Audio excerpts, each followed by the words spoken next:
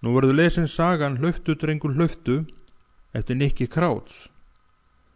Útgefandi á Íslandi er Samhjálp Hvítasunnumanna, þýðandi Ingólfur Árnason. Fyrsti kafli. Þá stóð öllum á sama af mig. Stöðvaðu þennan brjálaða strákskratta, hrópaði einhver. Það var búið að opna útgöngudyrnar á Pan Am Constellation flugvélni og þær stóðu upp og gátt.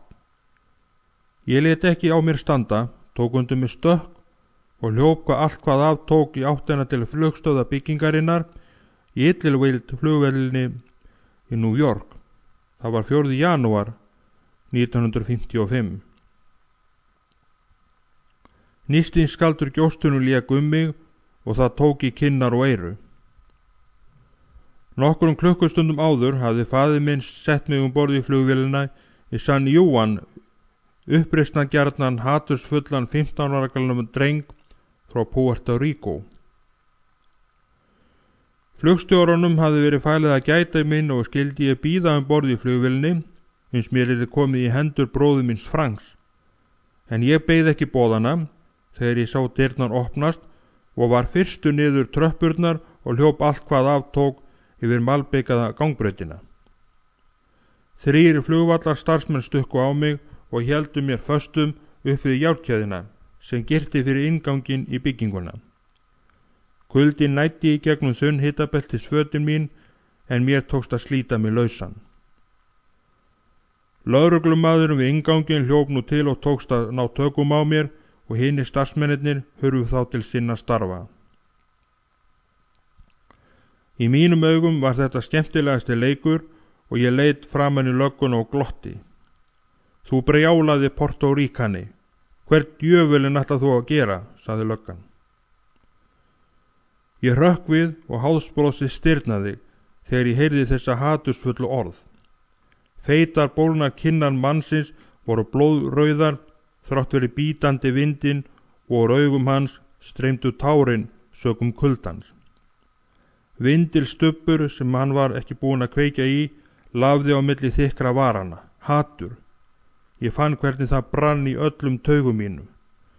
Þetta sama hatur sem ég hafði borið í brjósti til föður míns og móður, til kennara minna og til lögreglunar í Puerto Rico. Hatur. Ég reyndi að slíta mig lausan en ég var sem í járnklóm. Komdu strákur, við skulum fara aftur borð í flugvélina. Ég leit framan í hann og skyrpti á hann. Svínið þitt, hvæsti hann, þú skýtu í Portóríkani. Hann losaði takið á handleggnum á mér og reyndi að ná á mér hnakkataki. Ég beygði mig undir höndin á honum og hentist inn opið hliðið á flugstöða byggingunni.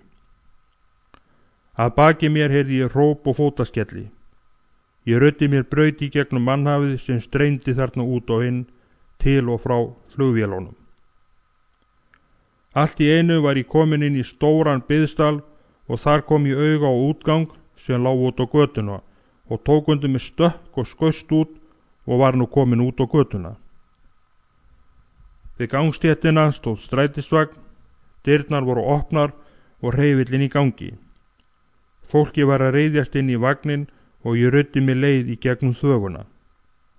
Vagnstjórinn greip í öxlin á mér og krafðist fargjaldsins. Ég yppti öxlum og svaraði honum á spænsku. Hann hratt mér þá tilbaka, ofönnum kafinn til að láta strákaræfil eins og mig sem varla skildi ensku vera að tefja sig. En athygli mín beindist brátt að konu einni sem stóð þarna og var að fálma eftir budunni sinni. Ég greip tækifærið og beygði mig í keng og smegði mér inn á milli að baki konunni og inn í yfirfullan vagnin. Ég gaut augunum í átt til vagnstjórans til að fullvissa mig að hann hefði ekki séð mig smeygja mér inn í vagnin. Svo ruddi ég mig leið aftur í vagnin og settist á aftasta bekkin við gluggan. Leið og vagnin skreið af stað sá ég hvar feiti lögreglumaðurinn og 2 menn með honum komu hlaupandi út hliðadyr flugstöðabyggingarinnar, skimandi í allar áttir. Ég gat ekki stillt mig að banka í rúðuna og veifa til þeirra. og gefa þeim langt nef. Ég hafði leikið á þá. Ég hallaði mér nú aftur á baki sætinu og spyrnti hnjánum í bakið á bekknum fyrir framan mig og þrýsti andlitinu upp að ískaldri, óhreinni gluggarúðunni. Vagninn sniglaðist í gegnum hinnar miklu umferð í áttina til miðborgar hinnar miklu New York borgar. Á götunum var snjór og krap og skaflar við gangstéttirnar. Ég hafði alltaf hugsað mér snjóin sem hvíta, fallega, hreina ábreiðu og allt umhverfið ævintýralendi líkast. En hér var snjórinn eins og ljótur öskuhaugur. Það kom móða á gluggarúðuna og ég fór að teikna með puttanum á hana. Þetta var allt svo gjörólíkt til þeim heimi sem ég var að koma frá. Hugurinn reikaði til gærdagsins þegar ég stóð í brekkunni fyrir framan heimili mitt. Ég sá fyrir mér grænt grasið þar sem heilar breiður smára, villtra blóma uxu og líktust faguri, marglitri, flós ábreiðu í mildu litaskrúti sínu. Brekkan var aflíðandi niður á bænum. Ég fann enn mjúkan, hlýjan andvaran strjúkast vangan og heita geisla sólarinnar ylja koparlitaðan kroppinn.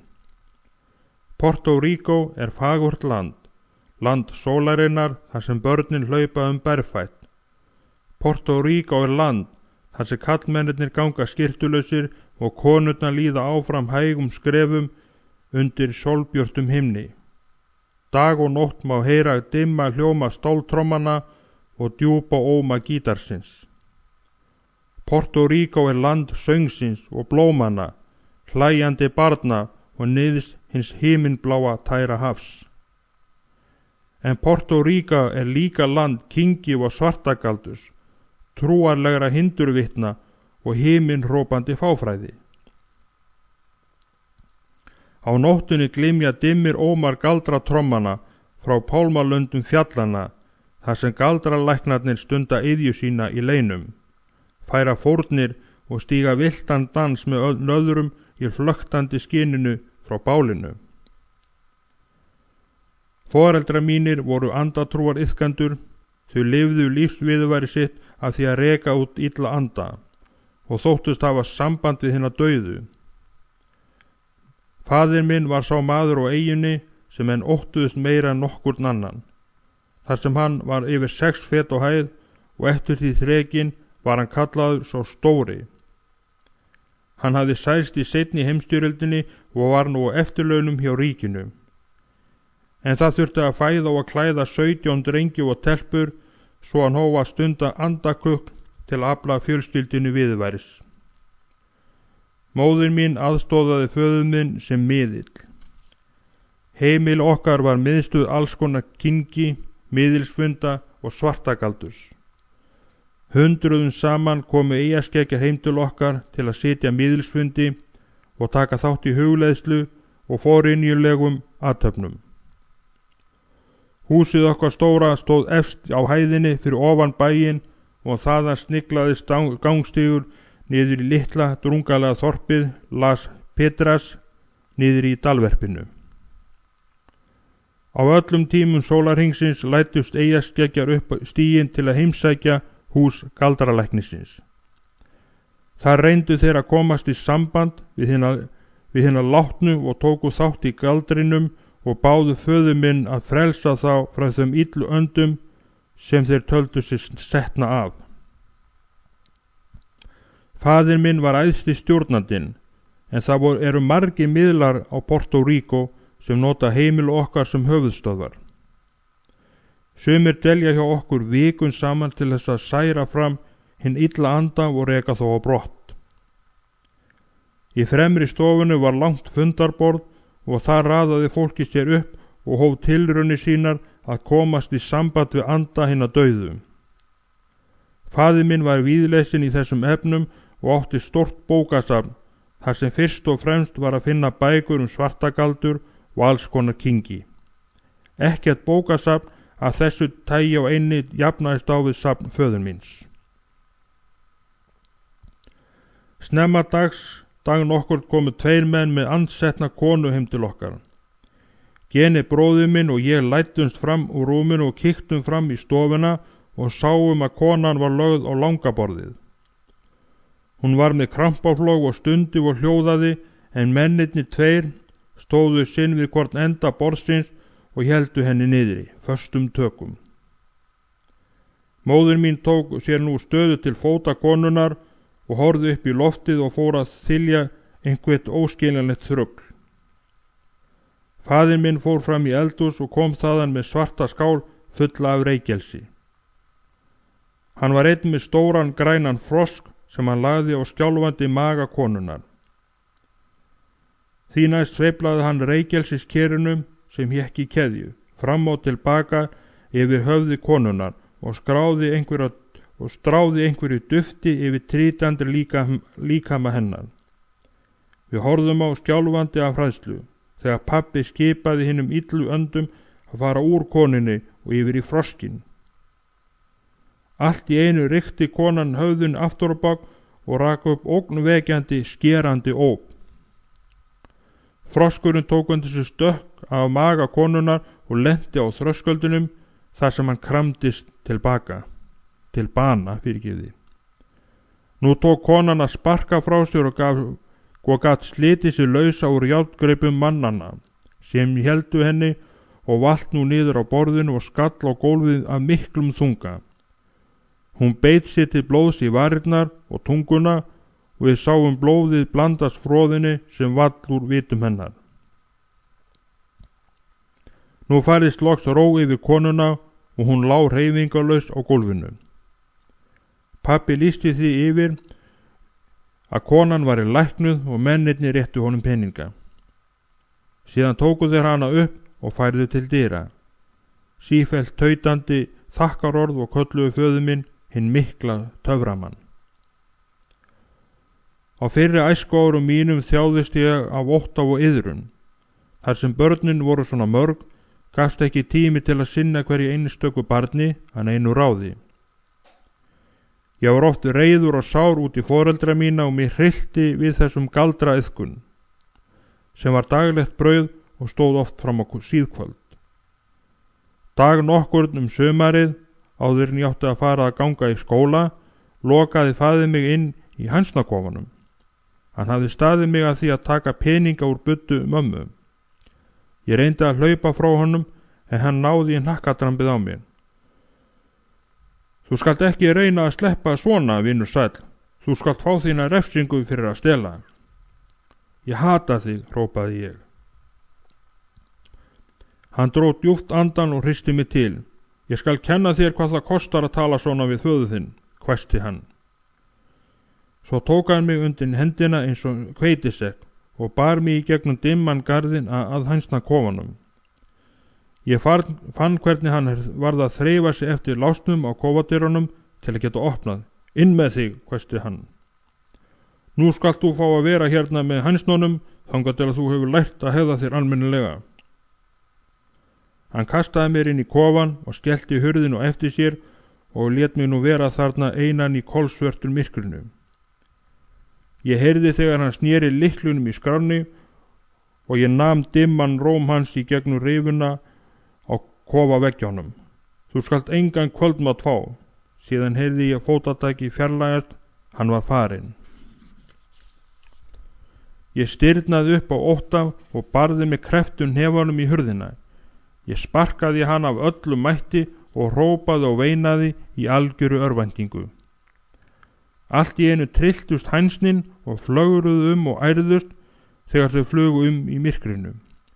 Ég bar hendur fyrir höfuð mér og æpti af hryllingi en hænsnin flugu á hvað sem fyrir var, vegginn á dyrnar og lömdu vængjónum í andlit mér og hnakka. Loks datt ég á óhreint gólfið og hélt höndunum fyrir andlitinu til að verja augun og eyrun og hlífa mér fyrir gargi og vængja þitt hænsnana. Mér fannst ég hafa verið þarna inni í heila eilífð þegar ég heyrði að hurðinu var hrunduð upp. Það var faðir minn sem kominn var.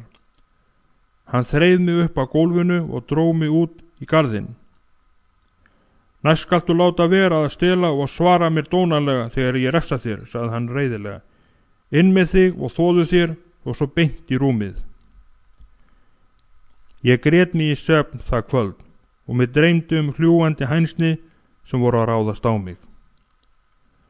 Reiði minn út í foreldra mína blossaði upp árið eftir, þegar ég átti að fara að ganga í skóla. Ég hataði allan aga og alla þá sem vildu ráða yfir mér. Þegar ég var orðin 8 ára snerist ég algjörlega gegn foreldrum mínum. Svo var það síðdegið einn heitan sumardag að mamma sat við langa borðið ásamt fleiri að kaffidrykkju. Ég var orðinn leiður á að leika við bróður minn og fór inn í stofuna. Leið og ég gekk inn, kastaði ég bolta í gólfið, lét hann skoppa og greip hann svo. Þá sagði einn miðlana sem sat við borðið og við móður mína: Hann Nikki þinn er greindur drengur. Og hvað hann er líkur þér, þú mátt vera hreykinn af honum. Mamma hvessti augun á mig og fór að rugga sig fram og aftur í stólnum. Augun í henni ránkvoldust svo að sá einungis í hvítuna. Svo rétti hún hendurnar fram á borðið, fingurnir stirðnuðu og tóku svo að titra. En leið fór hún að tala og orðin komust litrótt og hægt. Loks rétti hún hendurnar upp yfir höfuðið og fór að tala í predikuna tón. Þetta er ekki minn sonur. Nei, nei, Nikki. Ég hef aldrei átt hann. Hann er sonur hins stærsta allra töframanna, Lúsifers. Nei, ekki minn. Nei, ekki minn. Sonur Satans, barn djöfulsins. Ég misti boltan og hann skoppaði eftir gólfinu. Ég vék mér þá til hliðar og færði mig hægt og varlega upp að veggnum aftur. En móðir mín var enn í miðils ástandi og predikunartónninn hækkaði og lækkaði á víxl. Nei, ekki minn, ekki minn. Hönd Lúsifers hvílir á honum á meðan hann lifir. Fingur Satans hafa snert hann. Fingur Satans hafa snert sál hans. Merki dýrsins er brennt í hjarta hans. Nei, ekki minn, ekki minn. Ég sá að tárin streymdu niður kinnar hennar, en allt í einu snýr hún sér að mér með galopin augun og öskraði skrækjandi röddu: Út með þig, djöfull, vík frá mér, djöfull, burt, burt, burt. Ég stirðnaði af hræðslu og hljóp inn í herbyggi mitt og kastaði mér upp í rúmið. Hugur minn var heltekinn og hugsanirnar mínar ólguðu og byltust í höfði mér eins og beljandi fossafall í gljúfri. Ekki barnið hennar, barn Satans, elskar mig ekki, enginn elskar mig, enginn kærir sig mig. Ég fór að gráta og að veina og tárin streymdu niður kinnar mínar. Verkurinn í brjóstið mér var óbærilegur og ég barði með hnefunum í sængina eins ég varð algjörlega örmagna. Gamla hatrið svall nú aftur í brjóstið mér og vall yfir sál mína eins og flóðalda sem byltist yfir kólarrifið. Ég hataði móður mína, Guð einn veit hver ég hataði hana. Ég hét því að gera henni allt illt, kvelja hana, hefna mín á henni. Ég hreindi upp hörðinu og hljóp öskrandi fram í borðstofuna. Miðlarnir og móður mín sátu enn við langa borðið. Ég barði hnefunum í borðplötunu og rak upp ógurlegt öskur. Ég var heltekinn hatri og stamaði svo að orð mín voru vart skiljanleg. Ég hata þig. Ég benti mig skjálfandi fingrunum á móður mína. Ég skal hefna mín á þér.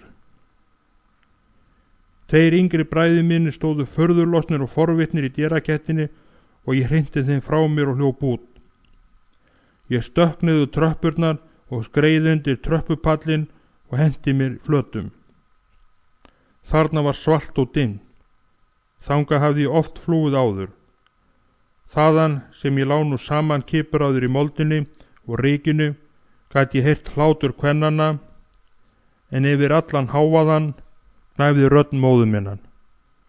Sagði ég það ekki? Er hann ekki Satans barn? Ó, hve ég hataði hana. Ég óskaði þess að ég gæti tortímt henni, en ég vissi ekki hvernig ég átti að fara að því. Ég barði hnefunum í moldina og grét af örvæntingu, en líkami minn engdist af krampakenndum ekka. Ég hata þig, ég hata þig, ég hata þig, hrópaði ég, en það heyrði enginn til mín. Það stóð öllum að sama um mig. Í örvæntingu minni greip ég hnefa fylli af mold og ryki og hleigði óþverjanum í allar áttir. Ég makaði honum framan í mig og hann blandaðist tárum mínum sem streymdu niður kinnar mínar. Ég dasaði smátt og smátt og reiðiblossin dvínaði og loks lá ég hreyfingarlaus í forinni. Ég heyrði til barnanna sem voru að leika í garðinum. Einn litlu drengjana var að syngja fuglana og fiðrildin, en hér sat ég í myrkrinu aleinn með sár í hjarta og hatur og hefnd í huga, gagntekinn ótta og skelfingu. Ég heyrði að verið var að læsa hænsnakofanum, svo hvað við þungt fótatak föður míns þegar hann gekk fyrir húshornið og upp tröppurnar.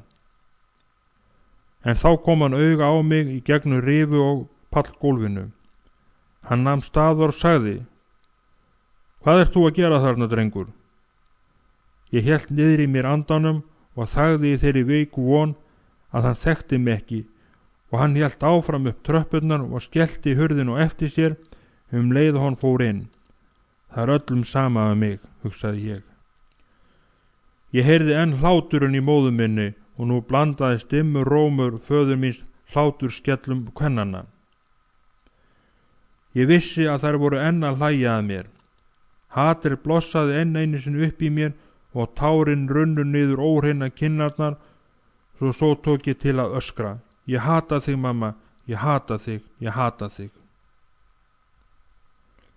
Orð mín bergmáluði og glumdu í eyrum mér inn í þessu óhreina tóma skoti undir húsinu. En nú fóru tilfinningar mínar að ríða mér á fullu og ég datt aftur og bak í óþveran og veltist í forinu eins ég var allur orðinn að klístrugu forastykki. Örmagna lokaði ég augunum og grét eins ég féll í svefn. Sólin var að ganga undrið við vesturhafið og þegar ég vaknaði var skreið undan tröppunum. Ég bruddi sandinn á milli tannana og líkami minn var ataður moldarleðju frá kvirilli til ilja. Froskarnir kvökuðu og kjúklingarnir tístu. Ég fann klístruga, kalda og raka moldina loða við berar fætur mínar. Pabbi opnaði bakdyrnar og rauður kvöldróðin skein í augum mér þar sem ég stóð í efstu tröppunni. Svín, öskraði hann. Hvað hefur þú verið að gera þarna undir húsinu alla þennan tíma? Að sjá þig. Við kærum okkur ekki neinn svín hér. Snáfaðu inn og þóðu að þér skítinn og komdu svo að borða kvöldmatinn. Ég hlýddi, en þegar ég var að skolaða með leðjuna undir vatnspostunum vissi ég að ég myndi hérðinni frá alla ævi ala hatur í brjósti mér. Ég vissi að ég myndi aldrei fram að elska, aldrei, ekki nokkra lifandi veru, enga, og ég vissi líka ég myndi aldrei fram að gráta, aldrei. Ótti, óþveri og hatur var fylgifiskur Satans barna. Ég var að hefja flóttann. Það er venja margra fjölskyldna í Puerto Rico að senda börn sín til New York þegar þau eru talin vera orðin færum að sjá sig sjálf. 6 elstu bræður mínir voru þegar fluttið til New York. Allir voru þeir nú kvæntir og reyndu að koma undir sig fótunum í lífsbaráttunni í stórborginni. En ég var enn of ungur til að fara að heiman þegar hér var komið sögu. En 5 árum eftir þó atburði sem nú var lýst komust foreldrar mínir að þeirri niðurstöðu að ég gæti heldur ekki verið lengur í Porto Rico. Ég var orðins mjög uppivöðslusamur í skólanum. Ég æsti þar til slagsmála og sérstaklega áreitti ég minni börnin. Dag nokkur sló ég litla telpu í höfuðið með steini og ég stóði og horfði á blóðugt höfuð hennar og naut þess að sjá blóði streyma úr höfði hennar og hárið. Barni grét og veinaði en ég hló. Einn daginn sló faðir minn mig í andlitið svo blæddi úr munninum á mér. Blóð fyrir blóð, hrópaði hann. Ég keypti mér nú byssu til að skjóta fugla. Ég lét mér ekki nægja að drepa þá. Ég naut þess að missirða með þeim á alla lund. Bræður mínir voru farnir að forðast mig því þeim hryllti við hve blóðþyrstur ég var. Þegar ég var í 8. bekk lenti ég átökum verknámskennaran. Hann var hávaxinn maður og renglulegur. Hann hafði þann vana að flauta á eftir stelpunum og virtist hafa mikla ánægju af. Svo var það einn daginn að ég kallaði hann niggara. Það sló þögn á allan bekkinn og börnin forðuðu sér á bakvið kennslu vélarnar. Því þau gerðu sér grein fyrir því sem nú lá í loftinu. Kennari kom aftur í salinn þar sem ég stóð bakvið rennibekk. Á ég að segja þér nokkuð, drengur? Þú ert glæpamaður. Ég svaraði honum í frekjutjón: fyrirgefðu, niggari. Ég er engin glæpamaður. Áður en ég gat forða mér sló hann til mín með sinni löngu krumlu og ég fann hvernig varir mínar mörðust þegar þungt höggið skall á munnunum og tönnunum. Blóð lag niður á hökuna. Ég réðst gegn manninum og sló með báðum höndum, en þetta var fullorðinn maður og handleggja langur en ég varla meira en 45 kíló. Ég var heltekinn hatri og blóðið ólgaði í æðum mínum. Hann rétti út handlegginn og greip hendina enni mér og hélt mér frá sér, en ég barði árangurslaust út í loftið með kreftan hefana. Þegar ég sá mína sæng út breyta hrópaði ég: þú skalt fá að kenna á þessu, niggari. Ég skal kæra þig fyrir lögreglunni. Bíddu bara og sjáðu til. Svo hljóp ég út úr skólahúsinu. Hann kom hlaupandi á eftir mér. Bíddu, fyrirgefðu, hrópaði hann, en ég var á bak og burt. Ég fór ekki til löggunnar. Þess í stað fór ég heim til pappa og sagði honum að kennarinn hefði ætlað að drepa mig. Pappi fekk æðiskast og hljóp inn í húsið og kom út á vörmu spori með stóra skambissu við belti sér. Komdu, strákur, ég ætla að slátra þessu nauti sjálfur. Við hröðum okkur nú til skólahúsins. Ég ætlaði varla að geta fyllt hinum stórstiga föður mínum eftir og varð að hlaupa við fót til að hafa við honum.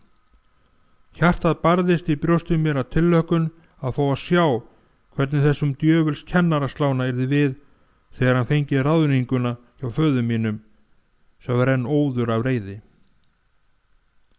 En kennarinn var ekki í bekknum. Bíddu hérna, drengur, skipaði faðir minn. Ég ætla að tala við skólastjóran og komast til botns í þessu. Ég hefði helst vilja fara með en þorði ekki annað en að hlýða. Mér fannst pappi vera óratíma inn hjá skólastjóranum. Þegar hann kom loksins út, ætti hann að mér, greip handleggjunum mér. Jæja, drengur minn, þú ert eftir að segja mér alla söguna. Við skulum koma okkur heim. Við lögðum að stæða upp stíginn í gegnum þorpið og heim að húsinu. Hann dró mig á eftir sér, því að hann hefði ekki sleppt takinu á handleggnum á mér. Svínið þitt, lygarinn þinn, reitti hann út úr sér þegar við komum að húsinu. Hann hóf nú höndina til höggs, en ég gat vikið mér undan og hljóp aftur tilbaka niður stíginn. Það er rétt, drengur, hlauptu, hrópaði hann. Þú kemur aftur og þá skaltu fá til tevassins. Og ég kom aftur, en það var 3 dögum síðar.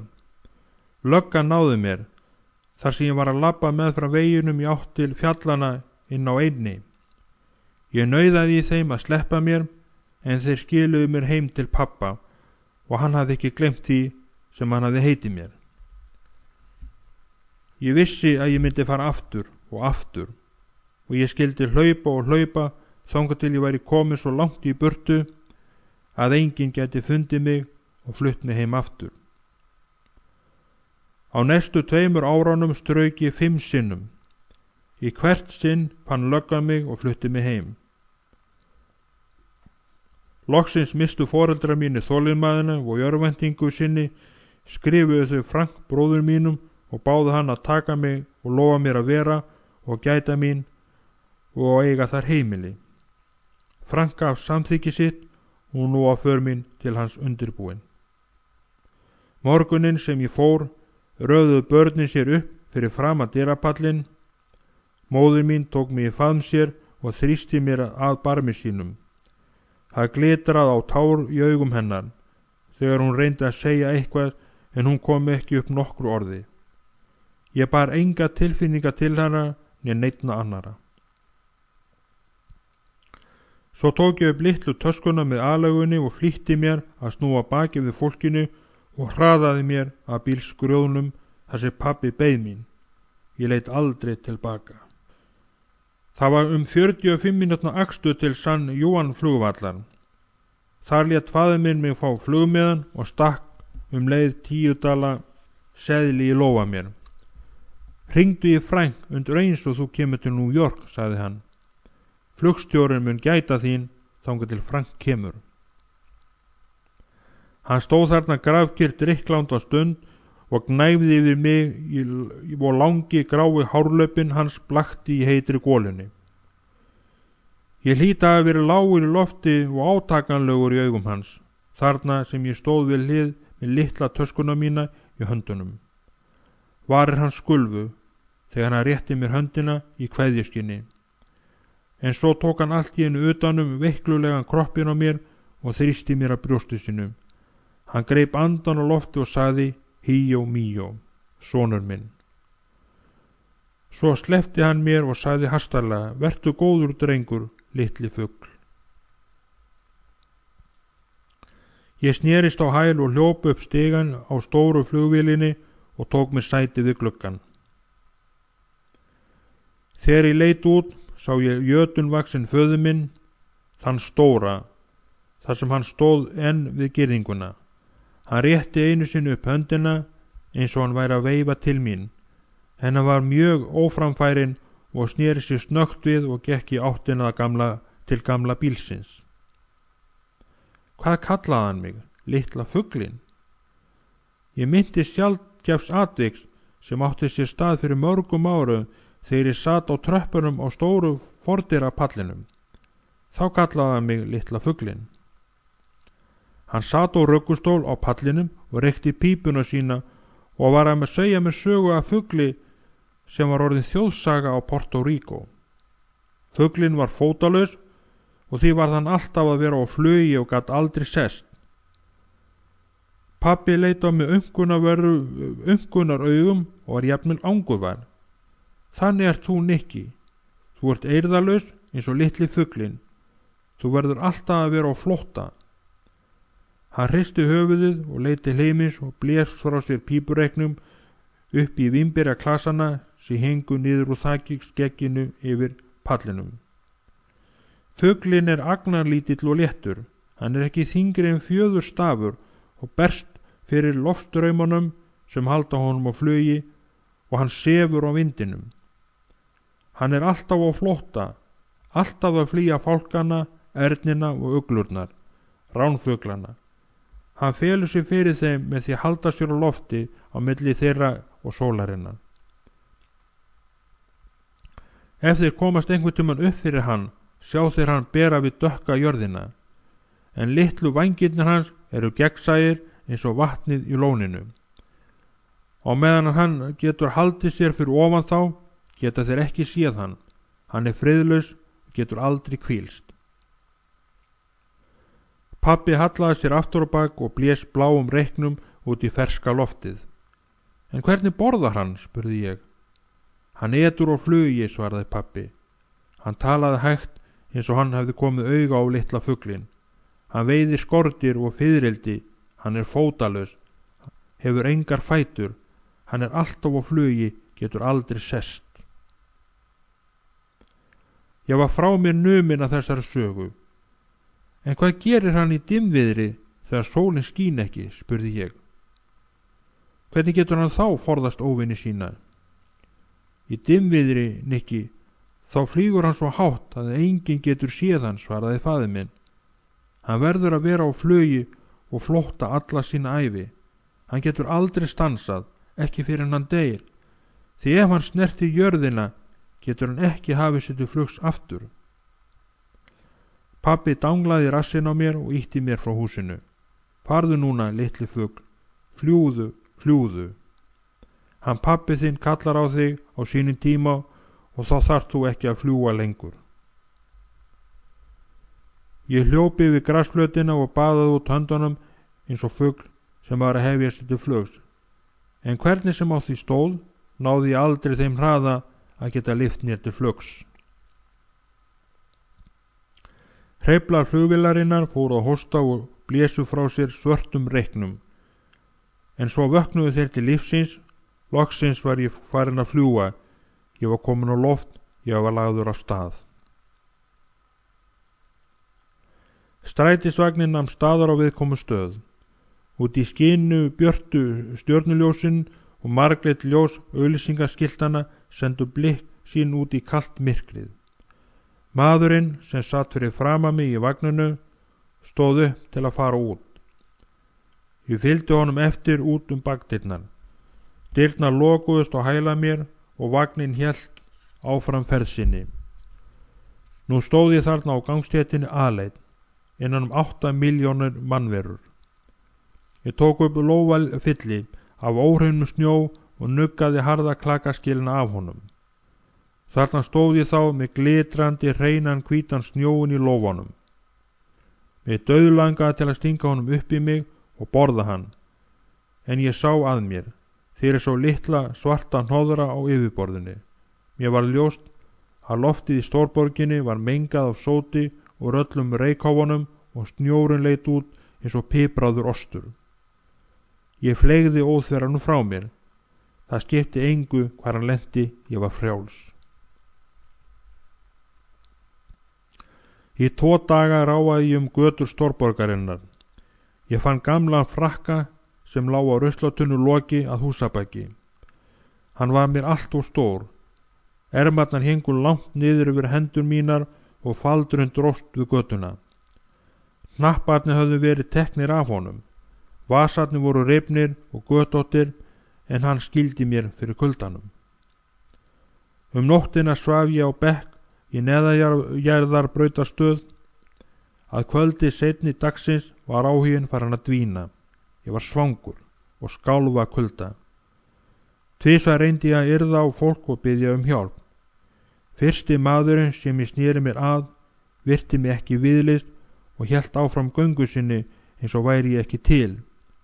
Hinn maður hrindi mér frá sér upp að húsvagnum. Burt með þig, þitt svarta svín, snertu mig ekki með þínum skítugu fingrum. Ég var skelkaður og reyndi að kæfa niður í mér ofsan sem sauð í mér, svo að við lá að ælan kæmi upp í kokið á mér. Kvöldið hélt ég áfram flakki mínu göturnar. Frakkin síðir dróst eftir götunni og ég kreppti hnefann handarhaldið á töskunni minni. Fólk sneri sig við og leit á mig, en allir létu sér á sama standa og héldu leiðar sinnar. Þetta kvöld eyddi ég dölunum 10 sem pabbi hafði gefið mér í veganesti.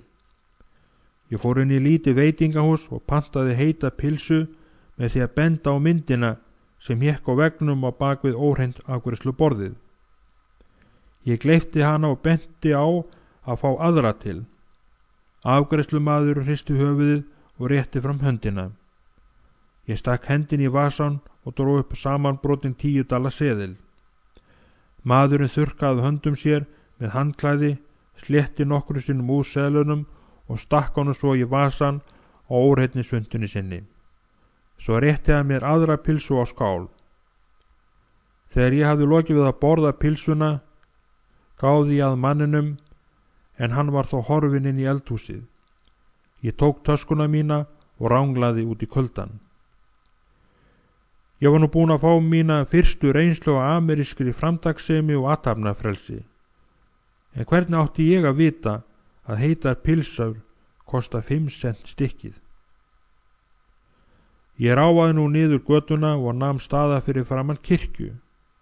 Sterkt járnhlið fyrir dyrum og járnkeðastreng fyrir henni og læst með voldugum hengilás.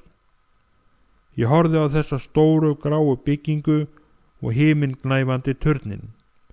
Kaldir steinmúrarnir og dökku steindu gluggarúðurnar vörnuðu þess að hægt væri að leita verndar í þessu harðlæsta húsi. Myndastytta af manni með góðulegt andlit og angurvær augu sást gegnum járngrindunar. Hann var með útbreiddan faðminn. Styttan var alls snjóu. Maðurinn var lokaður þarna inni, en ég var lokaður úti. Ég hélt áfram randinu, áfram. Örvæntingin var að taka mig í greipar sínar. Það var komin undir miðnætti og ég skalf bæði af kulda og ótta. Ég vonaði að einhver kæmi og stöðvaði mig og spyrði hvort hann geti hjálpað mér á eitthvað. Þó vissi ég ekki hvað ég myndi segja ef einhver byði mér hjálp sína. Ég var afar einmann og hræddur, glataður. Iðandi mannfjöldin braust enn áfram en skildi mig einan eftir. Mér hafði aldrei dottið í hug að nokkur manneskja geti verið svona einmanna á meðal milljónanna. Í mínum huga var það að vera einmanna að vera villtur út í stórum skógi eða á eyðieyju. En þetta var enn ægilegri einmannaleiki. Ég sá veisluklætt fólk sem var að fara heim úr leikhúsunum. Gamla menn að selja fréttablöðin eða ávexti úr litlum skúrum. Lögreglumenn sem gengu saman 2 og 2. Allir voru að flýta sér.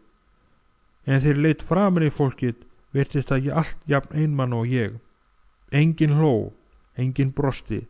Allir ættu áfram eins og þeir ættu lífið að leysa. Ég settist á gangstéttina og lauk upp töskunum minni. Þar var samanbrotinn blaðsnepill með nafni og símanúmeri Franks með handskrift móður minnar. Allt í einu ýtti ykvert við mér aftanfrá. Það var gamall ræfislegur hundur. Hann þefaði að stóra frakkanum mínum sem ég hafði vafið utanum minn vesala kropp. Ég tók hálsin á honum og hélt honum upp að mér. Hann sleikti kinna mínar þegar ég gróf hendur mínar í óhreinan feld hans. Ég veit ekki hve lengi ég sat þarna skjálfandi og strauk hundinum, en þegar ég leit upp sá ég tvennar fætur og fótleggi 2 einkennisklæddra lögreglumanna. Gúmmískóhlífarnar þeirra voru blautar og forugar. Hundurinn skynjaði hættu og hljóp inn í hliðargötu. Annar lögreglumaður klappaði öxlun á mér með ljósastafnum sínum. Hvað ert þú að gera með að sitja hér miðja nótt? Spurði hann í skipunar tón. Mér fannst andlit hans vera margar mílu fyrir ofan mig. Ég reyndi að koma honum í skilningum það á minni bjöguðu ensku að ég væri villtur. Annar þeirra muldraði eitthvað fyrir munni sér en gekk svo burt. Hinn kraup á foruga gangstéttina við hliðina á mér. Get ég hjálpað þér, drengur? Ég kinkaði kolli og rétti honum miða með nafninu Franks og símanúmeri. Bróðir, sagði ég. Hann hristi höfuðið og leit á illæsilega skriftina. Er þetta heimilisfang þitt, drengur? Ég gat ekki svara spurningunni og sagði bara, bróðir. Hann kinkaði kolli og reisti mig á fætur og við lögðum af stað til næsta símaklefa sem var á bakvið blaðsöluskúr. Hann fór í vasa sinn og fann mynt og hringdi í símanúmerið. Þegar syfjuleg rödd Franks heyrðist í símanum fekk hann mér símtólið. Innan klukkustundar var ég komin heill og húfi heim til Franks. Heita súpan sem ég fekk hjá Frank bragðaðist vel og það var gott að koma í hreint rúm. Daginn eftir sagði Frank að ég ætti að eiga heima hjá honum og hann myndi sjá mig og koma mér í skóla. En það var eitthvað innra með mér sem sagði að þarna myndi ég aldrei unna lengi. Flótti minn var hafinn og hérðin frá gæti ekkert stöðvað mig. Annar kafli, skólinn, frumskógarlíf. Ég bjó hjá Frank í 2 mánuði og komst allur niður í enskunni. Ég var allt annað en ánægður og eirðarleysi ásótti mig og rak mig af stað. Frank lét innrita mig í 10. bekk áður en vika var liðin frá komu minni til hans. Í skólanu voru nær eingöngu negrabörn og börn frá Porto Rico. Skólinn líktist meira uppeldisstofnun en venjulegum kennslustofnum. Kennararnir og skólastjórinn lögðu sig fyrst og fremst eftir því að skapa aga, svo all fræðsla satt á hakanum. Þetta var mesti óróa staður. Slagsmál og allskins ósiður og ógnýttir einkenndu daglegt líf í skólanum og það ríkti stöðug mótspyrna gegn allri stjórnsemi. Í skólanum í Brooklyn voru að minnstakosti 2 eða 3 hópar ógnýtta og afbrota unglinga. Þetta voru drengir og telpur og fátraka hverfunum í nágrenninu. Stundum var fullur fjandskapur á milli þessara hópa sem óhjákvæmilega leiddi til slagsmála þegar þeir lentu saman í bekk. Þetta var mér ný reynsla.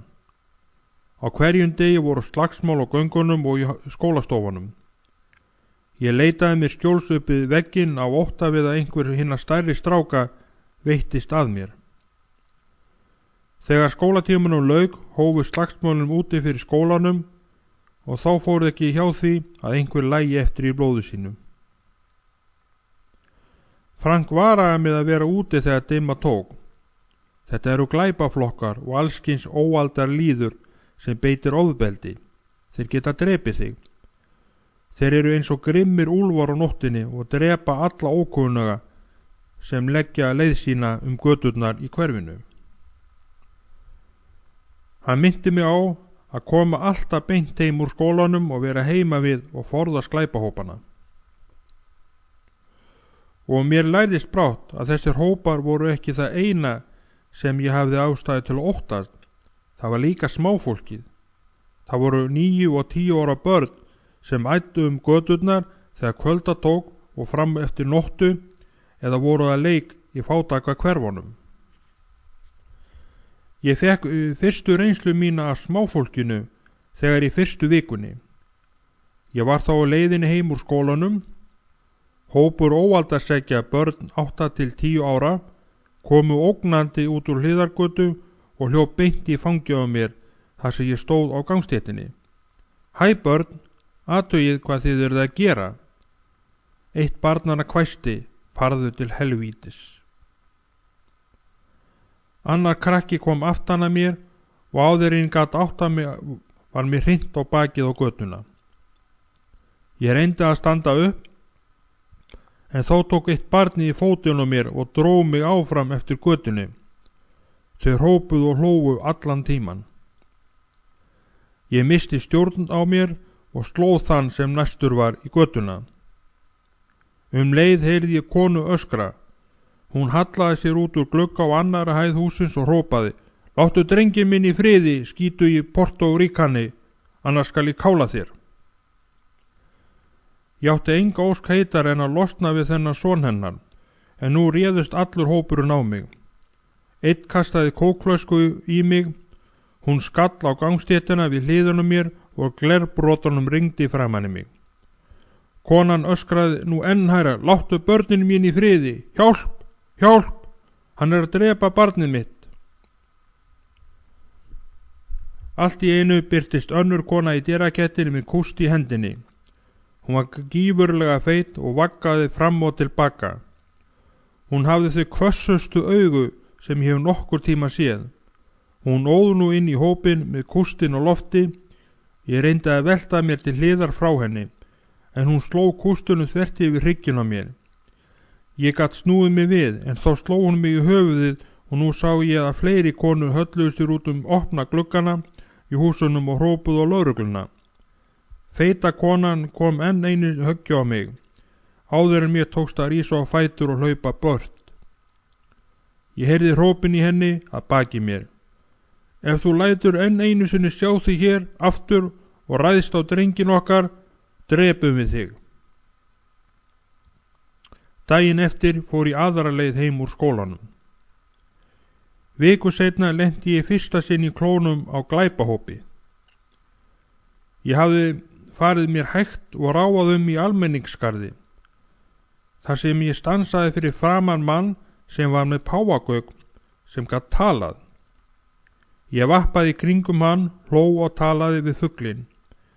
Þegar maðurinn sleppti honum allt í einu í fangið á mér og hljóp brott eins og fætur toguðu.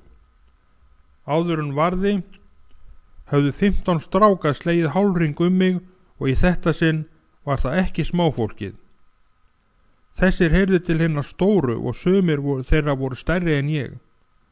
Brátt lokaðist hringurinn mig og einn drengjanna spurði: Hæ kallinn, að hverju ert þú að hlæja? Ég benti á manninn sem hafði verið með páfagaukinn en hann var enn á harðalhaupum út úr garðinum. Ég var bara að hlæja að þessum skrýtna fugli. Jæja, einmitt. Áttu heima hér nálægt? Spurði hann hrottinn. Mér var nú orðið ljóst að eitthvað var á seiði og fór að hálf stama. Ég bý hjá bróður mínum, þarna neðar í götunni. Þú heldur kannski að þú geti leyft þér að koma hingað í garðin okkar af því að þú býr þarna neðar í götunni og hlæja eins og hýjana, ha? Heldurðu það kannski? Veistu ekki að þetta yfirráðasvæði okkar biskupanna? Biskupsgarðurinn?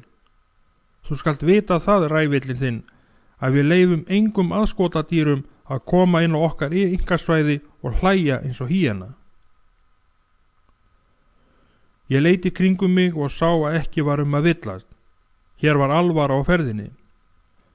Áður en ég gat komið upp nokkru orði, tók sá með hrottasvipin upp hníf úr vasa sínum og leið og hann ýtti á hnapp, spratt fram gljáandi 18 cm langt hnífsblað. Þú veist hvað ég ætla að gera, sagði hann. Ég ætla að skera þig á háls og láta þér blæða eins og skepnu, því að það ert þú. Hæ, maður, stamaði ég.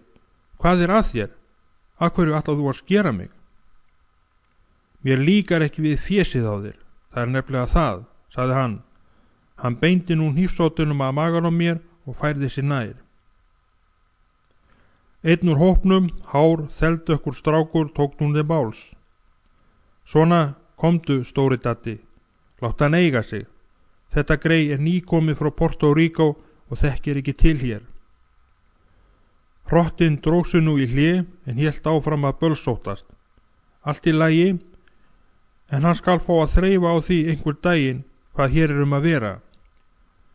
Það er eins gott fyrir hann að flækjast ekki hingað inn í biskupsgarðin.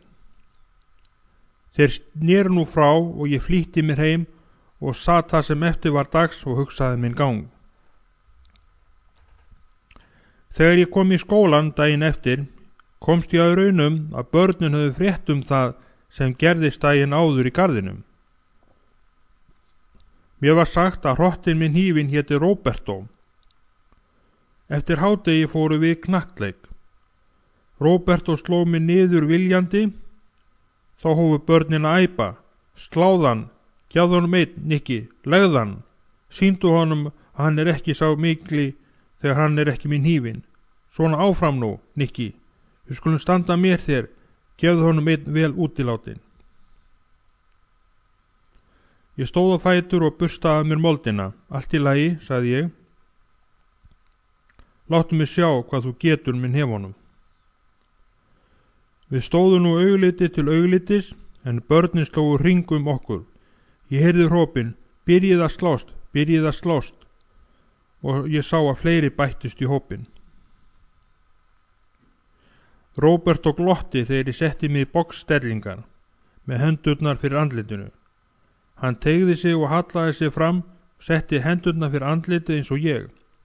Það var greinilegt, hann var ekki vanur að slást svona. Ég dansaði fyrir framan hann áður en hann gat hoppað og kom höggja á hann með vinstri hendinni. Það blæddi úr nefinu á honum og hann hörfaði undan og gat ekki lýst undrun sinni. Ég færði mig enn nær honum, en allt í einu beygði hann sig og rak hausinn í maganum mér og ég missti fótana. Ég reyndi að standa upp, en þá sparkaði hann í mig með járnuðum gaddaskónum sínum. Ég velti mér við, en hann lagðist þá á bakið á mér og togaði höfuð á mér aftur á bak og kleip viljandi með fingrunum í augum mér. Ég fór nú að spyrja sjálfa mig hvort enginn ætlaði að koma mér til hjálpar, en þeir stóðu þarna, allir krakkarnir, og æstu okkur upp. Ég var ekki vanur svona slagsmálum. Ég hafði alltaf farið eftir boxareglunum, en nú sá ég að þessi drengur myndi ganga af mér dauðum ef ég gæti ekki fundið mér eitthvað til varnar. Ég náði taki á hendinu honum og beit hann í fingurnan. Hann rak upp sársauka óp og velt af bakinu á mér. Ég stóð eldsnögt á fætur og setti mig aftur í boxstellingan. Hann reis hægt á fætur og hélt særðu höndina. Ég hoppaði fyrir framan hann og stökk svo á hann og hitti hann tvisvar með vinstri hendinu og kjálkan. Hann kendi til og ég var að búa mig undir að veita honum annað vel útilokuðu högg þegar hann rétti úr sér og greip mittið á mér og náði taki á höndunum á mér og ríkhélt þeim að síðunum. Svo setti hann undir sig hausinn og stangaði mig með enninu. Aftur og aftur í varnarlaust andlitið. Það var eins og að vera lamin með sleggju. Það blæddi úr nefinu og ég gat ekkert séð fyrir sársauka. Loks sleppti hann mér og sló mig tvisar uns ég féll í moldina á skólavellinum. Ég fann að hann sló mig tvisvar áður en kennarinn kom og kippti honum frá mér. Ég ráfaði nú heim og fekk harðar ávítur hjá Frank. Þeir drepa þig, Nikki. Ég sagði þér að halda þér frá glæpalýðnum. Þeir drepa þig. Andlit mitt var illa leikið og mér fannst nefið vera brotið. En upp frá þessari stundu hét ég sjálfu mér því að enginn skildi ná sér niður á mér framan. Nokkrum vikum seinna ætlaði sagan að endurtaka sig. Kennslutímanum var lokið og ég var að ganga úr ganginum í áttina til útgangu dyrana, þegar ég var þess var að nokkur börn voru eftir mér. Ég leit öxl, að baki mér voru 5 negrastrákar og 1 telpa. Ég vissi að það hefði átt sér stað mikil slagsmál á milli Porto Rica barnana og negra barnana. Ég greikkaði sporið en þau hertu á göngunni. Ég komst út úr húsinu og var að ganga niður steintröppurna þegar börnin náðu mér. Og einn negrastrákana þrýsti mér upp að múrvegnum. Ég sleppti bókunum mínum og einhver sparkaði þeim út á gangstéttina og þær lentu í göturæsinu, sem var fullur af aur og vatni. Ég sá brátt að engra hjálpa var að vænta. Hvað ert þú að gera hér í þessu hverfi, púkin þinn? Svo spurði stærsti strákurinn. Veist þú ekki, það erum við sem ráðum hér. Þetta er skólasvæði og tilheyrir engum glæpaklíkum, svaraði ég. Þú skalt nú ekki vera að gera þig neitt merkilega við mig. Mér líkar ekki við fésið á þér. Hann lagði nú höndina á brjóstið á mér og ýtti mér upp að vegnum. Í sama mund heyrði ég smellin og vissi að það var hljóðið í sjálfskeiðingnum. Flestir unglingarnir eiga hnífa og nota þó helst sjálfskeiðinga. Þegar ýttur á hnapp á hnífskaftinu skreppur sterk fjöður upp og hnífsblaði losnar úr slíðrunum og festist. Stóri strákurinn hélt nú hnífsblaðinu þétt að brjósti mér og ýtti hvössum oddinum á tölurnar á skyrtunum minni. Ég ætla að segja þér hvað ég ætla að gera við þig, montrastinn þinn, sagði hann. Þú ert nýr í þessum skóla og við látum alla nýkomna kaupa sér vernd hjá okkur. Það eru góð viðskipti, þú borgar 25 cent á dag og við tökum ábyrgð á því að þú verðir ekki fyrir meiðslum.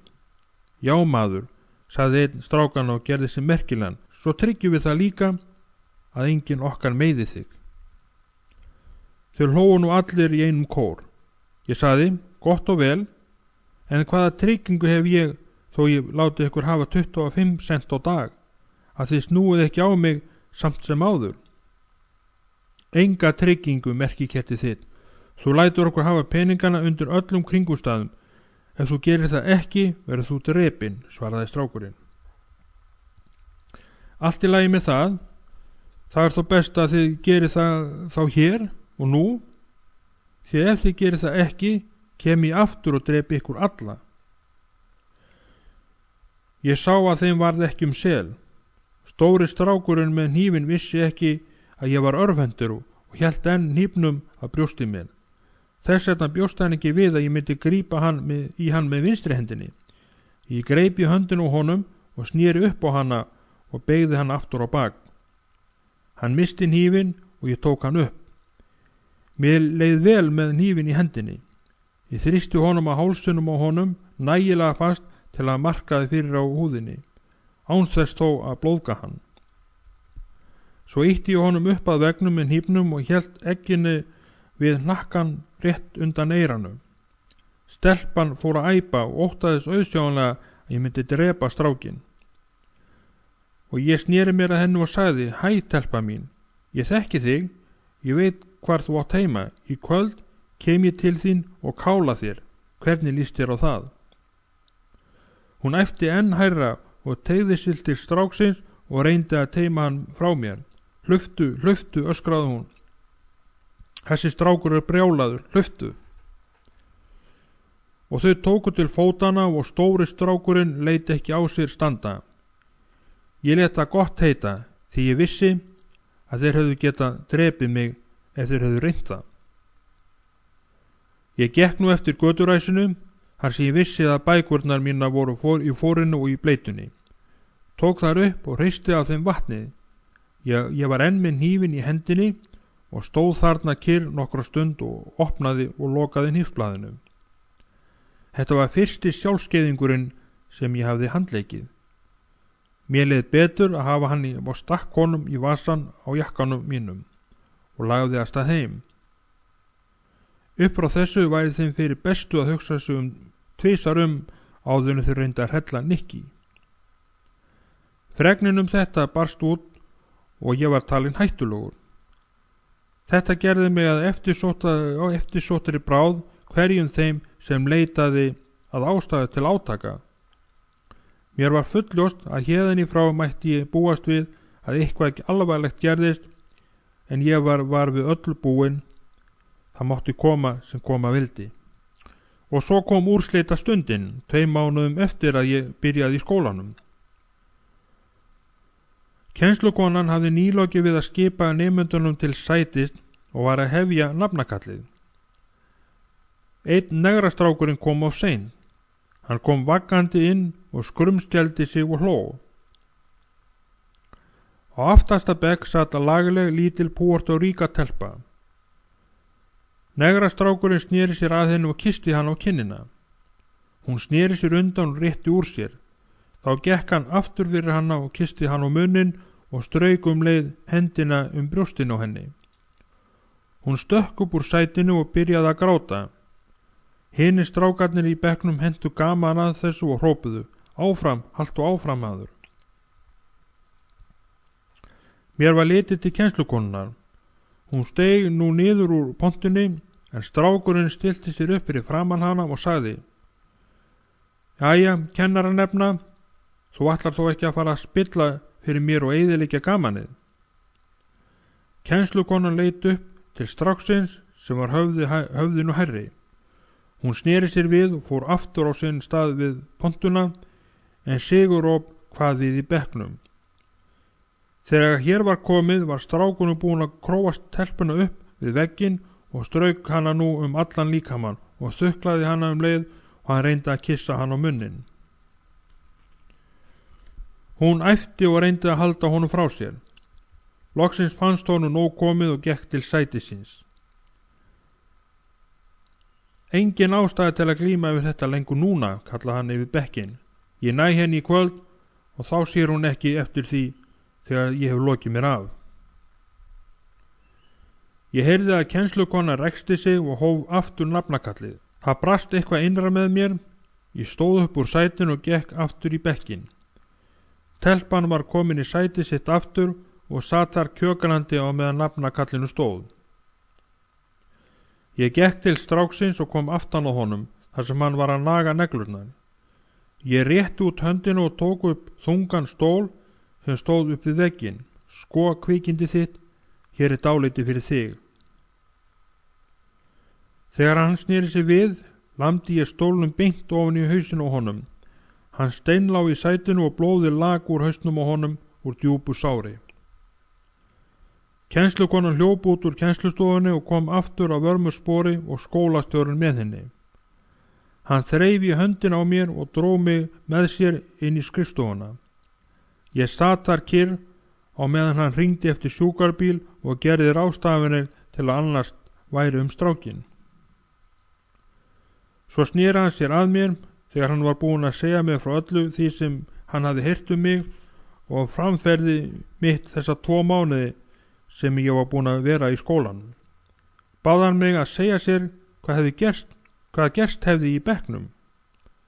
Ég skýrði honum skilmerkilega frá því.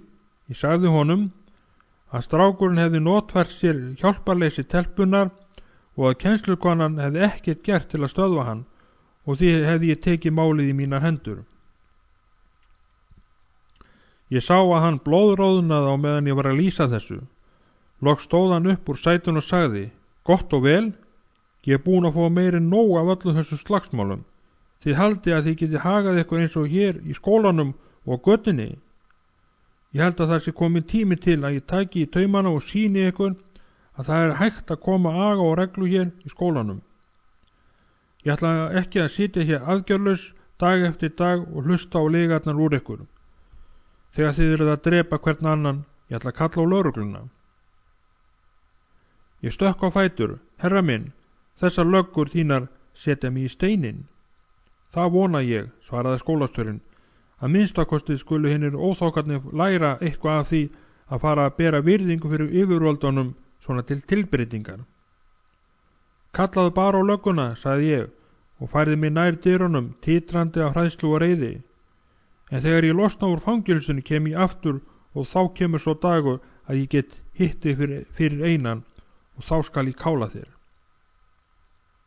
Ég gnísti tönnum á meðan ég sagði þetta. Skólastjórinn náfölnaði og sagði svo: Gott og vel, Kröts. Ég læt þig sleppa í þetta sinn, en ég vil aldrei fram að sjá þig í þessum skóla. Mér er sama hvert þú ferð, farðu til fjandans ef þú vilt, sama er mér, en láttu mig aldrei sjá fésju á þér hér framar. Þú mátt hlaupa veg allra veraldar og aldrei stansa fyrir en þú ert komin úr minni augsýn. Skilurðu það? Ég skildi það, ég fór, hljóp. 3. kafli, einn á báti. Í sál manns sem er heldiginn hatri og ótta er ekkert rúm fyrir neitt nema hann sjálfan. Ég hataði alla, þar á meðal Frank. Hann var fulltrúi yfirvaldan og agans og þegar hann fór að áveita mig fyrir að hafa verið rekinn úr skólanum og að vera úti seint á kvöldin tók ég mína ákvörðun. Nikki, sagði hann, New York er eins og frumskógurinn. Fólkið sem býr hér býr við lög frumskógarins. Aðeins þeir grimmustu komast af. Þú er ekki séð ennþá hvernig þetta er. Ég er búin að vera hér í 5 ár og veit það. Hér er allt gegnsært af vændi, fíknilyfjaneytutum, ofdrykkjumönnum og morðingjum. Strákarnir hérna á götunni drepa þig og það kemst aldrei upp að þú ert dauður fyrir en einhver dópistinn rekst á rottandi líkið einhver staðar undir ruslahaug. Frank hafði á réttu að standa. Ég gat ekki verið hér lengur. Hann krafðist þess að ég færi í skóla aftur, en ég vissi að nú var ég að grípa til minna ráða. Nikki, ég get ekki neitt til að fara í skóla aftur, en ef þú ferð ekki í skóla, ert þú glataður. Skólastjórinn rak mig. Hann sagði að ég fengi aldrei að koma þangað aftur. Mér er sama hvað hann sagði. Þú ferð þangað aftur ef þú ætlar að vera hér. Þú verður að vera í skóla einhvers staðar. Ef þú heldur ég farið þangað aftur, reytti ég út úr mér, þá ert þú ekki með öllum jalla, Ef þú ætlar að neyða mig til þess, þá drep ég þig. Nikki, þú ert bróðir minn. Þetta er brjálæðislegt tal. Mamma og pabbi báðu mig að sjá þig. Ég læt þig ekki komast upp með svona tal. Annarkvort ferð þú í skóla eða þú ferð héðan. Farðu, hlöftu ef þú vilt. En þú kemur aftur. Þú hefur ekki til að flýja til. En ef þú verður kyrr, þá ferð þú í skóla og það eru mín síðustu orð. Þetta var á föstudegi, áður en Frank fór í vinnuna. Eftirmiðdaginn skildi ég eftir miða á eldhúsborðinu. Þar sem ég hafði hripað að nokkrir vinir mínir hefðu boðið mér að vera hjá þeim í viku tíma. Ég átti enga vini, en ég gat ekki hugsað mér að vera lengur hjá Frank. Kvöldið ráfaði ég Bedford Stuyvesant hverfið í Brooklyn. Ég leitaði einhverjum samastað. Ég sá unglingahóp að hangsa á götuhorni og ég gekk til þeirra. Veit einhver ykkar hvar hægt er að fá herbergi á leigu, strákar? Einn strákanna sneri sér við og virti mig fyrir sér og blés mannlega frá sér sígarettu reyknum. Jam, sagði hann og benti með þumalfingrunum yfir öxlin á sér í áttina til tækniháskólans í Brooklyn. Hann gamli minn er ráðsmaður í leigu í hjóllanum hinum megin við götuna. Talaði við hann gæti skaffað þér herbyggi. Það er hann sem situr þarna á tröppunum að spila við hina kallana. Hinn börnin fór öll að hlæja. Íbúðarhúsið sem strákurinn benti á var F.T. Green Place, mitt í stærstu húsasamstæðu í heimi. Meira en 30.000 manns bjuggu í þessum háhúsum, aðalega negrar og portóríkanar. F.T. Green húsaröðin náði frá Park Avenue að Lafayette Avenue, hringinn í kringum Washington Park. Ég labbaði til karlana og spurði ráðsmanninn hvort hann hefði herbyggi á leigu. Hann leit upp frá spilunum og urraði: Já, ég veit, hví spyrð þú? Ég hikaði andartak og stamaði svo: Já, að því að mig vantar húspláss. Áttu 15 dali? Spurði hann og spýtti tóbaksleginum fyrir fætum mér. Já, ekki á stundinni, en þá hef ég ekkert herbyrgi, sagði hann og snýri sér aftur að spilamennskunni. Hinir karlarnir létu ekki svo mikið að líta upp frá spilunum. En ég get náði peninga, svaraði ég. Sjáðu til, drengur minn. Þegar þú getur sýnt mér 15 kall og borga fyrir fram, þá er herbyggi þitt. Sama er mér hvernig þú nælir þér í þá. Rændu einhverja gamla kettlingu, ekki kæmi það mér við. En á meðan þú hefur enga peninga, skaltu ekki sína tríni á þér hér og ónáða mig. Ég labbaði aftur í áttuna til Lafayette, framjá Pape Jones, Harry, Meat House, Paradisar Bar, Sherry's, til Escoria, Valhall Bar og Lincoln's Red Whisky. Ég stansaði við þann síðarsnefnda en fór svo inn í húsaskot og braut heilanum hvernig ég ætti að verða mér út peninga.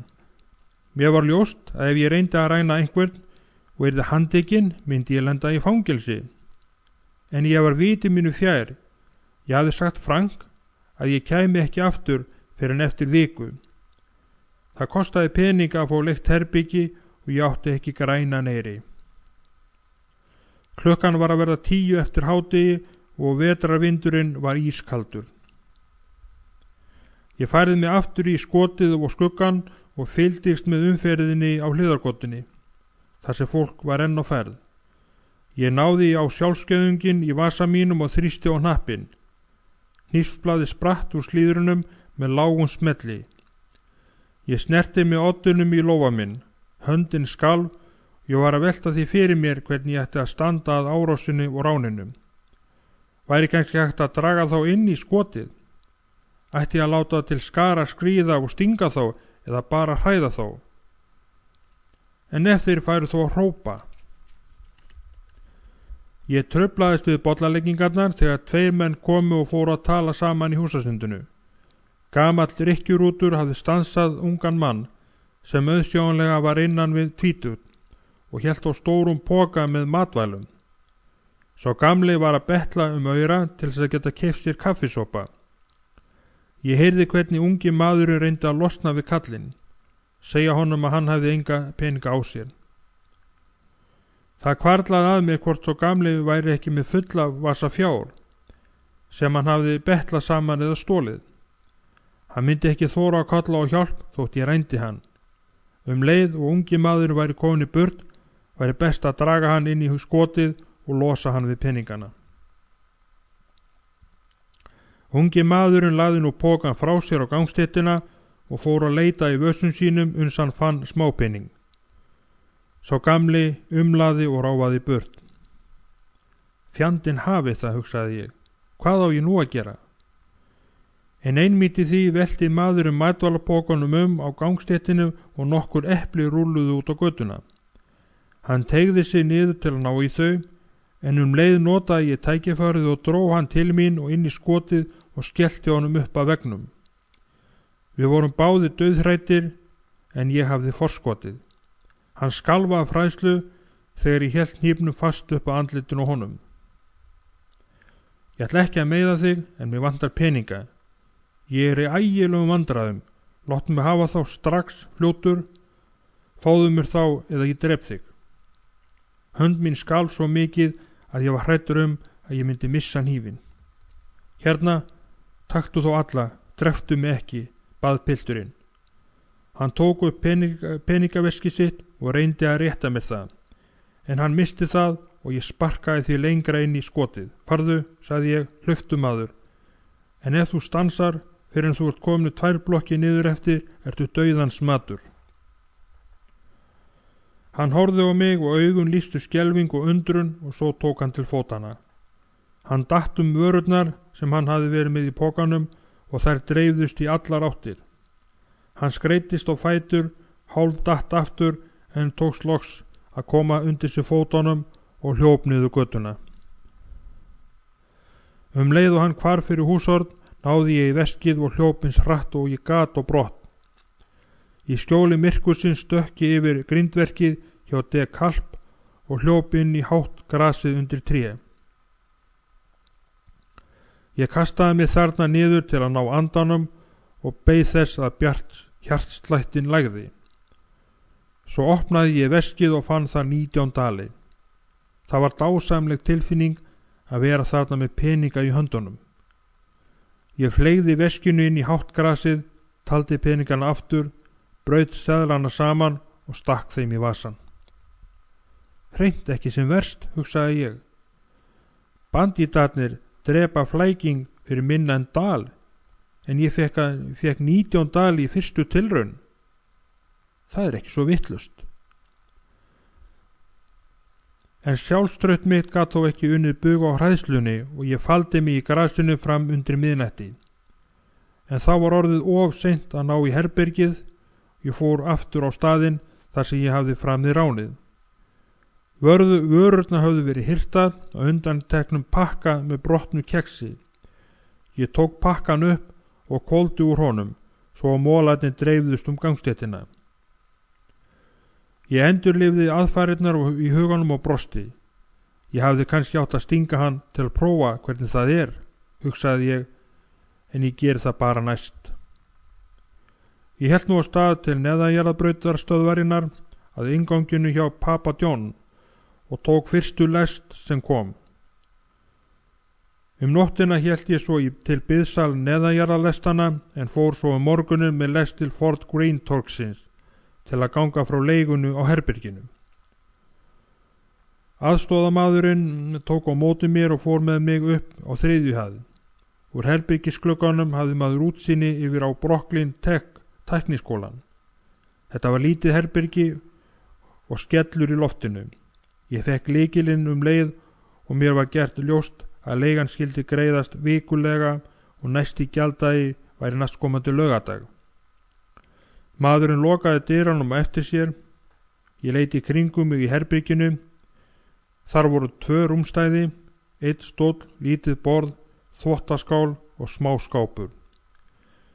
Ég leit út gluggann.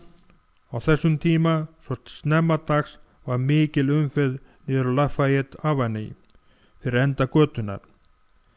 Við hinn enda götunar gnæfði Brooklyn Tech byggingin við himinn. Hún var svo breið að hún skyggði fyrir útsýnið. En það skipti mig engu máli því ég var búinn að fá sama stað og stóð nú á eigin fótum. Seinna morguninn fór ég mína fyrstu kynnisferð hverfið. Ungur maður kom út úr einu húsinu í nærliggjandi fátækrahverfi. Hann skjögraði niður tröppurnar. Hann var náfullur í andliti og með innfallin augu. Óhreinn jakkinn sem hann var í var rifinn og tættur á annari öxlinu og hann var ekki búinn að kneppa að sér buxnaklaufinni. Hann hafði verið að kasta af sér vatni á bakvið miðstöð Rob. Ég gat ekki gert mig grein fyrir því hvort hann var drukkinn eða undir áhrifum fíknilyfja. Ég stóð við tröppuganginn þegar hann kom rambandi út á götuna og virti hann fyrir mér. Hann hallaði sér yfir grindverkið og greip andan á lofti og ráfaði svo niður eftir gangstéttinni.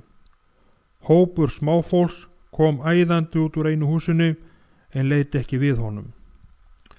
Ég heyrði að gluggi var opnaður ofarlega í húsinu og svo skellt aftur snögglega. Mér tókst með naumundum að forða mér áður en innihaldið úr ruslafötu skall á hausnum á mér og dreifðist gangstéttina. Undir tröppunum á næsta húsi sat eitt barnan á hækjum sér og gekk örna sinna. Mér hryllti við því sem ég sá, en það var ekki annað að gera en að taka þessu og venjast því. Á bakvið húsið var opið svæði þar sem mannhátt illgresi óx og fáein krækl og tré. Eitt þessara vesölu trjáa teygði naktar greinar sínar móti gráum himninum.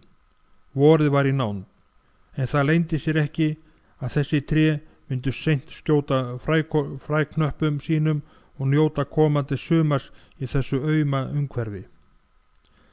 Ég sparkaði í tóma bjórdós, það var nóg af þeim á þessum stað, þar sem veltir pappakassar, gömul blöð og allskins rusl þakti grasvörðin og leyndist í hávaxnu illgresinu.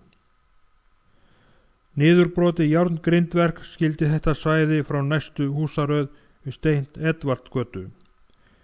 Þegar ég leit upp eftir hlíðinni á húsinu sem ég var nú búandi í, sá ég að margar gluggarúðurnar voru brotnar og pappaspjöld komið fyrir eða blikkplötum til að varna því að ískaldur vindurinn blési vistaverðnar. 2 blokkum neðar sá ég nokkur lítil negrabörn þrýsta nefjunum að gluggarúðunum og horfa á mig, þegar ég var að sparka í ruslið. Þetta minnti mig á smá dýr í búri, sem þráðu frelsið en óttuðust þó að fara út úr búrinu, þar sem allskins hættur gætu legið í leyni, jafnvel dauðinn sjálfur. Nokkra rúðurnar í glugganum voru brotnar og þar höfðu verið sett pappaspjöld fyrir, en þau voru gegnsósa af vatni. Ég taldi 5 óttaslegin andlit, en sennilega hafa önnur 5 verið inn í þessu 3 herbergja niðurnýta íbúð. Ég gekk í kringum húsið og að götulhliðinni. Kjallara íbúðin í númer 54 var tóm. Járnhurðin gekk á bortnum lömum. Ég sparkaði í hurðinu og gekk inn. Óþefurinn hlandi, saur, áfengi, reyk og matarleifum var meira eins og að ég gæti haldist þar við og ég flýtti mér út aftur. Sem betur fer var herbyggi mitt á 3. hæð. Ég gekk svo niður eftir gangstéttinni. Það var ömurleg sjón að sjá vændiskonurnar. Þær hvítu gengu á gangstéttinni hægra megin við götuna og áttu heima í næstu blokk við mig. Þær þeldökku voru á hinni gangstéttinni og áttu samastað nálægt neðanjarða brautastöðinni. Allar voru stúlkurnar fíknilyfja neytendur. Þær voru ýmist klæddar gisnum prjónaflíkum eða óhreinum kápum. Sumar þeirra voru geispandi af því þær voru veikar eða af því að þær vantaði hressingu til að geta vaknandi fulls uppstrammara. Eina sprautu af heróinni eða svo í morgunsárið til að geta tekið til starfa. Þótt ég væri búin að vera í New York í 2 mánuði hafði ég ekki vanist staðháttum. Heima í Porto Rico hafði ég séð myndir af frelsisgyðjunni í byggingu Sameinuðu þjóðanna. En hér, í fátæka hverfunum, var ekki annað að sjá en yfirfullar vistarvörur örsnauðra manna, hvert sem litið var. Hver gluggi vitnaði tilvist heillar fjölskyldu, þar sem börn og fullorðnum var staplað saman í smá klefum og allir liðu umkunnaverðu tilveru. Ég sá í anda dýragarðið San Juan með björnum sem hlöpu fram og tilbaka í búrum sínum og öpum sem hímdu bak við járngrindurnar. Þeir veltu sér í sínum eigin saur, þeir átu hrátt kjöt og visnaða kálausa. Þeir slóust innbyrðist og stóðu aðeins sameinaðir þegar þeir þurftu að berjast við óvelkomna gesti. Dýr ekki sköpuð til að búa við slík skilyrði, þar sem það eina sem þau sjá eru veggmyndir af frumskóginum og eiga að minna þau á það líf sem þau áður lifðu og það umhverfi sem þau voru fædd í. Það sama gildir manneskjurnar sem búa í gettóunum. Ég beið á horninu á Martli Avend uns umferðarljósin breyttu lit. Fyrir ofan mig heyrði ég í lestunum sem brunuðu áfram á brautunum eftir götunum og þyrluðu niður ryki og sóti á vegfarendur, svo að fínu fötin þeirra báru þess glöggt merki þegar heim kom. Á götunum var ógeðslegt sull af snjó og óhrindum allskonar og allir urðu að vaða þennan elg og saltleðjuna. Þegar grænaljósi leyfði að menn stigu næsta skref á leiðinni þennan heim örvendingarinnar. Fyrir utan íbúðirnar hékk þvotturinn á snúrum sem strengt var á milli svala, sem voru að hruni komnar eða brunastigana. Bláar skyrtur og gallabuxur og sveifluðust fyrir köldum vindinum. Nærfatnaður, sem einu sinni hafði verið hvítur, var orðin gulur og grár af að hanga þarna aftur og aftur til þerris í sótmenguðu andrúmsloftinu. Það var komin laugardagsmorgun og verslunarmennirnir voru í þann veginn að taka þungar járngrindurna frá búðaglugganum. Í þessu hverfi var ekki ein einasta verslun sem ekki hafði járngrindur fyrir dyrum og gluggum til að halda innbrotsþjófum frá að nóttinni. Þó sveið mér mest að sjá íbúðir fólksins. Eigundurnir gerðu lítið sem ekki til að hreinsa til í þessum malbyggs og múrsteins frumskogi, ef vera mætti að unnt væri að gera þetta einhverju sem líktist mannabústöðum. En það hafði hvort sem lítið gagnað, það var eins vonlaust eins og fyrir mannin sem að sökkva í kviksandinn og grípur í örvæntingu í hvert hálmstró eða mosa þúu en sekkur samt með grastróun í kreftri hendinni. Þannig lítur þetta út í augum þessara sársnauðu mannvera, sem reyna samt að líka ofurlítið upp á tilveruna og umhverfið með litlu blómi í rauðum jurtapotti og bakvið sótgráa gluggarúðu. Lítil deyjandi lilja sem teygir sig í áttina til ljósins sem ekki skín, en inn á milli þessa ömurlega má koma auga og málaðar tröppur eða velþvegna gluggarúður og málaða gluggakarma sem stinga í stú við grámikluna. Á einu stað blómagrind fyrir utan glugga, gerð úr óhöfluðum viði og lífgar upp á allt þetta tilbreytingaleysi, en þegar betur að gáð eru þetta gerviblóm sem teygja sig undan vindinum og eru jafn sótug og allt annað í þessari veröld, þar sem þúsundir reykháfa súpa sóti og eimirju yfir menn og dýr. Ég var nú komin að St. Edvardsgötu og stóð fyrir framan Walt Whitman bókasafnið. Hinum megin götuna gnæfði 12 hæða byggingasamstæða. Margar blokkir með 600 gluggum sem vita út af garðinum.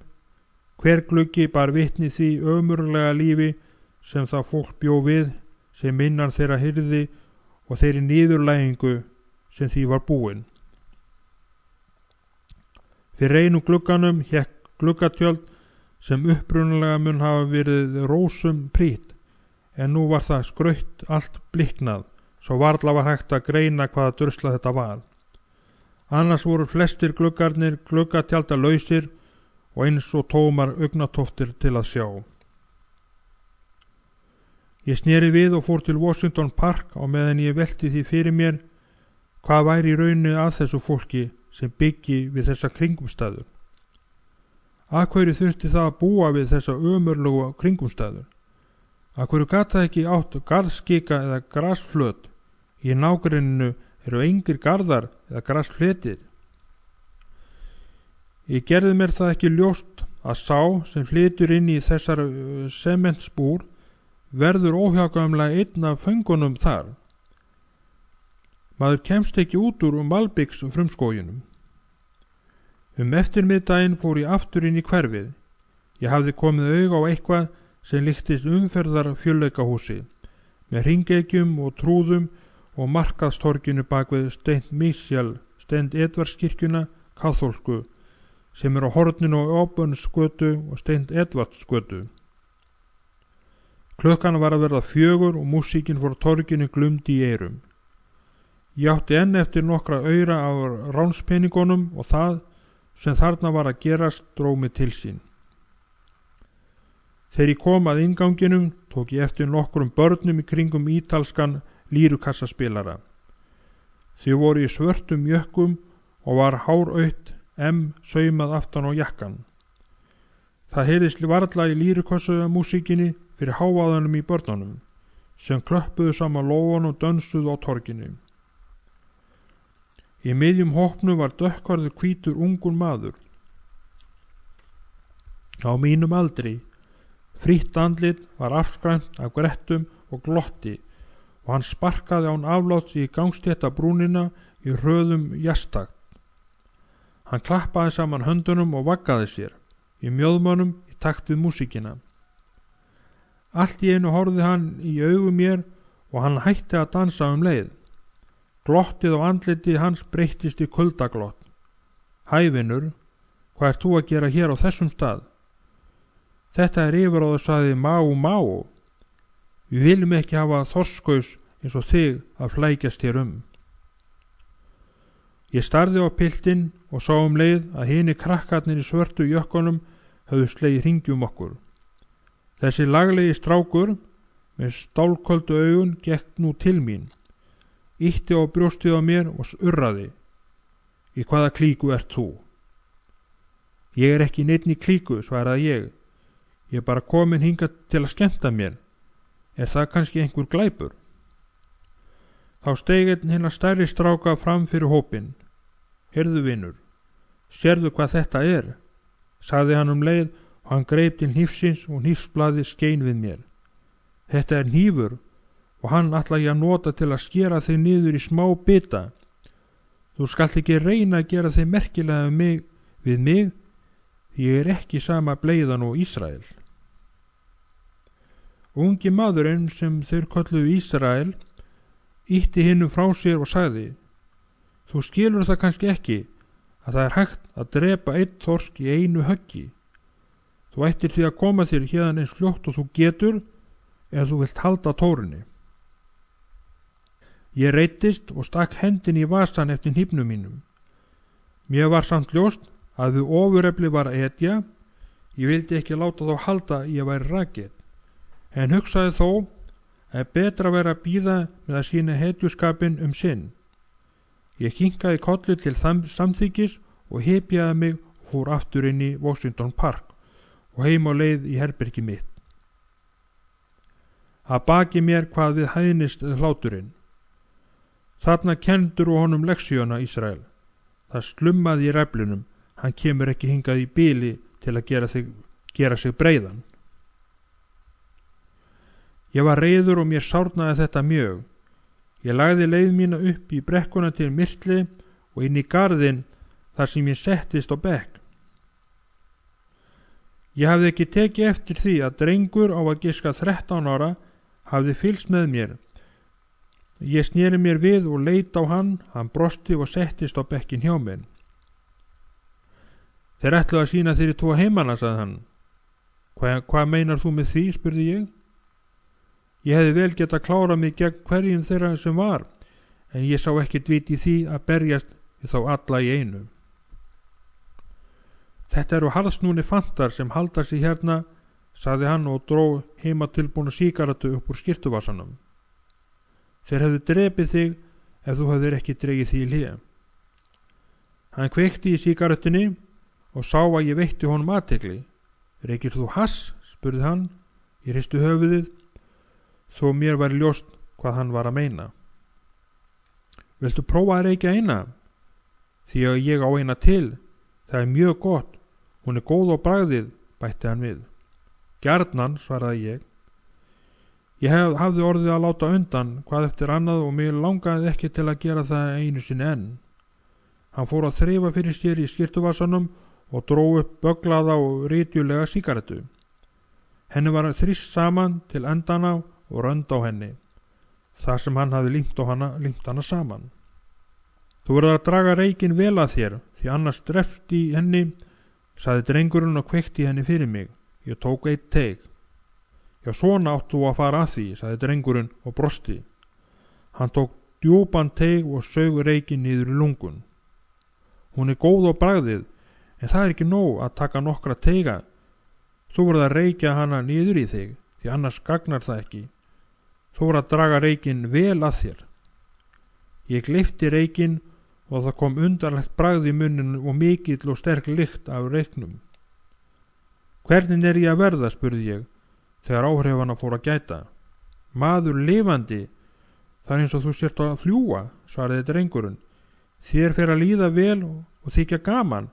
Mér finnst þú vera stórkostlegur dansari, besti ástmaður og mesta hetja. Allir strákarnir á markaðstorgunum reykja hass. Sástu ekki hve rauðir þeir voru? Það sést á augunum á þeim að þeir eru hátt uppi. Þegar þeir hafa fengið hassmók, þeir fara allir að hljóma. Hvar fékkstu þetta stöf? Spurði ég. Það er engin vandi. Það eru 100 seljendur hérna í nágrenninu. Þeir geta allir útvegað þér það, strákarnir. Þeir fá það í gegnum sambönd við Kúbu og Mexíkó. En hann gamli minn á heilan stakk af því í garðinu sínum, því hann hefur sjáð því og við eigum okkar eigin byrðir. Það er kannski ekki alveg eins gott og það sem hinn eru með, en það kostar ekki neitt. Hvað kostar það ef maður verður að kaupa það hjá sölumönnunum, spurði ég. Því mér langaði til að vera heima í fæginu og ég var undrandi yfir því að 13 ára drengur skildi vera betur inn í þessum málum en ég. Sumir heimta $1 fyrir stykkið, en stundum með maður heppin og getur fengið stykkið á 75 cent. En það er best að kaupa heila dós, svona eins og þegar maður kaupir Prins Albert tóbak, því þá getur maður búið sígarettan til sjálfur og þá kostar hún ekki meir en 40 cent. En maður verður að passa vel upp á það að vera ekki snuðaður, því sumir sölumennirnir blanda tóbaki í það og þá fer maður ekki hreint stöf.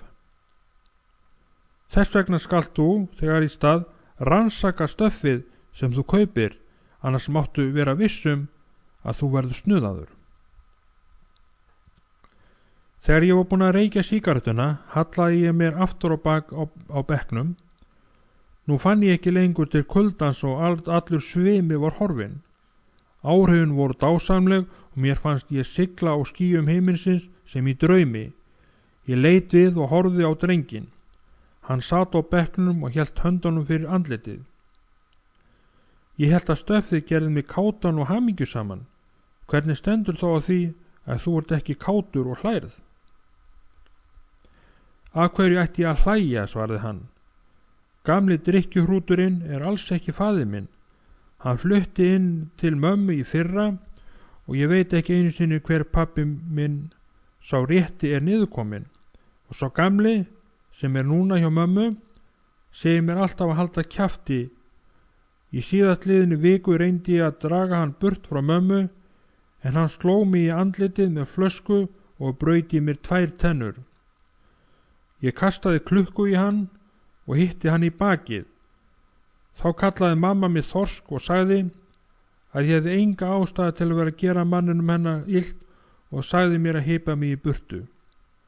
Nú flækist ég bara göturnar og bíð eftir tækifæri til að kála honum. Ég hef ekki gengið í neina glæpaklíku og sé bara mig sjálfur. Ég bíð bara eftir því að drykkjusvínið verði einn heima, að ég nái honum einum, þá drep ég hann.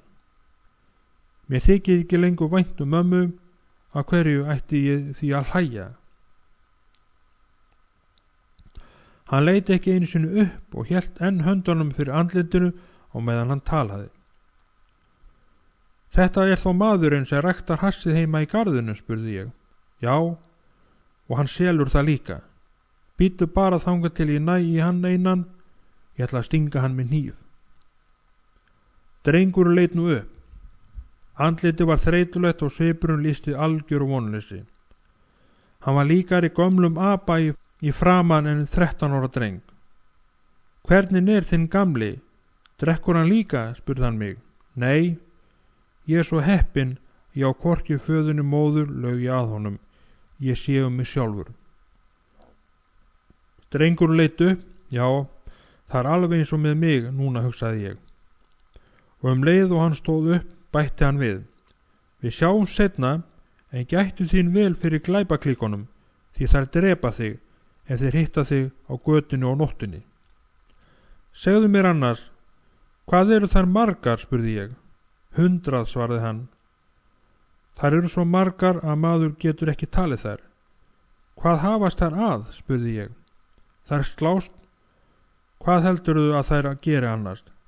Það ræða og slást hverju aðra, eða eru heima við að gæta yfirráða svæðinsins, ef einhver glæpahópur skyldi ráðast inn. Þegar þeir slást, ekki hver við annan, slást þeir við lögregluna. Þeir nota allt til að fá tilefni til að slást, nota hvað sem í slagsmálunum. Þeir ganga með hnífa, kylfur, byssur, heimatilbúin vopn, járstengur, haglabissur sem þeir eru búnir að saga framan á hlaupinu á, byssustingi, flöskur, bensínbombur, steina og hjólhestakeðjur. Þú getur verið vissum að þeir drepa þig ef þú lendir í þeim og þeir sjá sér færi. Þeir eru líka með hárbeitta járstingi í reglífunum sínum og með gatta á skónum, og sumir Suður-Evrópu krakkarnir eru með rakblöð í gripi á milli fingrana. Þegar þú ert búin að vera hér dálítið lengur, mynd þú kynnast þessu öllu sjálfur. Það af þessu sem ég hef ekki verið í klíku. Ég reyna að passa það að vera hvergi í skoti eða á dimmum stað til að þeir geti ekki komið mér á óvörum. Þegar þú ferð að fara víðar hverfi mynd þú komast að því að ég að segja þér satt. Drengurinn var nú að fara og slangraði gegnum garðinn og hvarf í húmið. Það var farið að dimma og ég flýtti mér heim í herbergi mitt. 4. lestur, blóðskírnin. Það var nokkru vikum seinna að ég fór út snemma morguns og gekk niður til Papa John á horninu á Lafayette. Ungur strákur frá Puerto Rico sem var kallaður Tico hallaðist upp á húsvegg og var að reykja sígarettu. Ég hafði hitt hann einu sinni eða tvisvar áður og vissi að hann var hnífa sérfræðingur. Hann leit á mig og sagði: Hæ Nikki, getur hugsað þér að koma í ABBA-game? Mér langar til að þú hittir Carlos, forseta klíkunar. Ég hafði heyrt talað þessi game en aldrei tekið þátt í þeim, svo ég lét ekki á mér standa að þykja boðið og fylgdist með honum niður hliðargötuna og niður í kjallaraingang og inn í íbúðuna sem var í niðurgröfnum kjallara blokkarinnan. Ég átti erfitt með að venjast myrkrinu því þarna var aðeins ein rafmagnstýra í horninu á herberginu og það kom varla nokkur birta gluggan sem vissi út af götunni sem var þó allvel upplýst. Þegar ég gekk inn eftir gólfinu gæti ég séð móta fyrir þeim sem þarna voru í faðmlögum að dansa og rugga sér í takt við lága músíkina. Þau hengum í höfðin og öxlum hvers annars en fæturnir hreyfðust í takt við hæg trommuslögin. Eitt strákana hélt á vínflösku fyrir aftan bakið á stelpunni sem hann var að dansa við og snýri upp á höndina og tók hálsin á stelpunu og fekk sér sopa af stútnum. Nokkur strákar sátu við borð og voru að spila á spil. Þeir voru allir reykjandi og seinna komst ég að því að það var hass sem þeir reyktu. Á borðinu stóð vínflaska. Upp við einn vegginn langt frá ljóstýrunni lágu tvenn pör á mottu. Annað parið var greinilega sofandi í faðmlögum, hitt parið lék sinn ástarleik af miklu móð. Þau stóðu upp þegar ég nálgaðist og skjöguruð inn hlíðardyr án þess að sleppa faðmlögunum og kystust í miklum ástríðu blossa. Tikkó leit til mín og sagði: Það er rúmstæði þarna inni. Við höfum það þarna til þess að þau geti farið þangað þegar þau vilja. Á gólfinu fyrir framan mig var bunki af klámmyndum og klámtímaritum. Myndirnar voru á alnögtum eða hálnögtum stelpum. Svo þetta er abageim, hugsaði ég. Tikki tók undir hallengin á mér og leiddi mig inn í herbergið. Hæ öll saman, þetta er vinur minn. Hvernig væri að bjóða hann velkomin? Ljósær stelpa kom fram úr skugganum og tók undir höndina á mér. Hún var í mjög þröngskorinni svartri peysu og eldrauðu pilsi berfætt. Ég tók utan mittið á henni og sagði: Hæ baby, viltu dansa við mig? Hvað heitir þú? Spurði hún. En áður ég gat svarað, greip Tikkó fram í og sagði: Hann heitir Nikki og er vinur minn og stórkostlegu slagsmálahundur. Hann ætlar kannski að ganga í klíkuna. Stelpan þrýsti sér fast að mér. Allt í lagi, Nikki. Ef þú ert svona mikil hetja, þá er best að sjá hvað þú ert góður dansari. Ákefð hennar vakti áhuga minn og hún þrýsti sér enn fastar að kroppnum á mér. Þegar við stigum út á gólfið og fórum að vagga okkur eftir taktinum. Hreyfingar hennar fóru að hafa æsandi áhrif á mig. Hún var heit og ég gat fundið alla hreyfingar líkama hennar þegar hún þrýsti sér að mér. Ég stakk höndinni undir peysuna hennar og strauk henni bakið og þrýsti henni enn fastar að mér. Heyrði ég hana stynja. Nú þótti mér nóg komið og ég tók til mín höndina og tók undir höndin á henni. Allt í einu setti hún hendurnar fyrir brjóstið á mér og hreindi mér af miklum krafti frá sér. Burt með þig. Hvað heldurðu að þú geti leyft þér? Hreytti hún út úr sér. Vertu ekki með neina frekju við mig, því djósi á mig og hann mun skera þig í smátt ef ég segði honum að þú hefði verið að þukla mig. Hún gat séð það á mér að mér var og hún fór að glotta, en dró mig svo allt í einu fast upp að sér. Hún hvíslaði að mér: Þetta er nú allt í lagi svona í fyrsta sinn. Vertu ekki svona ákafur og fljótur á þér. Ef mér líka við þig, skaltu fá allt sem þú vilt. Við dönsuðum dálitla stund en stöðsuðum svo til að horfa á tvo stráka að leika sikken með hnífum. Annar strákurinn stóð upp við vegginn en hinn kastaði hníf að fótum hans. Tilgangurinn var að geta kasta hnífnum eins nálægt og mögulegt var án þess að hitta fótinn. Ef strákurinn var hræddur og hreyfði sig, var hann sikken, amerískt grílsmál sem þýðir nánast rakett eða hugleinsíki. Mér til nokkurrar undrunar fann ég að innra með mér áskaði ég þess að strákurinn hitti mér hnífnum. Hugsunin blóð gerði mér heitt í hamsi. Ég fór að hlæja með sjálfu mér og að hlakka til þess að hnífurinn lenti í stráknum. Stelpan í svörtu peysinu greip mig og kippti mér til hliðar og sagði: Komdu með mér, mér langar til að kynna þig fyrir miklu manni. Ég fór með henni í hliðarherbyggi. Hár, renglulegur portóríkani lá endilangur á legubekk með fæturnar upp á borði sem var fyrir framan bekkin. Stelpa lá endilöng yfir fætur hans og hallaði sér upp að honum, en hann blés tóbaksreyknum gegnum hárið á henni og hló. Halló, þið þarna, kunnið þið enga mannasíði? Vitið þið ekki að maður verður að fá leyfi til að koma hingað inn?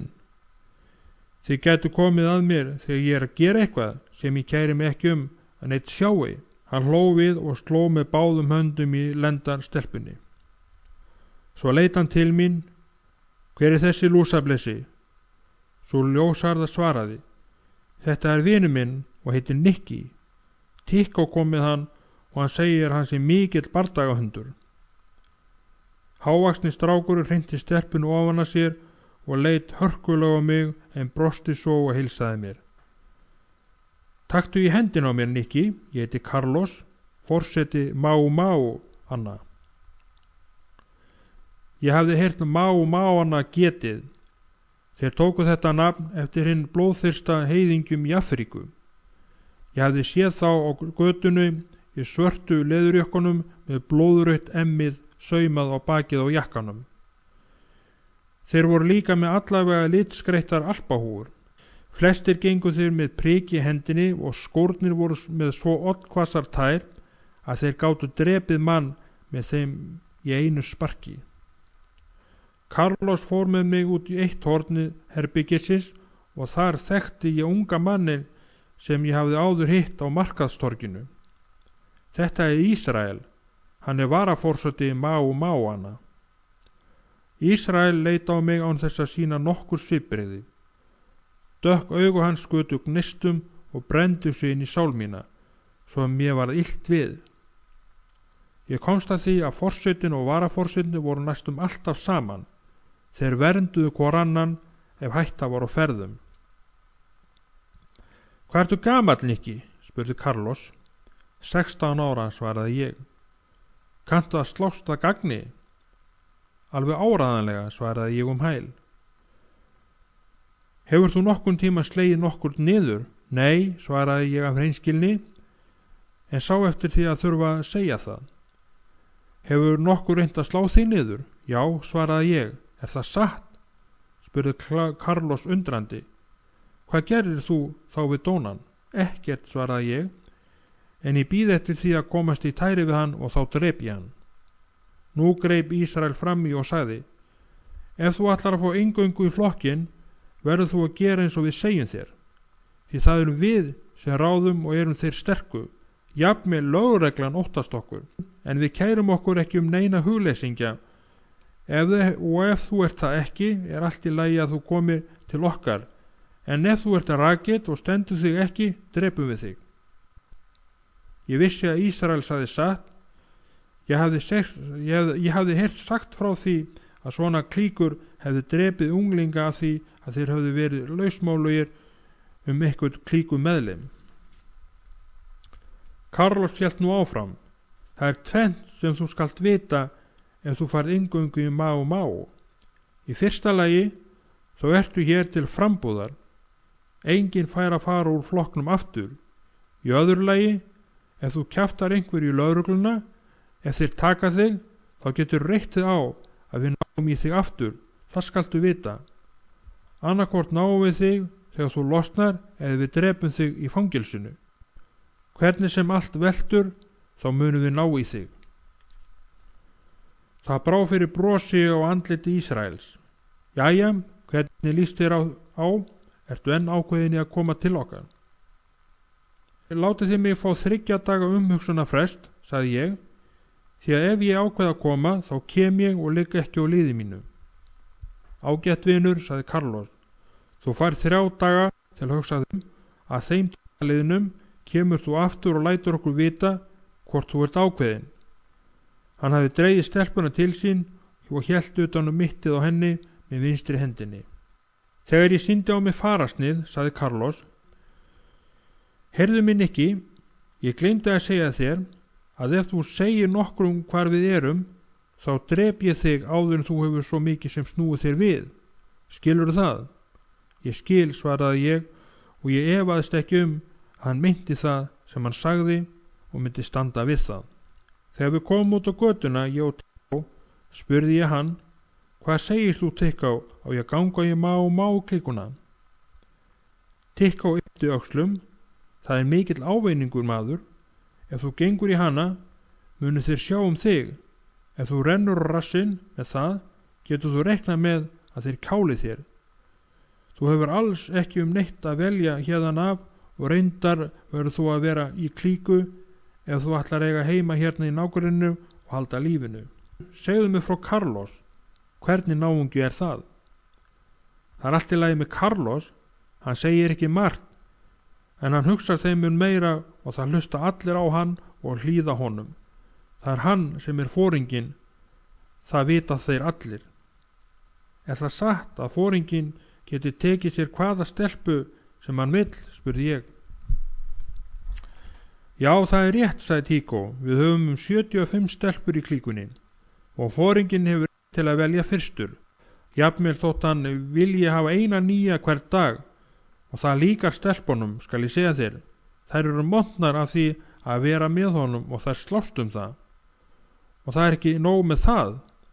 Foringinn er rétt til að velja hvað sem hann vil af því sem við stelum og það er yfirleitt nóg til þess að hann getur borgað húsaleiguna, matinn og fötin sem hann langar í. Og það er ekki amalegt að vera foringi, skal ég segja þér. Heyrðu Tíkó, fyrst þú ert svona flinkur með hnífinn, hvernig stendur þó á því að þú ert ekki foringinn? Nei, sjáðu nú til. Foringinn á yfirleitt ekki að hafa sig of mikið í frammi. Hann á helst að halda sig á bakvið og leggja á ráðin. Mér þykir gaman að slást, svo það er ekkert spennandi fyrir mig að vera foringi. Tíkó hélt aftur af Papa John, en ég lagði að stað heim á leið. Ég fann hvernig blóðið ólgaði í æðum mínum þegar ég hugsaði til þess sem koma myndi. Apapartíin, stelpurna og umfram allt slagsmálin. Nú þurfti ég ekki að slást aleinn framar og nú gæti ég slegist eins mikið og ég vildi án þess að eiga á hættu að einhver næði sér niður á mér. Hjarta tók að slá örar. Kannski fengi ég nú tækifæri til að gera út af við einhvern í alvöru. Ég sá í anda hvernig blóðið lag af höndum mínum niður á götuna. Ég sló mig með höndunum þarna sem ég gekk eftir götunni og sá fyrir mér í huganum hvernig ég stakk hnífnum á kaf í einhvern. Ég hafði lofað Carlos að láta hann vita eftir 3 daga, en ég var nú þegar búin að ákveða mig. Allt og sumt sem ég óskaði mér var að eignast hníf og byssu. 2 dögum síðan var ég mættur á félagsstaðnum og mætti Carlos í dyrunum. Hækki, þú kemur alveg á réttum tíma. Það er kominn annar strákur sem vill fá inngöngu. Langar þig ekki til að vera viðstaddur vígsluna? Ég vissi ekki hvernig þessi vígsla fór fram, en auðvitað langaði mig til að sjá viðhöfnina. En þú ert kannski komin til að segja okkur að þú sért hættur við að biðja inngöngu, spurði Carlos svo. Nei, svaraði ég. Ég kom þvert á móti til að segja þér að ég er ákveðin að koma. Mér langar til að slást. Ég held að ég sé ekki verið en hver annar ykkar og betri en flestir þessi strákar. Fínt, sagði Carlos. Nú getur þú verið með í vígslunu og svo kemur röðin að þér. Við höfum 2 aðferðir til að komast að raunum hvort þú ert rakeitt. Annarkvort átt þú að halda þig á mottunni á meðan 5 þeir allra sterkustu og illvígustu ráðast á þig, eða þú stillir þér upp við vegginn á meðan kastaði að þinn hnífi. Ef þú hopar og flýð í öðru hverju tilfellinu, fær þú ekki inngöngu í má. Þessi sem nú var að koma segist vera gallharður, en við skulum nú sjá hvað hann dugar. Og svo skulum við sjá hvað þú ert harður af þér. Mér var litið til drengsins í hinum enda herbergisins. Hann var að giska 13 ára, bólóttur í framan með langa svartan hárlokk sem lafði niður í augu. Hann var smávaxinn og renglulegur og handleggirnir héngu niður með síðunum. Hann var í hvítir skyrtu með löngum ermum, hún var óhrein að framan og lá utan á buxnastrengnum. Mér fannst ég kannast við hann úr skólanum, en var þó ekki viss þar sem hann var yngri en ég. Alls voru þarna 40 strákar og stelpur sem biðu þessi ofvæni að athöfnin hæfist. Carlos stjórnaði athöfninni. Hann sagði öllum að stilla sér upp að veggjónum. Ungi strákurinn fékk skipunum að stilla sér upp að vegg og snúa bakinn í vegginn. Carlos stóð fyrir framan hann með hnífinn í hendinni. Það blikaði og gljáandi hnífsblaði í hálurökkurinu.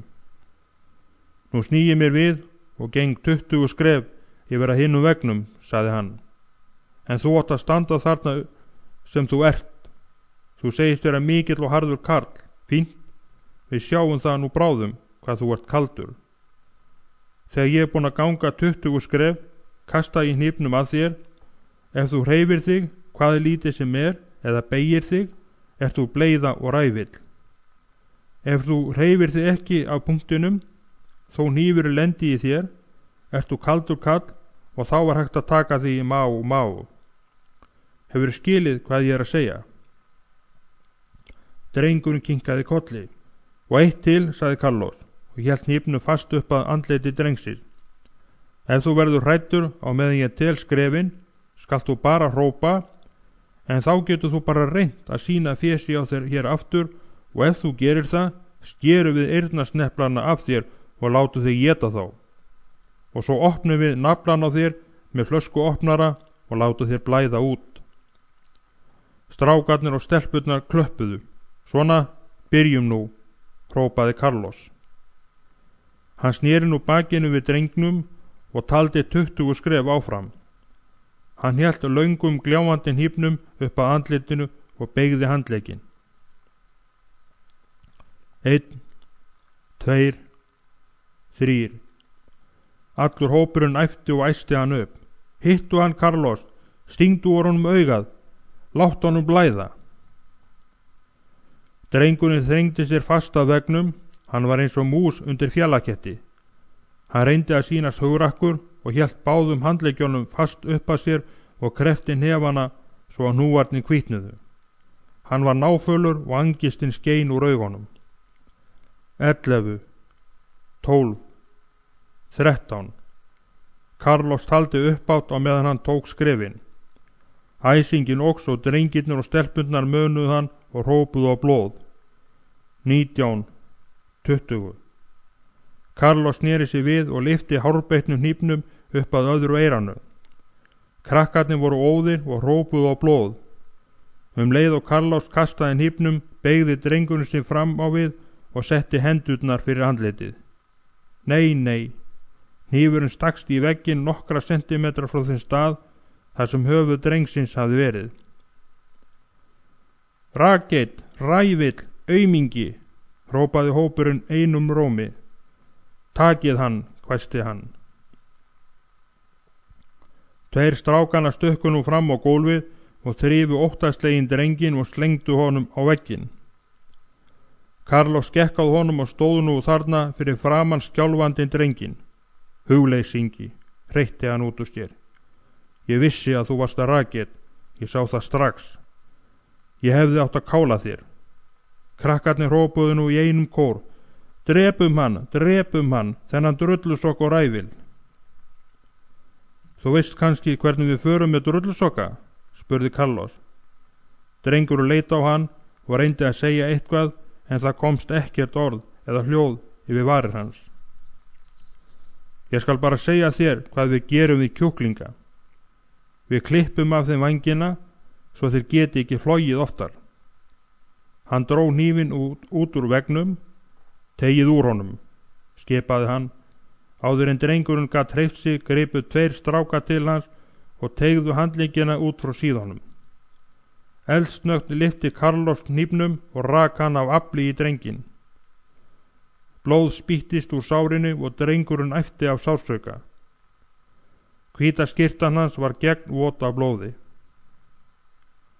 Carlos dró nú hnífinn úr sárinu og tók hann í vinstri hendina og rak hann aftur í drenginn leið og hann sagði háðslega.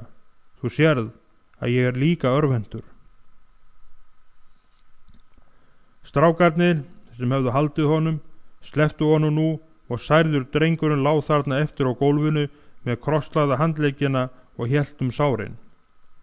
Hann æpti og grét af sársauka og velti sér á gólfinu af kvölum. Það sá nú varla í skyrtu hans fyrir blóði. Komið honum héðan út, hvæsti Carlos. Strákarnir tóku nú aftur út til höndunum og kiptu drengnum upp og hann stóð nú þarna á gólfinu með höfuði hnykt aftur á bak og veinaði af kvölunum sem hann leið þegar þeir kiptu í handleggina á honum. Carlos greip fyrir munnin á honum svo hann gæti ekki veinað. Á milli fingrana sá í óttanslegin augu drengsins. Hypja þig heim, drullusokkur. Ef ég heyri þig væla meira og ef þú kærir okkur skal ég skera úr þér tunguna. Hann hélt hnífnum á lofti meðan hann talaði og blóði draup af hnífsblaðinu niður á perlumóð slegið handvangið. Skilurðu hvað ég að segja? Spurði hann. Drengurinn kinkaði kolli. Tveir drengjana dróa hann nú eftir gólfinu og út á gangstéttina en hinir æptu eftir honum. Flýttu þér heim, rakettin þín. Carlos sneri sig við. Hver er næstur? Spurði hann og horfði á mig. Það var dauðaþögn. Á þessu andartaki fann ég það á mér að ég myndi ekki missa móðinn. Ég hafði verið svo gagntekin að horfa á þegar við var að stinga drenginn og að hlusta á veinin að ég naut þessara aðfara í ríkum mæli. Blóðið gerði mig alveg trilltan og grimmdin kom upp í mér. Ég öfundaði Carlos en nú var röðin komin að mér. Ég myndist þess að Carlos hafði sagt mér að ég geti valið á milli tveggja kosta. Ég var viss það með sjálfum mér að Carlos var reiður, svo að ef hann kastaði að mér hnífnum myndi hann hitta mig með honum viljandi og særa mig. Það væri því öruggara að velja hinn kostin. Ætlar þú að verða næsta rakettin? Urraði Carlos. Ég gekk fram á mitt gólfið og leiti kringum mig. Hávaxin grönn stúlka í aðskornum svörtum buxum hrópaði. Hvað er að þér, drengur? Ertu hræddur?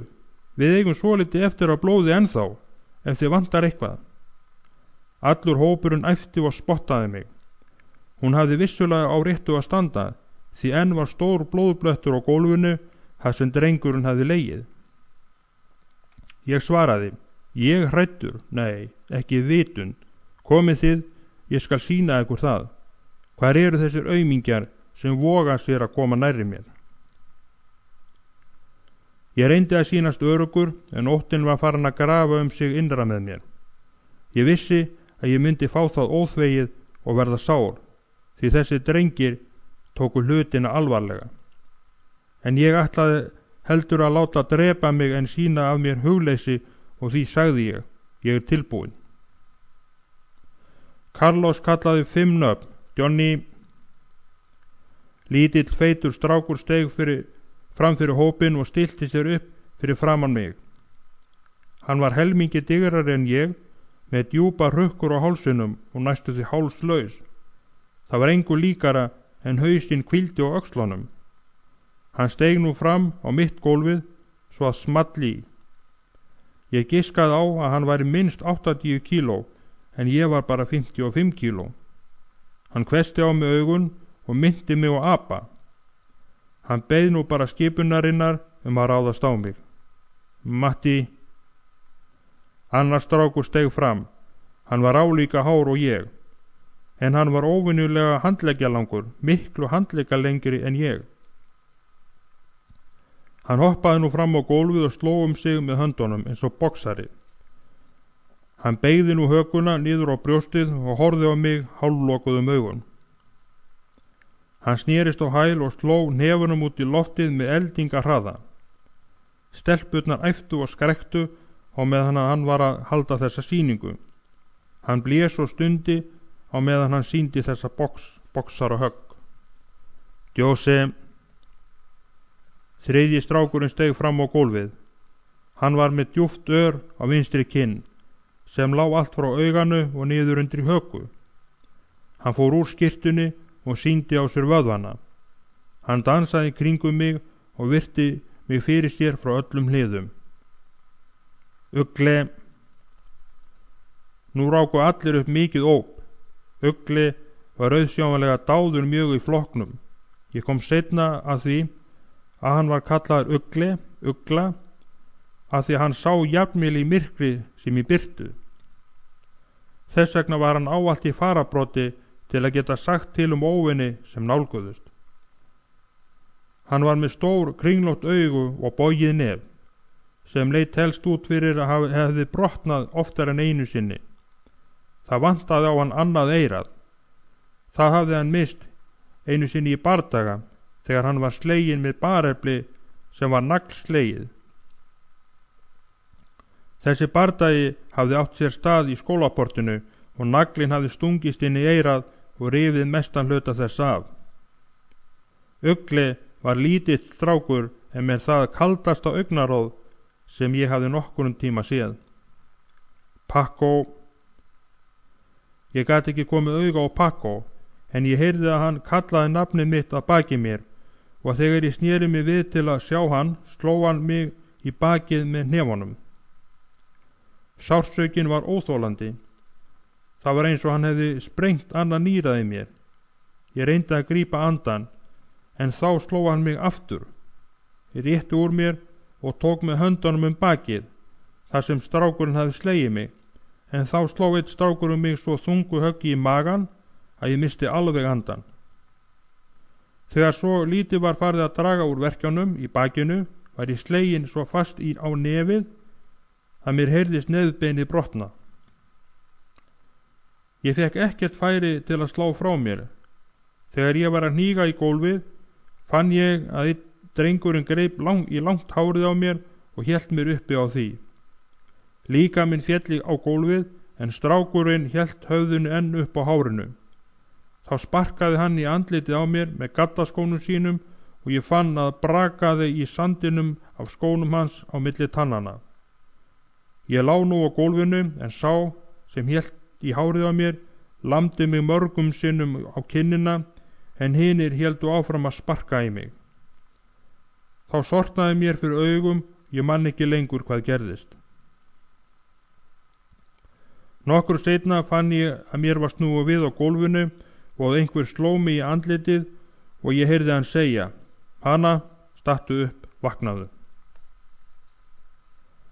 Ég reyndi að snúa höfðinu í áttuna til stráksins sem var að tala til mín, en ég kom ekki upp neinu hljóði og sá ekki annað en loftið í herberginu.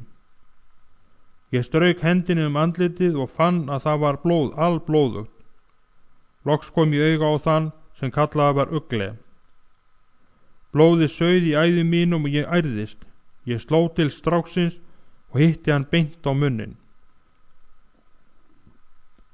Allt í einu fekk ég fullan mátt aftur. Ég lá á gólfinu, endilangur í blóðpollunum og velti mér í allar áttur og sparkaði hvern þann sem ég náði til. Blótaði og ragnaði og sló frá mér með höndum og fótum. Þá kom einn og náði taki á mér og hélt mér föstum þar sem ég lá, uns æðið rann að mér. Ísrael tegði sig niður að mér og brosti. "Þú ert sko af okkar tagi, Nikki. Þú ert maður sem við getum notað.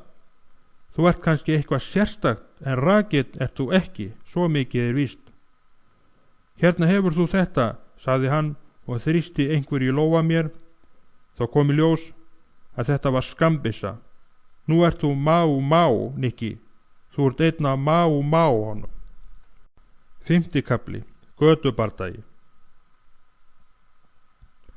Við Ísrael urðum næstum óaðskiljanlegir allt frá upphafi. 3 dögum eftir inngöngu mína í klíkuna kom hann heim til mín og tilkynnti mér að ég ætti að taka þátt í slagsmálum við biskupana.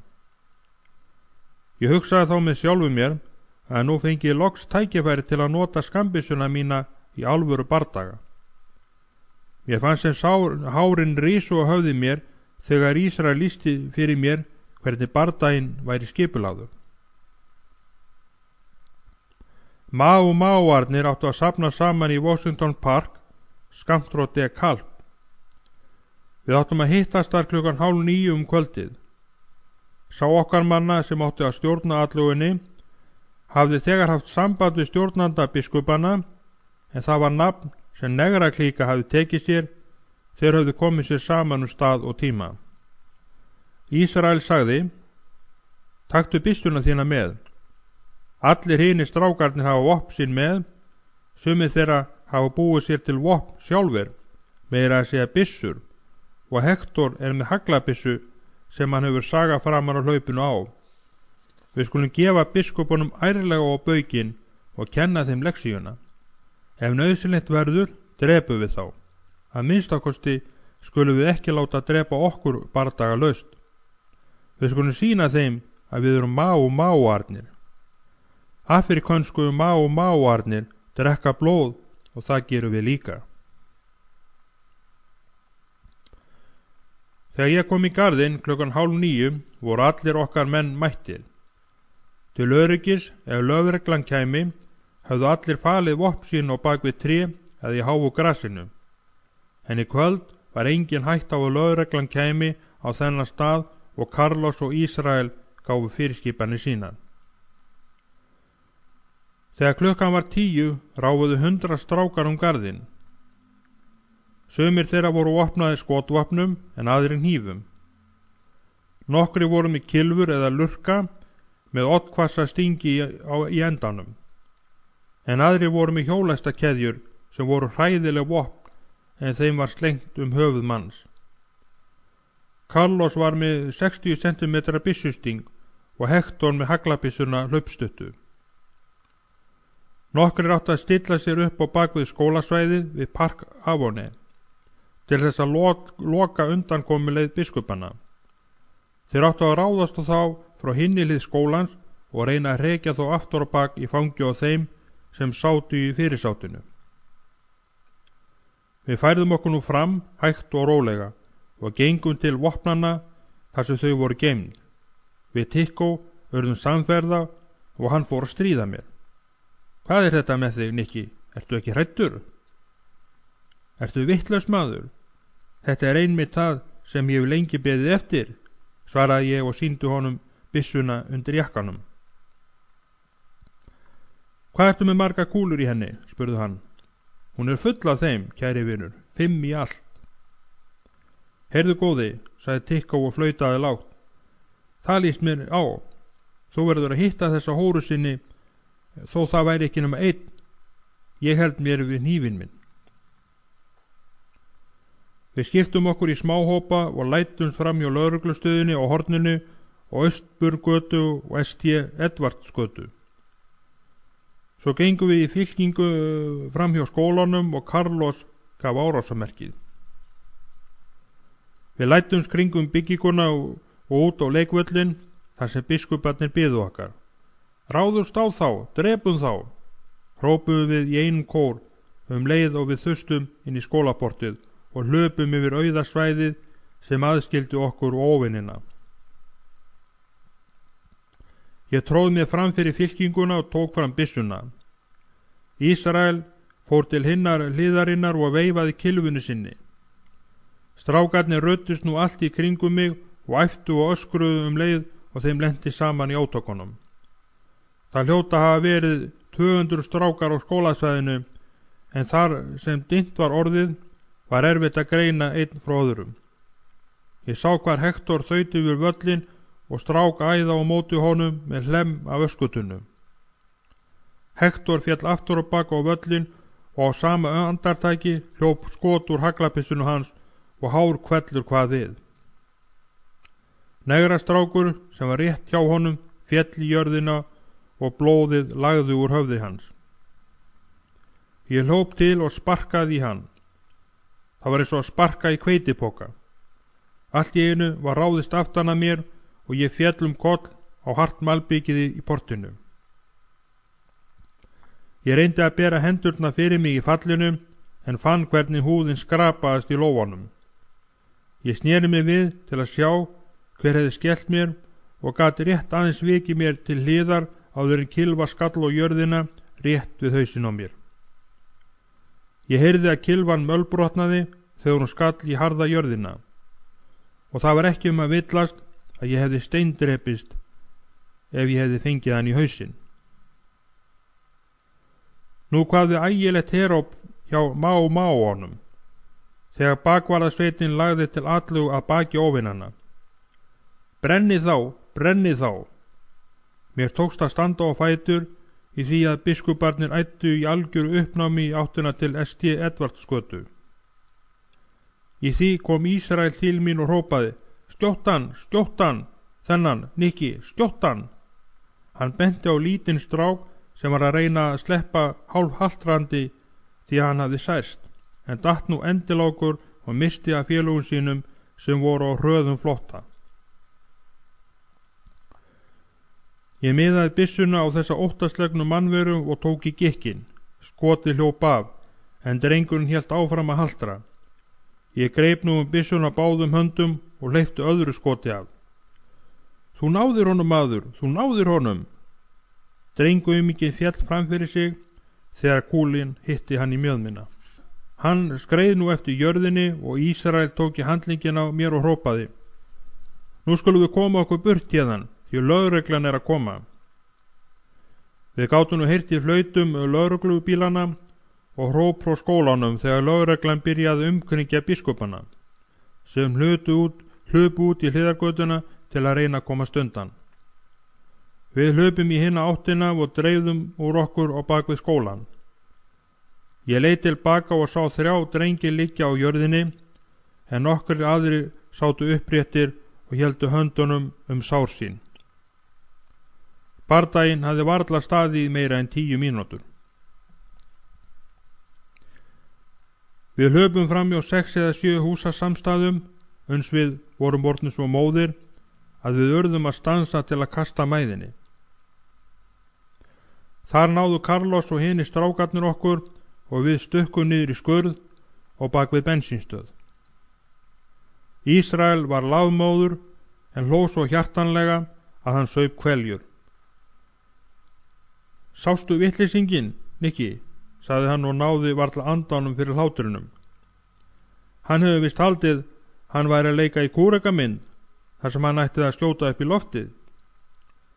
Hinir hlóu líka dátt og ég gat ekki stillt mig að taka undir með þeim. Þegar Ísrael var loks búinn að jafna sig og farin að anda rólega, benti hann með fingrunum upp í loftið og hrópaði: Bom, bom, bom. Og svo fór hann að hlæja aftur. Við hinir héldum magan og veltum okkur flissandi niður í skurðinum. Mér leið ágætlega, þegar ég hefði séð blóð renna. Ég hafði skotið á einn og sennilega drepið hann. Og ég hafði sloppið vel frá öllu. Aldrei hafði ég verið neinstaðar þar sem önnur eins eindrægni hafði ríkt og í þessum hópi, þar sem við lágum í skurðinum. Þetta var nærri því eins og fjölskylda og það var í fyrsta sinn sem ég hafði slíka tilfinningu. Ísrael lagði höndin á öxluna mér og sagði: Þú ert ágætur, Nikki. Ég var búin að líta í kringum mig eftir þínum líka lengi. Við erum að sama tagi. Við fórum að hlæja og innra með mér fann ég að það var betra að vera harðsóðinn kall sem var metinn en að vera hópsól eins og allir hinir sem bara héngu aftan í öðrum. Hvernig væri að fá sér eitthvað að drekka, spurði Carlos, sem var enn í uppnámi eftir það sem gerst hafði. Á nokkur ykkar peninga? Við vorum allir blankir. Ég skal útvega einhverja peninga, sagði ég. Hvernig væri að gera 1 kúbb, sagði Ísrael. Það líka með strákar. Hver býður sig fram? Ísrael sló til mín með kreftri höndinni. Þú ert ókei, Nikki. Maður lifandi, þú ert svo kaldur, þú hefur enga tilfinningar eða hjarta. Allt sem þú óskar þér er að berjast. Af staðmaður, við förum með þér. Ég leit til Carlos, hann var foringinn. Hann var staðinn upp og tilbúinn til að fylgjast með. Þetta var sönnun þess að allir drengirnir voru ávallt reiðubúnir til að fylgja þeim sem grimmastu var og blóðþyrstur og lét sér ekki allt fyrir brjósti brenna. Við stökkum upp úr garðinum og hlupum yfir götuna inn í skuggan í mjórri götu. Á horninu var ljós í næturmatstað. Ég gekk á undan strákunum inn í matsölu staðinn. Þar voru fyrir 3 manneskjur. 2 þeirra, karl og kona, stóðu bak við afgreiðslu borðið. Gamall maður hafði einmitt í þessu verið að standa upp úr stól sem hann hafði setið á við borðið og var að borga fyrir máltíðina. Ég gekk að honum og hrinti honum að borðinu. Hann sneri sér undrandi og óttaslegin við og titringu fórum munnvikið þegar ég beindi opnum sjálfskeiðingnum að maganum á honum, án þess þó að þrýsta á. Komdu með aurana þína, gamli, sagði ég leið og ég beygði mig niður yfir peningaseðlanum, sem var með í hendinni. Maðurinn á bakvið afgreiðsluborðið ætlaði að flýta sér að sjálfvirka símanum. Ísrael greip til hnífsins síns og tók í svuntu mannsins. Leið og hann hrinti honum á borðið, sagði hann, heyrðu maður, hvað heldur þú að þú sért að gera? Konan opnaði munninn og setti svo höndina fyrir hann til þess að kæfa niður óp. Ísrael ýtti manninum aftur og bak í símklefan og tók símtólið af. Svo þú ætlaðir að hringja í lögguna, svínið þitt, urraði hann. Allt í lagi, taktu hana bara, hvæsti hann leið og hann sleit tólið frá og fékk honum það. Svona, hringdu nú bara, sagði hann við skjálfandi mannin sem tók við dinglandi símleiðslunni. Svona, fljótur gamli vinur, ég hef engan tíma til að bíða hér í alla nótt, urraði ég að manninum. Hann rétti mér skjálfandi höndina og ég hrifsaði seðlana. Er þetta allt og sumt? Spurði ég. Hann reyndi að segja eitthvað en kom ekki upp nokkru orði. Augun og ránkvoldust í höfði hans og froðan lag úr munnvikinum, þegar hann gaf frá sér einhvern ókennilegt hljóð. Við skulum koma okkur hérðan, sagði einhver strákana. Carlos opnaði peningakassan og tók alla seðlana til sín og í því fóru við til dyra. Gamli maðurinn féll á gólfið með báðar hendur á brjóstinu og það korraði í honum. Andartak, sagði Ísrael og þreif til sín smápeninga sem voru eftir í kassanum. Aurarnir skoppuðu eftir gólfinu.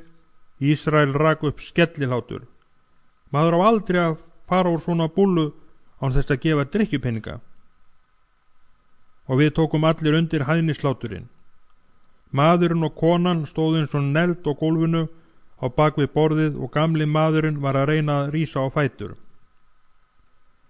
Hann komst upp á hnén en höfuðið hékk niður á gólfið.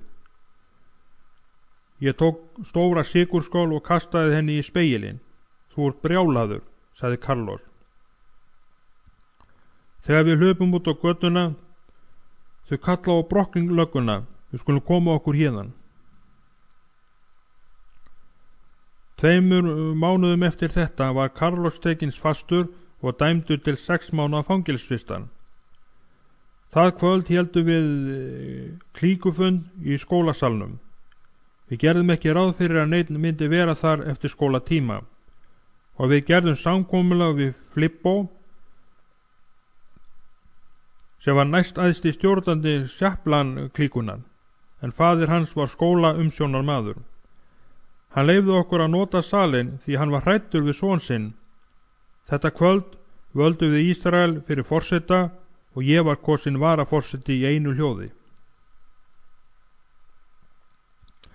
Eftir fundin héldum við apapartí í skólakjallarunum og þar voru nokkrar af stelpunum líka. Þar kynnti einn strákurinn mig fyrir systur sinni, Lídiu, sem átti heima hinum megin við götuna, gegnt skólanum.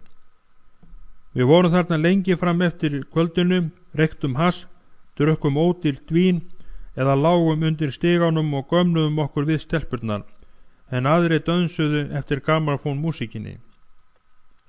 Það var sterk járngrind þétting kringum stigan og þar sem sum pörun léku sína heitustu ástarleiki.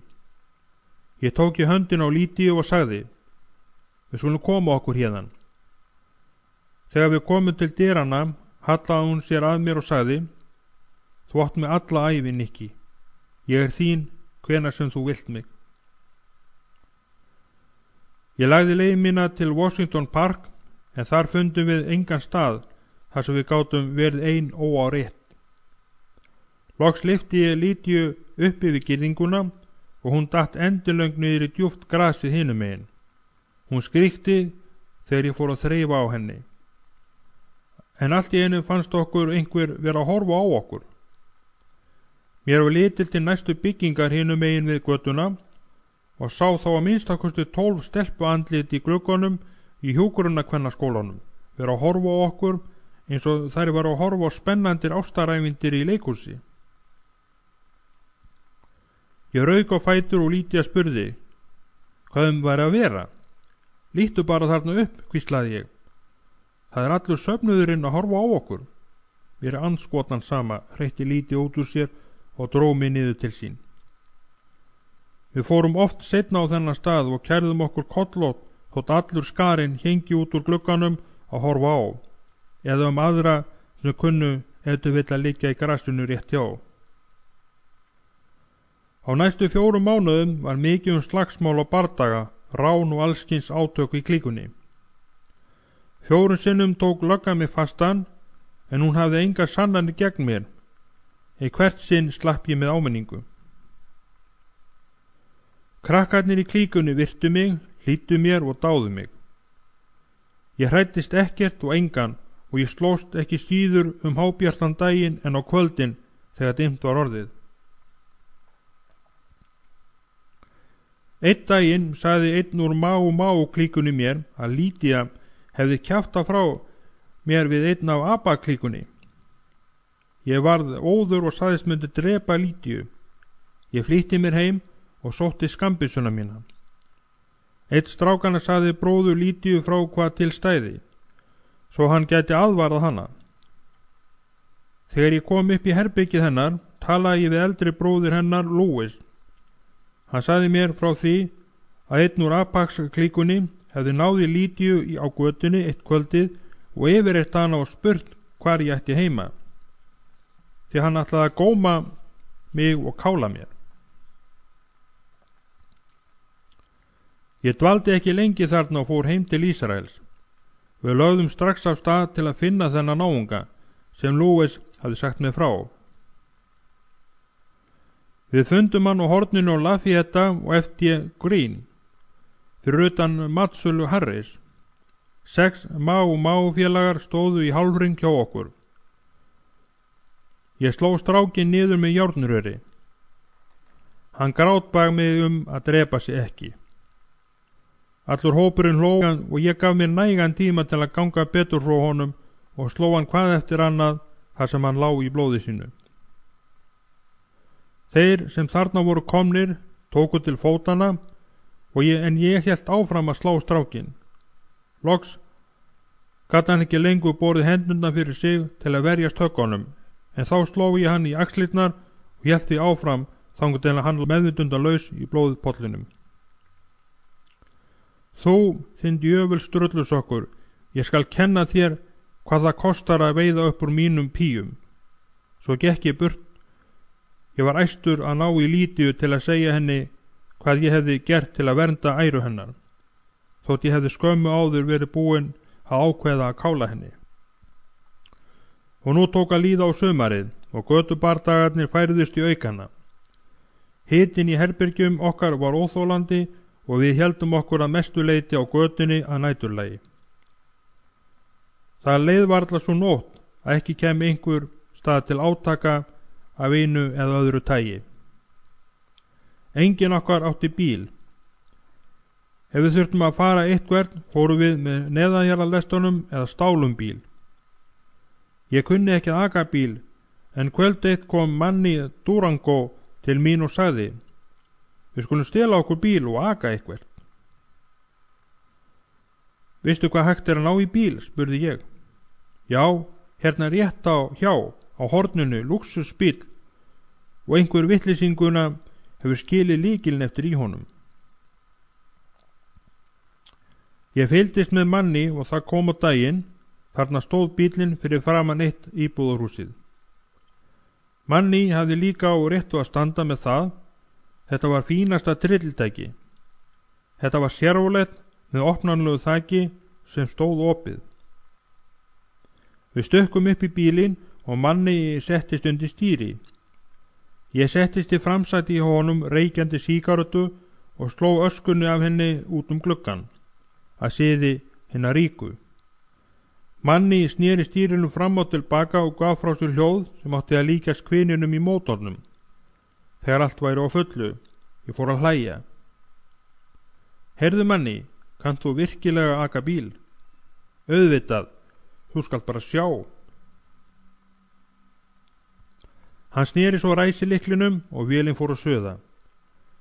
Svo setti hann bílinn í aftur á bak og steig á bensíngjafan og beint á vörubíl, sem stóð fyrir aftan sérrálettin.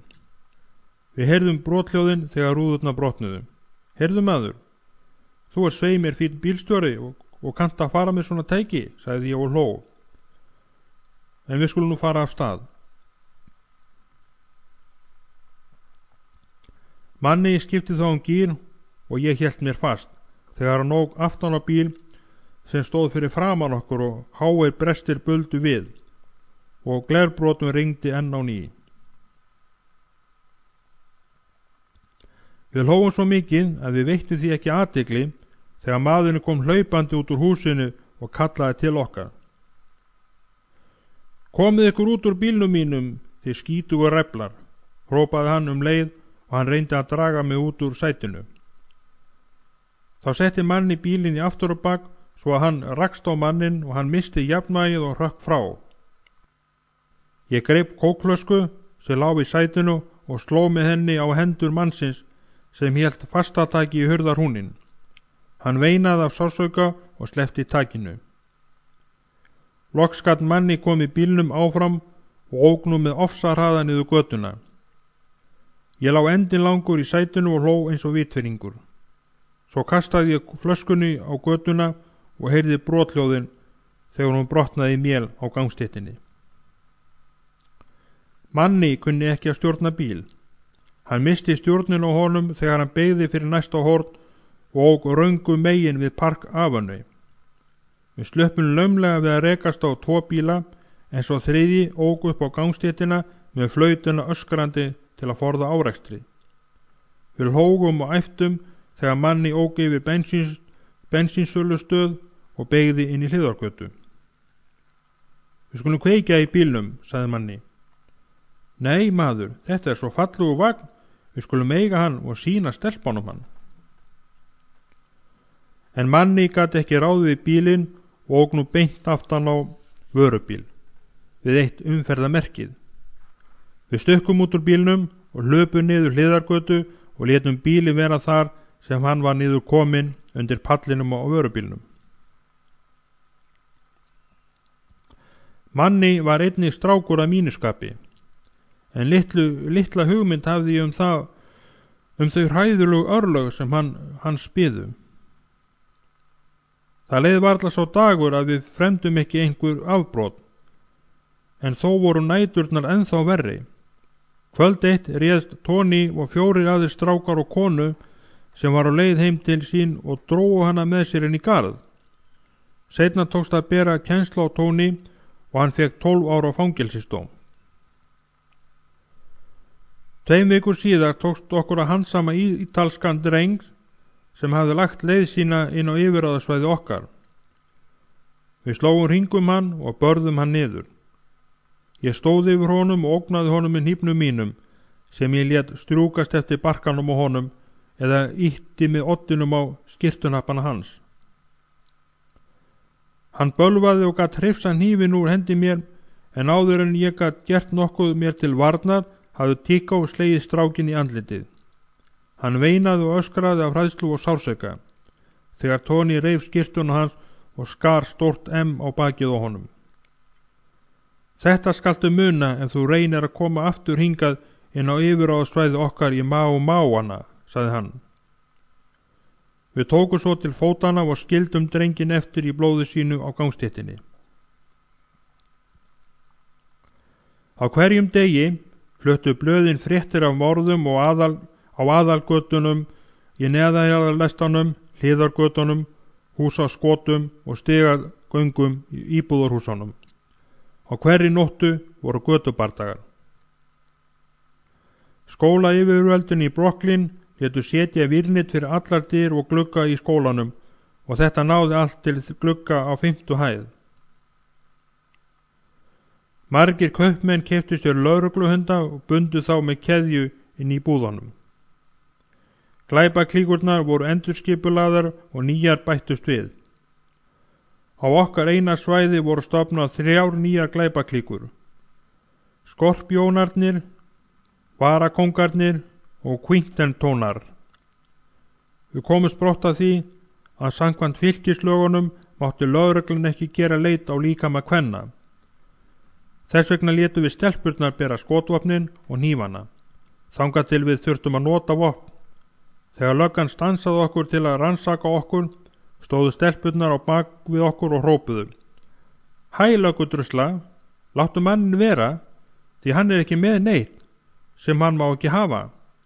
Að hverju kemur þú ekki heldur og þuklar okkur, svo við getum látið setja þig inn? Komið þið bara og leggið hendur á okkur. Það leið ekki á löngu eins okkur tókst að búa til skotvopn fyrir 22 kalibera kúlu. Við notuðum til þess loftneta bílatalstöð og nokkra hluti úr dyralæsingu. Stundum sprunguðu þessi heimatúlbúnu vopn í höndum strákana og særðu þá eða gerðu þá blinda. Við bjögum samt fjöldan allan af þessum vopnum og seldu þau til annara glæpahópa. Þó vissu við að þeir myndu nota þau gegn okkur ef tækifæri gæfist. Þann 4. júlí þetta sumar söfnuðust allar glæpaklíkurnar saman á Coney Island. Blöðin töldu að þarna hefði verið 800 unglingar samankomnir og allir voru þeir meðlimir í einhverjum glæpaflokki. Enginn greiddi inngangseyri. Þeir hreinlega ruddust inn hliðið og enginn maður þorði að snúast gegn þeim eða láta til sín heyra. Sama gilti farið með neðanjarðarlestunum. Þann 1. ágúst tók lögreglan Ísrael fastan. Þegar honum var sleppt úr fangelsusinu sagði hann að jörðin brynni undir fótum sér og hann ætlaði að halda sér á bakvið þangað til hægðist. Við samþykktum þetta og ég var kosinn forseti, en Ísrael skyldi vera næstur mér að völdum þangað til kólnaði í kolunum. Ég hafði verið í klíkunni í hálft ár þegar ég tók við stjórninni. Það leið ekki á löngu eins það kom á daginn að allir hræddust má hana og að ég hefði fengið orð fyrir að vera blóðþyrst bulla. Ég naut þessara frægðar og þessa álits. Kvöld eitt fórum við allir á mikinn dansleik sem söfnuðurinn við St. Edvard St. Michael kirkjuna stóð fyrir í þeim tilgangi að laða unglinga af götunni. Opnaði var veitingastaður nálægt lögreglustöðinni. Þessi dansleiki voru haldnir hverja helgi. Á hverjum föstudegi lék þarna stór hljómsveit undir dansi og allir klíkumeðlimir komu þangað til að fá sér snúning. Þeir stóðu þarna fyrir utan og drukku bjór eða ódýrt vín. Helgina áður höfðu við drukkið mikið og þegar prestarnir reyndu að fá okkur til að vera róleg, slógum við þá og spýttum á þá. Þá kom löggan og ruddi staðinn. Það leið varla svo helgi að ekki kæmi til óeirða. Þetta kvöld, sem nú segi frá, fór ég þangað með Manni og Paco. Við drukkum fast og reyktum hass. Ég klófesti laglega ljósarða stelpu og dansaði mörgunsunni við hana.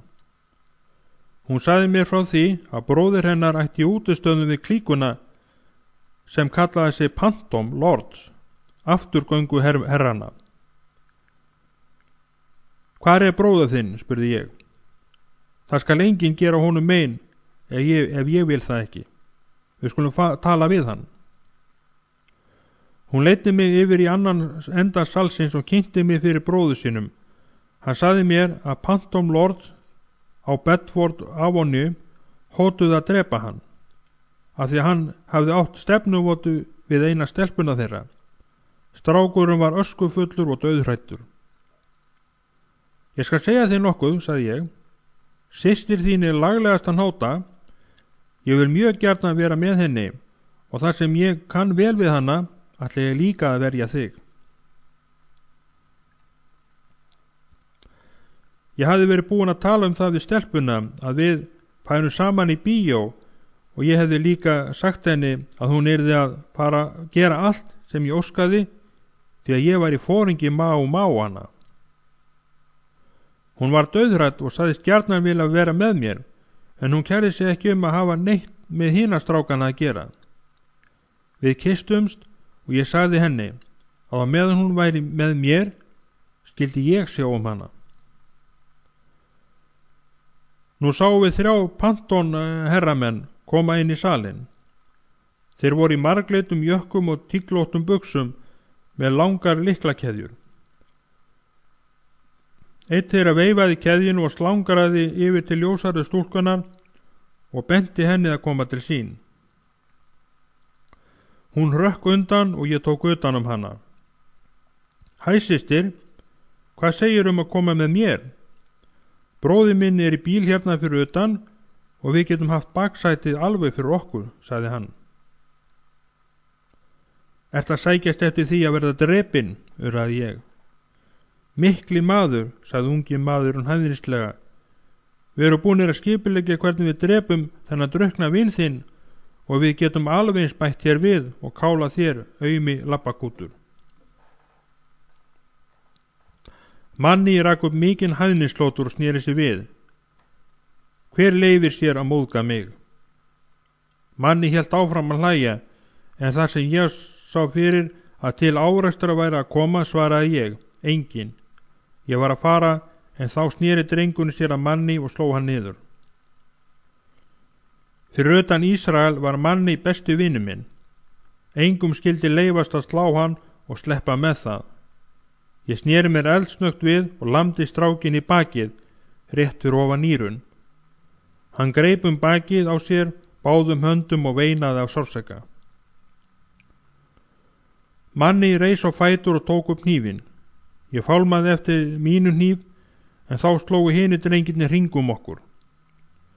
Þeir voru of margir til að við getum ráðu við þá, svo við gengum afturbak að útidyrunum.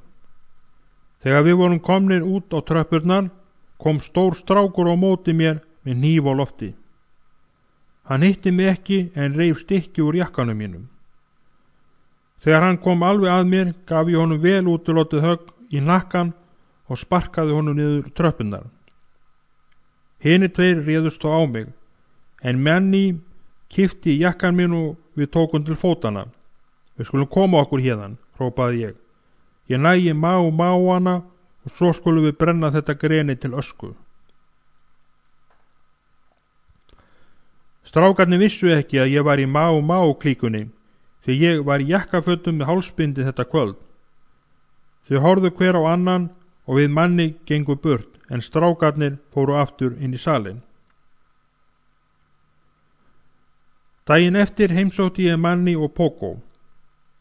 Við höfðum ákveðið að hafa tala Panton herrunum Santo, sem hafði hótað að drepa bróður stelpunar. Manni og ég höfðum drukkið talsvert og vorum all drukknið. Við fórum til Sindi, stóru á 3. götu og fundum þar nokkra Panom herra. Hver ykkar Santo, spurði ég. Einn drengjana leit í áttina til hávaxins drengs með liðahár og ég spurði, Hæ, þú þarna, hvað heitir þú? Ert þú kannski Santi Claus? Manni hló og strákun leit upp og kallaði mig Hórusson. Heyrðu góði, sagði ég. Þú ert vist ekki alveg í lagi, veistu kannski ekki hvaða máöfnir eru? Ég hef heyrt á nefnda, en þeir ættu að láta það vera að flækjast hér. En í dag eru þeir nú samt hér. Við erum allir máar. En ég heiti Nikki og ég fóringi þeirra. Þú skalt ekki gleyma því nafni, ungi maður. Búðareigandinn var að færa sig að símanum. Ég stakk hendin í vasan og ýtti í fóðurinn með fingrunum svo að það liti út fyrir að ég væri með byssu í vasanum. Heyrðu kall minn, láttu það vera að snerta síman. Hinir eru líka hræddir og fóru að draga sig tilbaka. Ég gekk að Santo og sló hann 2 í andlitið. Ég hélt enn hinni hendin í vasanum. Þú manst kannski eftir mér eftir þetta urraði ég á hann. Santo steig skref aftur á bak, en þá gaf ég honum gott högg í magan. Komu nú, sagði ég við Paco, því þetta eru rakettur. Við snerum nú við, en leið spýtti ég yfir öxlin á mér. Næst skalt þú láta hana mömmu þína setja á því bleiu, því þú ert bara kjöltur ekki. Við hlógum og héldum heim á leið. Þegar við Manni voru komnir út á götuna, stakk hann hendinni í vasan og benti með fingrunum gat og sagði: Bang, bang, þú ert dauður. Við hlógum dátt og slöngruðum eftir götunni. Kvöldið kom Ísrael til okkar og sagði að pantomherrarnir væri að búa sig undir ægileg slagsmál vegna atburðana hjá Candy Store. Ísrael og ég fórum til Manni og svo lögðum við að stað, allir saman til yfirráðasvæðis pantomherrana, til að koma þeim að óvörum. Þegar við komum að Brooklynbrúnni, skildum við að og Ísrael og Manni fóru í kringum húsasamstöðuna og ég hélt áfram götuna. Andartaki seinna heyrði ég Ísrael kalla og ég flýtti mér til hans. Þeir höfðu komið einum herranum að óvörun og slegið hann niður á gangstéttina og hann var nú að biðjast vægðar. Færðu hann úr buxunum, skipaði ég. Drengirnir losuðu belti hans og drógu niður hann buxurnar og hentu þeim út í göturæsið, en því næst færðu þeir hann úr skyrtunni. Komdu þeir á fætur og snautaðu burt hetjan þín. Við horfðum á eftir honum þar sem hann hljóp nakin í dauðans opaði niður götuna. Við hrópuðum allskins hæðnistorð á eftir honum. Við skulum fara heim aftur, sagði Ísrael, því þeir eru fleiri hérna þessir hundingjar. Við lögðum á stað heim á leið, en áður en varði voru við umkringdir pantomherrum. Þeir voru 12 eða 15. Þeir höfðu veitt okkur í gildru. Ég kannaðist við nokkra úr þessum gyðinga glæpahring. Eitt strákana kom á móti mér með hníf í hendinni, en ég sló hann niður með járnstöng. Það kom enn einn, en ég sneri mér í hring og hitti hann í andlitið með stönginni. Allt í einu fekk ég svo mikið högg í hnakkan að það var eins og sprenging og ég stakst í götuna. Það var svo höfuðið væri að detta af mér. Ég reyndi að líta upp, en þá var sparkað beint í andlitið á mér með gallaskó. Annars sparkaði í bakið á mér. Ég reyndi enn að standa á fætur, en þá var ég sleginn í ennið rétt yfir augnabrúninni með járstöng.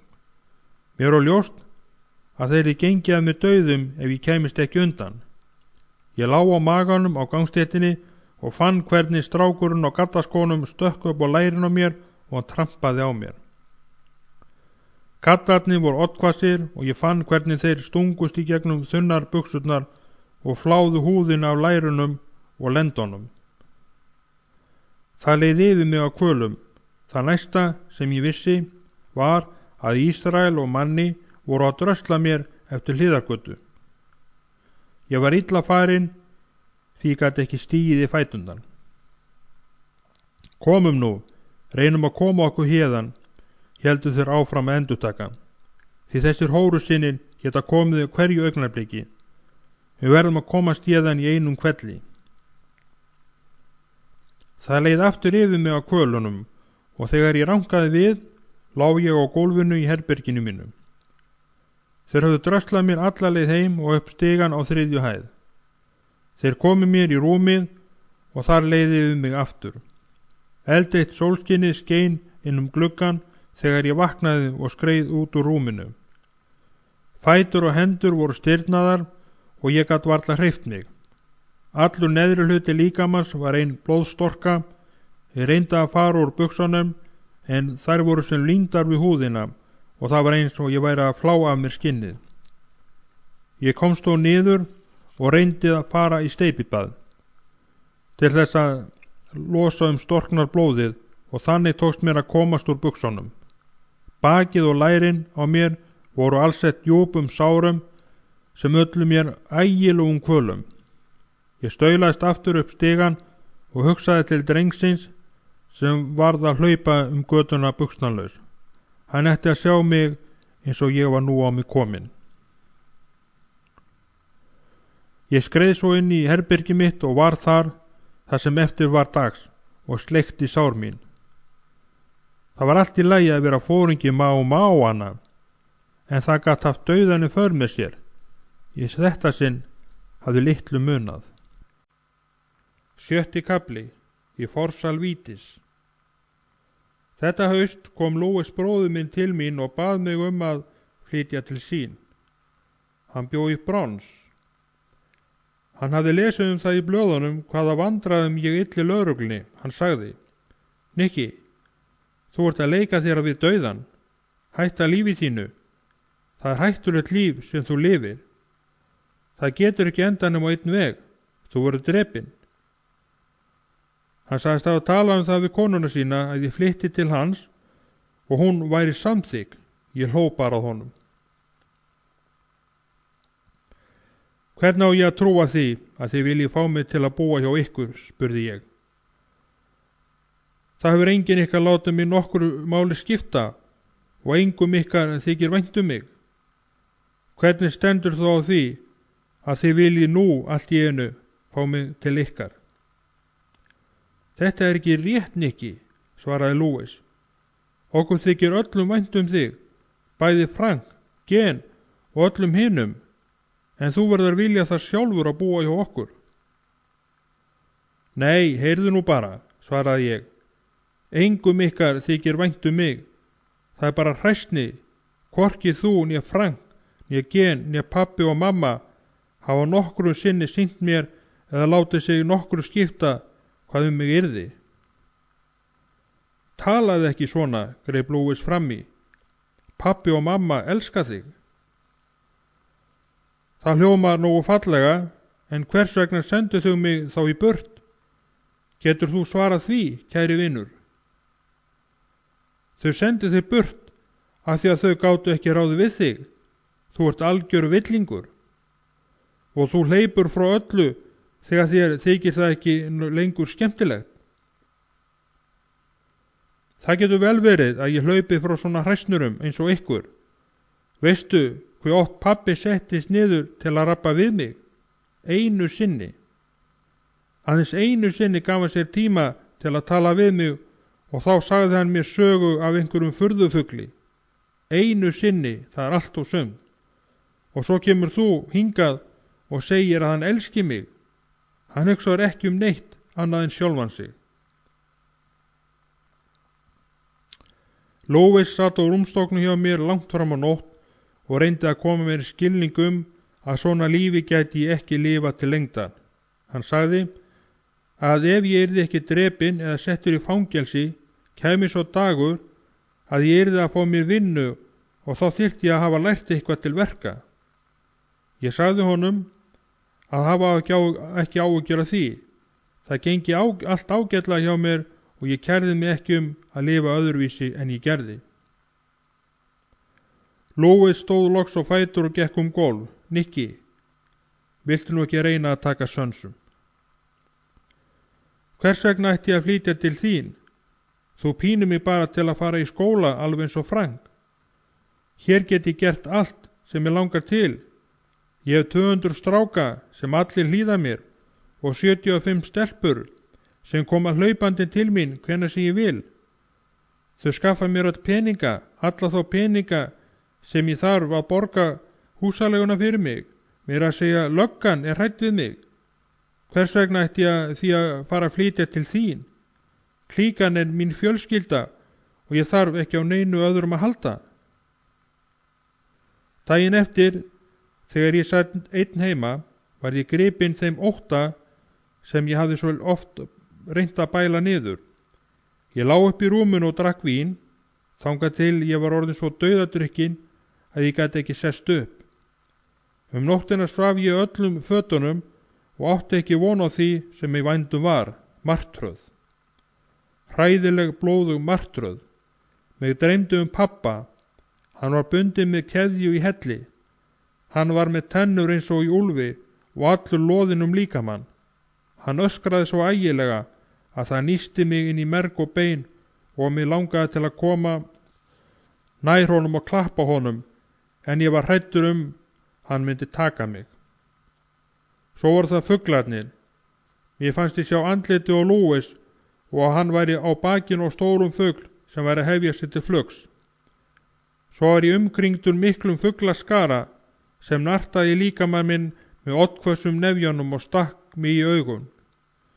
Í hvert sinn sem ég reyndi að sleppa frá þeim, sá ég Lúis eins og smá deðbil upp í loftinu þar sem hann sat á bakinu á fuglunum sem var að fara með hann til einhvers óþekks staðar þar sem frelsi ríkti.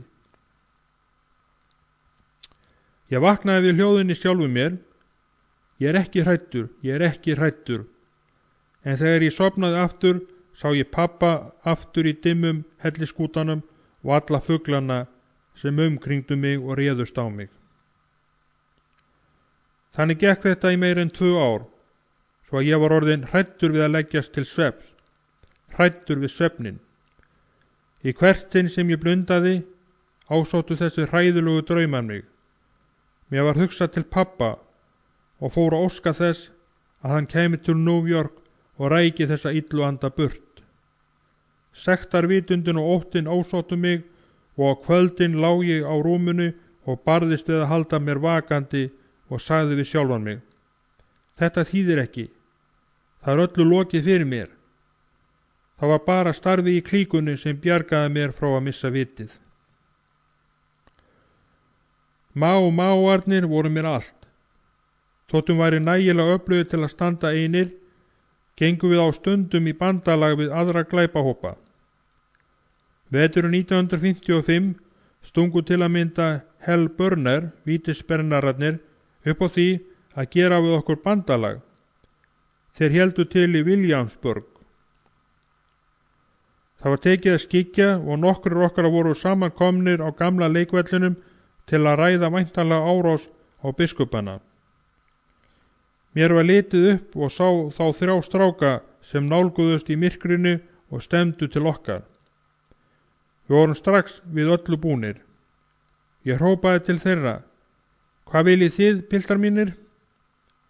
Einn þeirra svaraði: við erum að leita að Nikki, foringi Máana. Ég vissi að þetta gat verið gildra. Nú, hvað viljið þið Nikki? Heyrðu góði, við erum ekki með neitt gabb, við erum í vandræðum og viljum gjarnan tala við Nikki. Ég var enn tortrygginn. Hvaða vandræði eru það, spurði ég.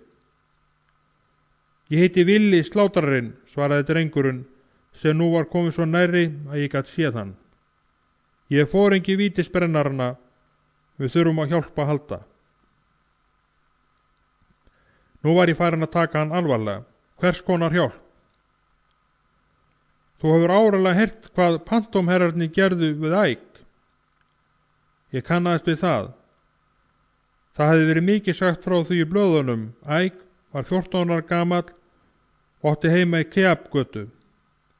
Hann var að leik með nokkrum börnum þegar nokkrir pantómherrar réðust á hann. Hinn börnin gátu forða sér en þeir klemdu Æk upp í girðingu. Þegar hann reyndi að rífa sig lausan, gripu þeir hann og fóru með hann niður í kjallara í húsi hinum megin við götuna. Eftir því sem sagði í blöðunum, bundur þeir hendur hans, slógu hann og spörkuðu í hann, þangað til hann misti meðvitundina. Svo skvettu þeir bensíni úr sígarettukveikjara yfir hendur hans og kveiktu í. Hann kom skjögrandi út á götuna, þar sem hann misti aftur meðvitundina og lögreglan fann hann. Ég leit snöggt til stráksins sem Villi Slátrarinn kynnti fyrir mér og sagði vera í Æk. Hann var með sára umbúðir á höndunum og handleggjunum og andlitið illa útlítandi. Villi hélt áfram: þið eru þeir einustu sem geti hjálpuð okkur. Við viljum gjarnan verða bræðrafélag ykkar. Það óttast allir Máana og við þurfum á ykkar hjálpa að halda til að gera upp sakirnar við pantómherrana. Ef við hefnum okkar ekki fyrir Æk, líta allir okkur sem rakgetur. Í kvöld réðust þeir inn á yfirráðasvæðið okkar og kveiktu í sælgætisbúðin okkar. Allar klíkurnar þekktu Máana og vissu það orð sem af mér fór. Þetta var ekki fyrsta sinn að til okkar hafði verið leitað hjálp og við vorum upp með okkur af því og veittum því oft hjálp, enda fengum við þá tilefni til að slást. En ef við neitum ykkur hjálp, hvað þá? Þá missum við yfirráðasvæði okkar í hendum Pantomherrana. Brenndu þeir sælgætisbúðun ykkar til grunna? Ég skal kveikja í þeim öllum saman, hverjum einasta. Á morgun skal ég koma til yfirráðasvæðis vítisbrennarana og þar skulum við skipuleggja hvernig við göngum frá þessum djöflum dauðum. Kvöldið eftir, þegar dimmt var orðið, fór ég af stað til Wilhelmsburg. Á leiðinni þangað kallaði ég saman 10 félaga úr klíkun okkar. Þegar við komum á staðinn sáum við að það var spenna í loftinu. Vítisbrennararnir höfðu flúið upp á húsþökin á Votta. Allt í einu dundi grótrið á okkur og svo fylgdu flöskur á eftir. Sem betur fór hittu þeir engan okkar og við fórum í skjól þegar enn hélt áfram að regna grjóti og flöskum ofanfrá. Ég sagði mínum strákum að vera kyrrum þar sem þeir voru á meðan ég fór upp stigan og efstuhæð. Þar sá ég annan stiga sem lá upp á þakið. Þegar ég opnaði þakleran að mestu varúð gat ég séð strákana sem hölluðu sér út yfir þakbrúnina og kíktu niður á götuna. Ég skaust þá út á þakið og faldi mig á bak við loftræstingatúðu. Svo læddist ég að baki 2 stráku og þreif í axlirnar á þeim. Þeir æptu af hræðslu og var nærið því dottnir ofan að þakinu. Þeir sáu mig nú og göftu á undrun og ótta og náðu haldi á brunastigs handfangi. Hvernig komst þú hingað upp, stömmuðu þeir. Ég gat ekki varist hlátri. Ég Nikki. Hverjir eru þið? Uglur eða hvað? Ertu þú virkilega Nikki? Stamaði annar þeirra. Komið hingað piltar, ég fóringi Máana. Við erum komnir hingað til að hjálpa ykkur, nema þið ætli fyrst að kála okkur. Hvar er ykkar fóringi, Villi slátrari? Villi var upp á öðru þaki og þeir fylgdu mér til hans. Það voru 15 vítisbrennarar þarna samankomnir í kringum okkur Máana, sem voru nú líka komnir upp á þakið. Villi sagði mér að þeir hefðu verið að reyna að koma í veg fyrir árás Pantomherrana, en þeim hefði ekki tekist það hingað til. Það væri að vísu alltaf rólegt núna, en þeir gætu aldrei vita hvenær glæpánarnir sýndu sig á götunni og skæru þó í spað. Lögreglan var komin á snoður að slagsmál væri í undirbúningi og það er ekki hægt að gera neitt til að koma í veg fyrir það. Villi var með byssu í hendinni, en eftir því sem ég gat best séð voru engir hinna vopnaðir. Ég hlusta á þetta allt og fór nú að semja áætlun fyrir væntanlega bardaga. Allir þögðu á meðan ég talaði. Ástæðan fyrir þessu er svo að þið hafið farið í vörn. Þið bíðið bara eftir því að hinni komi og verðið þá að verja ykkur yfirráðasvæði. Þið að ráðast á þá. Ég þagnaði nú í stundakort til að heyra hvernig áhrif orð mín hefðu. Svo eru þið ekki með nein skotvopn. Það kom hreyfing á hópinn, engin skotvopn. Hvernig getið þið það háð bardaga án skotvopna? Við notum vopn sem ekki heyrist í. Ég dró fram 2 feta langan byssusting sem ég hafði haft innan á mér og var í slíðurum og sýndi þeim hann. Þeir göftu af undrun. Ég hafði unnið mér virðingu þeirra. Þeir hlustuðu á mig og voru æstir í að heyra hvernig ég ætlaði að skipuleggja árásuna. Ég sneri mig nú að Villi og sagði: Ég vil fá 5 af þínum hörðustu strákum og svo tek ég 5 af mínum með. Annað kvöld fóru við inn á yfirráðasvæði Pantomherrana og tölum við foringja þeirra. Þeir vilja ábyggilega ekki fá mána á hálsinn á sér. Við segjum þeim að við séum í bræðralagi og ef þeir láti ykkur ekki í friði, verði okkur að mæta. Ef þeir leggja ekki niður rófuna, brennum við sælgætisbúðuna þeirra til grunna til þess að þeir skilji okkur sé alvara. Þetta var fínt, hrópaði hver upp í annan. Við skulum steikja þessa hóru sinni og láta þá fá það almennilega einu sinni svo þeir viti hverju við erum. Eftir middaginn daginn eftir hittust við 5 úr okkar flokki og fórum niður í Væggötu, þar sem sælgætisbúð vítisbrennaklíkunar var og þeirra yfirráðasvæði. Það var búið að laga svolítið til eftir slagsmálin sem hefðu átt sér stað þarna fyrir nokkrum kvöldum. 5 úr vítisbrennaklíkunni, þar á meðal Villi, mættu okkur þarna. Ég talaði við búðareigandan og sagði honum að mér þætti leitt að pantomherrarnir skyldu hafa eyðilagt búðina hans, en að við skildum sjá til þess að það kæmi ekki fyrir aftur. Ég bað hann að geyma byssustingi minn þangað til ég kæmi aftur. Þetta var 5-leytið og það var farið að rigna svolítið og skyggja. Svo kvöddumst við og fórum yfir í 3. götu, þar sem yfirráðasvæði pantomherrana var. Við höfðum séð 5 þeirra í sælgætisbúðinni, þar sem þeir voru að reyna að sleppa frá okkur, en við höfðum lokað undankomi leiðinni fyrir þeim. Við stóðum allir með hendurnar í jakkavössunum til þess að þeir skildu halda að við værum með byssur í vössunum. Ég gekk að strák sem stóð á bak við borð, ég hreytti út úr mér nokkrum velvöldum blótstöðum og sagði: Hvar er foringinn þinn? Ræfirslegu strákauli með dökk gleru og sagði: Freddi er foringi okkar. Hver ykkar er Freddi? Strákur á að giska 18 ára með djúpa andlitsdrætti og svart liðahár gekk til mín. Ég heiti Freddi, en hver andskotin ert þú?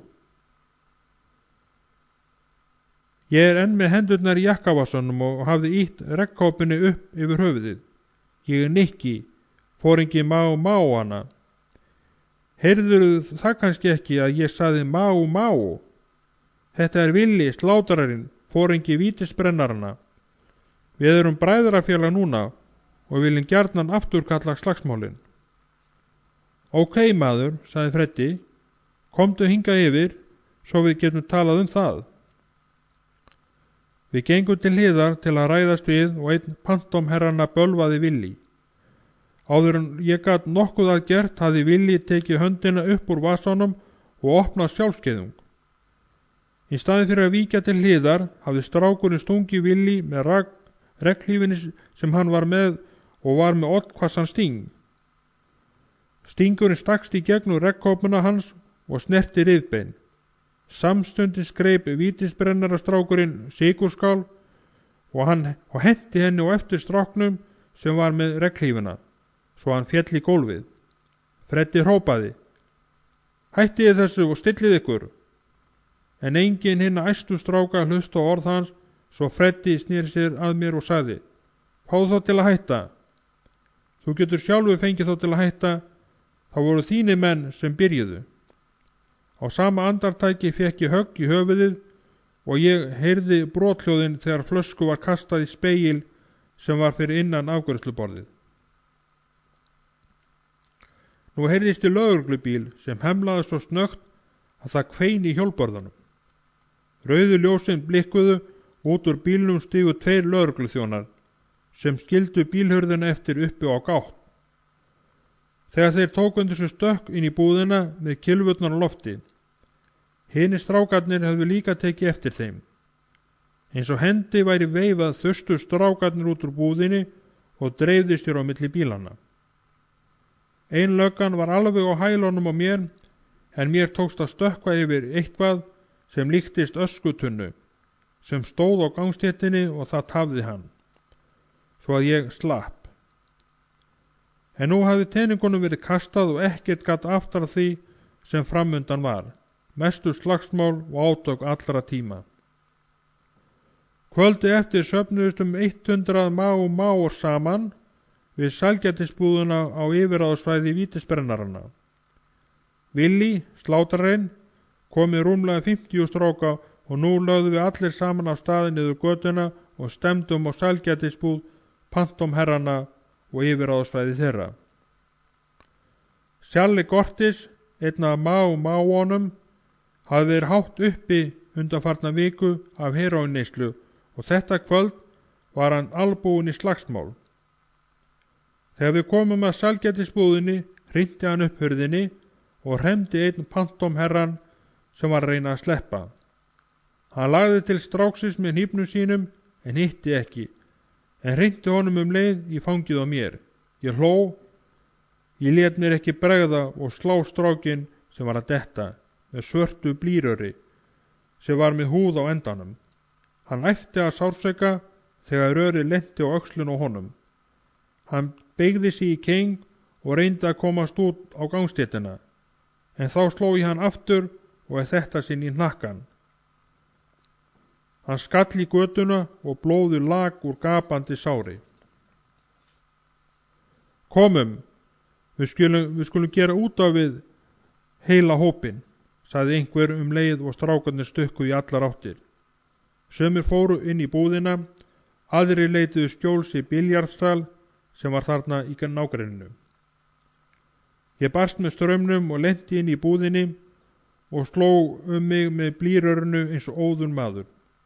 Það var þá þegar búið að brjóta alla rúður í gluggunum og ég sá eigandan skríða undir afgreiðsluborðið til að forða sér, en þar væri eitthvað skjól að finna. Strákarnir voru alveg óðir, þeir brötu allt og brömluðu.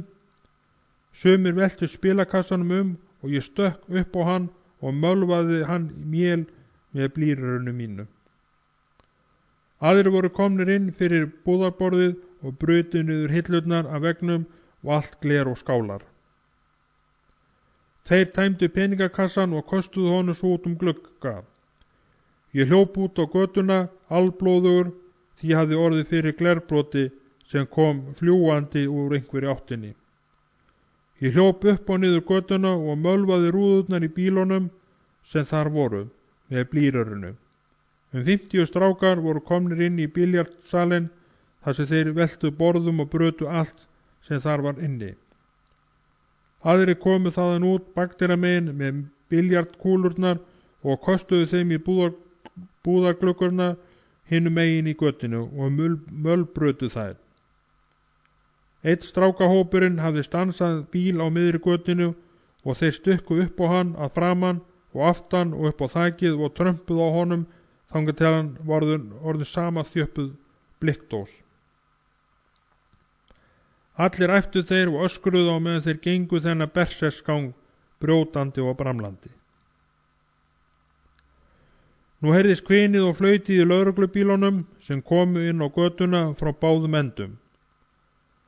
Að öllu venjulegu hefði þetta verið merkið sem hefði dugað til þess að drengirnir hefðu hraðað sér burt af staðnum, en uppreisnaræðið hafi tekið þá þeim heljartökum að þeir virtust láta sér á sama standa allar hættur og kæri sér kollótta þótt lögreglubílarnir streymdu að. Einn lögreglubílinn komst alveg að húsinu, en lögreglumennirnir gátu ekki opnað bíldyrnar því strákarnir þyrftust bílinn og lömdu í hann með flöskum, múrsteinum og kylfum. Þeir brötu ljóskjörin og gluggarúðurnar. Mennirnir í bílnum voru komnir í gildru og reyndu að kalla á hjálp í talstöðuna. En þá stökku strákar upp á þakið og rifu loftnetið af og það féll í götuna. Nú komu fleiri bílar inn götuna en námu staðar fljótlega. Þetta var allt eins og eitt vitfirringahæli.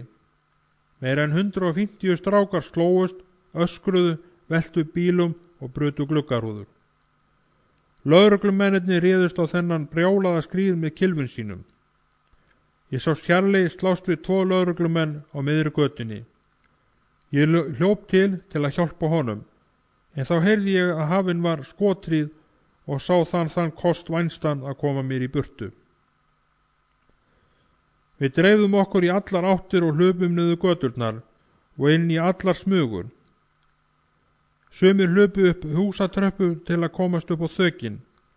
Eftir fáeinar mínútur var gatan tæmd, en allt í kring var sem orustuvöllur að sjá. Allir bílarnir voru meira eða minna skemmdir, enginn hafði sloppið við eyðilegginguna og það sama gilti biljartsalinn. Í barnum hinum megin götunar voru allar rúður brotnar og öllu viskjum og hillunum hafði verið stólið. Einhver hafði rifið upp bílhurð og kveikt í bílnum. Lögreglan reyndi að slökkva eldinn en það logaði enn í bílnum þegar við hlupum burt. Við dreifðum okkur í allar áttir og hlupum niður göturnar. Allir okkar sluppu nema Charlie, Cortes og 3 af vítisbrennurunum. Lög glæparhingana kváðu svo að yrði við teknir fastir, yrðu við að steinþegja og á engan hátt gefa yfirlýsingar eða kjafta frá. Væri þessi lög brotin og einhver söng eða læki, myndi glæparhingurinn taka til sinna ráða og refsa hinum seka. Ef sá hinn sami yrði dæmdur til fangelsisvistar, yrði fjölskylda hans refsað. Charlie var dæmdur til 30 ára fangelsisvistar og hinir áður nefndu voru einnig dæmdir. En eftir þetta sýndu bandómherrarnir sig aldrei á yfirráðasvæði vítisbrennarana. 7. lestur, mótið. Það var á heitum föstudags eftir miðdegi í júlí 1958. Ísrael, Lídía og ég sátum á tröppunum fyrir framan húsið sem ég átti heima í, þegar nokkur börn komu hlaupandi niður götuna. Hæ, kallaði ég, hvað gengur á? Það eru komin trúðar, þeir eru niður við skólan, svaraði mér einn drengurinn. Það er yfirleitt ekki mikið skemmtanir eða tilbreytingar í Brooklyn og það er ein af ástæðunum fyrir því að við verðum sjálf að sjá að eitthvað séum að vera og þá er ekki til annað að grípa en slagsmála, fíkniefnaneyslu eða kynmaka. Allt var betra en að hangsa og hafa ekkert fyrir stafni. Við létum því ekki á okkur standa og lögðum að staði við garðinn og til skólans við St. Edvardsgötu. Þegar hingað kom hafði safnast þar saman talsverður hópur. Við olbóguðum okkur í gegnum þröngina og hrintum þeim litla frá svo þau duttu. Við vildum sjá hvað var að vera og fá gott plás. Maður nokkur stóð upp og bruna hana og var að blása í horn, áfram kristmenn krossmenn. Hann lék lagið aftur og aftur. Næstur honum á stéttinni var annar maður, svo beinabir og hóraður, að annað eins hafði ég varla séð. Yfir þeim gnæfði þjóðarfáninn á priki. Loks hætti hornablásarinn að leika og þá fór hópurinn að gera óbáð honum. Það voru alltaf 100 strákar og stelpur sem hafðu safnast þarna saman og lokuðu gangstéttinni og götunni fyrir allri umferð. Beinaberi maðurinn var með píanóstól sem hann hafði fengið í skólanum.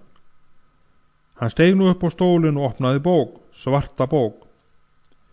Við fórum að æpa á hann og gera grín að honum. Hann stóð þegjandi stund og hneigði höfuðið. Það var auðséð að hann var hræddur. Við æptum hærra og hærra. Við stóðum þétt og ég hélt mittið á Lídíu. Hún skríkti þegar ég reyndi að teygja handlegginn yfir axlir hennar og rétta höndina undir peysuna hennar. Allt í einu tók ég eftir því að þögn sló á hópinn. Ég hætti að þukla á Lídíu og beindi nú athyglina að manninum á píanóstólnum. Hann stóð þarna á stólnum og hneigði höfuðið og svarta bókin sem hann hélt á og ropinn. Það greip mig sama óttangetinn sem hafði svo oft ásótt mig heima þegar faðir minn var að fremja seið og þylja galdraþulur sínar. Allt var svo kyrrt, jafnir bílarnir sem voru á ferð og flugi á Park Avenue virtust halda niðri sér andanum. Þetta var ójarnins kyrrð og þögn. Ég varð hræddur. Gamla hræðslan sem hafði ekki látið þessu kræla sem ég vígðist má honum þyrmdi yfir mig. Það var sami óttinn sem heldók mig kvöldið sem ég skildi við sálfræðinginn. Alltaf hafði mér tekist að kveða hann niður, hlaupa frá honum. En nú smaug hann inn í hjarta mitt og allan líkama minn, og ég fann að hann lagði hönd sína yfir sál mína. Mér langaði til að hlaupa frá þessu öllu saman, en allir stóðu kyrrir og hlustuðu, biðu. Loks hóf þessi vesali maður upp rödd sína, en hún var svo veik að maður gat varla heyrt til hans. Hann var að lesa upp úr svörtu bókinni. Svo elskaði Guð heiminn að hann gaf son sinn eingetinn til þess að hver sem á hann trúir glatist ekki, heldur hafi eilíft líf. Ég skalf af hræðslu. Þessi maður hlaut að vera einhvers konar prestur eða galdrakall eða eitthvað þvílíkt. Hann var að tala um kærleikan, ástina. Ég þekkti ástina. Ég var sérfræðingur í ást. Ég teygði mig og ýtti við Lídíu og tók mjaðmirnar á henni. Hlustað á hann ekki, sagði hún og leit á mig. Ég leit aftur til mannsins, hann var að tala um eitthvað kraftaverk, biðja að kraftaverk gerðist. Ég skildi ekki hvaða kraftaverk þetta ætti að vera, en það hlustuðu allir og ég vildi ekki vera öðruvísi en hinir. Svo þagnaði hann og stóð þarna og beið eftir því að eitthvað gerðist. En svo sagði hann að hann langaði til að tala við foringja eða varafóringja klíkana. Ég fór að gera mér ljóst að þetta var hættulegu maður. Hann fór að ryðjast hingað inn á okkar veröld og ég kærði mig ekki um nein aðskotadýr. Hann hélt áfram að tala. Úr því að þið eru svo stór og mikil, ættu þið ekki að óttast að koma hingað upp og taka í höndin á mér, presti, er það? Það heyrðist kurr í hópnum, einhver sem stóð aftan til kallaði. Þú þarna Buckboard, hvað gengur eiginlega að þér, ertu hræddur? Sá sem kallaði var að kalla til Buckboard foringja herprestana, sem var bræðraklíka okkar. Svo sá ég að einhver hreyfing kom á hópinn og leit upp og sá hvar Buckboard og Stackboard og þeir aðrir negrar, meðlimi klíkunar, tróðu sér í gegnum hópinn. Þeir gengu til pressins sem hafði nú stigið niður á stólnum og stóð þarna til að taka á móti þeim. Ég var enn taugaósterkari. Mér fell þetta alls ekki. Ég leit í kringum mig en gat ekki betur séð en að allir varu brosandi og víkju fyrir Buckboard og Stackboard, svo þeir kæmust til mannsins. Þeir tókust í hendur, svo fór presturinn og hornablásturinn með Buckboard og Stackboard og hina drengina báða yfir að skóladyrunum. Þeir stóðu þar og töluðu saman, en ég fór á Lídíu og færði mig til Ísrael. Hvað eru þeir að gera? Spurði ég hann. Ísrael svaraði mér ekki og það var einhver furðusvipur á andlitinu.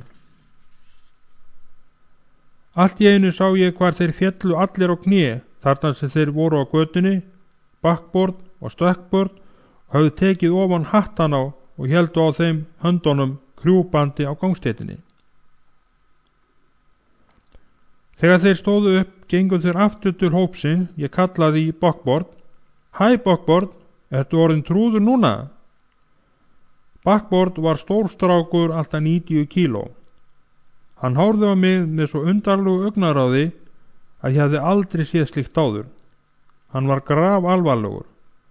Hann horfði fast og ákveðið í augum mér og ég skildi hvað hann meinti þó ég vissi ekki hvað hafði í rauninni gerst. Hann sagði mig sínum: það þér fyrir bestu, Nikki, að þú haldir þér á mottunni. Þetta er hvorki stundni staður fyrir neinn asnalæti. En nú kallaði einhver í mig höstum rómi. Hæ Nikki, ætlar þú að láta þessa niggara gera grína þér? Ertu hræddur við að fara upp líka? Ísrael ítti við mér og ég kinkaði kolli í áttina til mannana tveggja. Komdu Nikki, við skulum fara. Ég sá að honum var alvara. Það er eitthvað ógnvegnilegt við þetta og ég var dauðhræddur við það.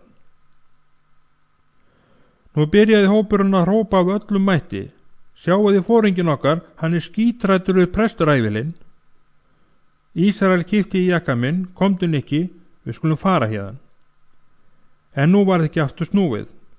Nú átti ég ekki neina kosta völ, ég varð að fara og stilla mér upp fyrir framan mennina báða. Ísrael rétti mér höndina og þeir tókust í hendur. Ég var enn hræddur og hélt mig í fjarlægð. Þá gekk horaður maðurinn yfir til mín og rétti mér höndina. Nikki, ég heiti David Wilkerson. Ég er prestur í Pennsylvaníu. Ég starði bara á hann, farðu til helvítis, prestur. Þér geðist ekki að mér, Nikki, sagði hann, en ég er á annarri skoðun hvað þig snertir, ég elska þig. Og það sem meira er, ég er komin til að segja þér að Jesús elskar þig líka. Ég var eins og dýr í snöru sem átti að fara að loka inni í búri. Að baki mér var hópurinn, fyrir framan mig stóð þessi maður með brosandi ásjónuna og talaði ást og kærleika. Engum þótti vænt mig, enginn elskaði mig. Það hafði enginn gert, ekki nokkur maður.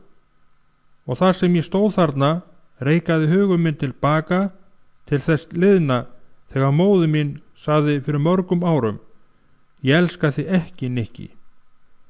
Og hugum minn sagði mér, ef móðir mín elskar þig ekki, þín eigin móður, þá elskar þig enginn, og enginn minn nokkru sinni elskar þig, aldrei. En þarna stóð presturinn og brosti með útrétta höndina. Ég hafði alltaf gott af því að ég hræddist ekkert, en ég var sannarlega hræddur núna.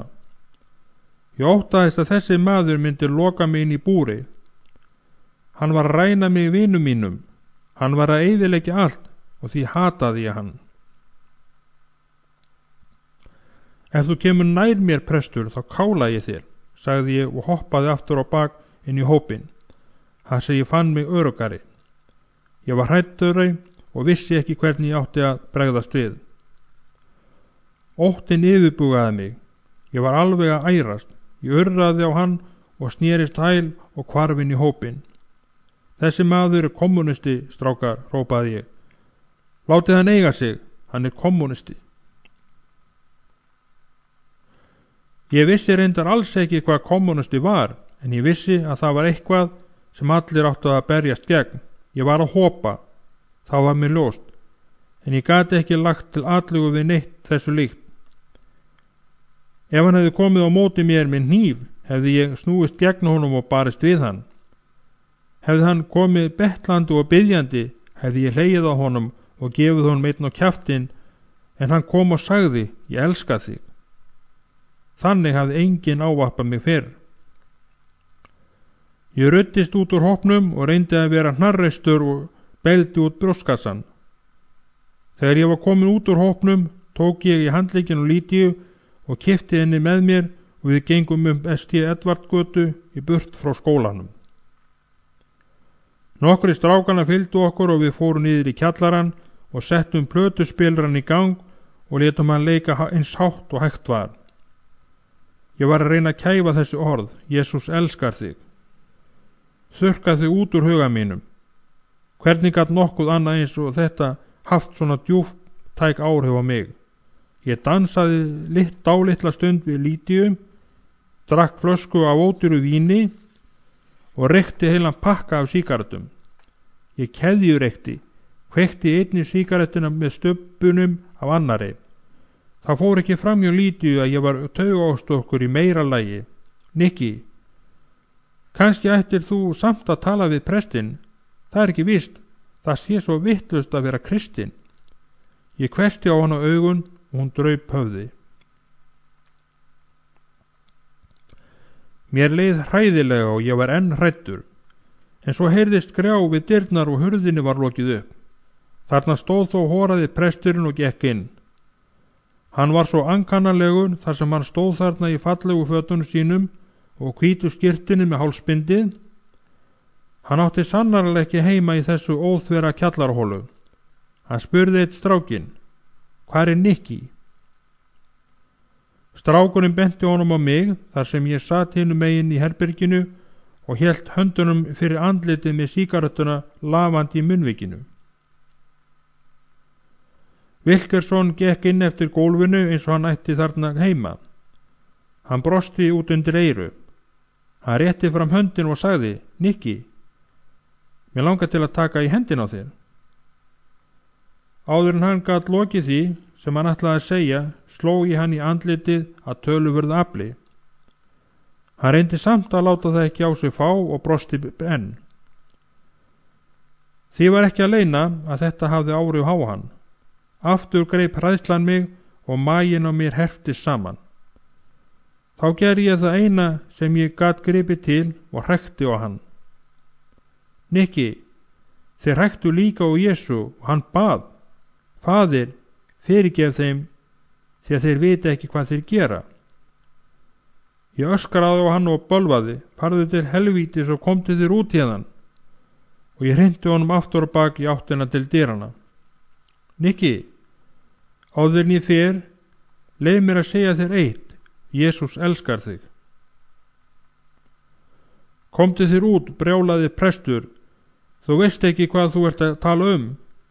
Ég gef þér 24 tíma frest til að koma þér burt af mínu yfirráðasvæði, annars drep ég þig. Wilkerson fór til dyra og enn brosti hann.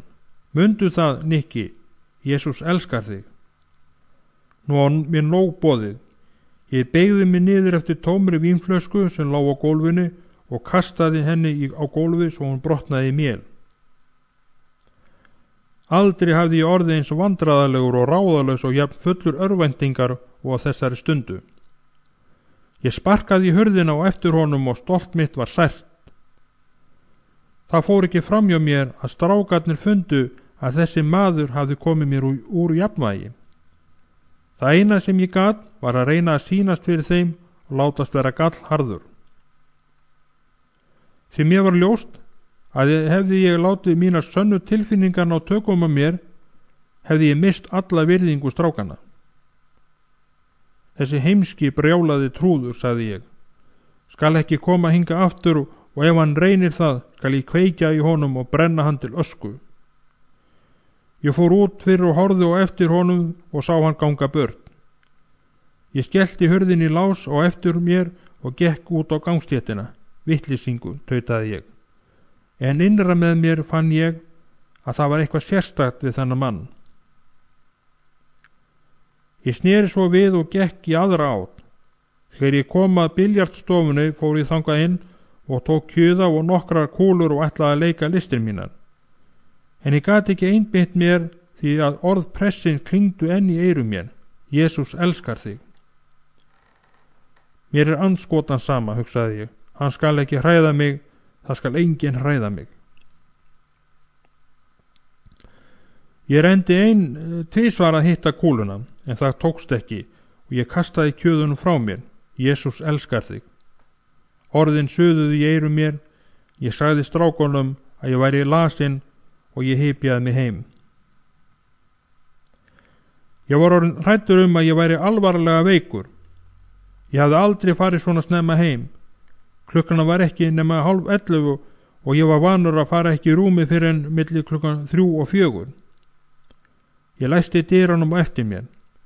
Ég reikaði á fótunum þegar ég gekk inn á gólfið og kveikti á lampanum sem var við rúmið mitt.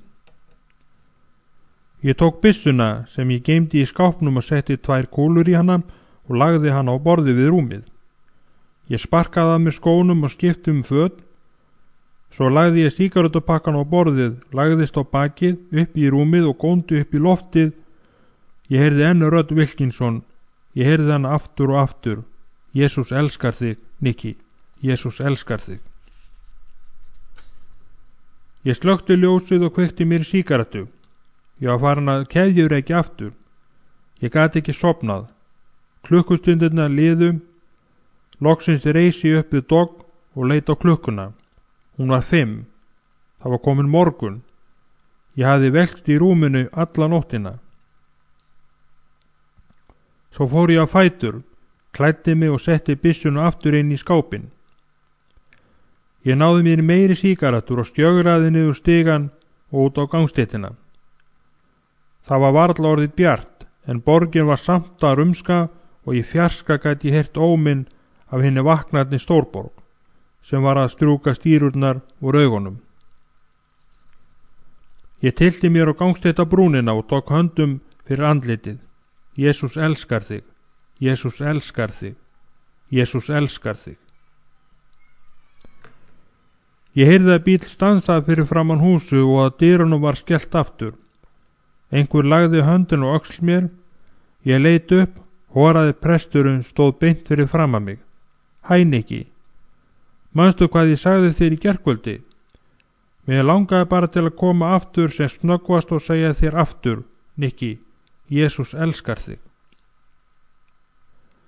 Ég stökk á fætur og æddi að honum, en hann hefur auðvitað gert ráð fyrir einhverju slíku viðbragði og stigið nokkur skref aftur á bak, svo ég náði ekki til hans. Ég stóð nú þarna og hvessti á hann augum eins og villidýr, sem að búa sig undir að taka undir sig stökk til að hremma bráðina. En Wilkinson horfði beint í augum mér og sagði, þú getur drepið mig, Nikki, þú getur skorið mig í smá stykki og raðað þeim á götuna, en hvert einasta stykki myndi hrópa, Jesús elskar þig, og þú getur aldrei hlaupið frá þeirri rödd. Ég reyndi að yfirbuga hann með augnaráðunum, en hann hélt áfram að tala. Nikki, ég er ekki hræddur við þig, þú reynir að herða upp hugan, en þú ert alveg eins og allir hinir. Þú ert hræddur, þú ert sjúkur vegna alls þess sem þú hefur gert, vegna syndarinnar, þú ert einmanna, en Jesús elskar þig. Það brast eitthvað innra með mér. Hvernig gat hann vitað að ég var einmanna? Ég vissi ekki hvað hann var að segja þegar hann talaði um synd. Ég skelfdist þegar ég hugsaði til þess að ég að viðurkenna að ég væri hræddur. Og hvernig gat hann vitað að ég var einmanna? Glæpafélagarnir stóðu allir sem einn maður með mér. Ég gat tekið mér hvaða stelpu sem ég vildi. Fólk óttaðist mig. Það sá mig koma og ganga göturnar og vissi að ég var foringi klíkunar. Hvernig gat nokkur manni látið sér koma til hugan að ég væri einmanna? Og samt var ég það, og þessi prestur vissi það. Ég reyndi að vera sniðugur. Þú heldur að þú geti breytt mér bara svona, þarna sem þú stendur, sagði ég og smelti fingri. Þú heldur að ég ætla að fara að hlusta á þig og taka við Biblíinu og ganga eins og prestur og predika, og svo segir fólk, sjáðu Nikki Krull, hann er orðin engill, heilagur maður, dýrlingur. En það fór ekki fram hjá mér að honum var alvara og hann ætlaði ekki að gefast upp. Nikki, þú svafst ekki mikið í nótt, var það? Og enn kom hann mér að óvörum. Hvernig gat hann vitað að ég svaf ekki í nótt? Og Wilkinson hélt áfram. Ég svaf heldur ekki mikið í nótt, Nikki. Ég vakti mest alla nóttina og bað fyrir þér. En áður ég gerði það, talaði ég við nokkra af drengjónum þínum. Þeir sögðu mér að engi þeirra kæmist í náu samband við þig. Þeir eru allir hræddir við þig, en ég er komin til að segja þér að það er einn sem ber umhyggju fyrir þér, Jesús. Hann elskar þig. Og svo horfði hann beint í augum mér. Það kemur svo dagur að hann kemur senn, Nikki, að andi Guðs mun annast þig. Það kemur svo dagur, Nikki, að þú hættir að hlaupa og flýja og kemur hlaupandi til hans. Ég þagði, ég snerist hæli og fór beinalið upp á herbergið mitt og læsti hurðinu eftir mér. Ég settist á rúmið og horfði út gluggann. Bíllinn var farinn þegar ég leit niður á götuna. Á austurhimninum var morgunróðin að boða komin í strax. Háu húsin hinum megin við götuna byrðu fyrir útsýnið. Þessi hrörlugu hús þar sem þúsundinni Brooklyn búa hafast við. En allt í einu, eins og ég hafði séð í svip bláa flöt vatnsins þegar maður er langt upp með ánni, varð mér ljóst að þetta var ekki allt og það eina sem lífið hafði upp á að bjóða. Það var fleira til en þessir gnæfandi steingráu húsraðir, þessi fangelsi úr gleri og grjóti. Ég minntist orða hann, það kemur svo dagur að þú hættir að hlaupa og kemur hlaupandi til hans.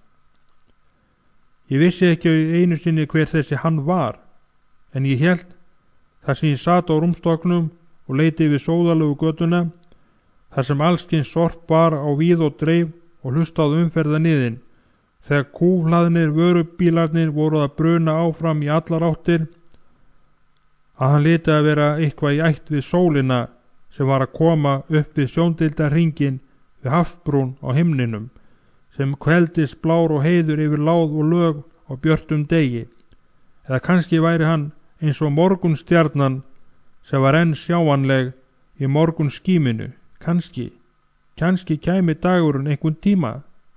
Hann var nær en mig grunaði. Ekki komst ég hjá því að hitta mannin sem talaði máli Guðs. Það var Ísrael sem léti ekki á því að minna mig á hann. Á hverjum degi sem ég sá hann talaði hann Guð. Andskotin hafi það, Ísrael, ég drep þig ef þú hættir ekki að tala þennan Guð. En Ísrael lét sér ekki segjast og mig grunaði að hann hitti Virkilsson í laumi. Mér leist ekki á það. Ég hafði þá tilfinningunni að þessi aðkomumaður myndi eyðileggja klíkun okkar. Núna, þegar Manníus naut ekki lengur við, var engin eftir nema Ísrael og jafnvel hann virtist vera að verða mér fráhverfur. Þetta eilífa tal Wilkerson og tilraunar hans til að þvinga mig til að tala voru að reka mig út af barm örvæntingarinnar. Nú þoldi ég þetta ekki lengur. Kvöldi fyrir 4. júli, þegar til stóða allar klíkurnar kæmu á Coney Island eins og áður, satt Ísrael yfir mér langt fram eftir nótt og reyndi að fá mig ofan að því að fara á mótið á Coney Island og fara heldur að tala við Wilkerson í staðinn. Ég hélt fyrir eyrun til að heyra ekki þetta látlausa suð í honum. Loks gafst hann upp og sofnaði út af. Ég lá í rúminni og starði upp í loftið og óttatilfinningin var alveg að gera út af mig. Ég varð að vinna bug á henni. Ég varð að stoppa Ísrael og fá hann til að hætta þessu nutti. Ég þoldi ekki lengur þetta tal Wilkerson. Ég tegði mig niður og náði í ískrókin sem ég hafði falið og geymt undir dýnunu í rúminu mínu. Ég heyrði djúpan andardrátt Ísraels þar sem hann svaf í rúminu við hliðina á mér.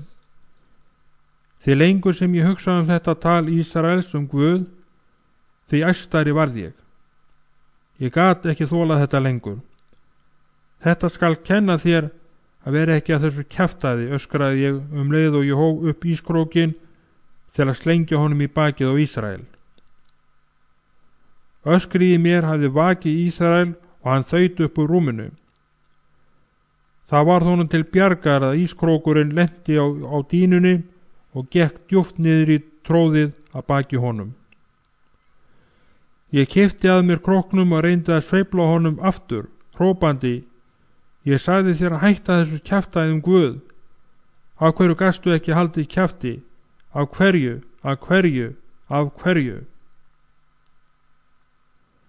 Ísrael þreif til mín og við tókumst á og veltustu niður á gólfið, en ég hélt áfram að lemja með króknum í blindni.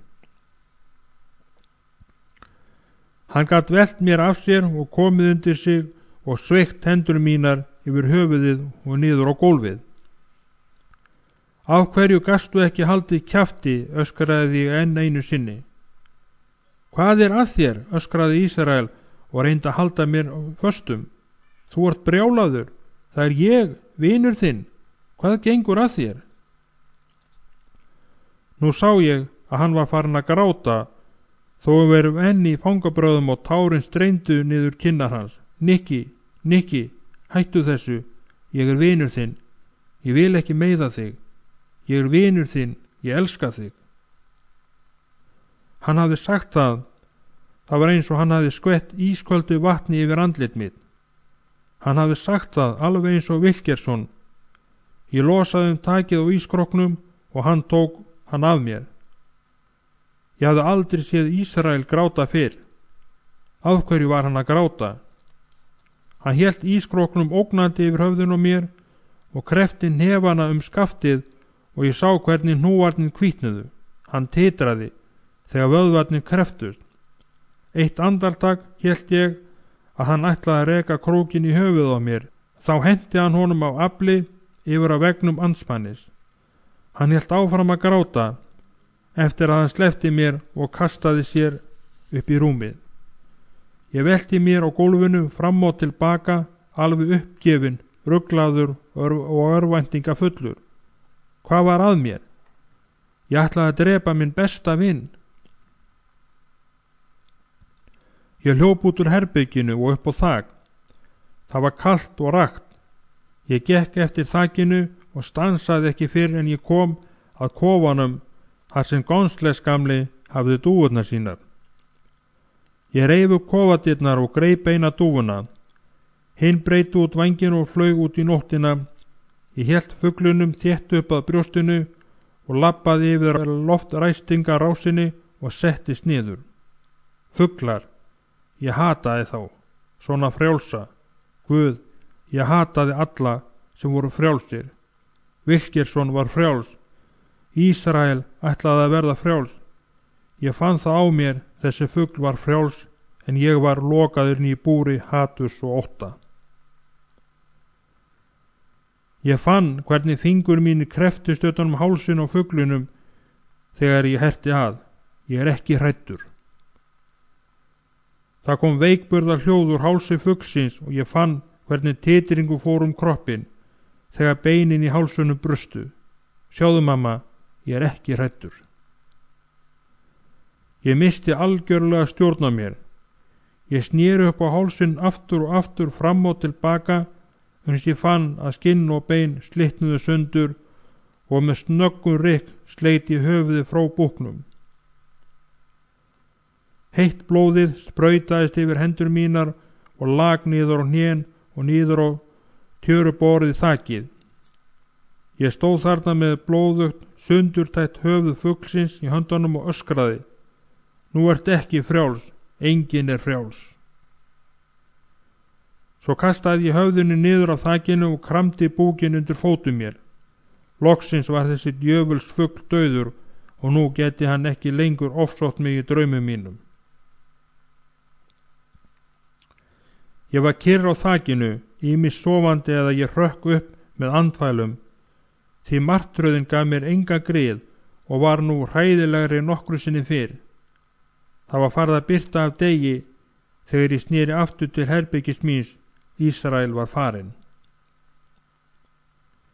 Ég leitaði hans allt næsta dag. Loksins fann ég hann þar sem hann satt einn í kjallaranum, þar sem við vorum vön að halda abasvallið.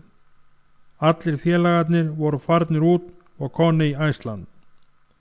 Hæ, sagði ég. Mér þykir leitt hvernig ég léti í gærkvöldi, hóf ég máls. Við skulum ekki tala það, sagði Ísrael og reyndi að brosa. Nei, vinur, fyrirgefðu. Þetta var ekki líkt mér. Það er eitthvað bogið mig. Ísrael stóð upp og lét sem hann ætlaði að gefa mér utanundir. Já, vinur, við erum brjálaðir. Ég var með Ísrael þar sem eftir var dagsins. Þetta var í fyrsta sinn í 3 ár að ég leti ekki sjá mig á koni Æsland 4. júlí. Það var í annari viku júlí 1958 að Ísrael kom til mín og sagði mér að Wilkerson ætlaði að halda mikla samkomu á Nicholas ærana. Wilkerson hafði nefnilega komið til Ísraels og boðið máunum að koma á samkomuna. Það átti að senda sérstakann langferðavagn eftir okkur niður að PS 67 og það átti að taka frá sérstök sæti fyrir okkur í salnum, beint fyrir fram að sviðið. Ísrael hafði lofað Wilkerson að máarnir myndu koma. Ég hristi höfuðið, því ég vildi ekkert hafa með þetta að gera. Það greip mig aftur sami gamli óttinn og ég stirðnaði upp og gat varla komið upp nokkru orði.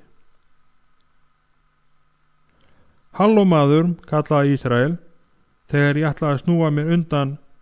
Þú ert þó ekki hræddur? Þarna hafði Ísrael hitt mig fyrir berskjaldaðan og viðkvæmasta blettin. Ég sneri við honum bakinu. Nikki, er ekki hræddur við neitt, þennan prestaumingja, þig, ekki einu sinni Guð. Ísrael stóð bara þarna með ofurliti bros á vör á fríðu andlitinu. Mér sýnist ekki betur en að þú sért lafræddur eða hvað. Af hverju viltu ekki koma með?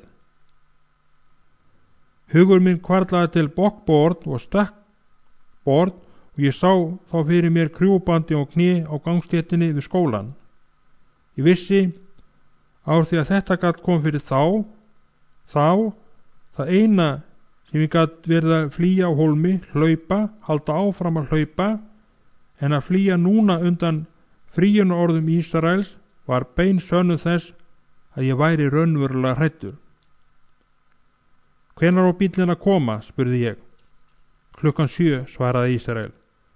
Samkoman á að byrja 7:30, ætlar að koma. Auðvitað maður. Heldur að ég sé rakið eða hvað? Við skulum kalla á allan hópin og fara þangað og brenna helvítis kofandi grunna. Ísrael kinkaði kolli og gekk niður götuna og vaggaði sér í mjöðmónum og dansaði í Jitterburg. Ég sneri við og hélt upp tröppurnar og upp í herbyrgi mitt á 3. hæð. Ég leið bölvanlega. Ég læsti dyrunum og fleygði mér upp í rúm. Ég ætlaði að ná í svolítið hass í þeirri von að það hresti svolítið upp á skapið. En þá kom í ljós að ég átti ekkert, svo ég kveikti mér í sígarettu. Hugsanirnar brutust út og steyptust yfir mig eins og flóðbylgja. Ég var hræddur. Sígarettuaskan hrundi niður á skyrtuna mína og óhrein rúmfettin. Ég var logandi hræddur að fara með þessum bíl. Ég var hræddur við að fara út af yfirráðasvæði okkar. Ég var hræddur við að fara frá þessum litla stað sem ég þekkti svo vel og við að koma í mannþröng þar sem ég týndist í kösinni og erði eins og lítil bladra. Ekki neitt. Ég vissi ef ég á annað borð færi á orustuvöllin yrði ég að gera eitthvað til að vekja athygli á mér. Fyrst og fremst væri hræddur við það sem ég hafði séð á götunni daginn sem Wilkinson kom. Ég óttaðist að eitthvað sem væri mér ofurefli kynni að knýja mig til að láta fallast á kné fyrir fram á fólk og að ég myndi fara að gráta. Ég var ofsalega hræddur við tár. Tár voru greinilegustu merki veiklingas, uppgjafarinnar, auðmýkingarinnar og barnalegarar framkomu. Ég hafði ekki grátið sem ég varð 18 ára. Eitthvað hafði komið Ísrael til að gráta en ég myndi aldrei tárfella, aldrei. En ef ég færi ekki ég stimplaður rakið, hugleysingi. Bæði af Ísrael og öllum hópnum. Ég átti engra kosta völ, eins og nú var komið. Það var heitt júlíkvöld þegar við stigum upp í bílinn. Í bílnum voru nokkri menn, velklæddir með hálsbindi og þeir áttu að sjá að allt færi vel fram. Þeir hefðu svo sem mátt vera kyrrir heima. Hávaðin í bílnum var yfirgnæfandi. Mér leið alltaf betur þegar ég var innan mína félaga. Að vera einn heima í herbyggiskiturinu minni var afar einmannalegt, en í bílnum var þetta allt öðruvísi. Þar voru 50 máar. Gæslumennirnir reyndu að koma á reglu, en gáfust fljótt upp og létu okkur afskiptalaus. Það voru stimpingar, ljótur munnsöfnuður, gluggarnir rifnir upp, drukkið, kipti í bjöllustrengina æft og hrópað að herða nú ferðina. Þegar við komum á áfangastað voru jafnvel neyðardyrnar rifnar upp og sumir klifruð út gluggana. Hópur stelpna á unglingsaldri hafðu raðað sér upp fyrir framan innganginn. Þær voru flestar í þröngum stuttum buxum sem náðu rétt niður á lærin. Hróp eins og "Hi baby" og "Hvað segir að koma í eitt lítinn túr" og "Komdu með mér skvísa, við erum að fara í alvöru partí" og annað þvílíkt hvað við í kvöldtúminu. Sumar stelpurnar kom þó inn með okkur. Ísrael og ég fórum fyrir hópnum. Dyravörður reyndi að stoppa okkur þegar við komum í salardyrnar. Þegar inn kom sáum við að fólki sneri sig við og horfði á okkur, þar sem við röddumst inn í salin. Heyrðu maður minn, sagði Ísrael, við erum aðalfólkið, máarnir. Presturinn bauð okkur hingað. Það hafi verið tekin frá sæti fyrir okkur. Innar í salnum var hópur herprestana. Þegar þeir sá okkur koma upp, stóðu þeir upp og hrópuðu: Hæ Nikki, drengur, komdu hingað, það hafi verið tekin sæti frá fyrir ykkur. Við ýttum verðinu til hliðar og hann horfði undrandi á eftir okkur þegar við ruddumst sperrtir inn. Við vorum klæddir einkennisbúningunum okkar og enginn okkar tók ofan svarta hattinn. Þegar við vorum komnir innarlega í salin lömdum við stöfunum okkar í gólfið, flautuðum og rópuðum að samkomi gestum. Þegar ég gaf mér tíma til að líta í kringum mig, sá ég að margir af keppinautum okkar og öðrum klípkum voru þarna líka. Það voru bæði biskupar og GGI-ar og pantómherrar frá Batford Avon Park. Salur var næstur fullur af stelpum og strákum sem undir venjulegum kringumstæðum hefði lent í slagsmálum, en það komst furðufljótt kyrrð á í salnum. Öðrum megin í salnum hóf stúlka að leika á orgel. Ungu Portóríkani stóð upp og klappaði saman lófunum og barði sér á brjóst og rykti höfðinu aftur og hrópaði: Ó Jesús, frelsaði mína svörtu sál. Svo féll hann niður í stólinn, en hópurinn rak upp óp og við lömdum við prikanum okkar í gólfið. Nú hópuðust nokkri strákar og stelpur í kringum orgelið og fóru að syngja. Stelpurnar fóru að aka sér í mjöðmánum í takt við músíkina, en strákarnir dansuðu jiggeburg í kringum þær. Þetta vakti mikinn fögnuð og það var mikið hrópað. Það leit út fyrir að ætla að fara úr bandunum. Allt í einu birti stúlka upp á sviðinu. Hún gekk að hátalara sem var á miðju sviðinu. Hún stóð stundakort þögul og klappaði saman lófunum til að reyna að fá hljóð. En hávaðinn jókst allan helming. Hæ elskan, getur ekki dillað þér svolítið, hrópaði einhver. Hvernig var að koma á stefnumót með mér, elskan? Renglulegu strákur, sem ég hafði ekki séð fyrr, stóð upp, lokaði augunum og teygði fram hendurnar og sagði með drafandi röddu: Mamma litla. Þá var mikið klappað og plístrað. Stúlkan á sviðinu hóf upp söng sinn. Þótt við sætum í þriðju röð frá sviðinu, gátu við varla heyrt til hennar fyrir hávaðanum. Þegar hún var búin að syngja stund, röku nokkra stelpur upp úr sætunum og strákar á eftir þeim og fóru að snúast á gólfinu og dansa. Stelpurnar voru í stuttbuxum og strákarnir í svörtu má jökkunum, með brottaskóna og svörtu hattana, sem skreyttir voru með eldspýtum og silfurstjörnum. Stúlkan lauk söng sínum og leit yfir hópinn. Það leyndi sér ekki að hún var orðin tauga óstyrk. Við byrjuðum nú að klappa og kalla á meiri söng, en hún gekk út af sviðinu og í sama mund birtist presturinn skinnhorði á sviðinu. Ég hafði ekki séð hann síðan morguninn fræga nokkrum vikum áður. Hjarta mitt ætlaði að stöðvast og óttinn greip mig á ný. Það var eins og dimmt ský legðist yfir sál mína, slæmur fyrirboði næði tökum að mér. Ísrael rauk á fætur. Hæ David, ég er hér, sjáðu.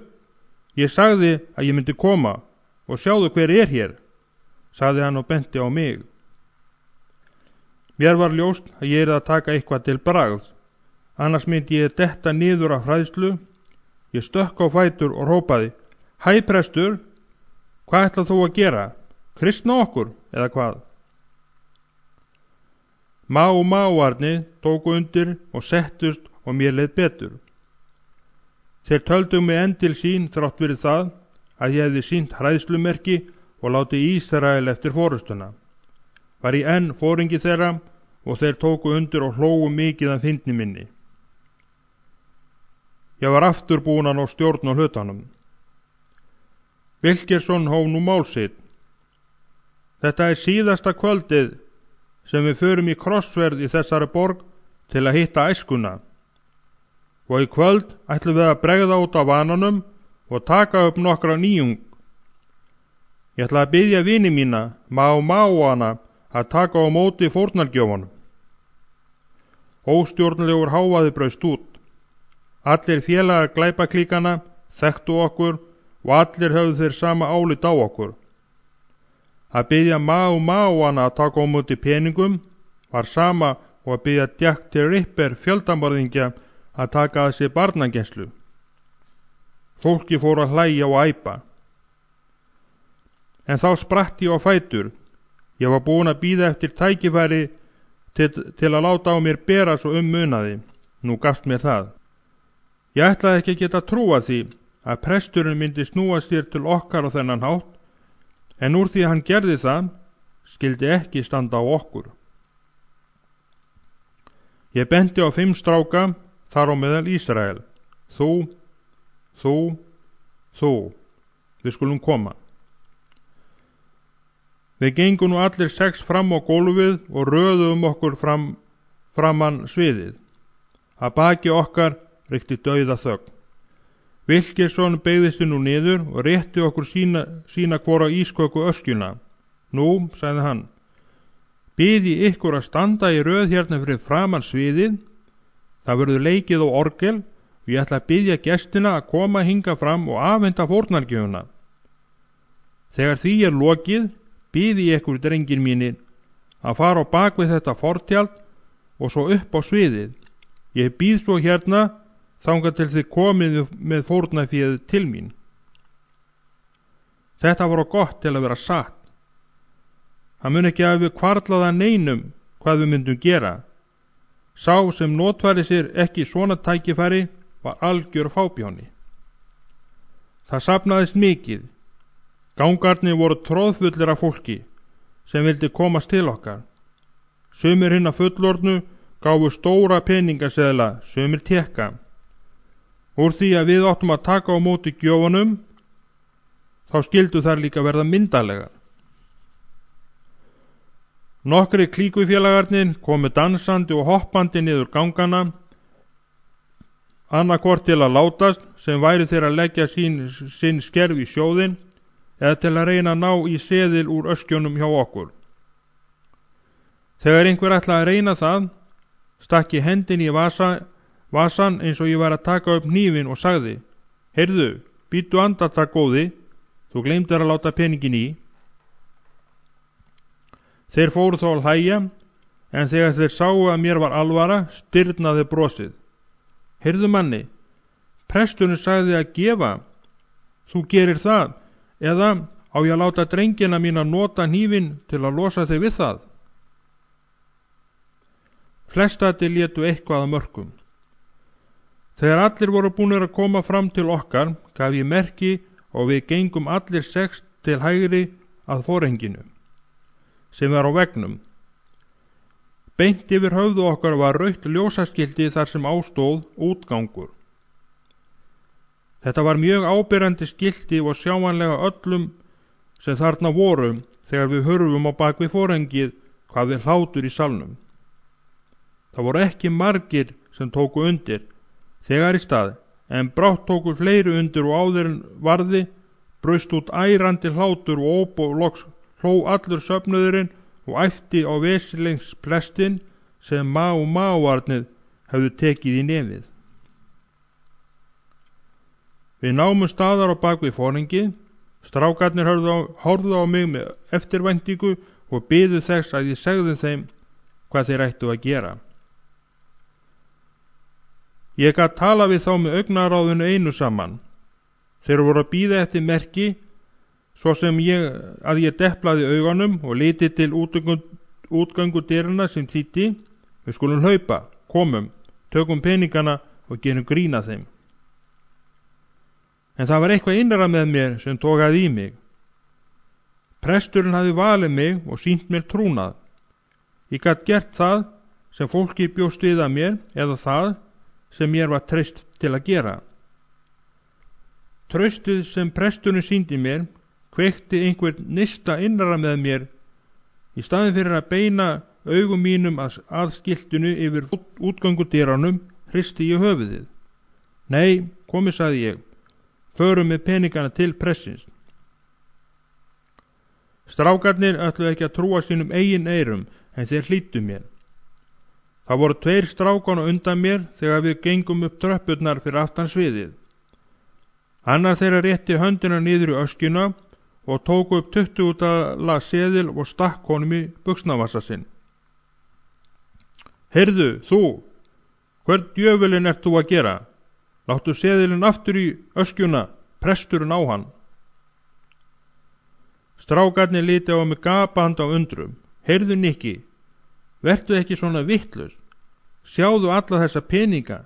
Það kemst aldrei upp. Komdu, það nóg fyrir okkur alla og fyrir hann líka. Ég fór niður í vasan og augabragði og dró fram hnífinn minn. Ég smellti út hnífsblaðin og sagði, Karl minn, þetta verður þín síðasta ganga í kirkjugarðin ef þú lætur ekki peningana aftur á sinn stað. Hann þurfti ekki meira til. Hann lét peningin aftur í öskjuna og limpaðist niður. Bíddu andartak, góði. Það er ekki allt búið, sagði ég. Hvað ertu mikla peninga á þér, kallinn? Æ, Nikki, láttu ekki svona, nöldraði hann. Það eru mínir eigin peningar. Bara mínir eigin peningar. Mamma gaf mér þá til að kaupa mér buxur. Hve mikið? Spurði ég aftur og beindi gljáandi hnífsblaðinu að barkanum á honum. Hann roðnaði og fór niður í vasan og dró upp 2 10 dala seðla og 1 5 dala. Í öskjuna með þá, skipaði ég. Þú ert brjálaður, maður. Eða hvað gengur að þér? Mamma gamla gengur frá mér dauðum ef ég læt þá. Honum lá við gráti. Allt í lagi, kallinn. Ég flæði þig lifandi hér á staðnum ef þú lætur ekki peningana í öskjuna. Hann horfði á mig og ætlaði ekki að trúa sínum eigin eyrum, en hann lét sannfærast þegar hann fann fyrir hnífinum á hálsinum á sér og vissi nú að mér var full alvara. Hann böglaði seðlana saman og lét þá í öskjuna. Jæja, nú skulum við halda áfram, sagði ég. Við gengum í röð, hver á eftir öðrum, inn á sviðið. Sumi krakkana fóru að púa á okkur. Þau höfðu haldið að við myndum gabba prestinn og voru síður en svo ánað með að við skildum ekki hafa hlaupið út. Því það hefðu þau gert.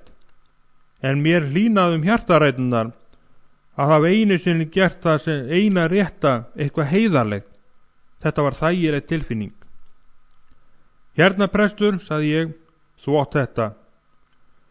Ég fór að ókyrrast að standa þarna fyrir framan allan skaran. En þegar við réttum honum öskjurnar var dauðaþögn í salnum. Wilkerson tók við öskjónum á okkur og horfði beint í augum mér. Þakka þér fyrir, Nikki. Ég vissi að ég gat reitt mig á þig. Við fórum niður að sviðinu og settumst í sætin okkar. Það hefði mátt heyra saumnál detta, slík þögn hvíldi yfir samkomu gestum. Wilkerson fór nú að predika. Hann talaði í 15 mínútur.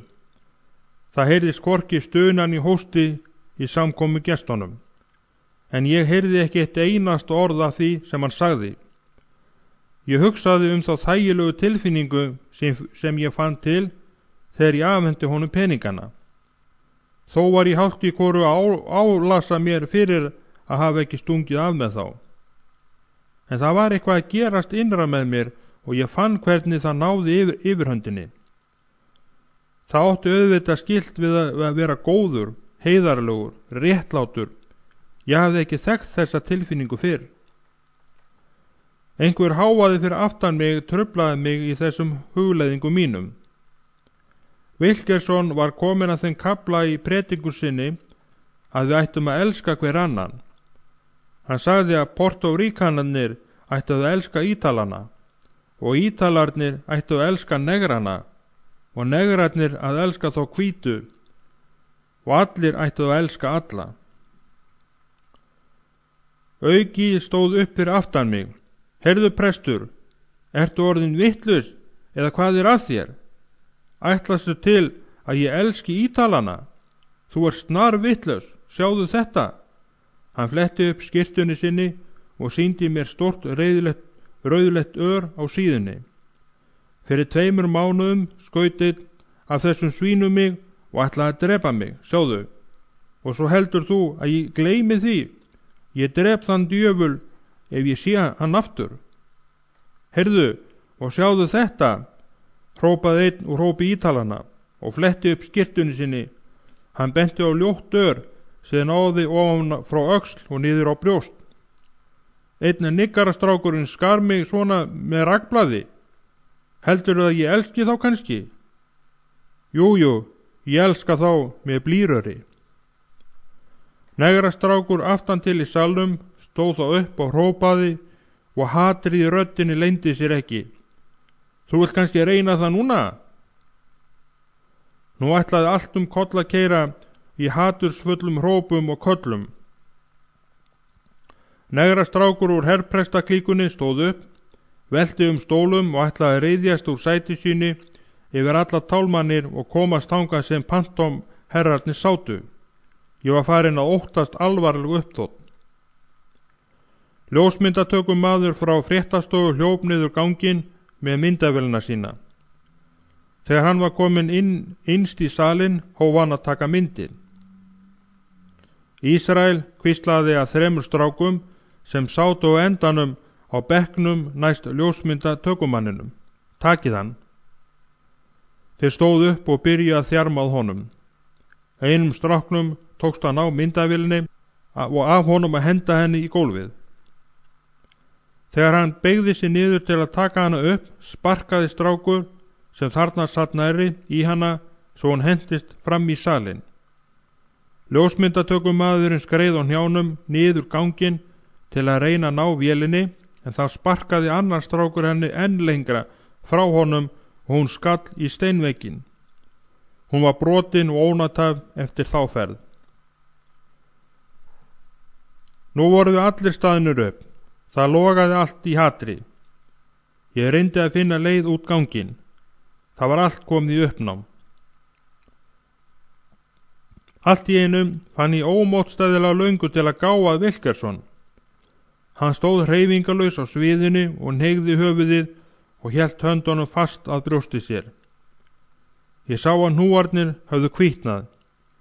Ég sá að varir hans bærðust og var viss að hann var að biðjast fyrir.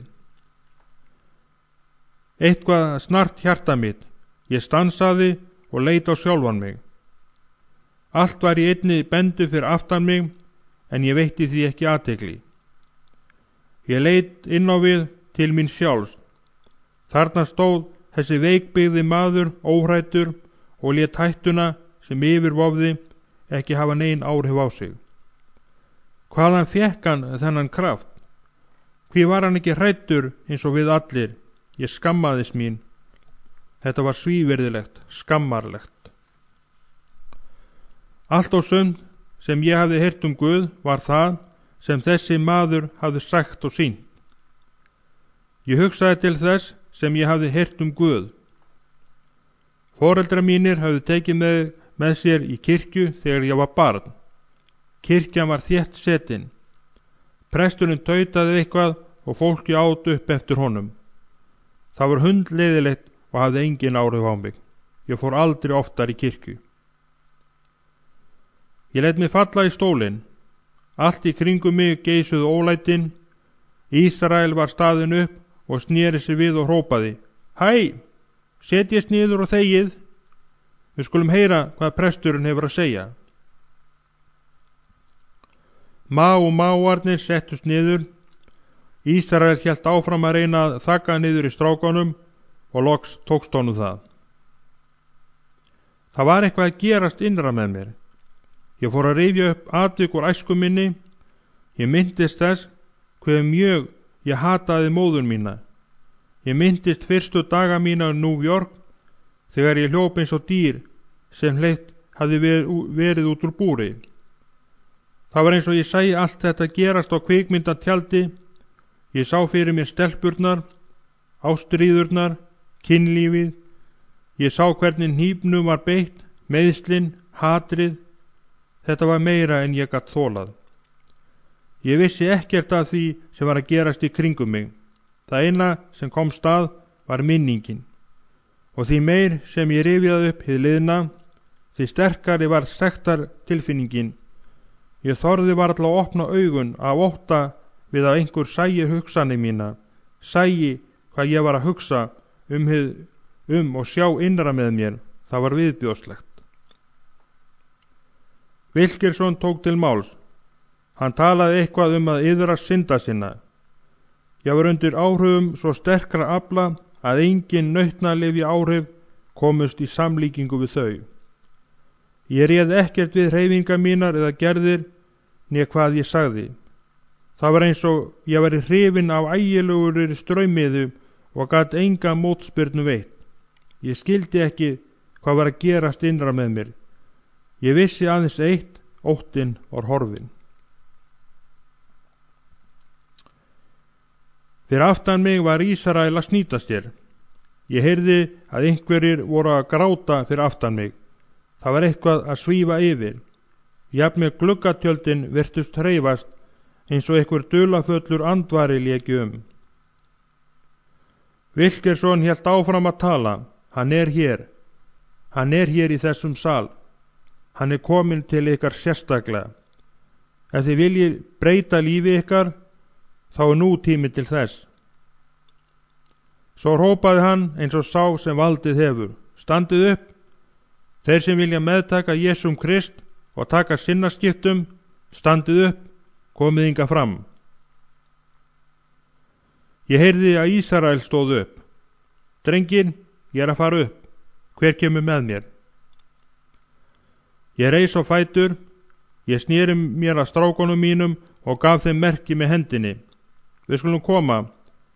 Og allir sem einn risu þeir úr sætum sínum og gengu fram. Það voru meir en 25 máar sem fylgdu mér og 30 úr öðrum glæpaflokkum fylgdu dæmi okkar. Þarna stóðum við nú allir fyrir fram að sviðið og horfðum upp til Wilkerson. Hann hætti predikuninni og sagði okkur að koma með sér til herbergis fyrir aftan sviðið til viðræna. Ísrael gekk á undan mér og hneigði höfuðið og hélt vasaklútnum fyrir andlitunum. Við gengum út af sviðinu og inn í gang sem lá til bakherbergjana.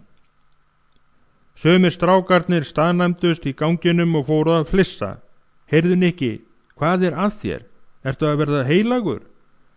Ég leit við og þá gekk ein stelpan fram fyrir mig og lyfti upp brjóstahaldarunum sínum og sýndi á sig brjóstin og sagði: Ef þú ferð þarna inn, getur þú kysst þessi í síðasta sinn.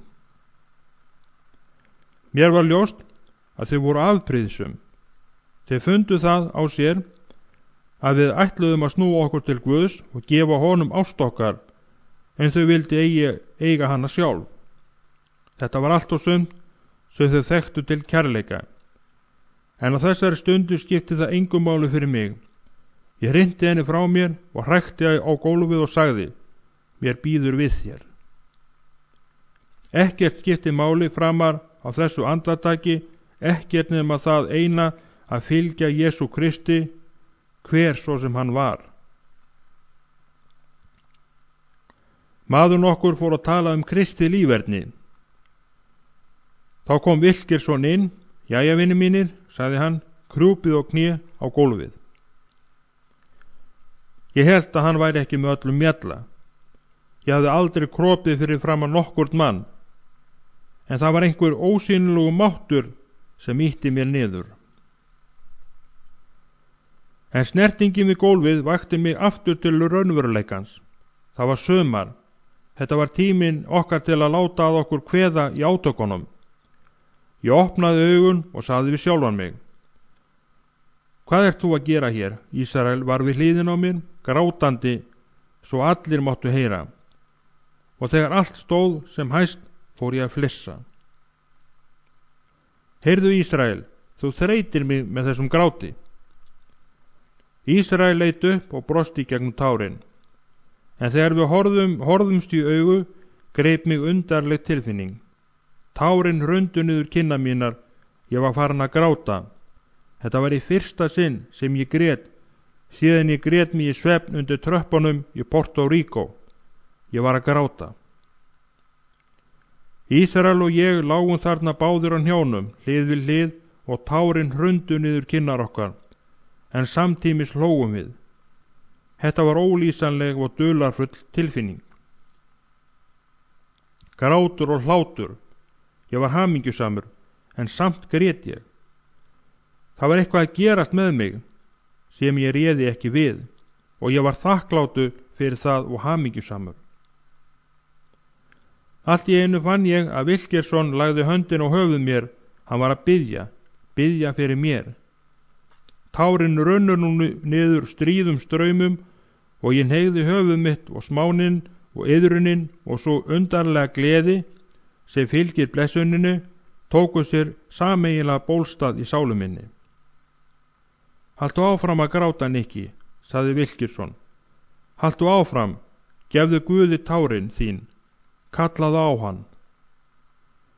Ég opnaði munnin, en orðin sem komu fram á varir mínar voru ekki mín orð. Ó Guð, ef þú elskar mig, komdu þá inn í líf mitt. Ég er þreyttur á hlaupunum. Komdu inn í líf mitt og umbreyttu mér, frelsaðu mig. Þannig var það. Mér fannst ég vera hrifin upp og svífa upp í himinin. Maríjúana, kynmög, blóð, allur þessi kvalalásti, þessa viðbjóðslegu nautnir milljón æviskeið voru í áhrifamætti sínum sem hjómið eitt í samanburði við þær tilfinningar sem ég var gagntekin af á þessari stundu. Ég var í sannleika bókstaflega skýrður í kærleika. Þegar tilfinningakrömin var liðin hjá, fór Wilkerson með nokkur ritningarorð. Ef þannig einhver er í samfélagi við Krist, er hann í sköpun. Hið gamla var það engu, sjá, það eru nýtt. Og hér er vitnað í 2. Korintubók 5:17. Þetta skildi ég. Í fyrsta sinn á ævi minni fann ég einhverja fótfestu. Ég var nýr maður. Ég var Nikki, en var samt ekki Nikki. Það gamla var orðið nýtt. Það var eins og ég hefði dáið í öðrum heimi, en nú var ég lifandi á allt annan hátt.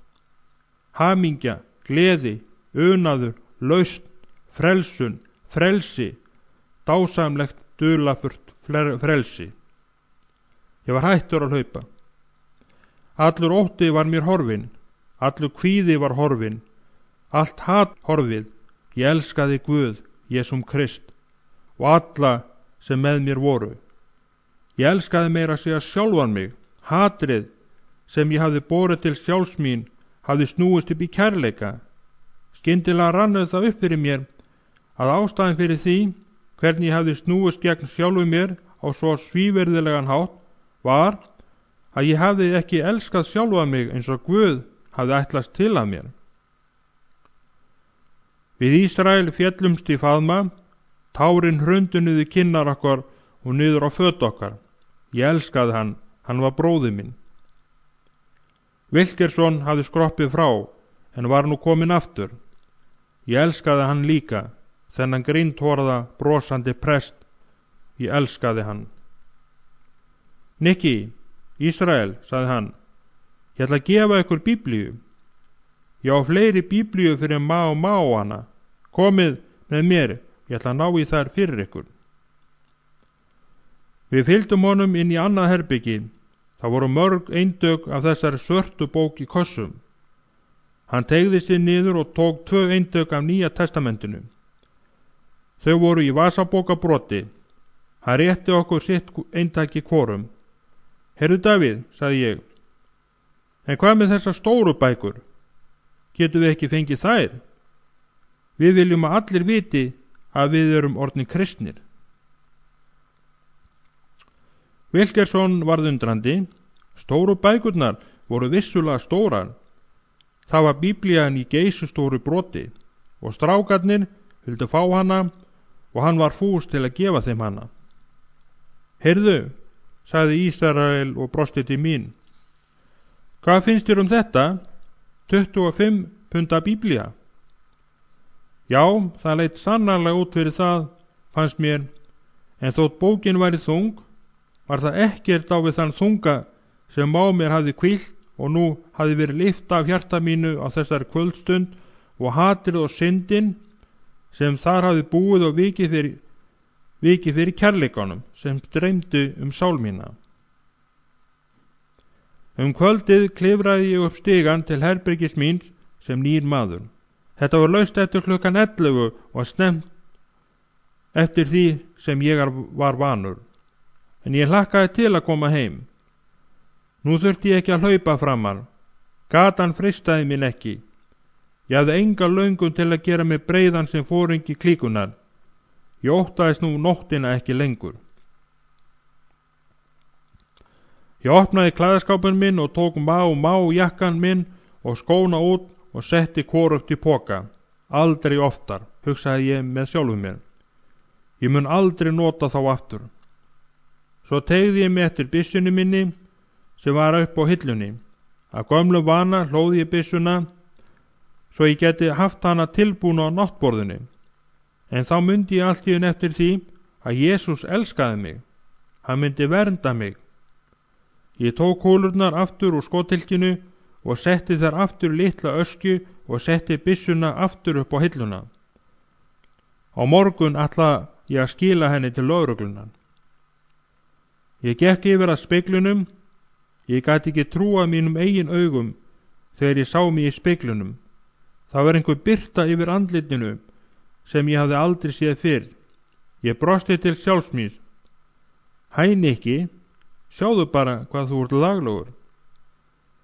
Svo fór ég að hlæja að þessari kaldæðinni, en ég var glaður. En yfirþyrmandi ótti var horfin, ég gat hlegið. Ég kraup við rúmstokkinn og horfði upp, Jesús. En það var allt og sumt sem ég gat komið upp, Jesús, þakka þér. Þessa nótt sofnaði ég leið og ég lagði höfuð á koddann og svaf í 9 dásamlega klukkutíma. Það hafði aldrei komið fyrir svo lengi sem ég gat munað. Engar veltur fram og tilbaka í rúminu, engin martröð, engin ótti við hljóð að utan. 8. lestur út úr eyðimörkinni. Árla næsta morgun fór ég út til að safna strákonum saman, sem höfðu verið með okkur kvöldi áður. Ég sagði þeim að ná í byssurnar sínar og skotfærin og hitta mig í Washington Park. Við ætlum að ganga í fylkingu á lögreglustöðina. Ég fór svo heim til mín, stakk byssunni í beltið og tók biblíuna og lagði af stað til Washington Park til að hitta strákana. Þegar ég gekk niður eftir Green Place mætti ég andliti til andlitis gamalli ítalskri konu sem ég hafði séð áður. Áður fyrr flýtti hún sér yfir á hina gangstéttina þegar hún sá mig koma. Í þetta sinn hélt ég á stóru svörtu bókinu minn á loft þar sem stóð með gullnu letri heilög Biblía. Hún starði á Biblíuna. Hvar stalst þú þessari Biblíu? Ég brosti. Ég stal henni ekki. Það var prestur sem gaf mér hana. Hún hristi höfuðið. Veistu ekki að þú átt ekki að skröka og hæðast af því sem heilagt er? Guð mun refsa þér fyrir það. Ég er ekki að skrökva og Guð mun ekki refsa mér því hann er búin að fyrirgefa mér. Ég er að fara niður á lögreglustöð til að afhenda þeim byssuna mína. Ég fletti upp skyrtunni minni svo hún gæti séð byssuna í beltinu. Hún horfði ýmist á byssuna eða Biblíuna og barðist við efann. Halleluja, hrópaði hún þegar andlit hennar varð að einu gleði brosi. Svo fórnaði hún höndum og hrópaði aftur, Halleluja. Ég brosti og hraðaði mér niður eftir. Í Washington Park voru samankomnir 25 máar. Ísrael hafði séð það og við lögðum að staði niður resti Edvard til Hossing lögreglustöðvarinnar sem var á hörninu á Auburngötu. Við gerðum okkur ekki grein fyrir því hvernig þetta myndi líta út frá sjónarmið lögreglunar. 25 harðsvíriðustu meðlimi glæpaklíkunar í Brooklyn gangandi niður miðja götuna með heilt hlass af vopnum og skotfærum. Ég hef þakkað Guði oft og mörgum sinnum fyrir það að þeir sáu okkur ekki fyrr en við komum að dyrunum. Ef þeir hefðu orðið okkar varir þegar við vorum neðar í götunni, hefðu þeir lokað dyrunum og íbúist og sennilega skotið okkur niður þarna á götunni. Þegar við gengum inn á borði vagnstjórans stökk hann á fætur og þreif til byssu sinnar. Hvað gengur á hér? Hvað ætlist þið fyrir, piltar? Rólegur maður, sagði Ísrael. Við erum ekki komnir til að stofna til vandræða. Við erum komnir til að afhenda byssurnar okkar. Hvað ertu að segja, maður? Hrópaði vagnstjórinn. Hver andskotinn eiginlega hér að vera? Hann sneri sér við og kallaði yfir öxlin á sér. Yfirforingi, það eins gott að þú komir hingað undir eins. Yfirforingin birtist í dyrunum. Hvað eru þessi piltar að gera hér? Spurði hann vagnstjóran. Hvað að vera? Ísrael sneri sér að yfirforingjanum. Við höfum allir gefið Guði hjarta okkar og nú ætlum við að gefa ykkur byssurnar okkar. Já, skrækti þá í einum strákana. Kannski þið geti notað þær til að skjóta vondustrákana. Við fórum allir að hlæja, en yfirforingin sneri sér að vaktstjóranum. Er þetta alvara? Það eins gott að láta nokkur á liðinu líta út fyrir. Kannski er þetta umsátur eða eitthvað svoleiðis. Þá gekk ég fram fyrir skjöldu. Heyrðu, yfirforingi, sjáðu þetta. Ég hélt Biblíunni minni á loft. Presturinn gaf okkur þessa Biblíu í gærkvöldi, þegar við vorum búin að gefa Kristi hjörtu okkar. Við erum ekki lengur meðlimir í glæpaklíkunni, nú erum við kristnir menn. Hvaða prestur? Spurði yfirforingin. Auðvitað David Wilkinson, horaði presturinn sem hefur verið að ráa hér og tala við félagana í klíkonum. Það var fjölmenn samkoma á St. Niklaus Area í gærkvöldi og við gengum allir Guði og hönd. Ef þú trúr okkur ekki, þá skalt þú spyrja hann. Foringinn sneri sér að vagnstjóranum og spurði hvort hann vissi símanúmer pressins. Já, hann býr hjá frú Ortes. Hringdu í hann og segðu honum að koma hingað eins fljótt og hann getur. Það getur verið að við séum komnir í mikinn vanda. Ef þetta er eitthvað sem hann hefur sett í gang, skal ég láta taka hann fastan og láta hann fá til tevassins. Vaktmaðurinn hringdi og fekk foringjanum síman. Séra Wilkinson, það er eins gott að þú komir hingað á stundinni. Hér er allt tróðfullt af máum og ég veit ekki hvað er að vera. Það var andartakstögn, en svo lét foringinn niður tólið. Hann er á leiðinni, en ég vil að þið fáið mér byssurnar áður en hann kemur, allir saman. Auðvitað, yfirforingi, sagði Ísrael. Til þess erum við komnir hingað. Svo sneri hann sér að okkur og sagði, jæja, strákar, takið við byssurnar og leggið þær hérna á borðið og kúlurnar líka. Lögreglumennirnir ætluðu ekki að trúa sínum eigin augum. Þegar hér var komið sögu, höfðu 4 lögreglumenn komið inn og stóðu nú sem steini losnir þegar byssurnar hrúuðust upp. Alls konar byssur, heimatilbúnar byssur, haglabyssur, rifflar og skambyssur. Þegar þessu var lokið, hristi foringinn höfuðið og sneri sér að Ísrael og sagði, jæja, nú þætti mér gaman að þú segði mér alltaf létta. Ísrael endurtók það sem hann hafði sagt samkomuna kvöldi áður. Hann sagði að við hefðum frelsast og að við ætlum hérðan í frá að lifa öðru lífi. Svo spurði hann yfirforingjan hvort hann vildi áreita Biblíuna sína. Þessari hugmynd var tekið með miklum fögnuði og nú stóðu við þarna allir í þvögu og létum lögreglumennina árita biblíurnar okkar. Í sama mund birtist David í dyrunum. Hann leit yfir hópinn en gekk svo inn fyrir til yfirforingjans. Yfirforingi bað alla viðstadda að koma líka inn fyrir. Séra Wilkerson, sagði foringinn, mér langar til að taka í hendina á yður. Wilkerson leit í kringu sig spyrjandi, augnaráði, en rétti svo foringjanum höndina og þeir tókust í hendur. Það var langt og þéttingsfast handtak. Hvernig gátu þér þetta, spurði foringinn. Þessi drengir hafa lýst stríði á hendur okkur og valdið okkur miklum vandræðum árum saman. En nú í dag stilla þeir sér allir hér upp og veistu hvað þeir báðu okkur að gera? Wilkerson hristi höfuðið. Þeir vilja að við áritum biblíurnar þeirra. Wilkerson kom ekki nokkru orði. Þeir báðu þessa lögreglumenn hvað, stamaði hann. Ég opnaði bókina og sýndi honum áritun yfirforingjans á saurblaðinu. Loft sé Guði, sagði David. Sjáið yfirforingi. Guð að verki hér í F.D. Green. Svo fóru við allir út og lögreglumennirnir stóðu undrandi yfir byssulhlaðanum sem lá fyrir fram að þá á borðinu. Við þyrtust í kringum Wilkerson og Ísrael rauf þögnina.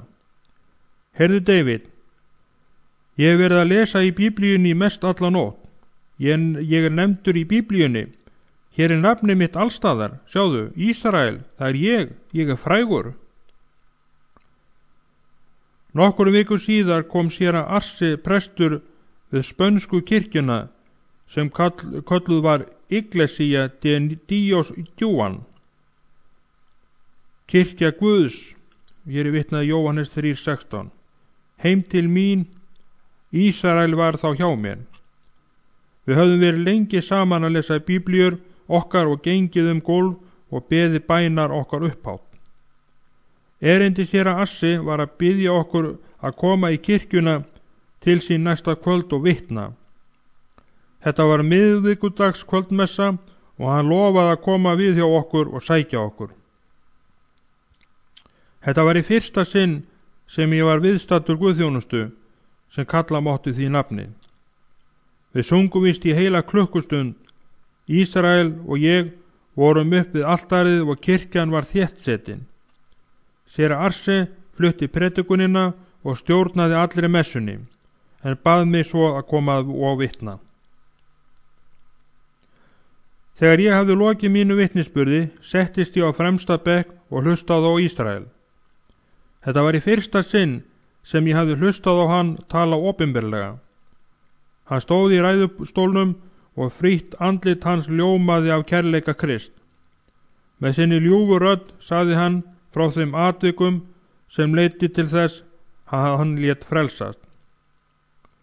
Þótt við hefðum þá verið saman daglega undanfarna vikur, þá var ég fyrst þetta kvöld vitni að þeirri djúpu tilfinningu sem með honum bjó og henni rífandi framsögn hans. Orð hans myndu mig á þá stund í steitt Niklas Arena þegar Ísrael meðtók svo fúslega og innilega orð ritningarinnar. Ég fór að hugsa mín eigin viðbröð og hegðun gagnvart David. Ég hataði hann. Guðinn veit hve mikið ég hataði hann. Hvernig gat ég sýnt af mér þvílíku ranglæti og ilsku? Allt og sumt sem hann var að reyna að gera var að biðja Guð að elska mig fyrir hans orð, en þá hrækti ég á hann, bölvaði honum og ætlaði að drepa hann. Þegar Ísrael nefndi nafn David kom ég aftur til meðvitundar það sem var að gerast. Ég var enn að sannprófa innlægni Wilkerson, sagði Ísrael, þegar hann sagði frá áhrifunum af fyrstu kynnum þeirra þegar hann hlustaði á David predika á götunni. Kvöld eitt kom Wilkerson til mín og bað mig að fylgja sér til hinna ýmsu foringja glæpaflokkana. Hann ætlaði að bjóða þeim á samkomu sem hann ætlaði að halda á stein Niklas Arena. Við fórum saman niður í Brooklyn og ég benti honum á litla Jójó sem var foringi drekana á Coney Island, eins stærsta glæpahópsins í borginni. Ég benti bara á hann. Ég vildi ekki láta hann vita að ég hefði valið hann úr fyrir David, því drekarnir voru verstu óvinir Má. Ég sagði David að ég myndi fara gangandi heim. Þegar David gekk til litla Jójó, faldi ég mig á bak við tröppurnar á næsta húsi til að hlusta á hvernig þetta færi. Jójó virti David fyrir sér en hrækti svo á skóna hans. Þetta er svo mesta óverðing sem þú getur sýnt nokkur manni.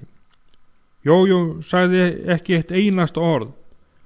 Hann hrækti bara á skó David, svo snýri hann baki við honum og settist á tröppurnar. Jójó átti ekkert heimili. Hann átti reyndar ekki neitt. Hann svaf í gorðunum þegar veður var sæmilegt, en þegar rigndi eða nóttin var köld, svaf hann í göngum neðanjarðarlestana. Jójó var algjör flækingur.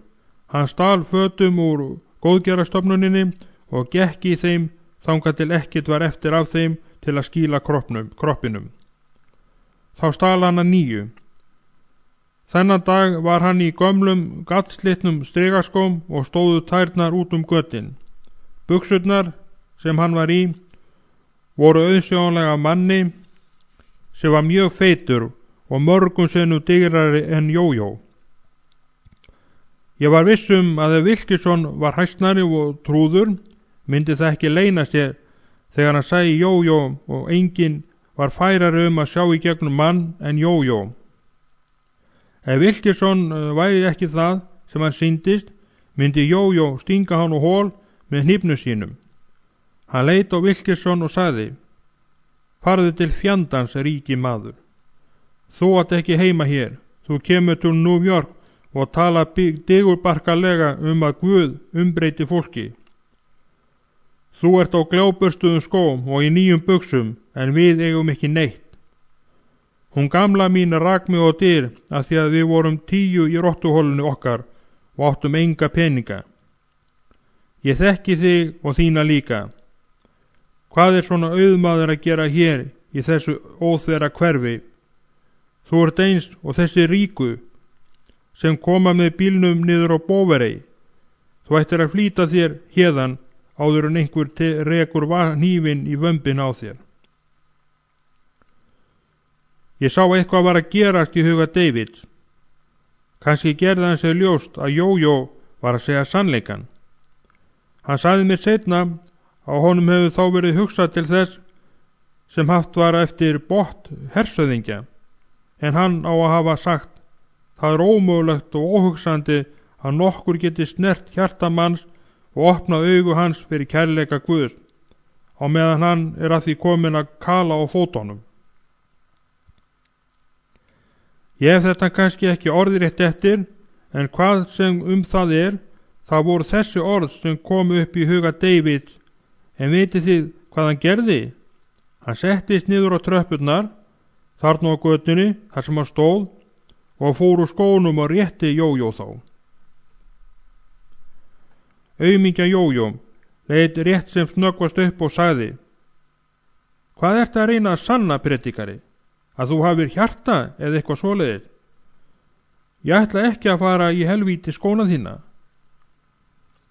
En David gekk beint til hans og sagði: "Heyrðu góði, þú hefur verið að þvaðra skó, farðu í þá eða hættu þessu kjaftavæli." Jójó sagði þá: "Ég hef aldrei átt nýja skó." En Wilkinson hélt þeim að honum og sagði: "Farðu í skóna, drengur."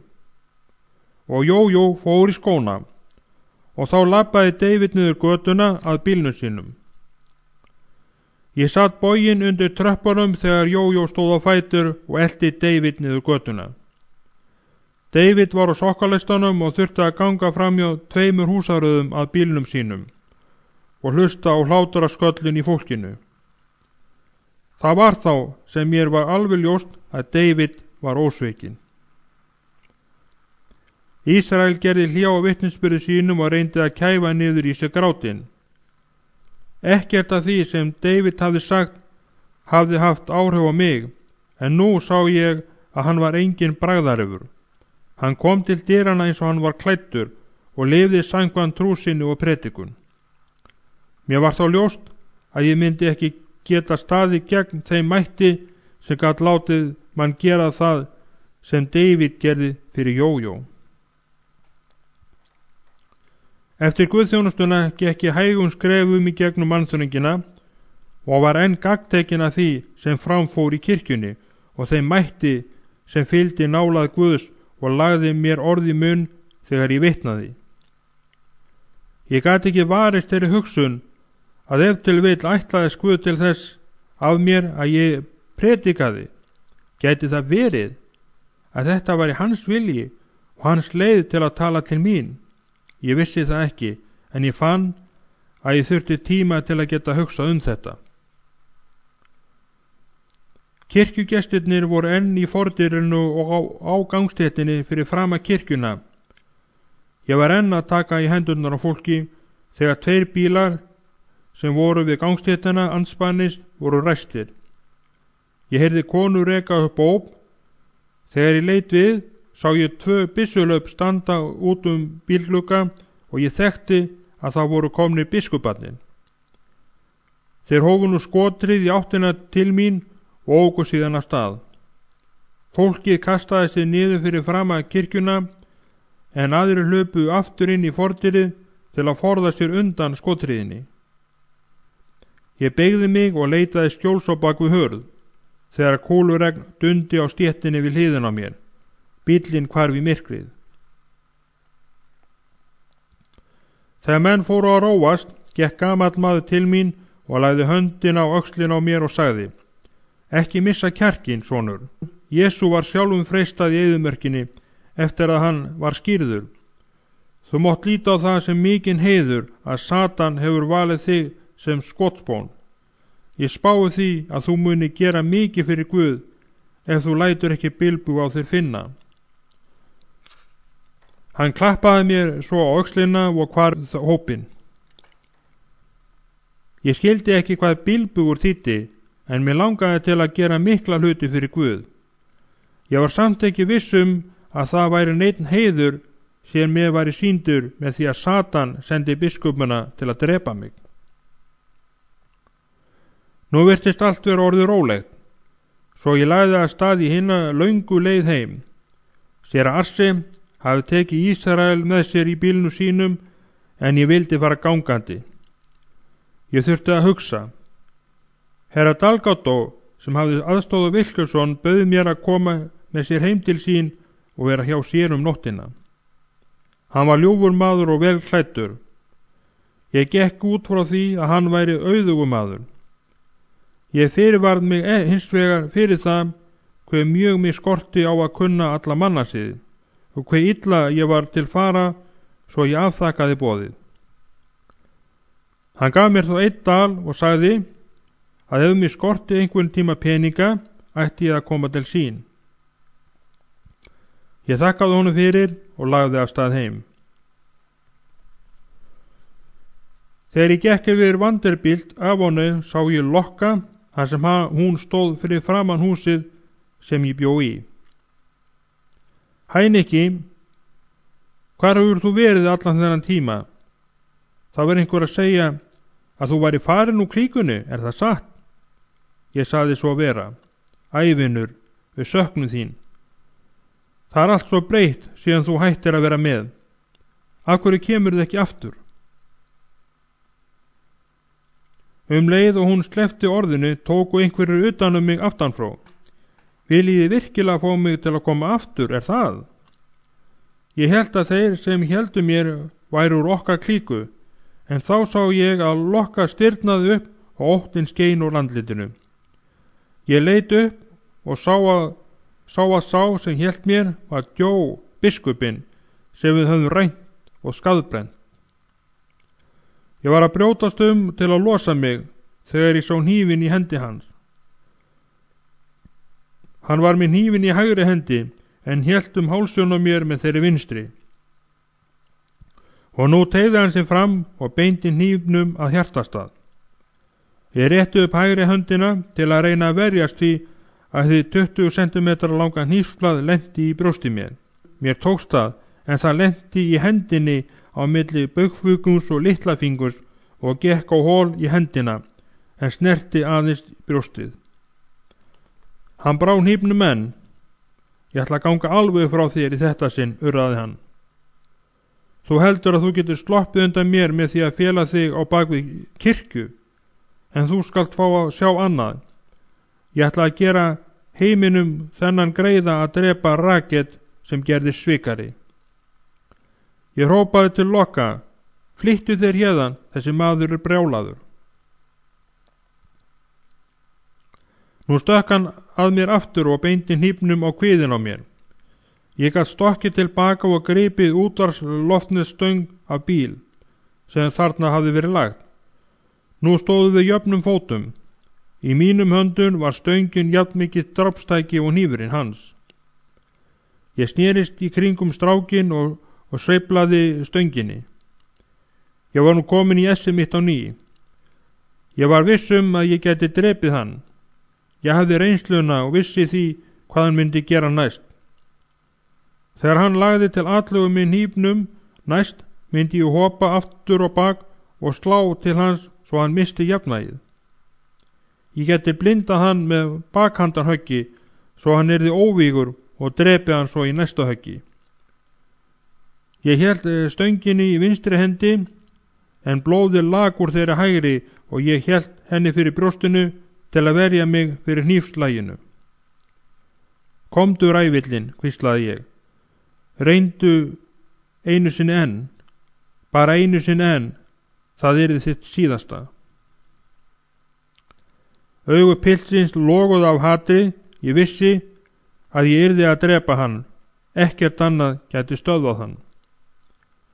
Hann gerði enn aðra atlögu, en ég stökk aftur á bak og hnífurinn straukst við kviðun á mér. Núna, hann misti jafnvægið, ég sveiflaði stöngin aftur og reyti til höggs og sló hann óvarið í andlitið.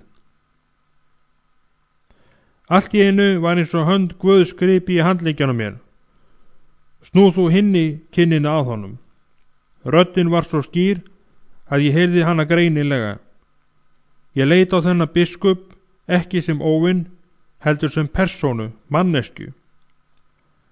Ég umkaðist yfir hann að hann skyldi standa þarna í myrkrunu bölvandi með hatrið sem meitlaði í andlitsdrættina. Ég sá sjálfa mig í anda standa fyrir fáunum vikum í myrkrunu á götunni og ætlaði að drepa óvin. Ég baðst fyrir, í fyrsta sinn bað ég fyrir sjálfu mér. Guð, hjálpaðu mér. Biskupinn náði jafnvæginu og horfði á mig. Hvað varstu að segja? Ég sagði það aftur. Guð, hjálpaðu mér. Hann stóð kyrr og starði á mig. Lokka kom hlaupandi til mín og rétti mér brotna vínflösku. Skerðu hann á hol, Nikki. Drengurinn tók á rás. Hentu henni í hann, Nikki. Hentu henni í hann. Ég dró að mér höndina og í staðin fyrir að henda flöskunni í hinn flýjandi biskup, hendi ég henni í vegginn á húsinu. Svo náði ég vasaklúti minn og vafði honum sárið á hendinni, sem enn blæddi úr. Klúturinn varð strax gegndrepa af blóði og Lokka hljóp upp í herbyggi sitt og sótti handklæði og færði mér og vafði höndina. Hún vildi fylgja mér heim, en ég sagði henni að ég kæmist á alveg sjálfur og lagði að staði niður götuna. Ég var hræddur við að fara á spítala, en mér var ljóst að ég þurfti á hjálp að halda. Ég var að verða máttlaus á blóðmissinum. Ég yrði að fara í gegnum Washington Park frá Fulton Place til að komast í Cumberland sjúkrahússins. Ég sá það var eins gott að ég gerði það áður en við blæddi út. Ég nam staðar á hornun hjá DeKalb og beið eftir græna ljósunu til að komast yfir götuna. Mér var farið að sortna fyrir augum og ég vissi að ég yrði að komast yfir götuna áður en ég misti meðvitundina. Ég slagaði út í umferðina en í því heyrði ég kallað og einn félagana í má kom hlaupandi yfir götuna og studdi mig. Það var Tarsan, algjör vitfinningur, sem bar alltaf stóran mexikanskan hatt. Hvað ertu að gera, Nikki? Ertu að reyna að kála þér? Hann hélt að ég var orðinn brjálaður að ég hefði gefið skuði. Sérðu ekki, maður, að ég er særður, illa særður? Hjálpaðu mér heim til Ísrael, viltu gera það?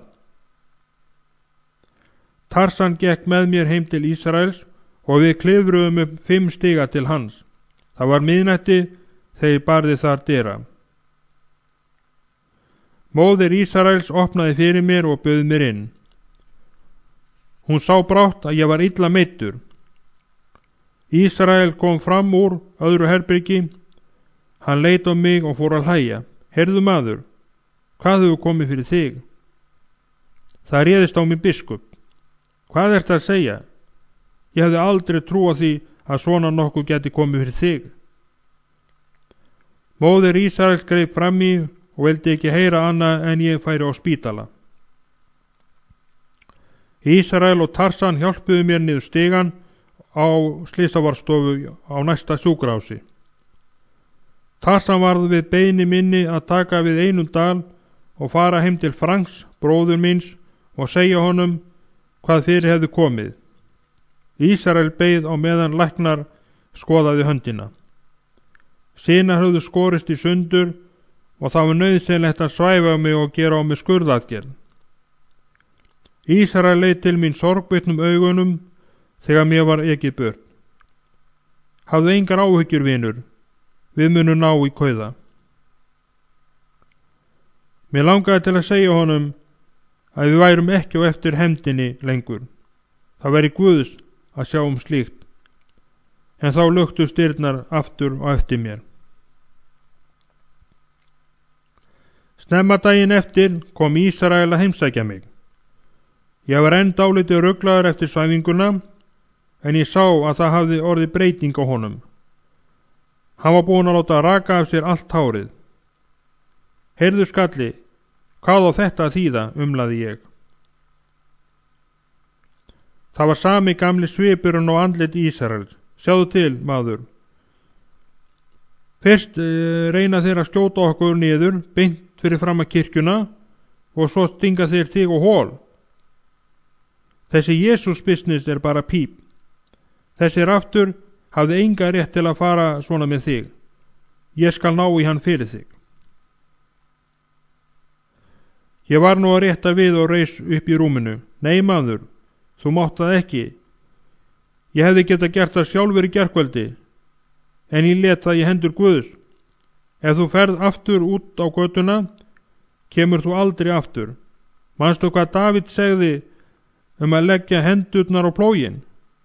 Þú verður með mér, vinur, og hættir öllum illindum og slagsmálum. Ég reyndi að sitja uppi, en sá þá að Lídia og Loretta höfðu komið inn með Ísrael.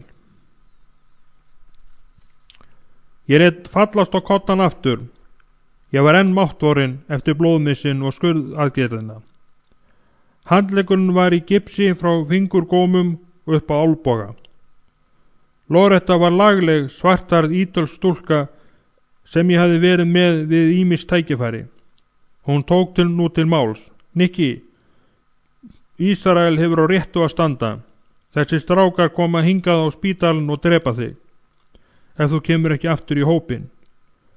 Við skulum hafa það eins og það hefur verið. Ok, þér batnar, svo kemur þú aftur til okkar í má. Við bíðum eftir þér. Ég sneri mig við og leit á Lídiu. Ert þú á sömu skoðun? Spurði ég. Hún rykti til höfðinu. Nikki, ég þarf að segja þér svolítið. Ég skammast mín fyrir að minnast á það núna, því ég hefði átt að vera búin að því fyrir löngu. Ég er búin að vera kristinn í 2 ár. Hvað ertu að segja? Ég starði á hana vantrúar augum.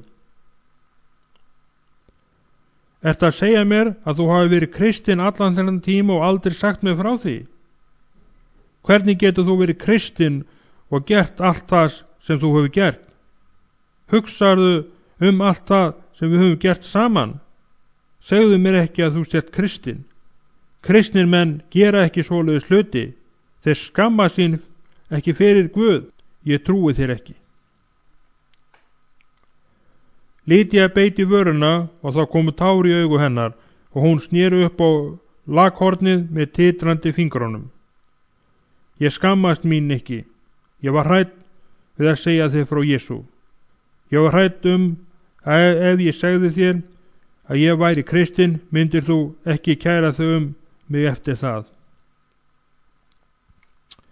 Ísrael gekk yfir á rúminu hinum megin. Heyrðu mig nú, Nikki. Þú ert bara svolítið taugaástyrkur. Þetta lagast bráðum. Okkur Lorettu finnst að þú ættir að koma aftur í hópinn.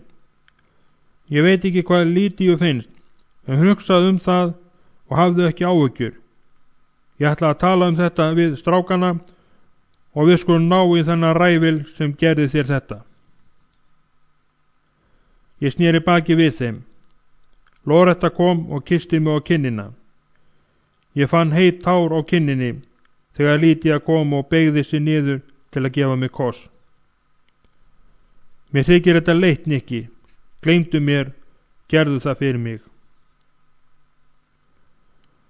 Ég sagði ekkert og hún kyssti mig og fór svo. Ég heyrði hurðina lokast á eftir þeim. Þegar þau voru farin gat ég næstum því fundið fyrir nærveru Satans í herberginu. Hann var að tala til mín fyrir milligöngu Ísraels og Lorettó. Vonbrigði mín yfir Lydíu átti að vinna mig á hans band. Nikki, hvíslaði hann, þú ert asni. Þau hafa rétt á að standa. Farðu aftur í klíkuna. Mundu eftir hennu góðu stundum þar. Mundu eftir ánægin af því að hvíla í faðmi fagura stúlku. Þú ert að svíkja félaga þína. En það er ekki of seint að snúa tilbaka. Þegar hann var að freista mín kom hjúkrunarkonan inn með miðdegismatinn. En samt gat ég enn heyrt hvíslið hans. Í gærkvöldi var það í fyrsta sinn sem þú slóst ekki mótstöðumann þinn. Hvílíkur hugleysingi. Vertu hugreistur, Nikki Kuss. Þú greist í stað Nikolas og flýður undan einum biskup og list hann sleppa. Þvílíkt aumingi rakið. Herra Kuss, það var hjúkrunarkonan sem ávarpaði mig þannig, þar sem hún stóð við rúmstokkin. Ef þú vilt snúa þér við, skal ég færa þér matarbakkan. Ég rauk upp í rúminu og sló til bakkans svo hann féll úr höndum hennar niður á gólfið. Farðu til fjandans og út hérðan. Ég ætlaði að segja meira en kom ekki upp nokkru orði. Allt bölv og ragn og öll ljót orð voru mér gleymt. Ég gat ekki einu sinni muna þau á þessari stundu. Ég satt bara þarna upp í rúminu með galopin munnin og augum mín fylltust tárum og streymdu niður kinnar mínar eins og vassfall. Fyrirgefðu, fyrirgefðu, kjökraði ég. Vertu svo góð að kalla á prest, kallaði á séra Assi. Stúlkan tók saman matinn sem hafði dreifst gólfið, með mikilli þolinmæði og klappaði öxlun á mér.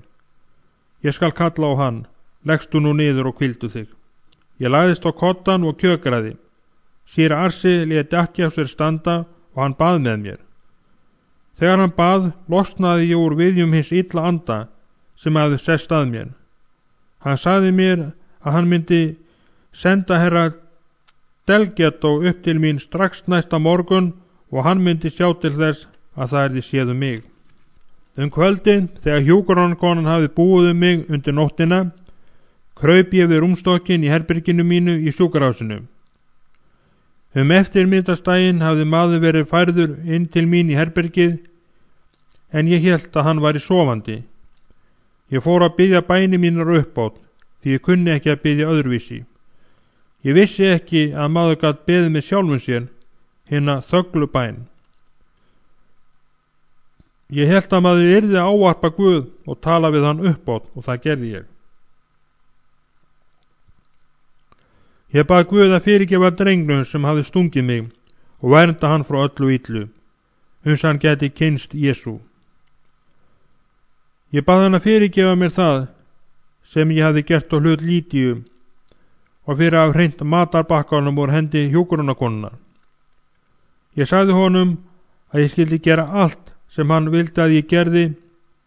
Ég sagði honum að ég væri ekki hræddur að deyja, en bað hann að lofa mér að lifa svo lengi að ég gæti kennt mömmu og pappa að elska Jesú. Lengi lá ég þarna á hnjánum áður en ég skreitist upp í rúmið og lagðist til svefns. Morgunin eftir, þegar ég var að klæða mig og búa mig undir að fara af sjúkrahúsinu, hvíslaði maðurinn sem lá í næsta rúmi hvort ég vildi koma yfir til sín. Þetta var gamall maður með slöngu tengda við hálsinn og niður í kokið. Hann skalf og var mjög fölur í andliti og gat aðeins hvíslað. Ég var vakandi í gærkvöldi, hvíslaði hann. Mér brá illilega og setti upp asnalegt glott. Þakka þér, sagði hann, þakka þér fyrir bænina þína. En ég var ekki að biðja fyrir þér, leiðrétti ég. Ég held að þú væri sofandi. Ég var að biðja fyrir sjálfum mér. Gamli maðurinn rétti fram höndina og tók heilbrigðu höndina mína með köldum, stirðum fingrunum. Handataki var mjög laust og kraftlaust, en ég fann að hann reyndi að herða handatakið. Þér skjáttlast. Þú varst að biðja fyrir mér og ég bað líka. Í fyrsta sinn í mörg ár bað ég líka. Mér langar líka til að gera það sem Jesús vill að ég geri. Ég þakka þér.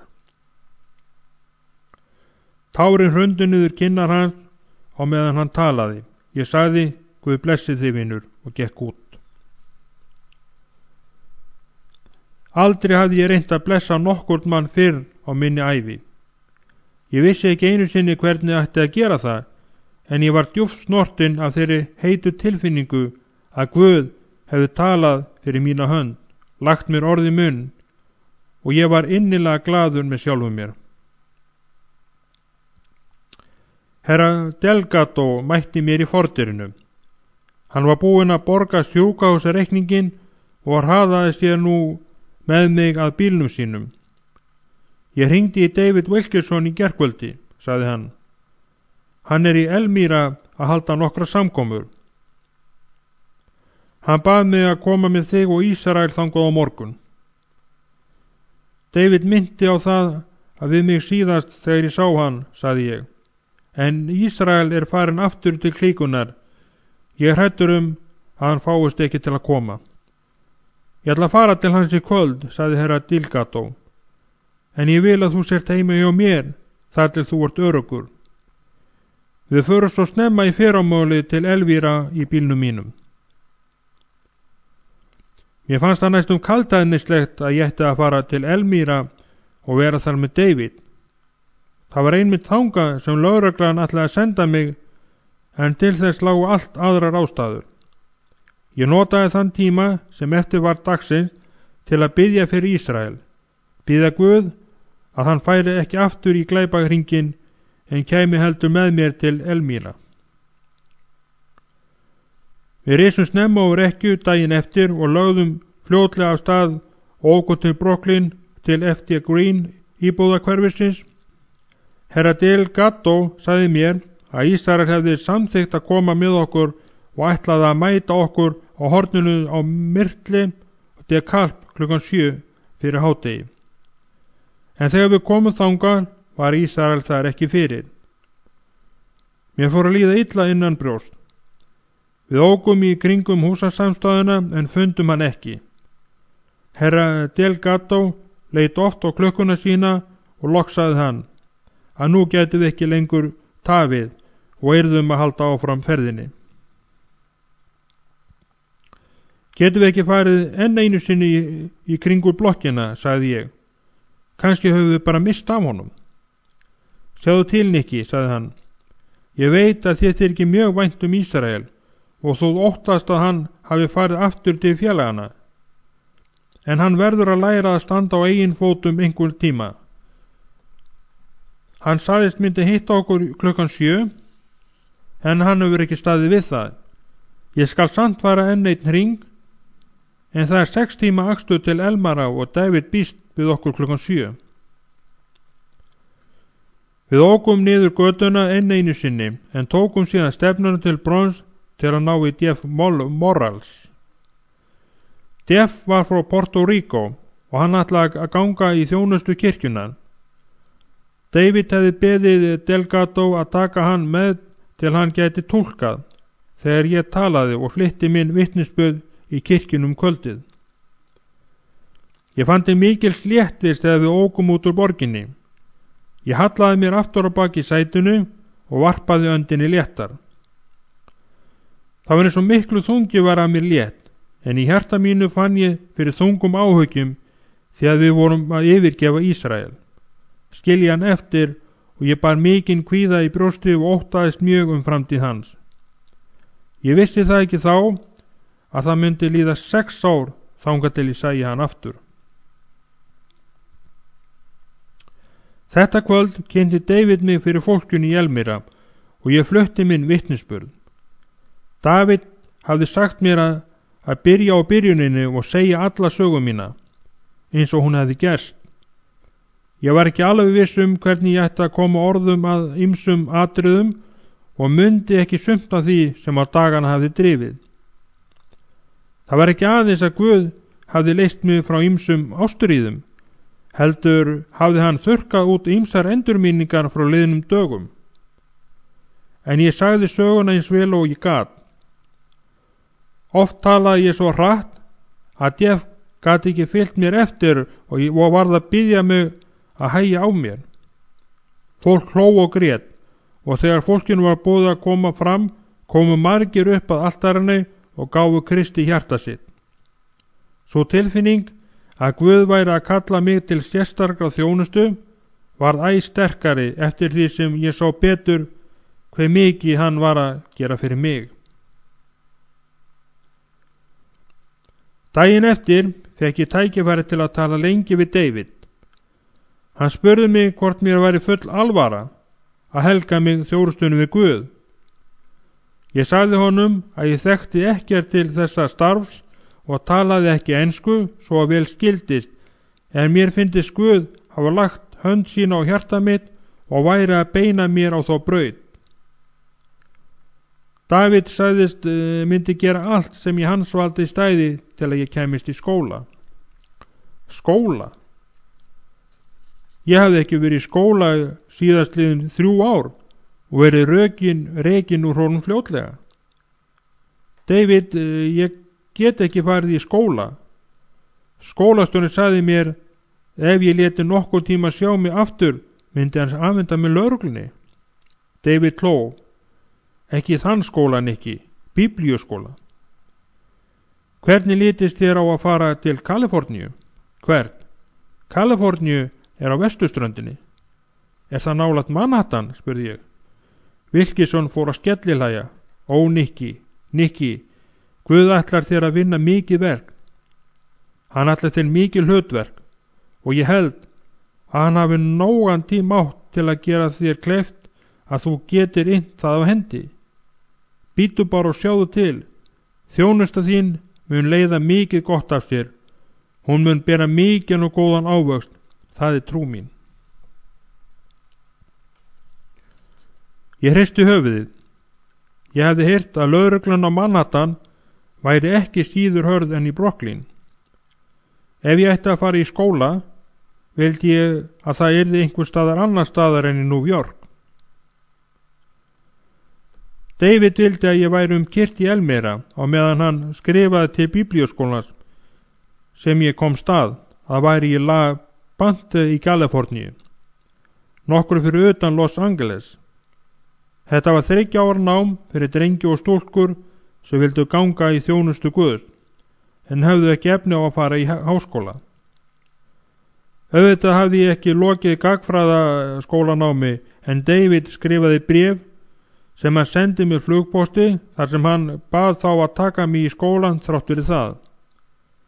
Hann tók það fram að hann hefði ekki gert mikið úr námsferli mínum eða öðrum undirbúningi, en sagðist hafa sagt þeim frá draumum mínum og sterkri löngun til að starfa á og beði þá að taka mig til reynslu. Ég hafði verið kristinn í aðeins fáeinar vikur. En dvölin í Elmira var ekki með öllu þægileg. Einhvern veginn hafði svo fregn borist þangað að ég hefði verið foringi glæpahóps og væri að undirbúa að stofna glæpahring í Elmira. Davíð hafði ekki miklar áhyggjur af þessu og honum var fljóst að þetta geti leitt til vandræða. Ég gisti á honum og var hræddur að hann myndi sæta ámæli fyrir það. Við komum okkur saman að biðja Guð að hjálpa okkur. Sama kvöldi skýrði ég David mér frá skýrð með heilugum anda. Ég hlustaði með athygli en gat ekki skilið hvað hann var að reyna að vekja með mér. Hann las kafla úr reikningunni, Postulasögunni, fyrra bréf Páls til Koríntumanna og bréf Páls til Efesusmanna. Hann reyndi að skýra fyrir mér að þegar maður hefur frelsast, vill Guð veita honum mátt sinn. Og hann sagði frá vitum Páls og afturhvarfi eins og segir í Postulasögunni 9:3. Og að 3 dögum liðnum tók hann skýrn og fylltist heilugum anda. Það er þetta sem þú þarfnast, Nikki, sagði David. Guð vill fylla þig mætti sínum og gefa þig náðar gjafirnar. Hvaða gáfur? Hvað ertu að meina, spurði ég. Hann opnaði Biblíuna og las í 1. Korintubréfinni 12. kafla 8. og 10. vers og skýrði mér hinar 9 náðargáfur andans. Þær eru gefnar þeim sem eru skýrðir með heilugum anda. Ekki víst að þú öðlistar allar, en þú munt fá einhverjar þeirra. Við hvítasunnumenn trúum því að sá sem hefur verið skýrður með heilugum anda tali tungum. Þú meinar að ég muni geta að tala ensku án þess að læra hana, spurði ég undrandi. David hélt áfram tali sínu en lokaði bókinni. Drottinn sagði postulunum að bíða og þá myndu þeir öðlast máttinn. Ég vil ekki leggja of mikið á þig í einu, Nikki.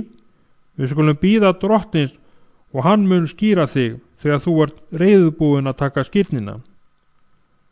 Þangað til er okkar vandi á höndum að við þurfum að leita til hans í bæn. Svo slökkti hann ljósið en ég sagði, ef hann gefur mér annað tungumál vona ég að það verði ítalska. Ég þekki svo fallega ítalska stelpu, hún er fallegasta stelpan sem ég hef séð og ég mundi. Það var stungið upp í mig því Wilkinson kastaði kottanu sínu þvert yfir herbyggið og hann skreill beint framan í mig. Farðu að sofa, Nikki. Það er bráðu komin morgun og hálfur bærin heldur að þú sett enn foringi glæpamahóps. Ef hann gefur þér annað tungumál er það að vera eitthvað sem fólki hérna skilur þegar þú segir því að þú sért nú engin morðingi. Daginn eftir var David mjög áhyggjufullur þegar hann kom heim frá samkomunni. Þetta gengur ekki vel, Nikki. Við verðum að koma þér burt hérðan fyrir kvöldið. Ég veit bara ekki hvert ég á að senda þig nema til New York. David virtist örvæntingafullur. Já, vissulega er ég það. Þess vegna bið ég Guð að hjálpa okkur og ég trúi því að hann bænheyri mig. Baðst þú Guð að hjálpa mér? Þú veist að ég gerði það.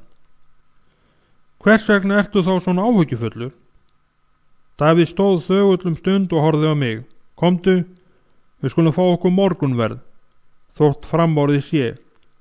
Ég er banhungraður, en þú?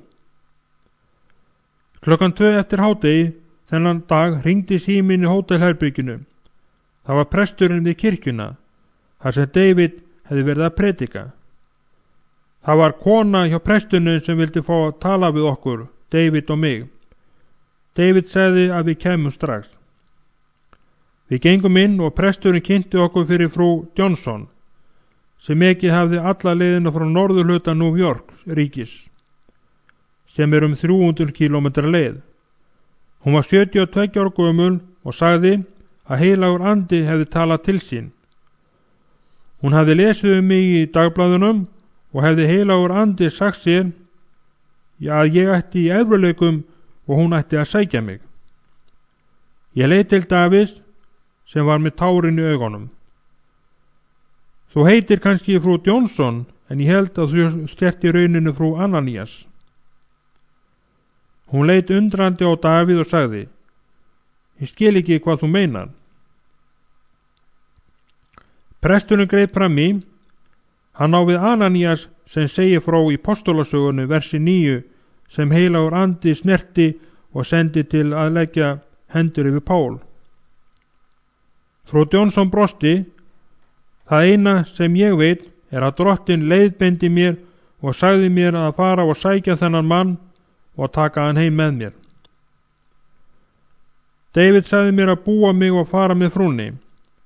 Hann sagðist búast við svari frá Ponti innan fárra daga og myndi senda mér jafnskjótt svarið og það kæmi.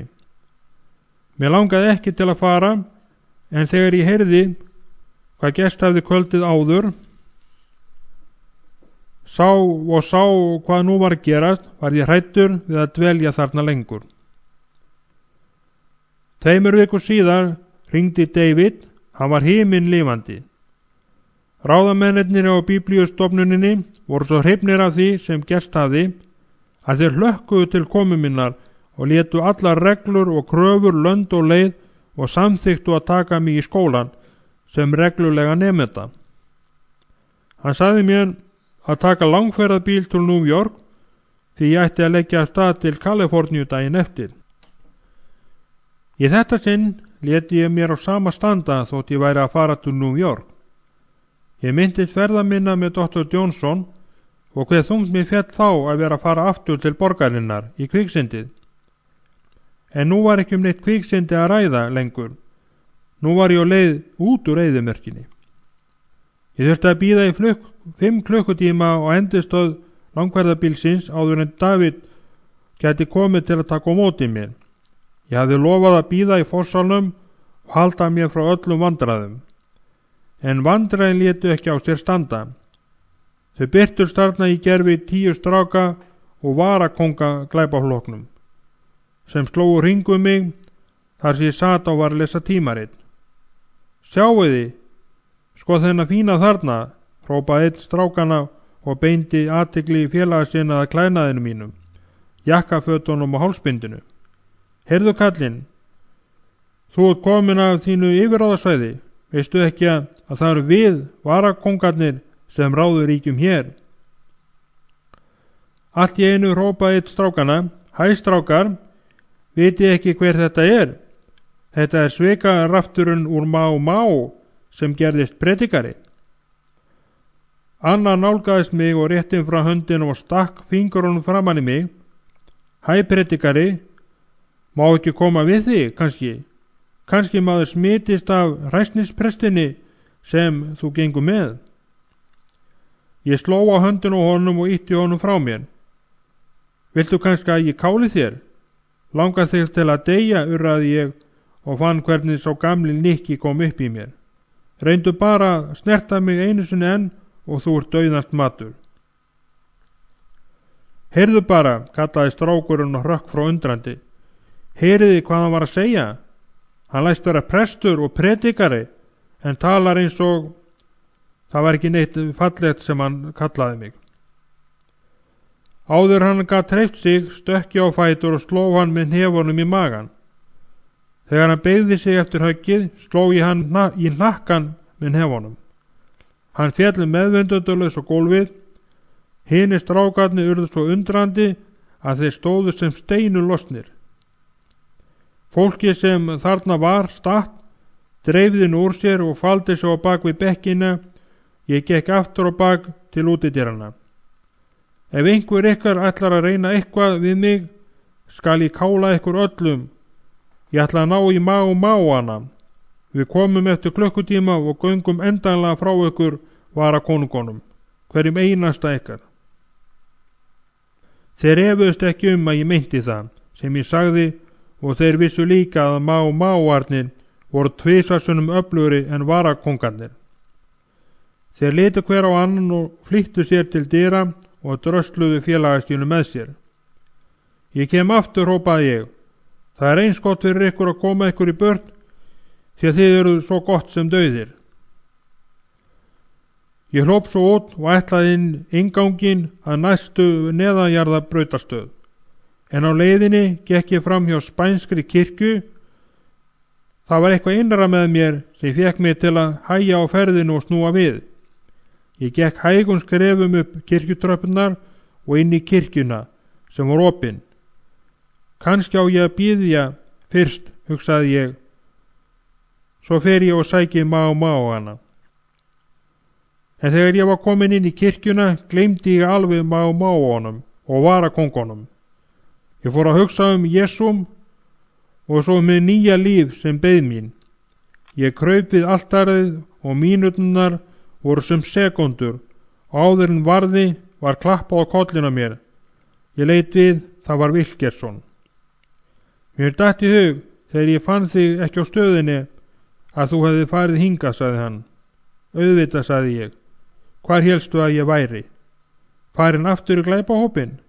Hann brosti og við gengum yfir að bílnum hans. 9. lestur á skólabekk. Biblíustofnunin í La Punta í Kaliforníu er lítil bygging og lætur ekki mikið yfir sér.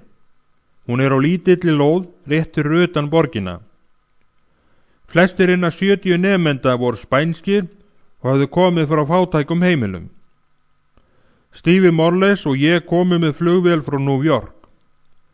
Skólinn var ólíkur öllum þeim skólum sem ég hafði séð. Þarna giltu mjög strangar reglur og þarna ríkti mikill agi. Kennslutímarnir voru langir og strangir. Það var kennt á þriðjudögum til laugardags. Flestir nemendurnir bjuggu í eins konar bröggum á skólalóðinni. Það tók mig nokkra mánuði að venjast lífinu þarna. Ég hafði alltaf ráðið mér sjálfur, en þarna, í skólanum, var allt skipulagt eftir klukkunni og bjallan kallaði allt frá klukkan 6 að morgni til 8:30 að kveldi. Það var í rauninni engin frístund allan daginn og við urðum að verja 2 tímum við bænahald á hverjum degi, fyrir utan að vera 6 tíma á skólabekknum. Það sem mér veittist erfiðast var að mega ekki tala við stelpurnar. Það var stranglega bannað og einu tækifærin voru eftir að kennslustundunum var lokið. Þá gat maður stólist til að skiptast á nokkrum orðum við þær og svo á meðan við vorum að þó upp eftir máltíðirnar, þegar röðin kom að manni að sjá uppþóttinn. Það var sem sé tilgangur skólas að kenna okkur agasemi og hlýðni. En þó að þetta veittist mér mjög erfitt, þá var þetta einmitt það sem mér var svo nauðsynlegt að læra og temja mér. Ef þess hefði ekki verið gætt að allar reglur væru haldnar, hefði ég leitt mér allt og mikið frjálsræði. Maturinn var saðsamur, en langt frá því að vera listugur. Morgunmaturinn var aðalega mægisgrautur og ristað brauð, og einu sinni í viku fengum við egg. En þetta var einmitt sá matur sem okkur hæfði, því flest okkar myndu verða spænskir predikarar á meðal fátakari stétta þjóðarinnar og yrðum því að venjast því að láta okkur nægja lítið. Kennararnir voru ákaflega þolinmóðu við mig.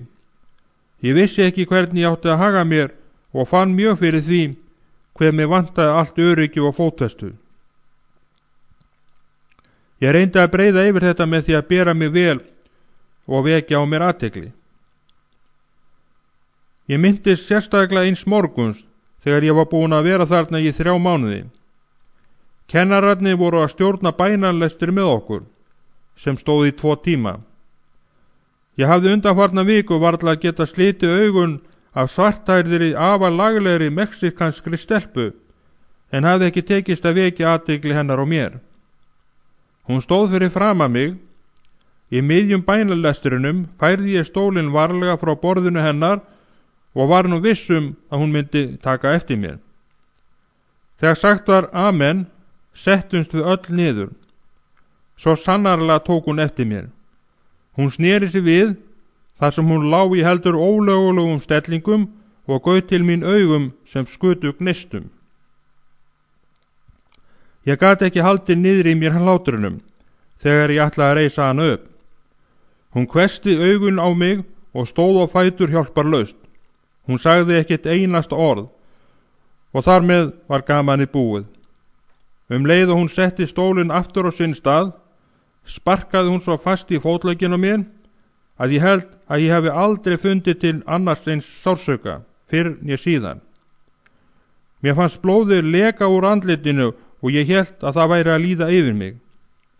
Allir í bekknum ráku upp skellihlátur. Loks gat ég jafnað mig og litið til hennar. Hún sendi mér slíkt augnaráð að það hefði getað brennt gat á hinn öflugasta skriðdreka. Ég reyndi að setja upp bros, en ég var að því komin að æla. Svo settist hún við borðið sitt og sneri sér að kennaranum. Kennari ræksti sig og sagði: "Það sem bænamorgunstundunni er nú lokið, getum við byrjað. Herra Kurs, ætlar að hefja lesturinn fyrir okkur í dag." Ég horfði á kennaran með daufum augum. "Herra Kurs", sagði hann, "þú hefur lesið lexíuna þína, er það ekki?" Ég reyndi að segja eitthvað, en mér kenndi svo til í fætunum að ég kom ekki upp nokkur orði.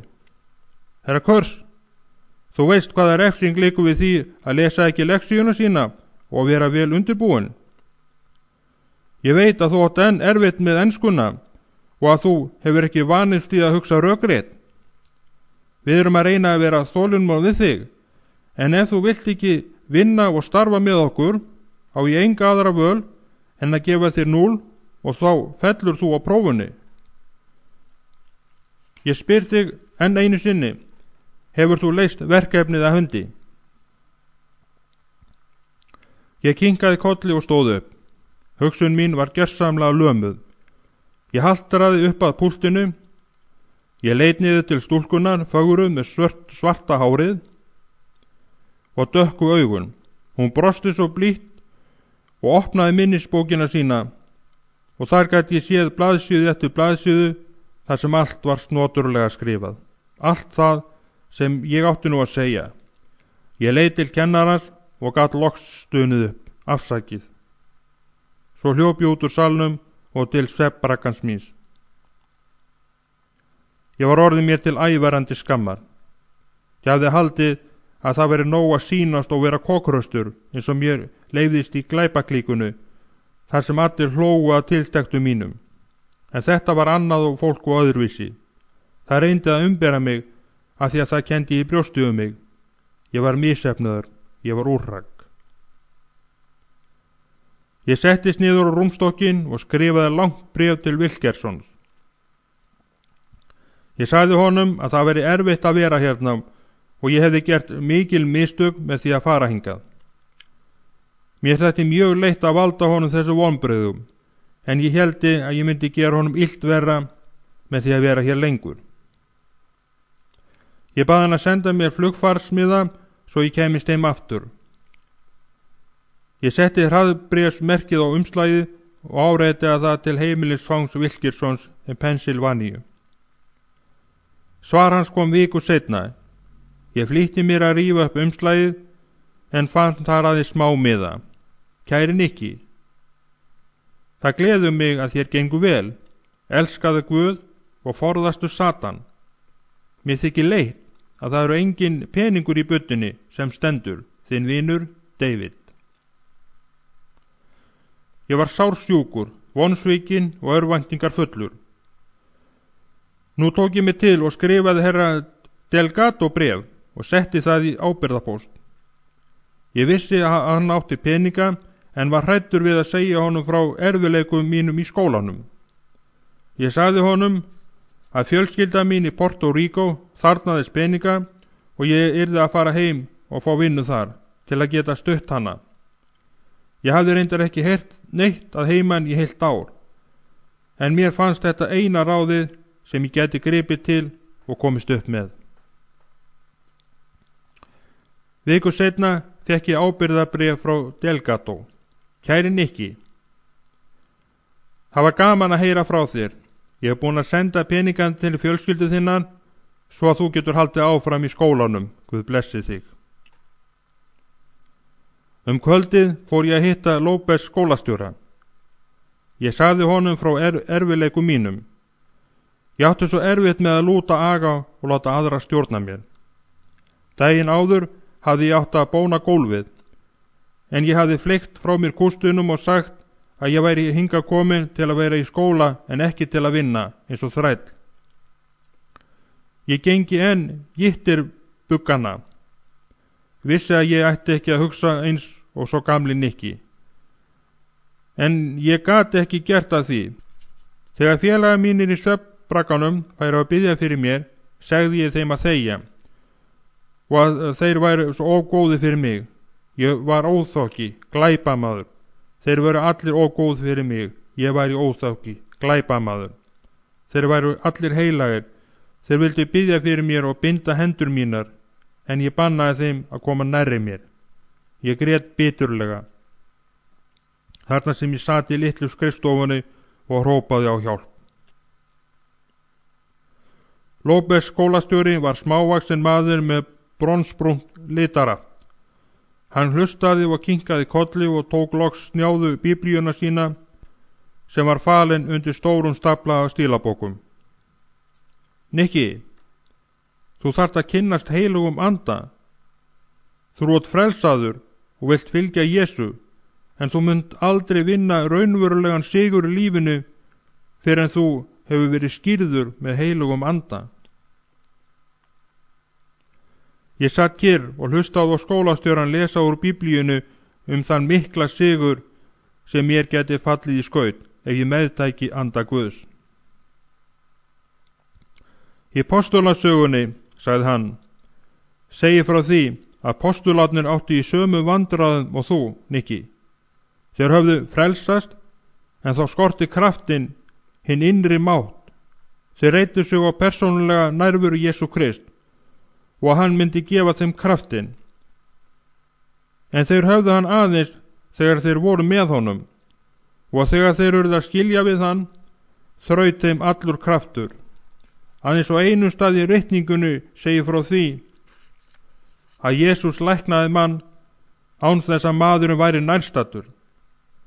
Það var þegar hann læknaði þjón 100 En jafnir þá þurfti 100 að koma til Jesú svo honum yrði að trú sinni.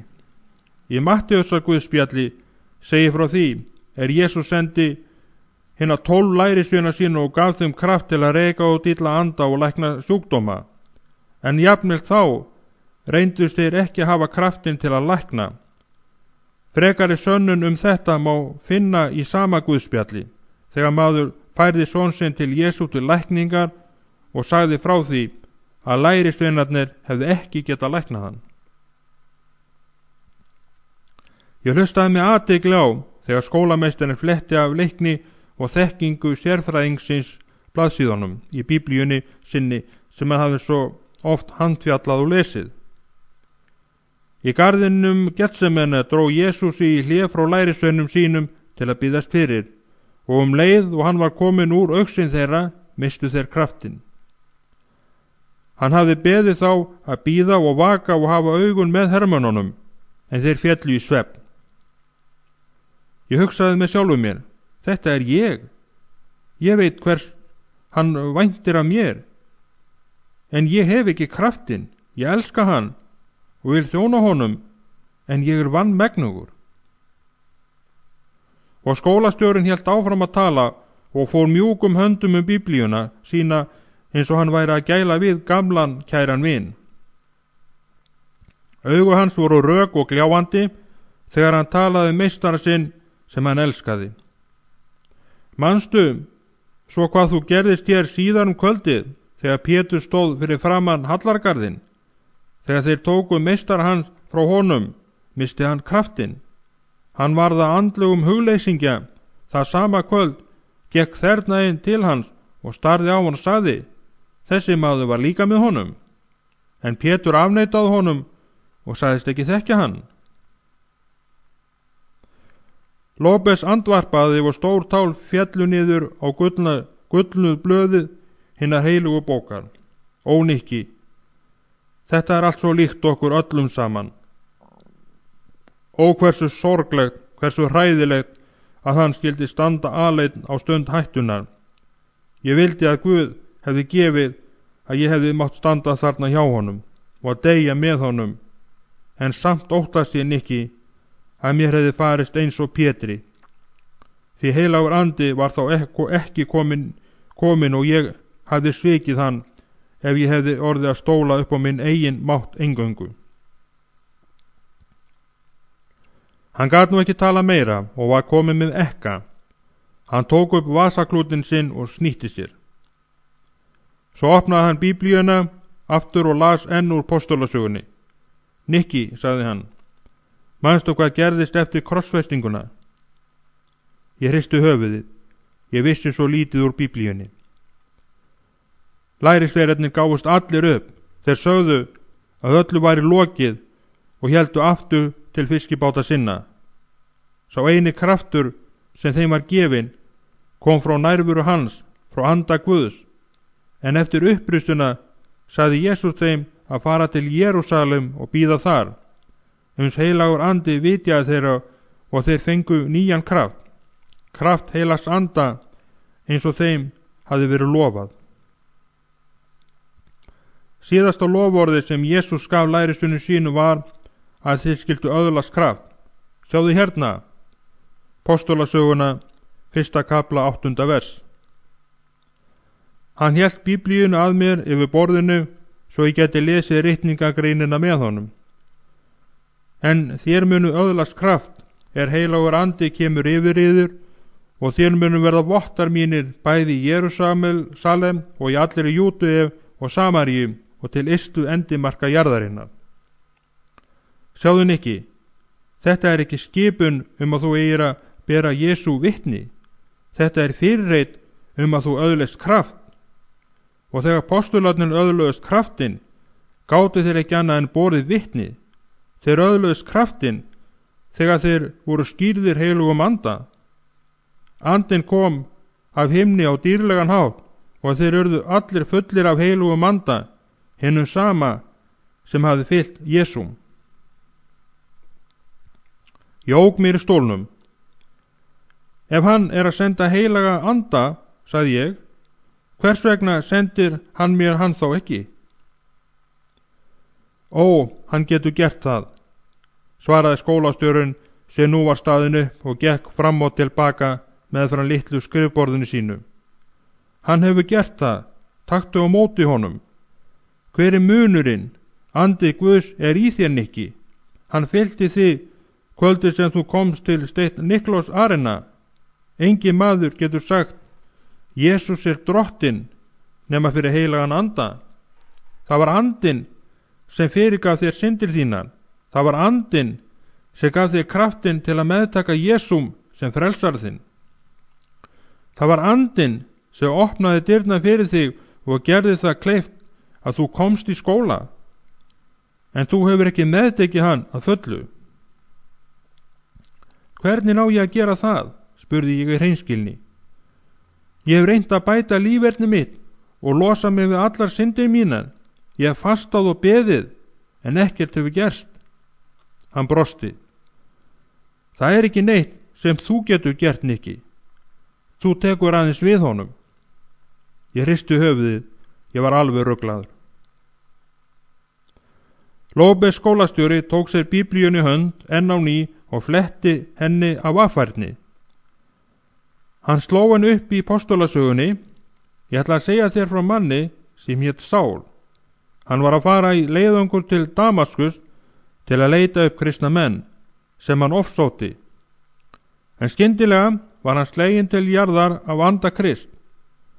3 dögum seinna var hann skírður með heilugum anda og hóf að predika. Í það sinn kom krafturinn þegar hendur voru lagðar yfir hann. Það þannig sem jöðlast hann, spurði ég. Getur einhver langt hendur við mig svo ég verði skírður með heilugum anda? Það gæti komið þannig, svaraði skólastjórinn, eða þú færð skírn þegar þú ert einn með sjálfum þér, en þegar það hefur einu sinni gerst, verður þú aldrei sami maður og áður. Hann þagnaði og leit beint í augum mér og sagði: Heimurinn þarfnast þín og þess sem þú hefur að segja. Það eru 100 og 1000 ungs fólk þvera og endilanga Ameríku sem lifa því lífi sem þú lifðir.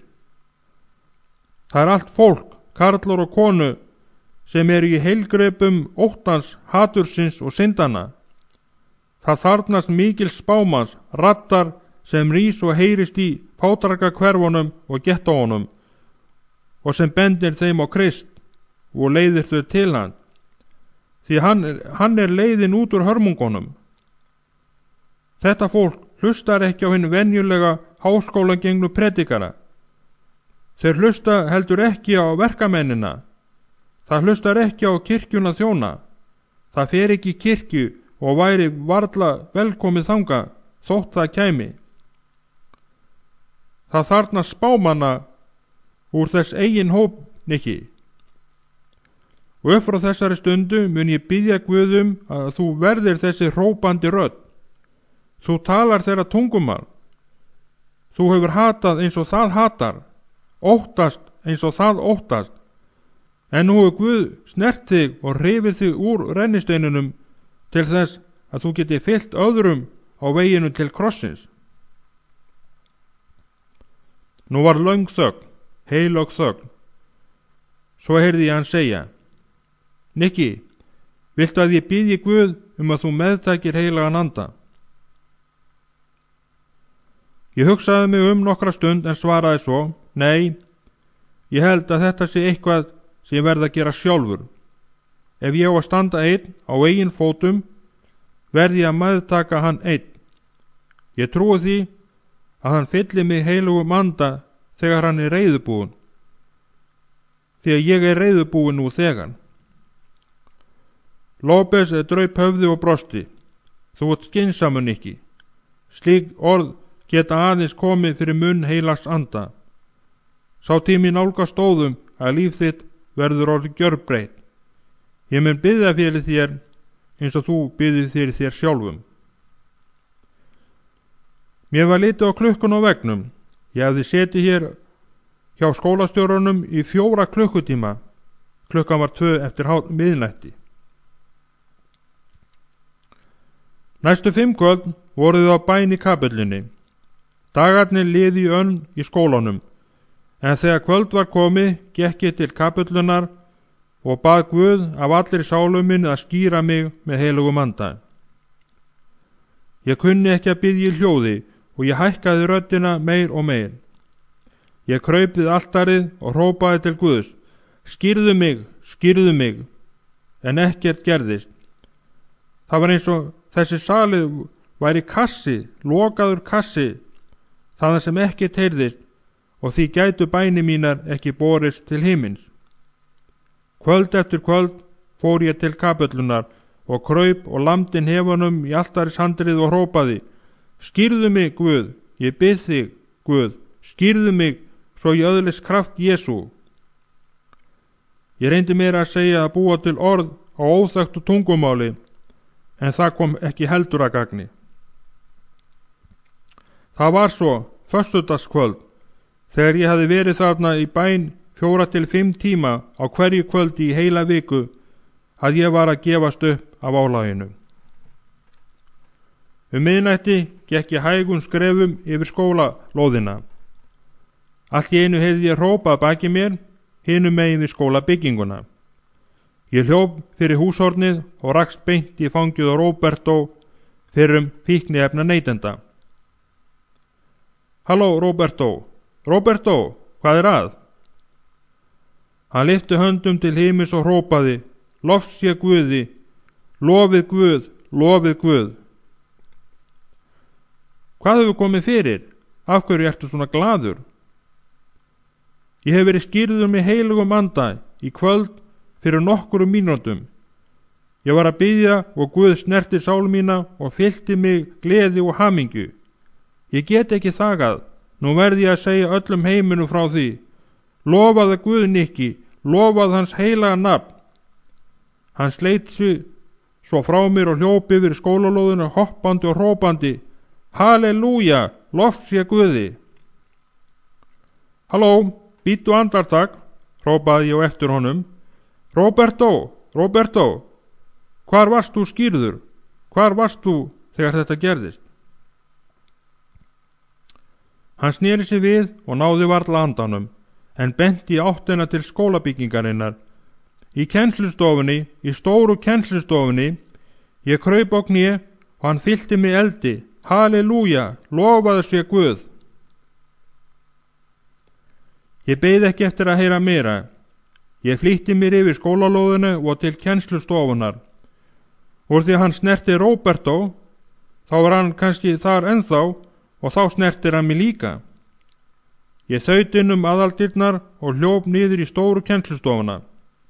Ég stansaði í dyrunum og kíkti inn. Það var dimmt þarna og algjör kyrrð. Ég gekk hægt inn í dimmt herbergið og þreifaði mig áfram á milli stólana og borðana. Ég kraup á kné fyrir framan borðið, þar sem fallega stúlkan með dökku augun hafði dottið svo illilega á gólfið þegar ég kippti undan henni stólnum. Ég hafði engan tíma til að rifja þetta atvik upp og fórnaði höndum á hefðbundin hátt og horfði upp í loftið. Svo hrópaði ég hárri röddu. Guð, það er ég, Nikki. Ég er hérna líka, skýrðu mig. Ég beið í örvæntingu, ekkert gerðist. Kannski er ég að tala við ranga persónu, hugsaði ég. Ég ætla að reyna aftur. Jesús, hrópaði ég á öllum mætti. Þetta er ég, Nikki Kurs. Ég er hérna í skólastofunni í La Pentu. Ég er að bíða eftir því að verða skýrður með heilugum anda. Skýrðu mig. Eftirvæntingin var svo mikil að ég lyftist nærri því á loft. Munnu minn var opinn, reiðubúinn til að hlaupa af stað eins og Roberto, en ekkert gerðist, ekkert. Kyrrðin var algjör. Gólfið var hart og mig fór að verka í hnén og brátt stóð ég upp og gekk vonsvikin út og yfir skólalóðina til svefnskálans. Það var blómailmur í loftinu. Grasið var döggvott undir fótum mínum og úr runnunum heyrðist lágt fuglakvak, en úr fjarska mátti heyra þungan vélaniðin frá þungaflutningabíl sem var að klífa upp brekkuna upp úr dalnum, en tunglið skaust á bak við ský eins og ástheit kona sem er að fara inn í dingju sína og loka dyrunum á eftir sér. Ilmur jasmíana fyllti svalt næturloftið og götuljósin blikkuðu þegar vindurinn hreyfði pálmagreinarnar hljóðlaust og mjúklega. Ég var aleinn í Guðs paradís. Ég læddist á tánum inn í svefnskálan og upp í rúmið. Ég lagðist á bakið með hendurnar undir höfðinu og starði inn í myrkrið. Ég gat heyrt hægan andardrátt félaga minna. Guð, kjökraði ég, og ég fann hvernig heit tárinu runnunuðu kinnarnar og niður á kottan. Ég er búin að biðja því heila viku, en þú hefur ekki svarað mér. Ég er ekki nógu góður. Ég veit að hverju þú hefur ekki fyllt með krafti þínum. Ég er ekki nógu góður. Ég er svarti sauðurinn í hjörðinni. Ég veit ekki einu sinni hvernig á að halda á hníf og gafli. Ég les illa og get ekki fylgst með að því að ég er svo seinn að hugsa. Það eina sem ég þekki er glæpahópurinn. Ég á ekki heima hér. Ég er eins og illagerður hlutur á meðal fólksins, óhreinn og syndugur. Mér langar til að vera góður, en ég get ekki orðið góður, nema að meðtaka anda þinn og þú vilt ekki gefa mér hann, af því að ég er ekki nógu góður. Fyrir hugskottsjónu mínu sá ég gamla herbergi mitt í eftir Green Place 54 að þó fór hrollur mig. Ég vil ekki fara þangað aftur, Guð, en samt get ég ekki verið hér. Allir drengirnir og stúlkurnar hér eru svo ráðvönd og heileg, en ég er svo óhreinn og syndugur. Ég veit að ég á ekki heima hér. Ég fer á morgun. Svo sneri ég mig við og féll í svefn. Þegar kennslustundinni var lokið daginn eftir, fór ég til svefnskálans og hóf að pakka niður dótinu mínu. Ég hafði tekið ákvörðun. Ég ætlaði að læðast út á skólalóðinni og leggja af stað í hina löngu ferð heim, fara á puttanum. Það er engu til gagns að ég verði hér lengur. Þar sem ég sat á rúmstokknum með hugsanir mínar var ég truflaður af einu nemandanum sem ekki átti samastað í svefnskólanum mínum. Fínt, Nikki, þú ert einmitt sá sem ég ætlaði að hitta. En ég hugsaði mér, þú ert einmitt sá sem ég vildi síst hitta. Nikki, sagði hann. Það var tilhökunartónn í röddinni. Við ætlum að hafa biblíu rannsókna tíma í litlu stöðinni að gefa bólaverð. Mér langar til að biðja þig að koma með mér. Ég hristi höfuðið, ekki í kvöld gen. Ég er þreyttur og þarf að lesa svo mikið. Byttu einhvern annan. Það eru einhver strákar hérna núna, sagði hann og klappaði á öxluna mér, og þar að auki hefur Andi sagt mér að fara og ná í þig. Hvað ert að segja? Andinn?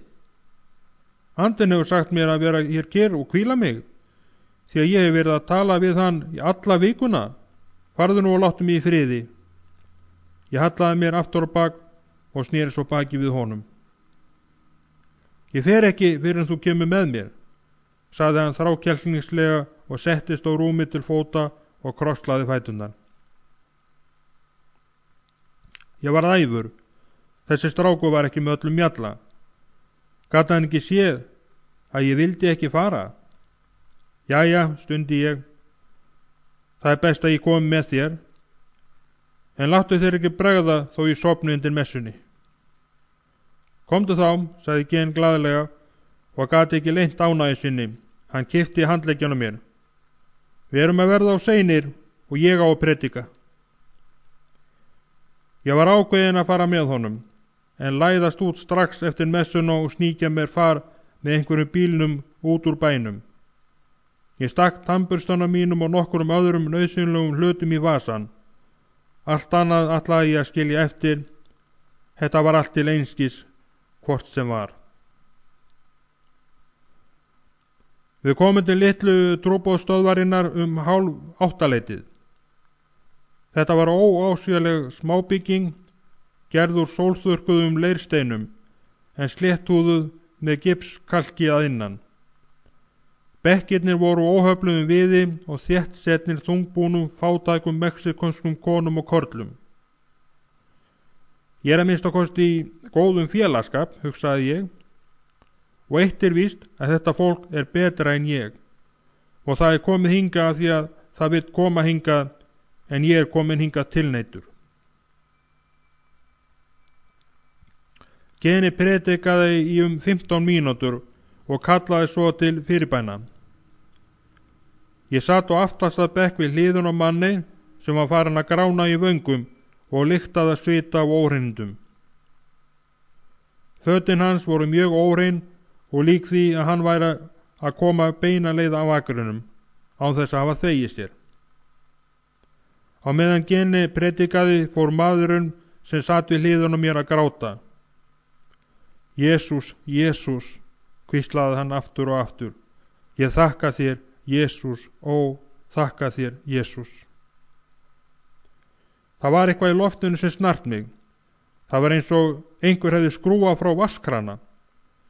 Fyrst mjög varlega, en smátt og smátt var eins og ég fylltist. Þakka þér, Jesús, sagði gamli bóndinn sem satt hjá mér. Þakka þér. Ó Guð, andvarpaði ég. Ó Jesús, Jesús. Ég beit sama tönnunum og reyndi að halda aftur að mér, en það var eins og stípla hefði brostið og ég þaut upp og slagaði inn hliðargangin í áttina til altarins, uns ég féll niður við óheflaðar altaris grindurnar og grét óviðráðanlega. Ég fann að Geni lagði höndin á höfuð mér. Nikki, Guð ætlaði ekki að láta þér hlaupa á brott í kvöld. Andi hans kom til mín í kvöld og það var hann sem sendi mig til þín í svefnskálanum til að fá þig til að koma hingað á samkomuna. Ég vissi að þú ætlaðir að hlaupast á brott. Hann sendi mig til að stöðva þig. Hvernig gat hann vita það? Það vissi það engin nema Guð. Guð sendi mig til þín, Nikki. Allir drengirnir og kennararnir hafa verið að biðja fyrir þér. Okkur finnst Guð hafa lagt hendur sínar yfir þig á dásamlegan, dýrlegan hátt. Okkur finnst hann vera að búa þig undir mikilvæga þjónustu. Við elskum þig, við elskum þig. Tárin streymdu eins og lækur niður kinnar mínar.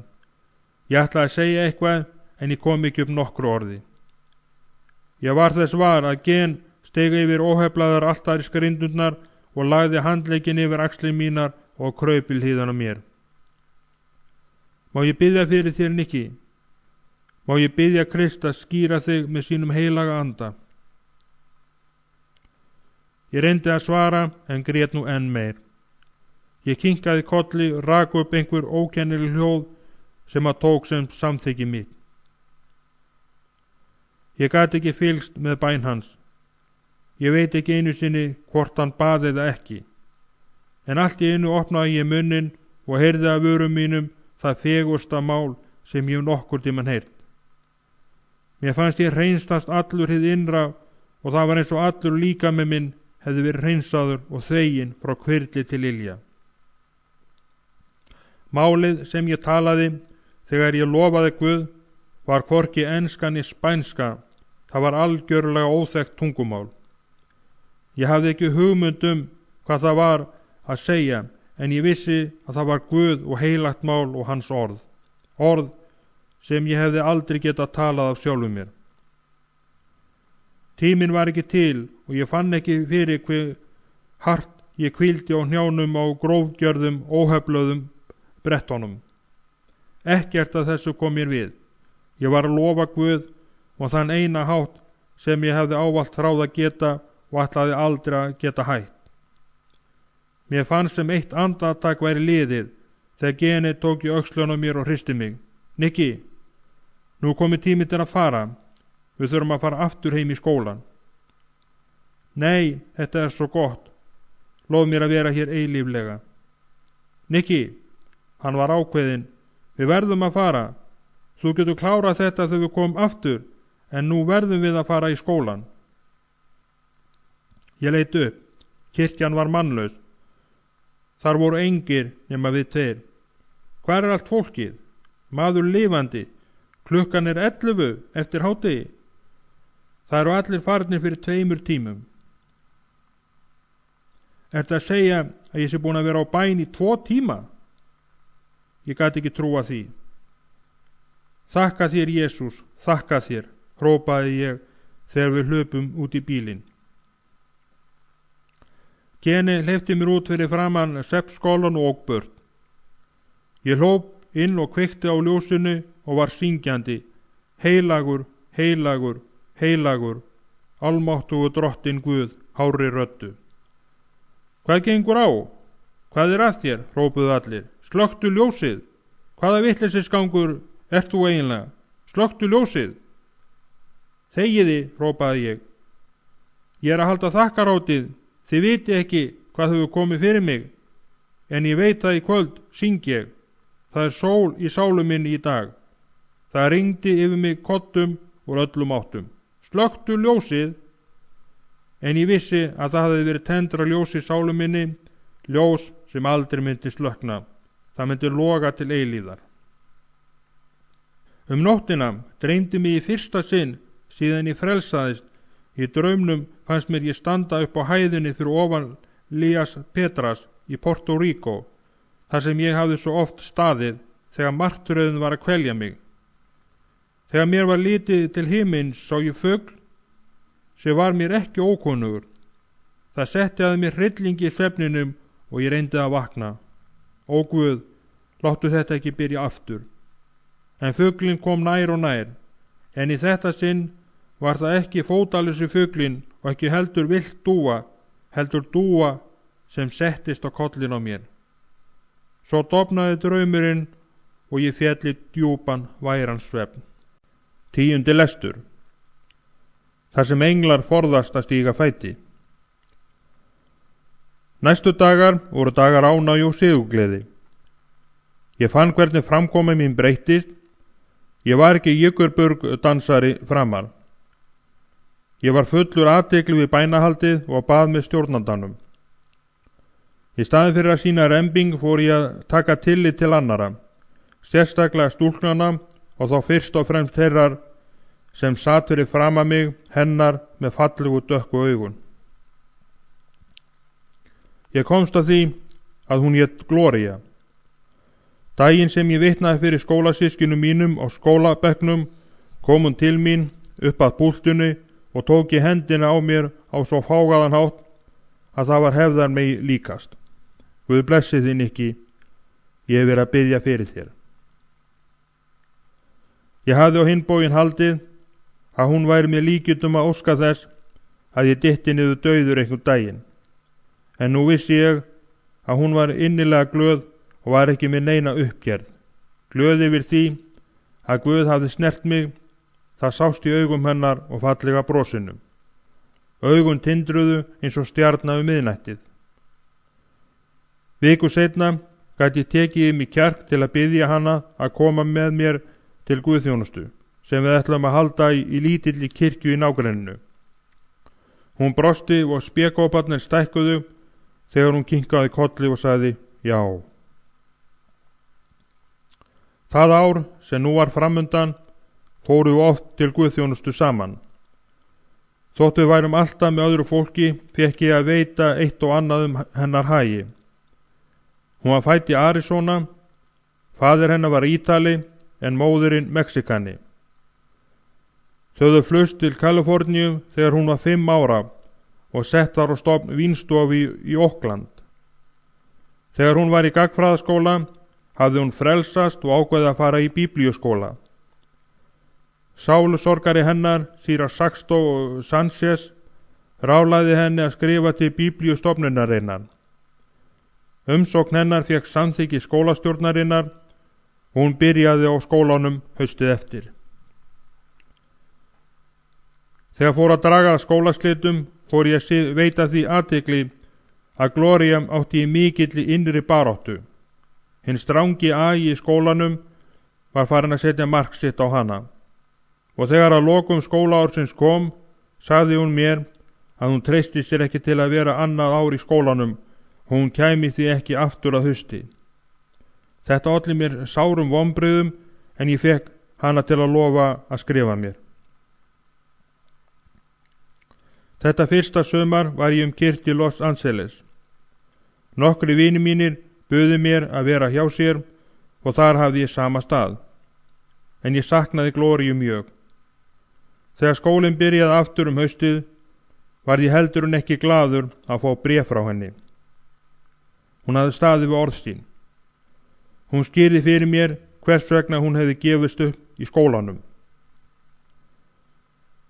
Ég varð fyrir þeirri reynslu sem þú fékkst, skrifaði hún. Þótt foreldrar mínir reki vínstöfu hef ég verið alin upp í siðgæði og heilbrigðu andrúmslofti. Þegar ég frelsaðist fór ég út í öfgar í hegðun minni. Mér hafði verið kennt að það væri synd að laga sig eftir hefðbundnum lifnaðarháttum samtíðar fólksins. Ég hætti að nota allar snirtuvörur og neita að fara í baðföt. Ég setti ekki einu sinni upp hring eða annað venjulegt skraut sem stúlkur nota. Allt sem að mér sneri var neikvætt og þegar ég fór að fara í skóla versnaði þetta enn og ég var eiginlega að gefast upp og brotna. Mér langaði til að segja þér frá þessu en við vorum aldrei ein. Ég vona að þú skiljir mig og biðjir fyrir mér. En ég kemi ekki aftur í skólan. Næsta ár í skólanum var fljótt að líða. Mér fór fram og fekk betri einkunnir og skólafélaga mínu voru farnar að viðurkenna mig sem félaga. Mér gáfust nokkur tækifæri til að predika á götunni þegar samkomur voru haldnar þar og sömuleiðis fekk ég að vitna í kirkjunum í nágrenninu. Í apríl fekk ég bréf frá David Wilkerson, Hann var enn búsettur í Pennsylvaníu, en vildi nú að ég kæmi til New York þegar sumari var í gengi í garð og starfaði með honum hjá glæpaklíkonum í Brooklyn. Hann hafði gert ráðstafinu til að fá að leigu íbúð við Clinton Avenue milli Fulton og Gates og tryggt sér samþykki Truman Fasons og Louis Delgados og stuðning þeirra ef ég vildi koma og vinna með honum. Að vísu væri peningar af skortnum skammti en þó nægir til að sjá fyrir samastað fyrir okkur og uppauðhaldi auk $7 á viku. Kvöldið eftir, þegar kennslustundinni var lokið, fór ég inn á skrifstofu skólastjóra og hringdi í David og lét skrifa símtalið hjá honum. Síminn hringdi lengi, en loks svaraði syfjuleg rödd. Það var David og hann gekk inn á að greiða símtalið. Halló David, það er ég, Nicky. Ertu búin að borða kvöldmatinn?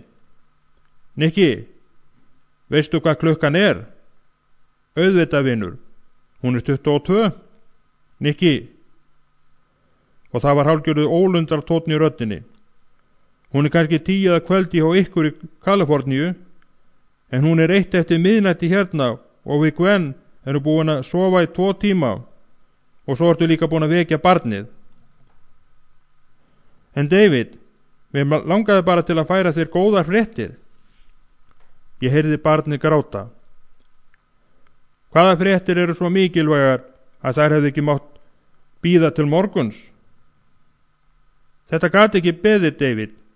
Ég kem til New York til að starfa með þér í sumar. Hvað þú sagt mér að ég eigi að gera það? Það er dásamlegt, Nicky. Já, dásamlegt. Ég hlakka mikið til að og við erum himinlifandi, bæði Gwen og barnið. Ég sendi þér flugfarmiða. Góða nótt. Mér kom ekki dúr og auga alla nóttina og var allan tíman að gera áætlanir ferð mína og aftur koma til New York. Ferðin og koma til New York færði mér sannin hve miklum breytingum ég hafði tekið. Það var eins og öllu lífi mínu hafði verið umturnað. Ég var komin til lífsins. Þegar flugvélin fór að lækka flugi til að lenda á Idlewild flugvelli, vöknuðu endurminningarnar og hjarta mitt sló örar. Ég sá útlinu Empire State byggingarinnar við Sjóndeildarhring og svo Brooklyn brúna. Ég hafði aldrei gert mig grein fyrir hve þétt byggðin var og hve þessi borg breyti úr sér á hundruðum fermílna svæði. Hjarta mitt fylltist kærleika til allra þeirra milljóna manna sem þarna var tróðið saman í þessum frumskógi malbyggsins, þjáðir af synd og örvæntingu. Það kom tár í augum mér þegar við hringsóluðum yfir borgina. Ég var dapur en samt hamingjusamur, hræddur og fullur eftirvæntingar. Ég var komin heim. David tók á móti mér á flugvellinum og við féllumst í faðma og grétum, án þess að fyrirverða okkur. Svo lagði hann handlegginn yfir axlir mínar og leiddi mig að bílnum og lék við hvert sinn fingur af tillökkun. Draumurinn var að rætast. Ég hlustaði á hann segja frá fyrirætlunum sínum og ætlunum framtíðina. Stofnun hins nýja Ten Shallange, en hann sá brátt að það var eitthvað sem mér lá á hjarta og loks gat hann lokið máli sínu og spurt mig hvað amaði að. David, hvað hefur þú frétt af Ísrael? Hvar er hann?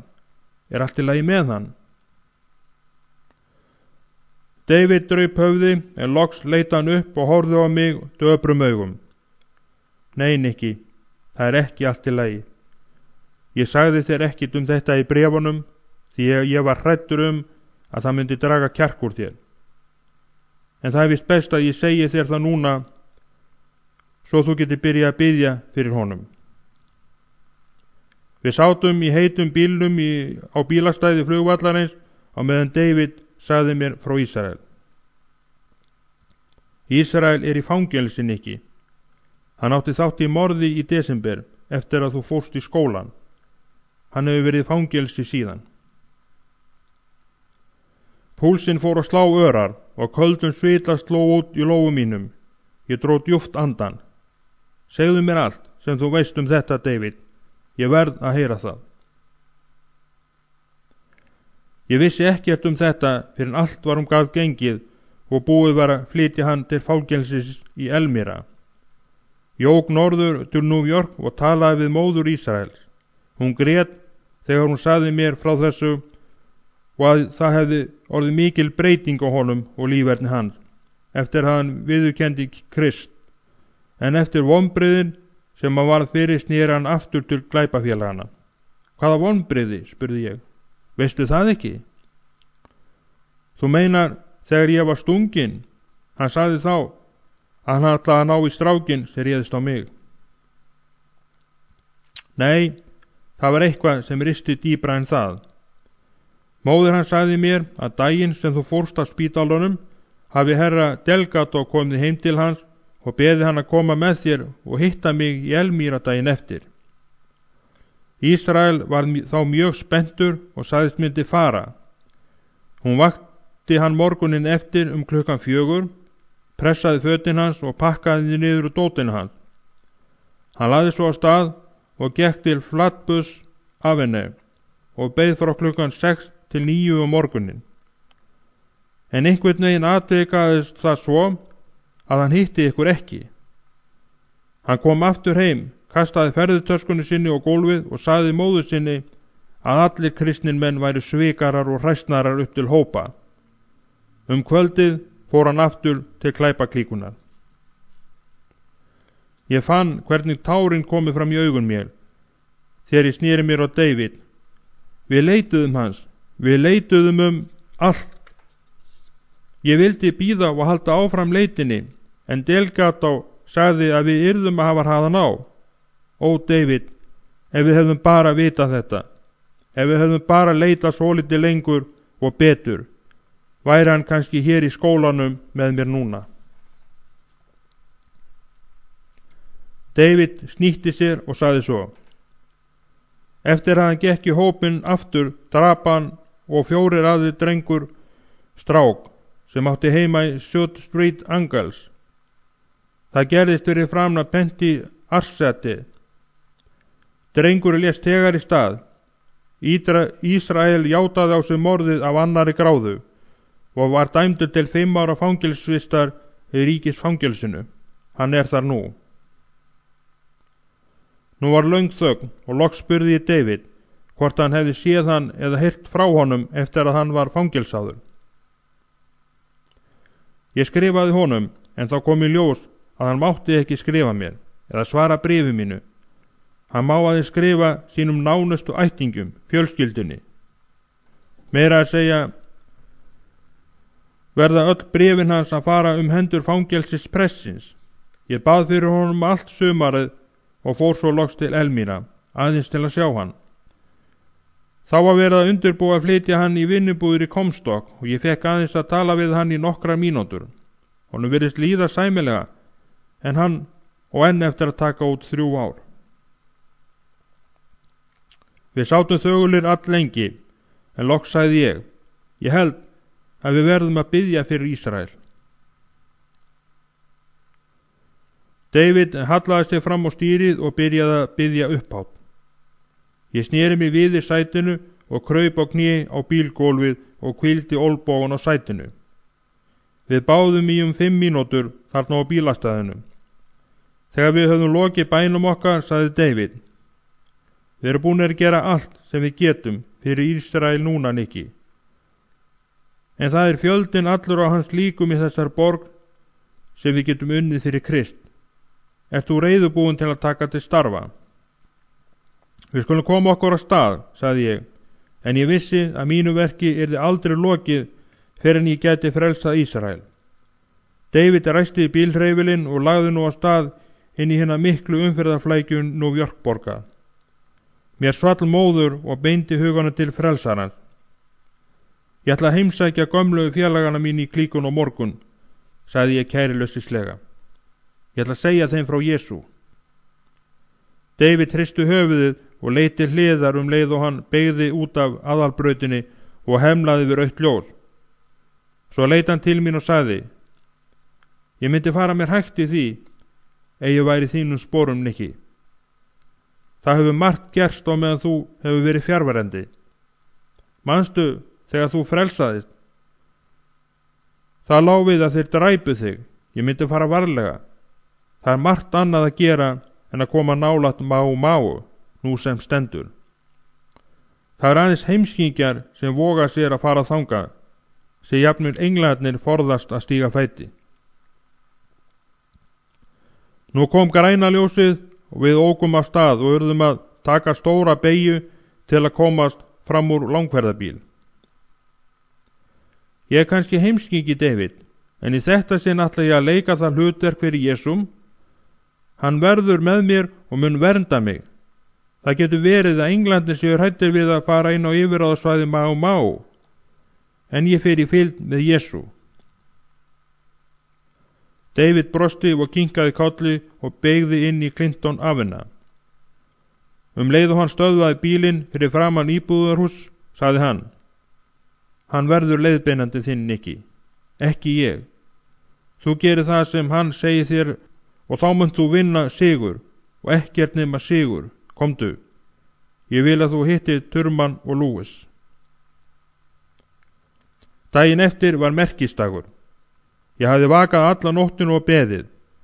Ég fór í jakkafötin mín og setti á mér áberandi hálsbindi, stakk Biblíunni minni sem var bundin inn í leður undir höndina og lagði að stað niður eftir Green hverfinu. Ég var á leiðin á fund Máana. Borgin hafði breyst mikið.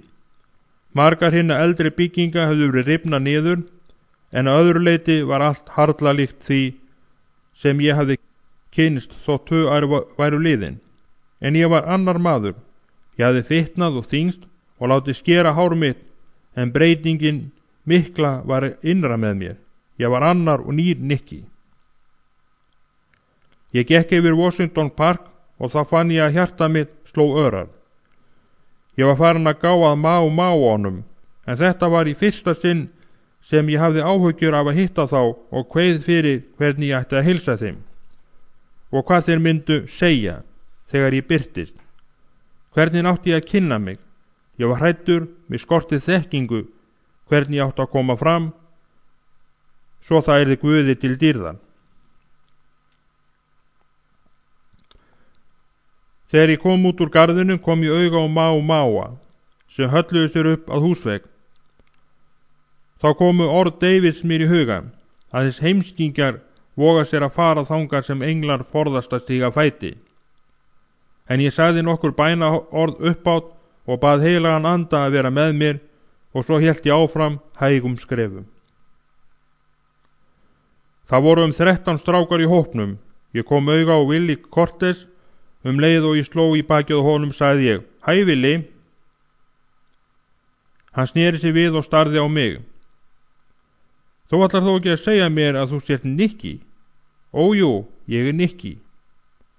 Maður lifandi. Þú lítur út eins og dýrlingur eða eitthvað svoleiðis. Taktu það rólega, maður. Ég var einmitt núna að koma frá Kaliforníu. Mér hefur gengið vel. Ég er frelsaður og gengi í skóla. Hann tók í öxlin á mér og sneri mér í hring nokkrum sinnum og skoðaði fötin mín og virti mig allan fyrir sér. Maður lifandi, Nikki. Ég trúi þess ekki. Ég get ekki trúa þessu.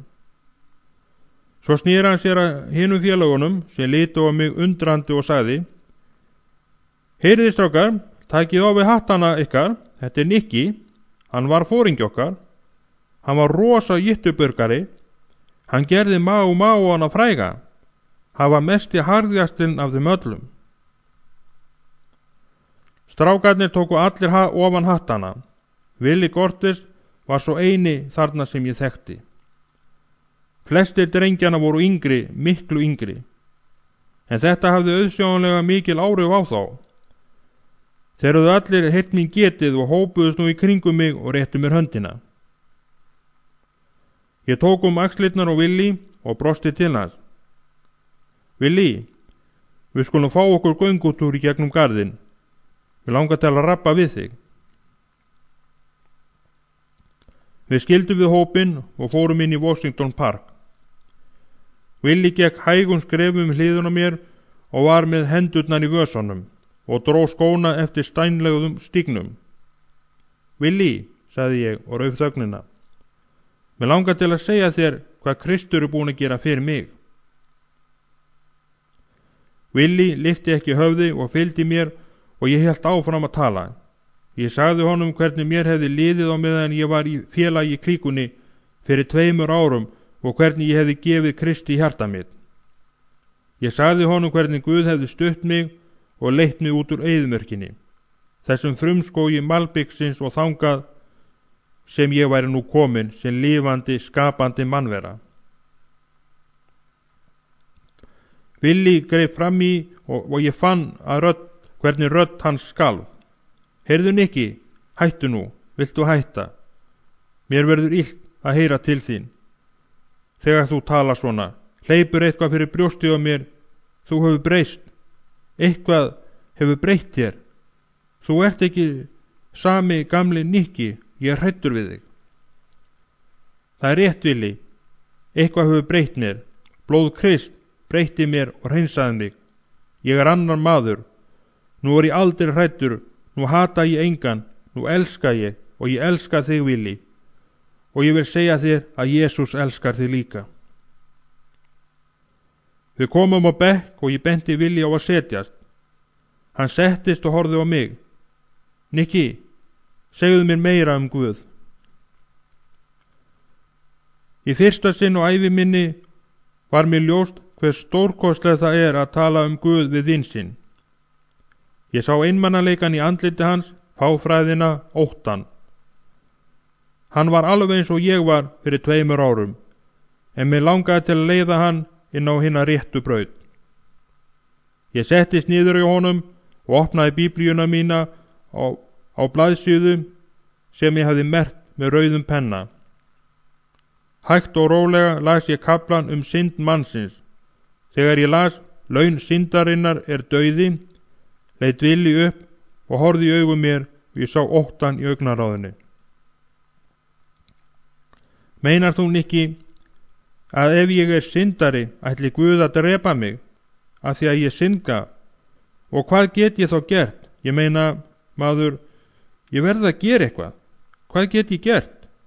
Augun ötluðu út úr höfðinu af spennu og hann þaut á fætur. Sestu niður, Willi, ég er ekki búinn að segja allt. Leyfðu mér að halda áfram. Guð elskar þig. Hann vill ekki að þú fari til helvítis. Hann elskar þig svo mikið. Hann sendi sinn eingeiti son til að taka á sig syndir þínar. Hann sendi Jesúm til að deyja fyrir þig, svo þú hafir eilíft líf. Og Willi, ef þú vilt játast honum, ef þú vilt játa syndir þínar fyrir honum, mun hann frelsa þig. Willi lét sig falla á bekkinn og örvæntingin skein úr andliti hans. Ég sat hjá honum og augum minn fylltust tárum. Ég þurrkaði þau og hélt niður í mig grátunum og fór að biðja, en tárin héldu áfram að streyma niður kinnar mínar svo ég lokaði augunum. Þegar ég opnaði augun aftur sá ég að Willi var líka farin að gráta. Willi, veistu hvað það þýðir að iðrast? Hann hristi höfuðið. Það þýðir að umbreytast, snúa við, Willi. Ef þér er sama, langar mig til að þú gerir svo lítið. Það getur verið að það særi stolt þitt, en ég ætla að biðja fyrir þér. Viltu krjúpa á kné? Mér datt reyndar ekki í hug að Willi myndi gera það. Fólk var þarna á gangi og það gengur margir fram hjá bekknum þar sem við sátum, en Willi kinkaði kolli og hikaði ekki við að krjúpa þarna á stígnum. Hann leit upp og sagði, Nikki, ef Guð getur breytt þér, þá getur hann breytt mér líka. Viltu biðja fyrir mig núna? Ég lagði hendurnar á höfuðið á Willi og fór að biðjast fyrir. Ég fann hvernig hann skalf frá hvirfli til ilja undir höndum mínum og heyrði grátklökkvana. Hann fór líka að biðja. Við báðir uppátt, mjög hátt. Guð, snertu Willi, bað ég með tárin í augunum. Guð, snertu Villi, vin minn, frelsaðu hann, gerðu hann að leiðbeinanda, svo hann geti hjálpað og leiðbeint öðrum til þín. Villi bað hárri röddu, örvæntingarfullir röddu. Jesús, Jesús, hjálpaðu mér. Hann greip andan á lofti, grét og hrópaði, ó Jesús, hjálpaðu mér. Við döldum í garðinum þar sem eftir var dagsins og þegar rökkva tók fór Villi heim í herbyggi sitt og lofaði að koma með hina drengina heim til mín kvöldið eftir. Ég stóð kyrr og horfði á eftir honum þar sem hann hvarf mér í sumarhúminu. Ég gat séð breytinguna sem orðin var á honum, þótt hann fjarlæðist mig. Eitthvað af mér sjálfum hafði síast inn í Willi Cortes. Ég gekk ekki heima í Clinton Avenue það kvöld, ég sveif, lofaði Guð við hvert andartak. Upp í huga minn kom endurminningin þegar ég var heima í Puerto Rico og hljópi við stóru akurreinina fyrir framan húsið okkar og baðaði út höndunum og reyndi að fljúga eins og fugl. En í kvöld leiti ég til himinn og dró djúpt að mér andan og svo tókst ég á loft. Það sem eftir var sumars dvaldi ég meðal klíkunar og predikaði á götunum og þess á milli tók ég nokkra einstaklinga að mér og leiðbeindi þeim persónulega. Ég fastaði reglulega einu sinni í viku, frá klukkan 6 fyrir hádegi á miðvikudögum til klukkan 6 eftir hádegi á fimmtudögum og ég fann að þegar ég fastaði gerðust ásamlegi hlutir hið innra með mér. Ég hafði líka skrifast á þau Glóríu og eftir því sem tími leið fann ég hvernig bréf hennar urðu innilegri og hún naut þess að skrifast á við mig. Hún hafði ekki gert neina áætlanir fyrir næsta ár og var alls óákveðin en ég bað fyrir henni löngum. 2 vikum áður en ég átti að fara aftur í skólan kom Kristins féstislumaður sem var í ráðgjafanefnd Davids til mín með peningávössun. Hann sagði að nefndamennirnir vildu færa mér eitthvað fyrir þá sjálfbóðinu sem ég hafði innt af hendi og hefði stungið upp á því að ég notaði peningin að kaupa mér flugfarmiða til Puerto Rico til að heimsækja foreldra mína áður en skólinn byrjaði. Ég var frá mér numin af gleði og þakklæti. Þetta var mikil stund í lífi mínu. Ég kom til San Juan síðdegis á mánudegi og náði í langferðabílinn til Las Petras.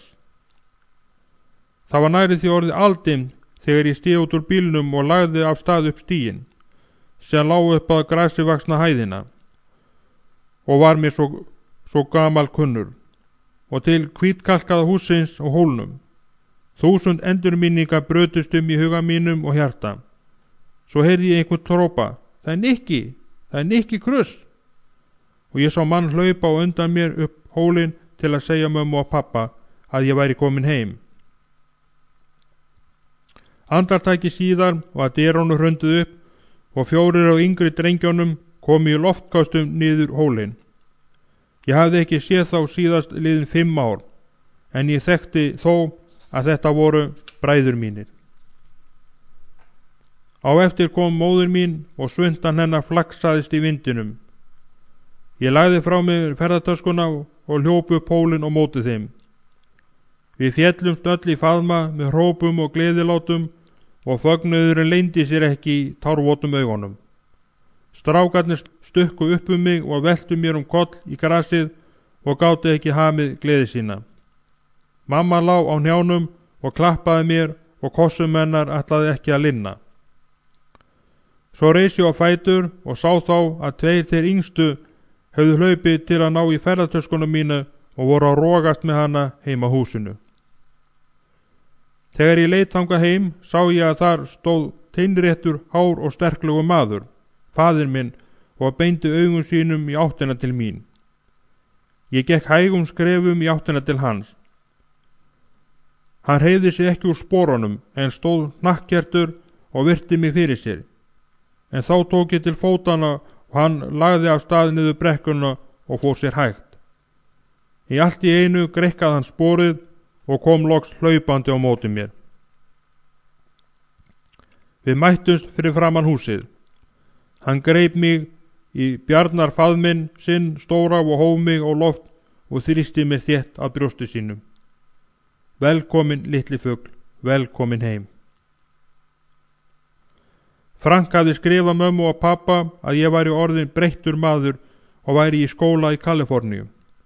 Fréttin það að ég væri orðin kristinn hafði flogið eins og eldur í sinu héraðið og kirkjurækna fólkið í Las Petras kom heim til okkar kvöldið til að sjá mig og heyra. Það sagði að marga fleiri langaði til að koma en væri hræddir við að koma í galdrahúsið. Þeir trúðu því að pabbi gæti talað við hennar dauðu og í fáfræði sinni og hjátru voru þeir hræddir við að koma nálægt húsinu. En nú langaði hinna kristnu til að halda guðþjónustu á heimili eins hinna kristnu forystumanna og báðu mig að koma og predika og vitna. Ég sagði þeim að ég væri þess alls fús en sú guðþjónusta færi fram á mín eigin heimili. Þeir litu hver á annan og sá sem fyrir þeim fór sagði: En ekki, margir okkar eru hræddir við púkana. Þeir eru hræddir við pappa þinn. Ég sagði þeim að ég myndi sjá allt og að annað kvöld myndi við halda fjölmenna guðþjónustu hér heima hjá mér. Seinna kvöldið þegar pappi heyrði hvað tilstóð mótmælti hann harðlega. Ég vil ekki hafa það. Það verður engin kristinn guðþjónust á mínu heimili. Þetta fólk eyðileggur mín viðskipti. Ef ég held ég kristna messu hætta allir að koma og ég verð afhrópaður sem spíritisti. Ég banna þetta.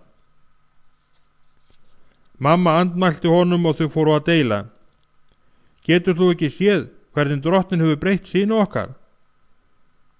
Það hlýtur að vera eitthvað sérstakt við þetta. Síðast þegar þú sást hann var hann eins og dýr. Nú er hann predikari, kristinn prestur. Við höldum guðþjónustu og þú tekur þátt í henni. Það var sjaldgæft að mamma andmælti pappa en þegar hún tók sig til hafði hún sitt fram. Það fór eins í þetta sinn.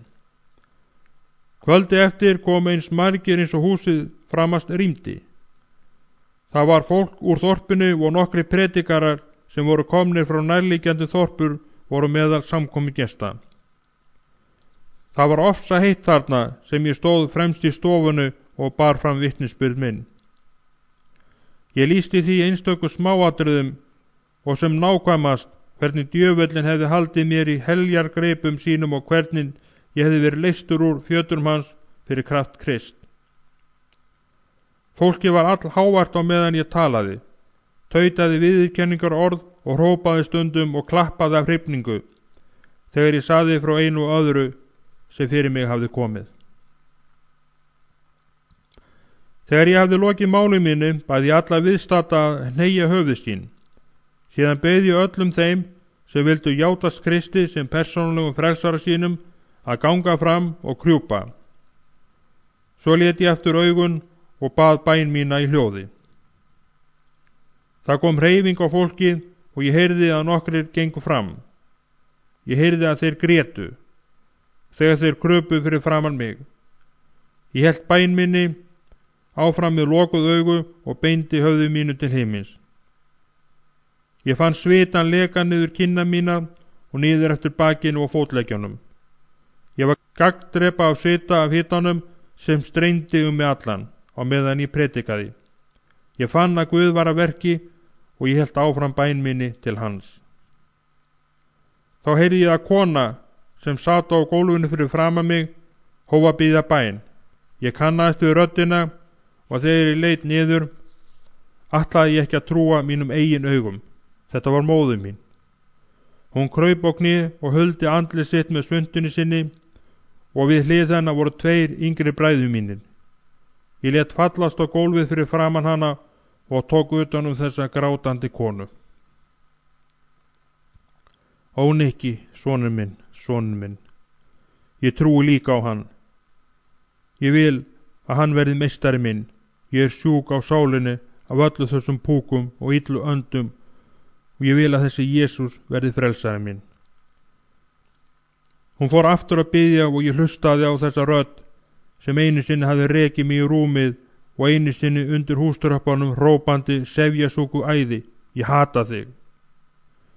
En nú heyrði ég þetta sömu rödd hrópa á Guð og frelsun og það setti að mér ekka, þegar ég heyrði hana biðja fyrirgefningu. Gerðu það, góði Guð, fyrirgefðu mér fyrir að hafa brugðist síni mínum. Fyrirgefðu mér fyrir að hafa hrakið hana heiman. Fyrirgefðu mér syndir mínar og fyrir að hafa ekki trúað á þig. Ég trúi, nú trúi ég á þig. Frelsaðu mig, ó Guð, frelsaðu mig. Ég breyti út faðminn og tók utan báða yngri bræður mína, annan 15 ára og hinn 16, og við féllumst í faðma á gólfunni í bæinn og lofgjörð til Guðs. Loks stóð ég upp og horfði á gestina. Margir höfðu komið fram og krupu á gólfunni í bæinn, grátandi. Ég gekk frá einum til annars og lagði hendur mínar á höfuð þeirra og bað fyrir þeim. Að lokum litaðist ég í herberginu. Upp við vegginn, aftast í herberginu, stóð faðir minn, hnarreistur og stór, og gnæfði yfir alla hina sem drupu höfði. Við horfðumst lengi í augu og það gat ekki farið framjá neinum að varir hans skulfu. Í augunum voru tár, en hann sneri sér snögglega við og gekk út úr herberginu. Pabbi var fámáll trú sína, en því var ekki að leyna að upp frá þessu var hann auðmjúkari, þótt hann reyndi að herða sig upp af og til. En upp frá þessari stundu voru aldrei haldnir miðilsfundir og heimilið Kruss-fjölskyldunar. Ég fór til New York 2 dögum síðar og einn presturinn á staðinum skýrði móður mína og bræðurna 2. Það var vaskýrð og fór fram í vikunni eftir brottför mína. Ég dvaldi tæpa viku í New York áður en lagði af stað til Kaliforníu. Fyrir dyrum stóð síðast ár mitt í skólanum, loka árið. Kvöldi áður en ég fór til New York var mikil æskulið samkoma í Iglesia de Dion Juan 316. Við lögðum mikið á okkur til máona til að koma. Ég var orðin vinur foringi þeirra sem hét Steve. Hann sagði að ef hann á annar borð kæmi, skildi hann sjá að hinir félagarnir kæmu líka. Ég stóð í forsalnum áður en samkoman hófst og virti fyrir mér kúluförun eftir skotríðina 2 árum áður. Þegar maðurnu röddust inn, það komu 85 félagar. Litla kirkjan var þéttsetin. Þegar þeir birtust, kallaði ég til þeirra. Halló drengir, þetta er yfirráðsvæði Guðs, takið ofan hattana.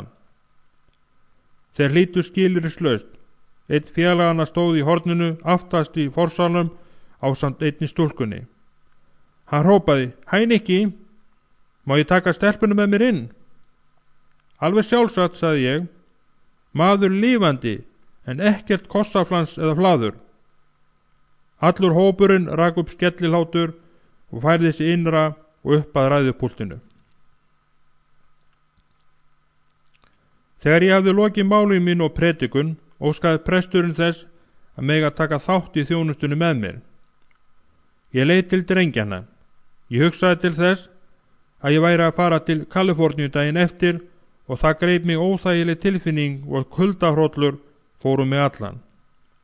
Sumir þessara drengja myndu annarkvort hafa látið lífið eða vera komnir undir mannahendur og eiga fangelsvistina fyrir höndum þegar ég kæmi aftur. Ég predikaði, ég talaði eins og deyjandi maður við deyjandi menn. Ég misti öll tökin á tilfinningum mínum og orð mín komu frá innstu hjartarótum mínum. Athöfnin hafði nú staðið í fulla 2 tíma, en ég talaði enn í 3 stundafjórðunga. Enginn lét á sér bæra. Þegar ég loks þagnaði, streymdu tárin niður kinnar mínar og ég grátbændi þá að helga nú líf sitt Guði. 13 drengir stigu fram og kröpuðu altarið. Ó, að Ísrael hefði verið meðal þeirra. Einn þeirra sem kom fram að altarinu var hinn gamli vinu minn, Hurricane Hector. Ég myndist þess ég gekkst fyrir því að hann væri tekinn inn í glæpaklíkuna, en það leyti höfðu við átt í drengilegum slagsmálum og hann hafði flúið þegar honum var ljóst að ég ætlaði að drepa hann fyrir að stela vekjaraklukkunni minni. Nú kraup Herikon við altarisgrindurnar. Að guðþjónustunum lokinni gekk ég aftur til F.T. Green ásamt Hurricane. Hann var ráðgjafi Máana.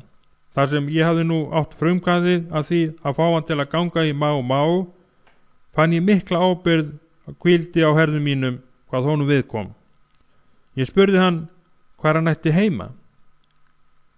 Ég bý í yfirgefnu húsi, mannlausu húsi. En maður lifandi, hvers vegna býr þú ekki heima hjá foreldrum þínum? Þeir ráku mig út. Þeir skömmuðust inn fyrir mig. Manstu ekki að ég var einn þeirra sem fórum með þér og Ísrael kvöldið þegar við fórum til St. Nicholas Arena?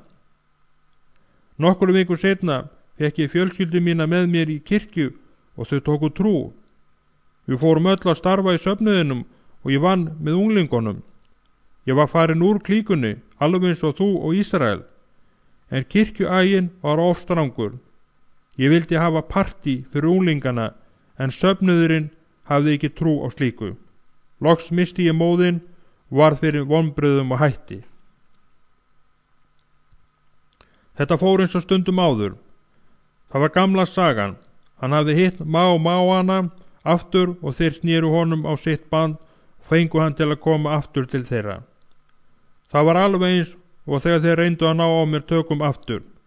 Þeir sögðu honum að þeir kristnu væri allir hræsnarar, fábjónar og svikarar og að klíkurnar væru einu samtökin sem leystu allan vandan og eina svarið við lífinu. Þeir predikuðu sem sé yfir honum og snéru honum til sinnar trúar. Eftir það var hann tekinn fastur hvað eftir annað.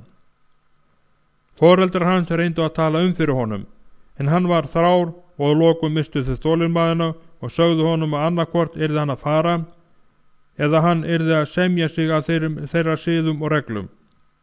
Hann kaus að fara og hafði nú búið í yfirgefnu hússkrifli sem ekki var talið íbúðarhæft. Stundum ég svangur, sagði hann, en ég vil heldur svelta en að fara aftur heim til foreldrar minna eða biðja föður minn nokkur hlut. Hann algjör hreistnari. Allt og sumt sem hann vil gera að fara í kirkju og lesa Biblíuna. Ég var alveg eins og mér líkaði það vel, en nú ég þar sem ég var heima hjá Máanum. Við vorum nú komnir að húsinu. Það var nelt fyrir alla glugga, en hann sagði mér að hann hefði hólu þar sem hann gæti kippt út hlera og skriðið inn. Hann svaf á mottu í gólfinu. Hurricane, hvernig stóð á því að þú komst niður eftir í kvöld? Spurði ég. Og átti þó líka við að hann svaraði bænakallinu og kom upp að altarinu. Ég kom að því að innst inni langar mig til að gera rétt Nikki. Mér langar til að játa Guði, en ég finn ekki rétta svarið. Í hvert sinn sem ég sný mér til hans verður allt erfiðara. Ég vildi að þú kemur aftur til okkar í klíkuna, Nikki. Kannski geti ég fundið Krist aftur ef þú væri þar. Við sátum á gangstéttabrúninni og töluðum saman fram undir morgun. Ég heyrði klukkuna á turnunum slá 4. Hurricane, ég finn að andi Guðs vill að ég segi þér þetta. Klukkan að slá 4. Það orðið framorðið, en ef þú vilt gefa Jesú hjarta þitt, mun hann taka við þér aftur. Það seint, en ekki of seint. Þú finnir til sektar, en þó þú sért sekur, mun Guð fyrirgefa þér. Viltu ekki koma til Jesú núna? Hektor fól andlit sitt í höndunum og fór að gráta. En hann hélt áfram að hrista höfuð og segja, ég geta það ekki. Mér langar til þess, en ég veit að ef ég geri það, fer ég samt strax á morgun til klíkunar. Ég geta það ekki, ég bara geta það ekki. Ég sagði við hann, Hektor, Þú lifir ekki 1 ár enn ef þú kemur ekki til Krist núna. Þú verður dauður þetta leitið ári. Þeir drepa þig. Orðin streymdu af vörum mínu og hjarta mitt var að springa af þessum óstöðandi orðaflaumi og spádóms orðum sem ekki voru frá sjálfum mér komin. Hektor hristi bara höfuðið. Ef það verður þannig, þá verður það svo að vera, Nikki. Ég get ekkert við því gert. Við sátum á gangstéttabrúnni við Lafayette Avenue. Ég spurði hann hvort ég mætti biðja fyrir honum. Hann yppti öxlum. Það hefur enga þýðingu og gerir ekkert gagn, Nikki, ég veit það. Ég stóð upp og lagði hendur mínar á höfuð honum og bað Guð að mýkja hjarta hans, svo hann gæti snúið sér til Krist. Þegar ég hafði lokið bæn minni, tók ég hendin á honum.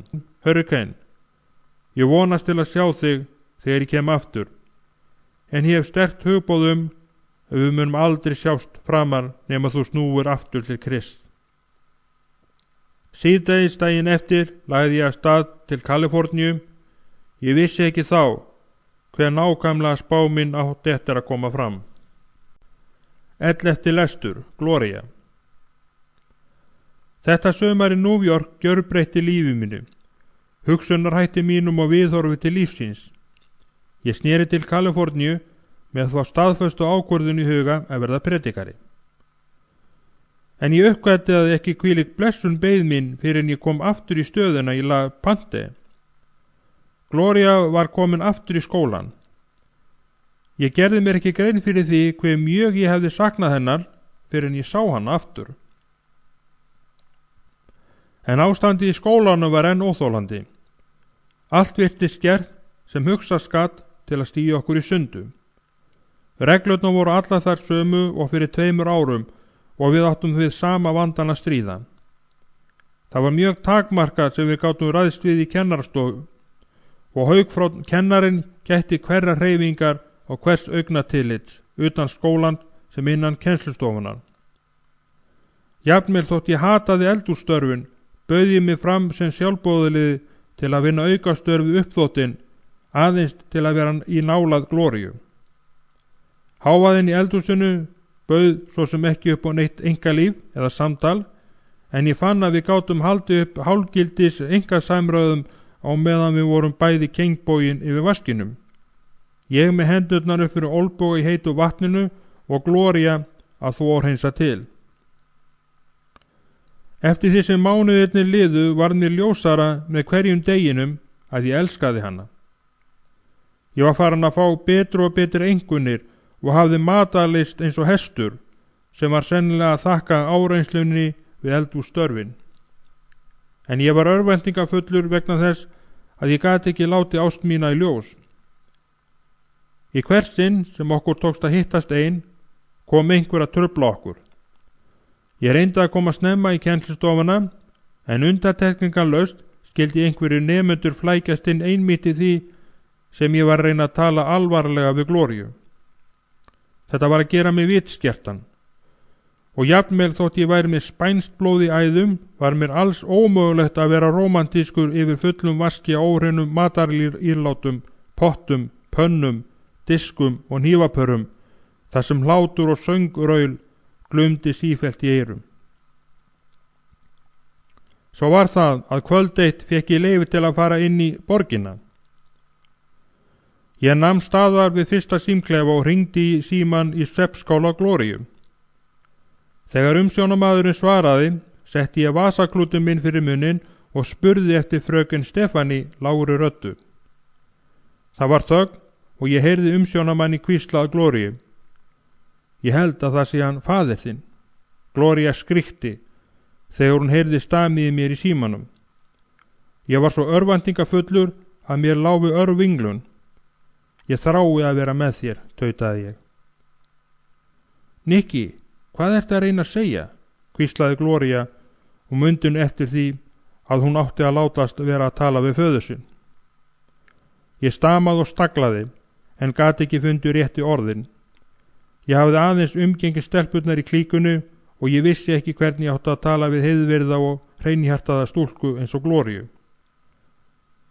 Ég held að ef ég gæti hitti augliti til auglitis, gæti ég sagt þér betur hvað ég meina, sagði ég. Það annars kannski best að ég færi heim og hætti að ónáða þig. Nikki, heyrði ég hann að hrópa, þú vogað þér ekki að hringja mig af. Ég gat heyrt hina stelpurnar skríkja í skálanum, en Gloría lét þá ekki á sig fá og var staðráðin í að kreista það út mér sem mér lá á hjarta. Uss, þær vita að það ég sem að hringja, sagði ég. Mér alveg sama, það mig allir vita það. Segðu mér nú hvað þú ert að reyna að segja. Ég leitaði eftir orðunum og sagði loks. Ég held að það væri gaman ef við gætum verið meira saman þetta skólaár. Ég hafði komið þessu út úr mér. Ég stóð þarna á öndinni í klefanum og beið viðbragð hennar. Vera með þér? Hvað meinar þú með því? Að vera meira með þér? Gloría varð æ háværari og ég gat heyrt hlátrasköllin í stelpunum. Bara það, sagði ég alveg undrandi. Ég fann hvernig ég roðnaði þó ég stæði þarna í símaklefunum sem var meira en 2 kílómetra fjarri. Mér datt bara í hug að þú gæti verið meira með mér. Við gæti verið meira saman. Gloría lækkaði nú rómin og hvíslaði loks. Þú meinar að þið langi til að ég verði stúlkan þín? Já, það er það sem ég meina, sagði ég og ronaði enn meira og reyndi að skríða henni sjálfan mig þarna í klefanum. Ég fann að hún lagði munnin alveg upp að talfærinu á símanum og heyrði andardráttinn. Ó Nikki, það væri dásamlegt. Ég er búin að finna að Guð er að leiða okkur saman í ákveðnum tilgangi. Ég ætla að skrifa þér langt bréf og læða því inn til þín við morguverðin í fyrramálið. Ég stóð lengi grafkyrr í klefanum eftir að ég lagði símtólið á. Þetta var heitt kvöld, en ég var rennandi blautur af köldum svita og hendur mínar skulfu eins og lauf í vindi. Ég frétti seinna að eftir að Gloría sleit samtalinu hafi eftirlitsmaðurinn litið til hennar og sagt reiðilegri röddu: Gloría, hvernig stendur á því að faðir þinn hringir í þig á þessum tíma dags og biður þig að vera með sér? Ein telpanna kallaði þá, þó hún geti varla kæft niður í sér hláturinn. Það er að því að pabbi hennar heiti Nikki. Það sást þrátt fyrir dökkt litaraftið að Gloría blóðroðnaði þegar allar stúlkurnar ráku upp skellihlátur. Það gerist ekki hverjum degi að stúlka berist ósk frá draumaprinsinu sínum að vera stúlkan hans. Þegar 40 stúlkur eru heyrnarvitni, umsjónamaðurinn varð öskureiður og skipaði stúlkunum að vera komnar í rúmið innan 3 mínútna. Gloría lá hálfa nóttunum með höfuð undir koddanum og skrifaði bréfi til mín þótt hún hefði ekki annað ljós til að lýsa sér en glærurnar frá götuljósunum. Þetta var líka fyrsta ástarbrifið hennar. Það var auðvitað algjörlega ólöglegt, brot og öllum reglum, en það var dásamlegasta bréfið sem ég hafði nokkru sinni fengið.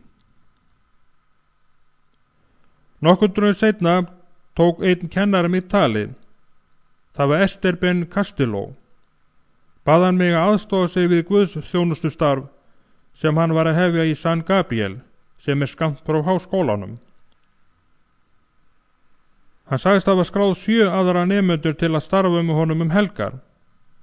Hann hafði uppgötvað litla kirkju sem hefði verið auð og yfirgefin og ekki verið starfi í tíma. Ætlast var til að nemendunum að þeir gengju fyrir hvers manns dyr í nágrenni kirkjunar og biðu fólki að koma til kirkjuna til messu. Þá áttu nemendurnir að gera kirkjuna hreina og laga þar allt til og kenna á sunnudagsskóla, en Castillo prófessor ætlaði að predika og vera presturinn. Mér hlýnaði hjartaræturnar að vera tilkvaddur og sérstaklega þegar hann deplaði augunum og sagði mér að hann hefði líka valið Gloríu að starfa í nefndinni með mér. Þú ert ginsamur kennari, herra Esteban, sagði ég og brosti til hann. Ég er viss að þessi nefnd sem þú kosið á eftir að vinna drottni vel. Kannski þú hafir þó líka einhvern tíma aflögu til að sinna öðrum minniháttar hlutum, þegar þú hefur innt skyldu þín af hendi við Drottinn, sagði hann og glotti góðlátlega. Þannig komst ég að því að það hafði spurst að Gloría hefði samþykkt að vera með mér, ég meina að verða stúlkan mín. Ég var þessum skilningsríka kennara innilega þakklátur. Hann hafði undirbúið jarðveginn svo að ást okkar geti dafnað og blessast og blómstrað og eðlilegan hátt eins og Guð ætlar til að gerist með mönnunum, börnum hans.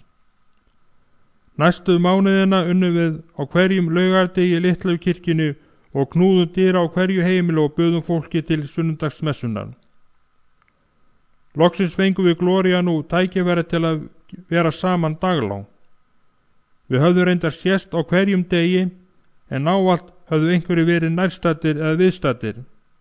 En nú var svo komið að við gátum verið alein og ótrufluð samfleytt í 3 tíma.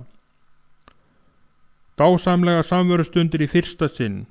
Gloría hafði tekið með sér nestisbakka og þegar við vorum búin að vera á randinu í húsinu allan morguninn að bjóða fólki til messunar, fórum við inn í lítinn almenningsgarð til að fá okkur bita af nestinu og tala saman. Við byrjuðum oftast nær að tala bæði í einu. Hvorugt okkar gat beðið, en svo hlógum við að ákefð okkar. Þú fyrst, Nikki, ég ætla að hlusta, sagði Gloría. Mínúturnar urðu að klukkustundum, þarna sem við sátum og spjöllum saman. Ég hafði svo lengi beðið þess að geta átt slíkar stundir með henni, gefið henni hlutdeild í lífi mínu. Það var frá svo mörgu að segja, ég talaði hann aflát og hún sat og hlustaði með mikill athygli, þar sem hún lét hallast upp að bólnum á stórum tré. Loks gerði ég mig grein fyrir því að ég talaði allan tíman og hún var bara að hlusta. Fyrirgefðu, Gloría, en það er svo margt sem hvílur á hjarta mínu og ég vil að þú vitir allt, gott, illt, allt. Ég vil að við eigum hvert andartak lífs míns sameiginlega. Fyrirgefðu að ég tala og tala. Nú kemur röðin að þér. Segðu mér hvað þér er hjarta næst. Hún fór sér að engu óðslega, en svo komu orðin átakalaust og hún úthelti hjarta sínum. En allt í einu þagnaði hún. Hvað er að, Gloría? Haltu áfram. Ég er orðin tilfinningalaus, köld, Nikki. Ég komst að raunum það þegar ég kom aftur í skólan og sá hve mikið þú hafði breyst. Þú ert allt annar maður. Þú ert hvorki asnalegur eða reikandi eins og þú varst. Þú hefur þroskað, þú ert stór andlega. Þú hefur gerst Guði undirgefin og Nikki. Augu hennar fylltust tárum. Ég þrái að vera það líka. Ég þrái þennan frið, þetta innra öryggi, þetta traust sem þú berð til lífsins. Ég er uppþornuð andlega. Jafnvel þótt Guð hafi læknað mig og leitt mig hingað í skólan á ný, er ég samt andlega kalinn. Ég reyna að biðja en það gerist ekkert. Ég er innantóm, dauð. Ég þrái að öðlast það sem ég sé þér. Hún hafði falið andliti í höndum sínum. Ég færði mig nær og tók hálf vandræðalega utan hana. Hún sneri sér að mér og lagði höfuð upp að brjósti mínu. Ég tók utan hana og strauk svo hár hennar og reyndi að hugga hana. Gloría sneri þó tárvotu andlitinu að mér og varir okkar mættust í löngum ásturíkum kossi. Ég elska þig, Nikki. Hún hvíslaði þessum orðum í eyra mér og munnur hennar var mjúkur og blautur af tárum. Ég elska þig af öllu mínu hjarta. Við sátum þarna lengi í grafkir og héldum hvort utan annan. Við vorum eins og 2 vínviðagreinar sem vöfðust hvorum aðra og teygði sig móti sólinni. Gloría, ég vil að við giftum okkur núna strax. Ég er búin að vita þetta lengi. Ég vil lifa alla mín ævi með þér. Ég á ekkert sem ég get boðið þér. Ég hef syndgað mikið, en Guð hefur fyrirgefið mér, og ef þú finnur það í hjarta mínu að þú hafi líka fyrirgefið mér, þá vil ég að þú verðir konan mín. Ég fann hvernig hún hélt æ fastar utan mig og lagði höfuðið á öxlin á mér. Ó, já, ástin mín, ó, já, ef Guð leyfir það, þá vil ég verða þín alla eilífð. Svo leit hún upp og varir okkar mættust aftur í heitum kossi. Ég hallaði mér aftur á bak og dró hana niður til mín við hlið mér. Við lágum þarna í grasinu og hvíldumst í faðmi hvors annars. Ég fann til brennandi, kítlandi tilfinningar í fótleggjónum. Guð var nærri, en hið liðna var ekki langt frá hið innra með mér. Þeirri hugsun skaut upp í huga mínum að þetta væri fegusta sköpunarverk Guðs. Var ég þann veginn að saurga hana með sinnsamlegum hugsunum og ástríðu. Þessi brennandi tilfinning færðist í aukana. Allt í einu spratt ég á fætur og ýtti henni niður á bakið. Nikki, rópaði hún, hvað er að? Maurar, rópaði ég, milljónir af þeim, þeir eru mig allan. Ég tók undir mig stökk og sló sem óðu væri í fótleggi mína og sparkaði af mér skónum. En það var tilgangslaust. Sokkarnir mínir voru alþægtir af þessum litlu rauðu skríðandi kvikindum. Ég fann að þeir voru komnir upp að hnjám og skriðu enn hærra. Ekkert virtist geta stöðvað þá. Það var sama hvað ég sló og hristi mig, Gloría starði á mig og undrunin skein úr augum hennar. Þegar hún horfði á mig æða þarna og snúast eins og skopparaklinga og lemja mig allan utan. Snúðu þér við, rópaði ég. Horfðu ekki á mig, snúðu þér undan, fljótt. Ég hneppti í flýti frá mér leðurbeltinu og fór að leysa buxurnar. Nikki, en svo sneri hún sér undan. Ekki horfa á mig, öskraði ég. Henni var nú farið að skiljast hvað ég ætlaði mér. Það tók mér langan tíma að strjúka allan mauraskaran af líkama mínum. Sumir þeirra voru búnir að grafa sig undir húðina. Ég varð að slá buxunum mínum mörgum sinnum í trjástofn til að losna við þá. Loks gat ég kallað á Gloríu og sagt henni að það væri óhætt að koma nærri mér. Við gengum hlið við hlið heima skólahúsinu. Það er að segja, hún gekk en ég höldraði. Ég reyndi að bæla niður í mér gremjuna því hún gat ekki stillt sig að hlæja. Ég gat ómögulega síðan eitt hlægilegt við þetta.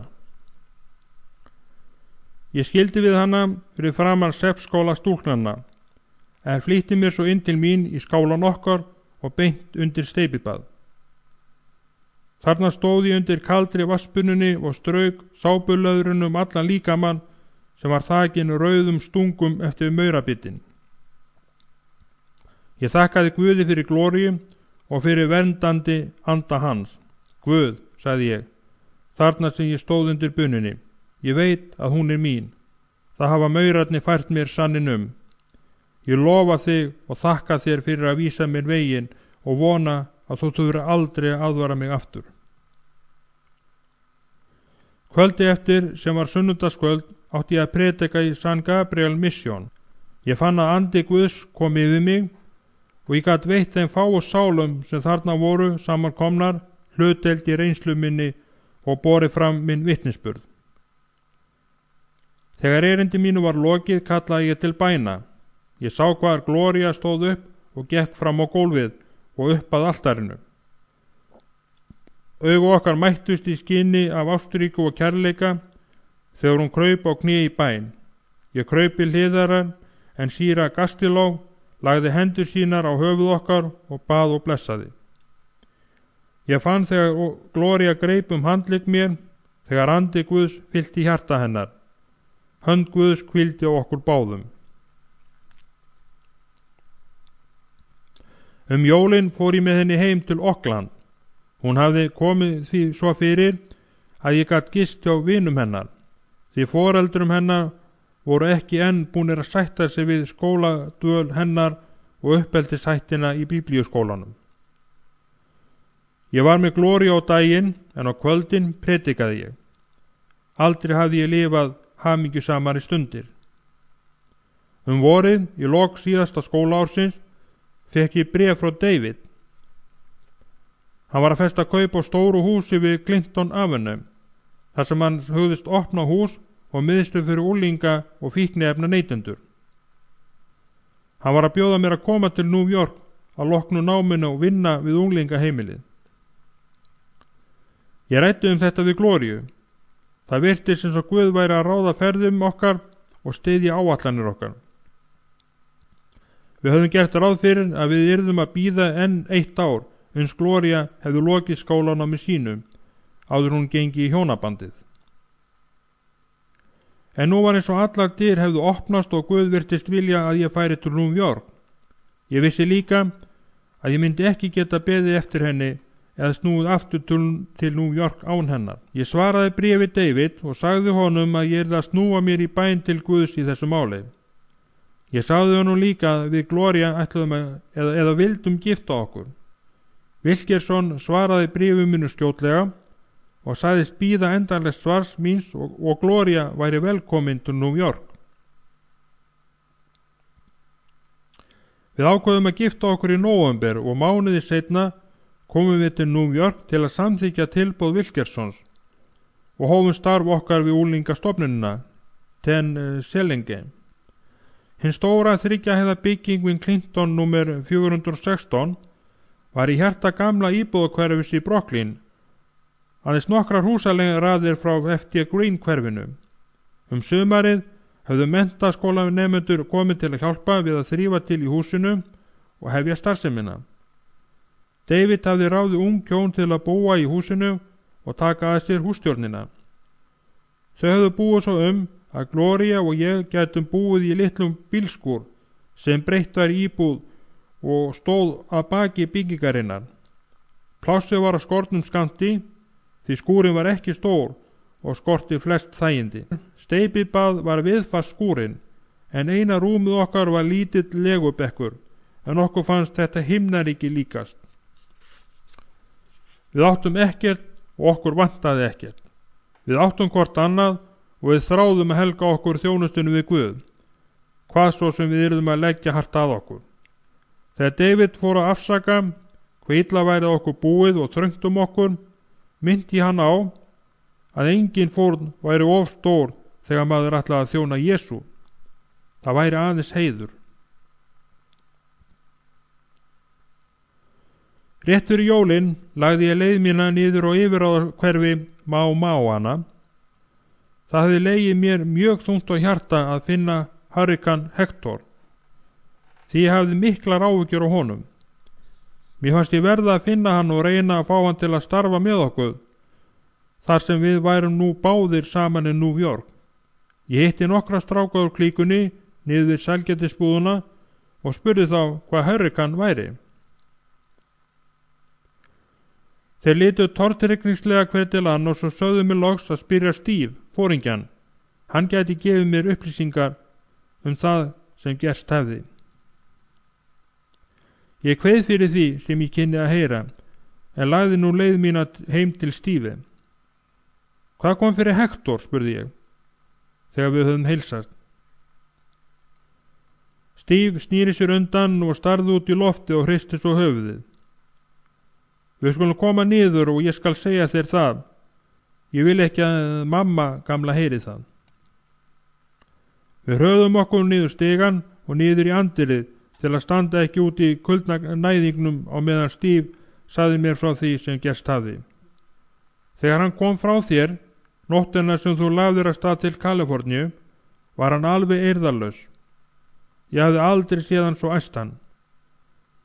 Við lentum í miklum slagsmálum við biskupana og hann leit alveg eins og vitlaust maður og reyndi að drepa alla sem nærri honum komu. Jafnvel má félagana. En 3 mánuðum seinna gerðist það svo. Hvernig gerðist það, spurði ég og mér var svo mikið að heyra þetta að ég náði varla handanum. Hver gerði það? Hurricane, Gilbert og 2 aðrir strákar og ég lögðum að stað saman til að kála einu biskup. Hann bjó einn á 5. hæð í einu sambýlishúsinu. Við komumst að því síðan meir að við höfum farið húsavillt og ekki hitt rétta strákin. En Hurricane var harðákveðinn í að drepa strákin og við fórum honum til hjálpar. Hurricane var með skambissu. Hann barði á dyrum hjá strákunum. Það var koldimmt, þetta var slungi náungi. Þegar hann var þess var að við höfðum brotið upp hurðina og hann gat kíkt út, sá hann Hurricane vera með byssu. Hann stökk fram á gangin og sveiflaði 2 feta löngum byssusting og braut ljósaperu, sem hékk niður úr loftinu og var eina týran þarna. Við vorum nú þarna í niðamyrkri og sáum ekki handa okkar skil. Strákurinn var bandvitlaus og sveiflaði byssustingnum í allar áttir. Hurricane skaut 3 skotum og svo heyrðum við ægilegt öskur. Hann drap mig, hann drap mig.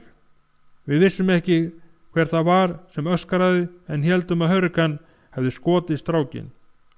Við tókum því til fótana og hentumst niður alla 5 stigana út á götu. Steve leit undan og horfði upp eftir stiganum í sinn eigin íbúð eins og hann væri að ganga á skugga að enginn heyrði til okkar.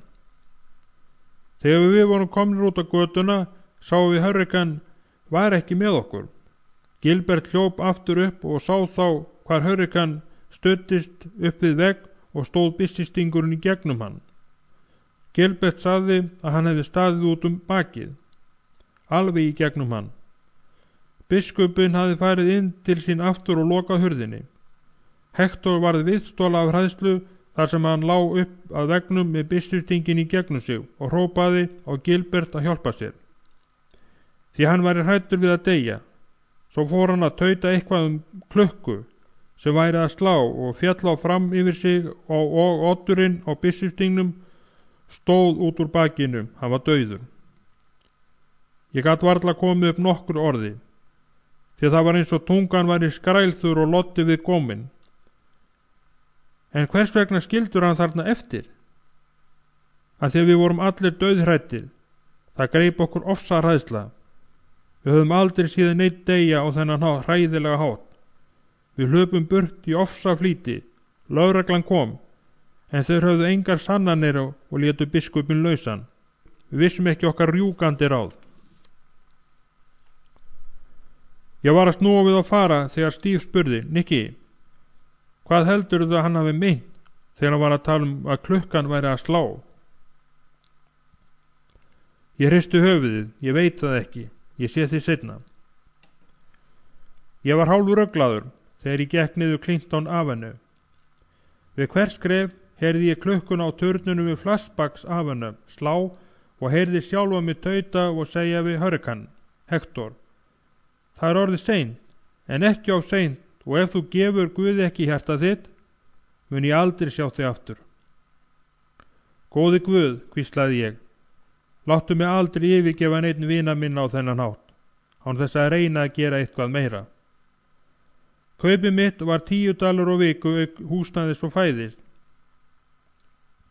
Þar sem engin aðstaða var til matagerðar í skúrnum okkar, borðum við í stóra húsinu.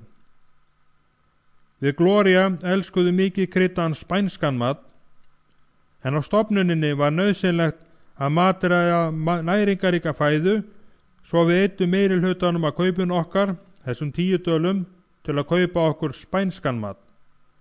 Það var eini munaðurinn sem við veittum okkur. Við hófum störf okkur á götunni. Wilkinson hafði ritað eins konar ávarp sem við kölluðum huglýsingi ávarpið.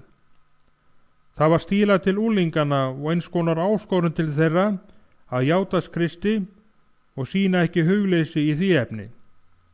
Við dreifðum þessu í 1000 eintaka á götunum í Brooklyn og Harlem.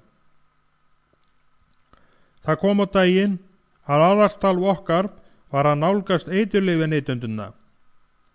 Margir klíkufélagana sem áður höfðu látið sér nægja að reykja maríhóna og neyta áfengis voru nú fallir fyrir heróíninu. Við gengum beint til verk. Við gengum til hópana sem híndu á götuhornunum og tókum þó talið. Halló vinur, langar þið til að hætta? Nær því undantekningarlaust var svar þeirra, já manni, en hvernig? Komið þó yfir til Tin Kjallengi, yfir á Clinton. Við byggjum fyrir ykkur, við trúum því að Guð svari bænum. Þú getur hætt við dópið með Guðs hjálp, svo gáum við þeim eintak af huglýsingi ávarpinu. Jæja, manni minn, kannski hringjum við þig eða komum og lítum inn einhvern daginn. Þetta gekk hægt til að byrja með. Mestur hluti af starfstíma mínu var fólgin í því að standa á götuhornunum og tala. Þessi dópaistar voru algjörir iðleysingar og snertu ekki á neinu dverki. Þeir öfluðu sér fjár með þjófnaði, ránum, árásum á fólk og vasaþjófnaði. Þeir brutust inn í íbúður og stálu húsgögnum og seldu þau. Þeir stálu þvottinum, þar sem hann var hengdur út, mjólkinni af húsatröppunum og svo að segja hverju sem var, sem gat gefið þeim peninga til að geta keypt eiturlyfin.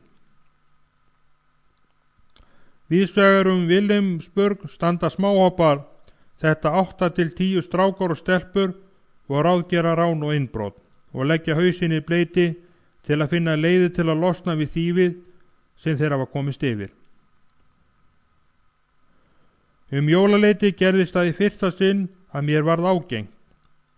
Hann hét Pedro og var félagi í Mau. Þetta var hávaxinn svertingastrákur sem bjó með giftri konu. Svo var það dag nokkur að þeir mættust, Pedro og eiginmaður konunar, og Pedro veittist að honum í hnífi. Eiginmaðurinn var í félagi skorpjónana, klíku sem flæktist víða, og Pedro komst að því að klíkan var farin að leita hans. Ég rakst á hann eitt kvöldið og hlustaði á sögu hans og bauð honum til dvalar unglingaheimilinu. Hann þáði boðið með þökkum. 3 dögum eftir að hann kom þangað játaðist hann Kristi og gaf Guði hjarta sitt. Næstu 3 mánuðina vorum við vakandi og sofandi yfir Pedro. Skildum ekki við hann og hann borðaði með okkur allar máltíðir. Við Gloria héldum fyrstu jólin okkar með Pedro sem gesti okkar í litlu kompinu okkar. Hann fór með okkur hvert sem við fórum. Helgar fórum við með neðanjarðarlestinni í ýmsar kirkjur til að hlýða á messu og Pedro kom alltaf með okkur. Eitt kvöldi kom ég seint heim eins og vant var. Gloria var háttuð og mjóa legubekknum okkar.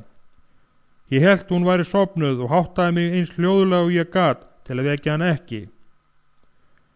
Ég smeiði mér svo upp í rúmið og lagði handlegginn varlega á axlir hennar, því hún reyndist vera grátandi. Ég fann hvernig hún skalf og reyndi að halda niður í sér grátinum. Heyrðu mig, elskan, hvað hefur komið fyrir? Það þurfti ekki meira, því nú fór hún að hágráta. Ég lá við hliðin á henni og reyndi að strjúka henni baki til að róa hana.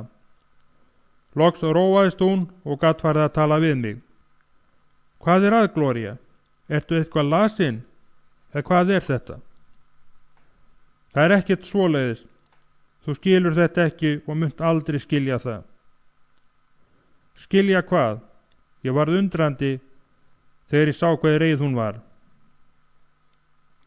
Þessi yfirlegu hundur, hún hvæsti þegar hún sagði þetta.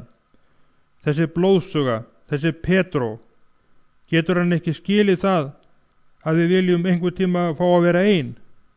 Að ég vilji einhver tíma geta verið ein með þér? Við höfum verið gift í 4 mánuði og hann hangir aftan í okkur hvers sem við förum. Hann myndi sennilega fara í bað með okkur ef það væri pláss fyrir meira en einn í klefanum. Heyrðu nú, vertu róleg, sagði ég hæglátlega og reyndi að sefa hana. Þetta er ekkert líkt enn í Glóríu minni. Þú ættir að vera stolt. Hann er svo fyrsti sem við höfum snúið til Guðs. Þú ættir að lofa Guð fyrir það. En Nikki, ég krefti ekki að þú sért með mér allar stundir. Ég giftist þér og þú ert maðurinn minn og ég hélt að við gætum átt okkar stundir saman, þau ein, af og til, en þyrftum ekki alltaf að hafa þennan Pedro á hálsunum dag og nótt, hrópandi lofið Guð. Þér er ekki alvara, Gloria. Mér hefur aldrei verið eins mikil alvara og núna. Eitt okkar verður að fara. Annarkvort ert þú kvæntur mér, eða þú getur farið og sofið á Petró, en okkur bæði getur þú ekki haft. Æ, hlustaðu á mig, ástin mín. Ef við sendum hann aftur út á götuna, fer hann beina leið í sollin aftur og til skorpjónana sem drepa hann, þegar þeir koma auga á hann. Við verðum að halda honum hér. Ef hann fer aftur í skítinn, þá er eitthvað ekki í lagi með hann, Guð þinn. Hvaða Guð gaf hann sig? Einhverjum Guði, sem snýr baki við honum leið hann kemst í einhver vandræði? Ég trúi því ekki. Ég trúi því að ef maður hefur játast Kristi og gefið sér Guði, þá sé Guð nógu mikill til að halda honum hjá sér alla tíð. Og ef við eigum að vera barnagæsla fyrir hvern þann, alla þá sem þú tekur hingað inn, þá er ég farin. Rödd hennar var skræk og hún gat ekki hamið reiði sína. En Gloría, þetta er svo fyrsti sem við höfum hjálpað. Kannski það sé einmitt það sem ruglar ykkur báða. Það var þú sem snýrir hon til Guðs. Ef Guð hefði sjálfur snúið honum, þyrfti þú ekki hafa svona miklar áhyggjur af því að hann færi aftur á glappstiguna til glæpafélagana.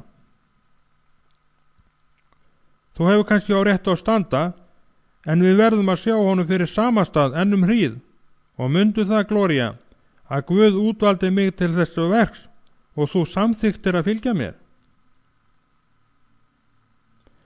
En ég vil ekki þurfa að skipta þér á milli mín og annara, Nikki, ekki hverju einustu stund sólarhringsins.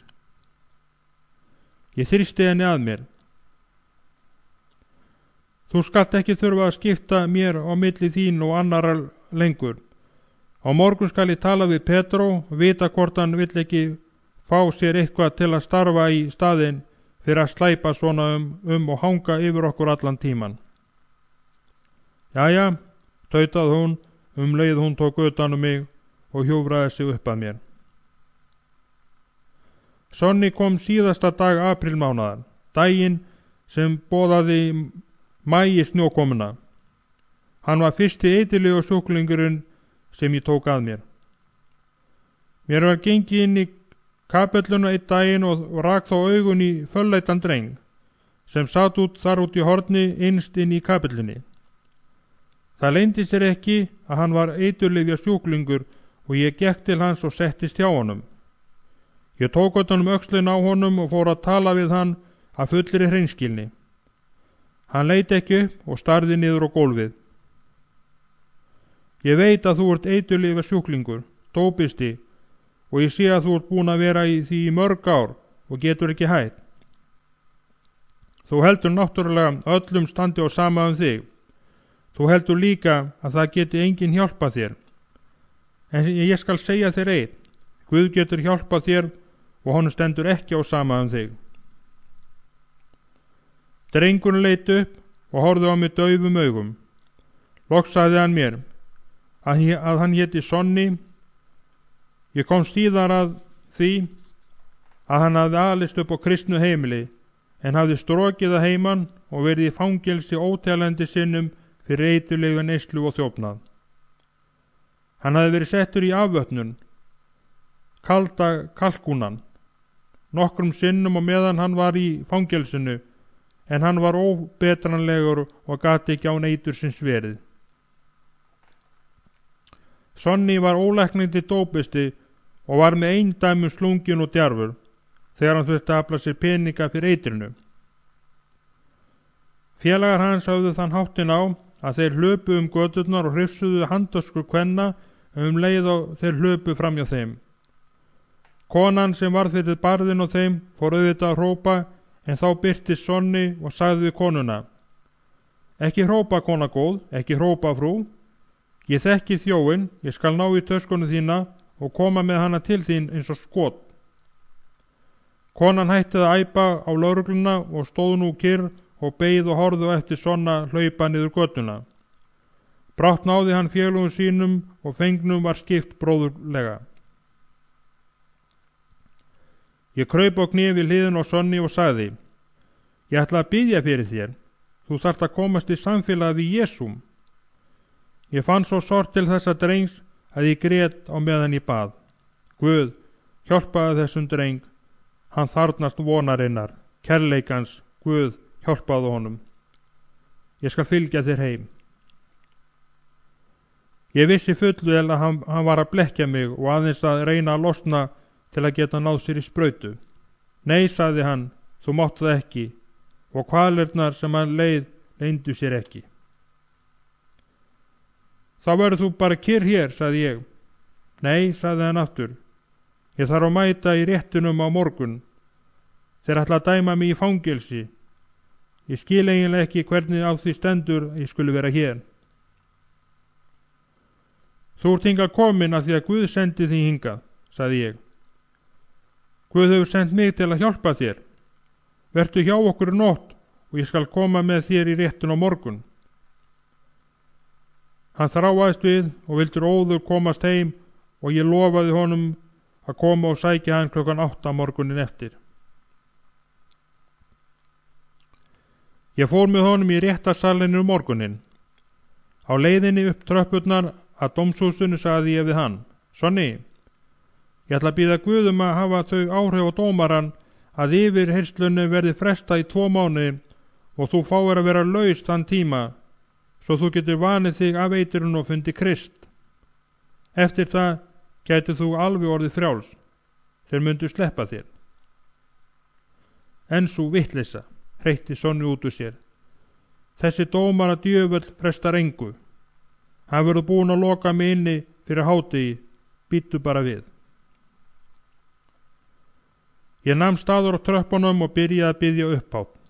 Guð, ég bið þig í Jesú nafni að senda þinn heilaga anda til dómarans og láta hann fresta málunu gegn Sonni svo hann geti tekið trúna á þig. Ég þakka þig fyrir að bænherra mig. Amen. Sonni leit á mig og taldi mig áræðanlega ekki með öllum mjalla.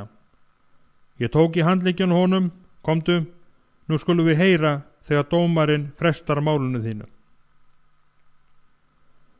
Við komum nú inn í réttarsalinn og Sonni gaf sig fram við réttarþjónin. Svo settist hann við hlið hinna ákærðu en ég settist aftarlega í salnum. Dómarinn tók nú fyrir 3 mál drengja og dæmdi þá til langra fangelsisvistar. Síðasti strákurinn af þessum 3 fór að æpa þegar hann heyrði dómin yfir sér. Hann stökk upp á borðið og reyndi að komast að dómaranum og öskraði hann skyldi drepa hann. Allir sem þarna voru staddir stukku á fætur, en lögreglumennirnir voru fljótir til og slógu drengin niður og settu hann síðan í handjárn. Leið og lögreglumennir drösluðum drengnum þessir út úr salnum, öskrandi og æpandi kallaði dómarinn: Næsta mál. Sonni stóð titrandi á meðan dómarinn fletti skjölum sínum. Loks leit hann upp og sagði: Af einhverjum ástæðum hefur rannsókninni á málið þínu ekki verið að fullu lokið. Hún er ekki fullkomin, þótt að mæta aftur eftir 60 daga. Sonni leit til mín og undrunin og tortryggnin skein úr augum hans. Hann gat ekki trúa því sem hann heyrði. Ég brosti og benti honum að koma til mín. Við áttum erfitt starf fyrir höndum, það var ekki eftir neinu að bíða. Að venja sig af heróinni kaldi kalkúnin er einhversum mesta kvöl og þjáning sem hugsast getur. Ég lét útbúa herbergi fyrir Sonni á 3. hæð í unglinga miðstöðinni. Ég vissi að hann yrði að vera undir strangri gæslu og aðvarðaði Glóri og sagði henni að ég yrði að vera alla næstu 3 sólarhringa hjá Sonni. Ég lét setja upp plötuspilara og safnaði mér plötum með sálmasöng og var ákveðin í að láta sitja hjá honum í herberginu uns hann væri komin úr hættu og búinn að taka út kvalirnar. Fyrsta daginn var hann eirðarlaus og æddi gólfið og talaði látlaust. Svo tók skjálftinn við. Ég sat yfir honum nóttina og hann fekk óörelt skjálftaköst og það greip hann ægilegur hrollur svo að tennurnar skrölti í munnunum á honum. Það var eins og allt herbergið hristist. Af og til reif hann sig frá mér og hljóp til dyra, en ég hafði læst þeim ramlega og hann komst ekki út. Morguninn dró úr skjálftakostunum og ég gat komið honum niður og fengið hann til að borða smávegis morgunmat. Ég stakk upp á því að við fengjum okkur göngu í kringum húsasamstæðuna, en hann var ekki fyrr komin undir bert loft en hann byrjaði að kasta upp. Hann stóð í keng og hélt magann. Ég rétti hann upp, en hann sleit sig þá lausan og slangraði eftir gangstéttinni, en gat ekki fótað sig og féll endilangur á götuna. Ég dröslaði honum aftur upp á gangstéttina og lagði höfuð hans í kjöltu mína, uns hann kom til sjálfsín og gat staðið. Þá snerum við aftur til herbergisins á 3. hæð til að biðja í það. Á leið á nóttina æpti hann: Nikki, ég get þetta ekki, ég er langt leitur, ég verð að fá sprautu. Nei, Sonni, okkur tekst þetta í sameiningu, Guð gefur okkur kraft. Ég vil ekki þennan kraft, ég verð að fá sprautu, ég bið þig, Nikki, haltu mér ekki hér, í Guðanna bænum slepptu mér. Nei, Sonni, hans vegna sleppi ég þér ekki, þú ert honum dýrmætur, hann vil nýta krafta þína, en getur það ekki fyrir en þessi djöfullin farin úr þér. Ég mun halda þér hér þar til þú ert orðin heilbrigður. Ég sat hjá honum þessa löngu nótt og horfði á hann svitna og stynja og bjóst jafnvel við því að inneflin kemum upp úr honum. Ég kældi enni hans og hækkaði hljóðið í plötuspilaranum. Ég söng hárri röddu með BC og Setzmann kvartettinum. Ég var mjög þreyttur morgnaði. Einu sinni reyndi ég að koma ofan í hann fæðu, en henni var skilað jafnóðum. Ég sat við rúmið og baðst fyrir þar til sól gekk til viðan. Hann sofnaði af og til, en stundi og var allur á yði. Til þess að reyndi hann að komast til dyra og í seinna skipti varð ég að beita öllu mínu kröftul til að leggja hann í rúmið. Miðnætti fann ég hvernig hinn milda hönd svefnsins var að ná tökum á mér. Ég reyndi að halda mér vakandi en án árangurs. Ég var búin að vaka í 42 tíma. Ég vissi að gæfist ég upp, gæti hann læðst út og aldrei komið aftur. Sigurinn var skammt undan. Ég hvíli mig augnablik. Ég rökk upp. Glampin frá glötuljósunum flögruðu herbergið. Mér fannst ég hafa sofið í nokkra sekundur, en var ekki viss. Ég leit á rúmið, tómt, hann var farinn. Ég fann hvernig hjarta tók kipp í brjósti mér. Þá kom ég auga á hann. Hann lá á hnjánum út við glugga. Ég gekk til hans og fann hvernig gleði fyllti hjarta mitt. Þarna voru við hlið við hlið og horfðum á mjallhvíta snjódrífuna líða fram hjá glugganum. Það var eins og hvítt teppi hefði verið breytt yfir götuna og það glampaði á trén í nætur húminu. Þetta myndi mig á jólakort, fagurlega skreitt að listamanns höndum. Sonni, sagði ég, dásamlegt, ótrúlegt, ég hef aldrei séð neitt eins fallegt. Ég starði á hann. Augu hans voru hrein og röddin örugg. Frá honum stafaði birta. Hann brosti og sagði: Guð er góður, Nikki. Hann er dásamlegur. Í nótt hefur hann bjargað mér frá þeim sem var verri en djöfullinn sjálfur. Hann hefur leyst mig úr fjötrum. Ég horfði út gluggann á hina hreinu fegur og hvíslaði: Þakka þér, drottin, þakka þér. Ég heyrði Sonni segja: Þakka þér. Ég gekk heim á leið í nýföllum snjónum. Ég var berhöfðaður, en mér leið vel, ég fann mjúkan snjóin setjast á hár mitt og það brakaði í honum við hvert spor. Ég bankaði varlega og Gloría opnaði hurðina. Hvað er klukkan? Spurði hún syfjulega. Líklega 3, svaraði ég. Ég hélt henni þétt í fangi mér og við horfðum á hvernig jörðin var smám saman hulin hvítri saklausu hulu. Sonur er frelsaður, sagði ég. Nýtt líf hefur verið borið drottni. Þakka þér, Jesús, sagði Gloría lotningafull. Lengi vel sögðu við ekki neitt. Skyndilega fann ég hvernig Gloría herti tak sitt og sagði: Þetta er ekki þið nýja líf, er kviknað hefur. Ég hef komist til að segja þér alltaf létta. Þú hefur haft svo mikið að gera.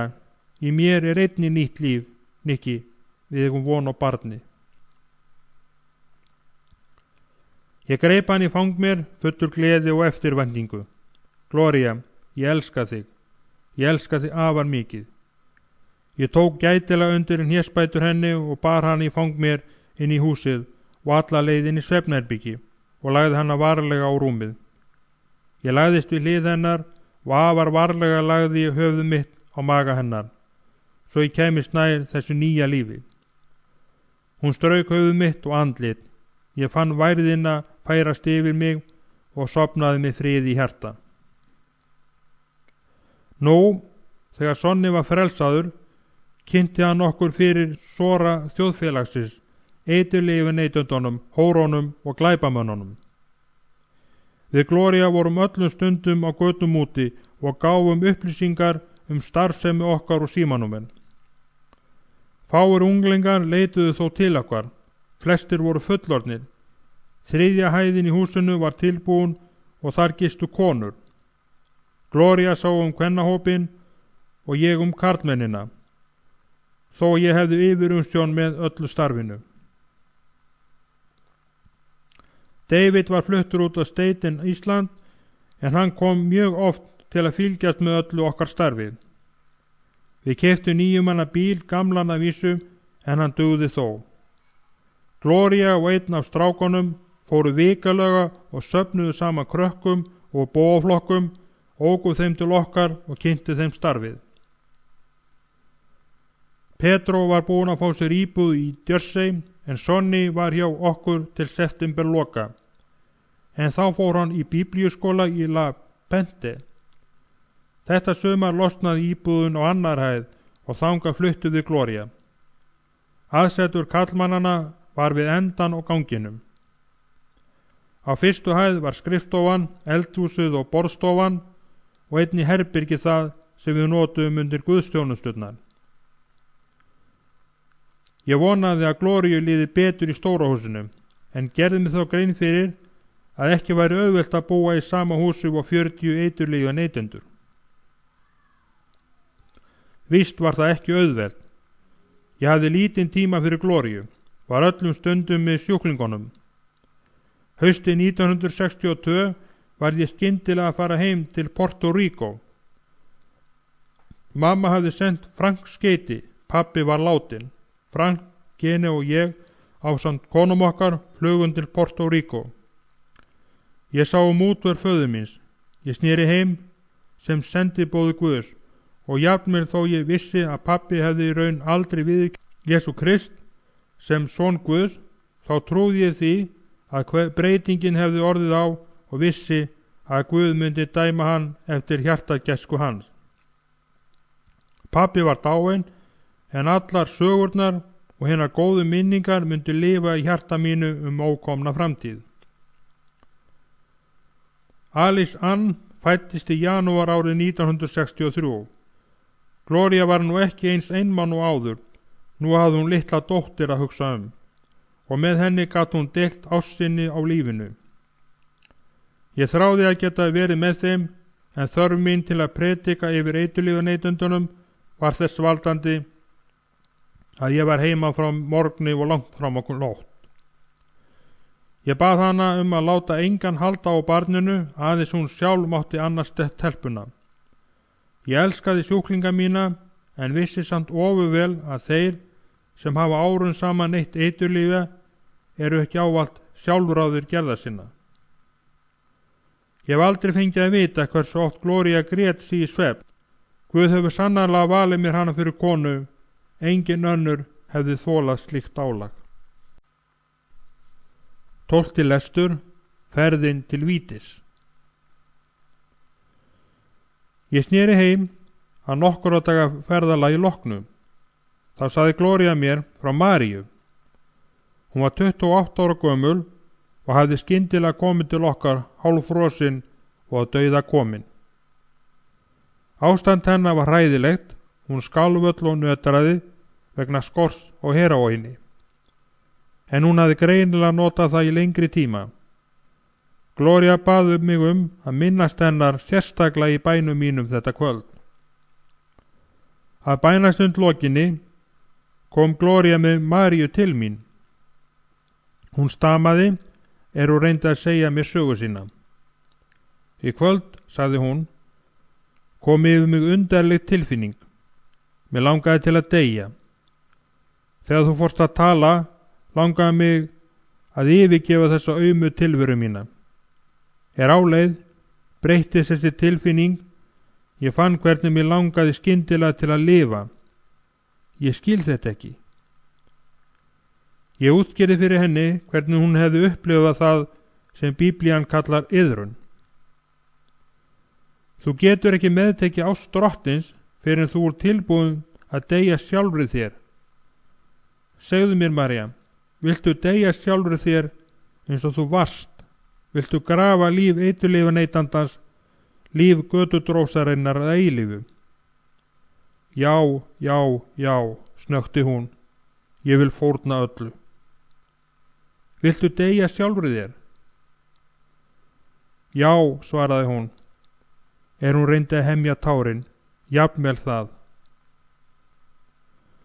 Lof mér þá að segja þér frá hinni dásamlegu ást, hinni unaðslegu ást, getur gert jafnvel manneskju eins og þig, hreina og fagra.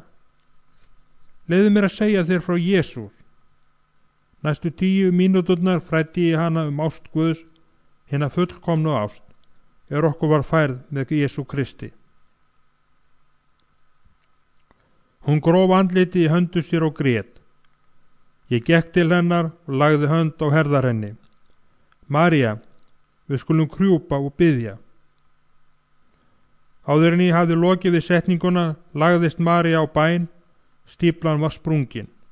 María var endurfædd, tilbúin að þjóna Jesú Kristi. Mánuði seinna leit María við hjá mér á skrifstofunni. Hún þjáðist og vildi yfirgjá okkur í leit að eiturlyfjum.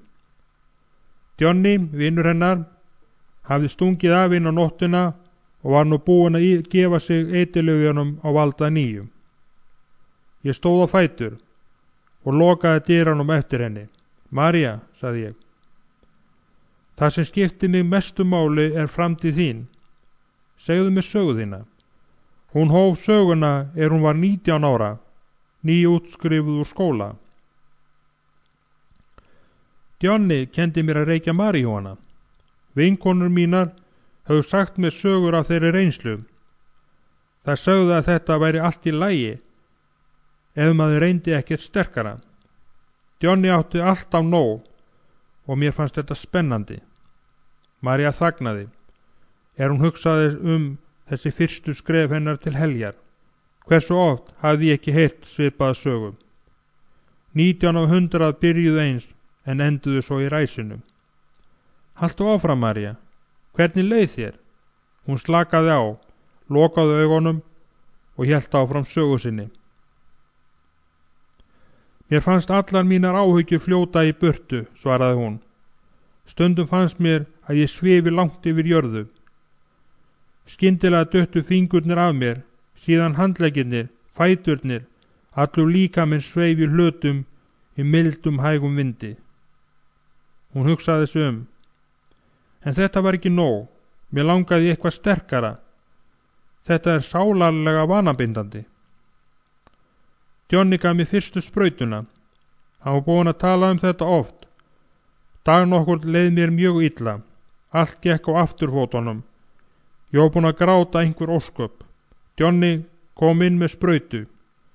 Ég vissi hvað hann ætlaði að gera, en hann þóttist viss að þetta myndi hjálpa mér. Ég vissi ekki hættuna þá.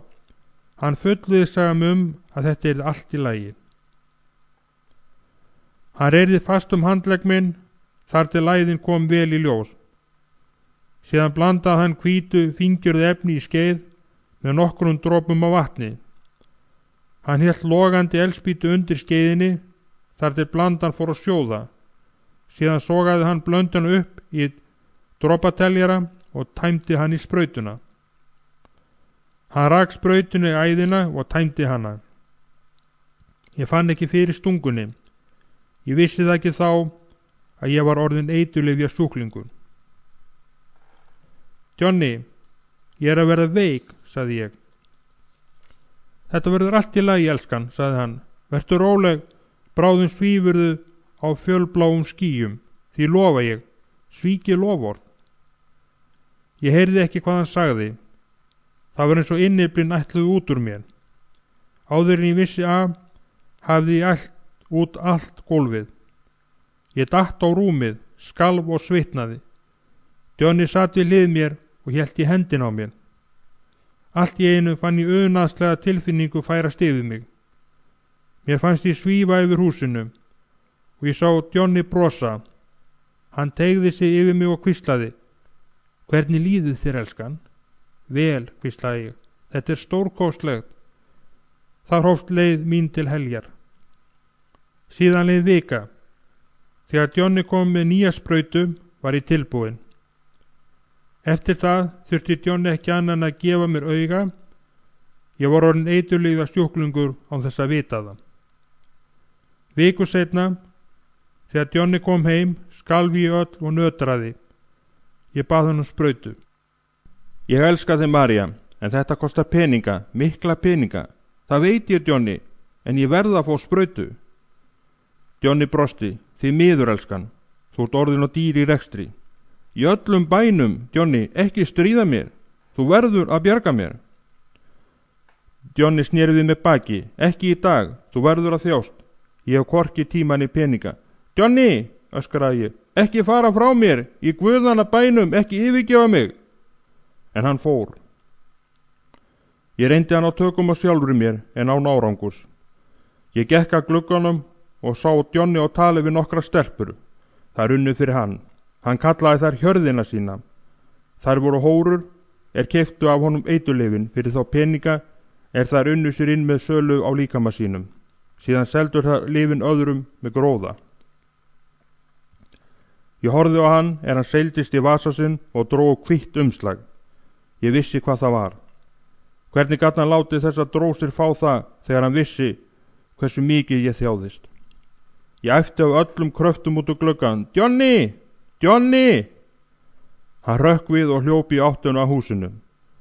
Þegar hann kom inn í íbúðuna, lá ég á rúminu grátandi. Ég hefði mist alla stjórn á sjálfur mér. Hann lokaði dyrunum eftir sér. Ég settist upp og reyndi að segja eitthvað. En áður en það tókst, hann slegið mig fast á munnin. Hvern ánskotan á þetta að þýða, æpti hann. Viltu að ég verði handingin eða hvað? Johnny, Johnny! Hjálpaðu mér, ég sá hvað þú gerðir, láttu mig fá sprautu, þú verður að hjálpa mér. Ég var orðin sturluð, skalf og nötraði og grét allt í einu. Ég fann blóðbragðið í munni mér, en mér var sama, sprautan var allt sem ég þráði. Johnny glotti, hlustaðu nú á, ljúfan, þú ert ekkert lík þessum þarna úti.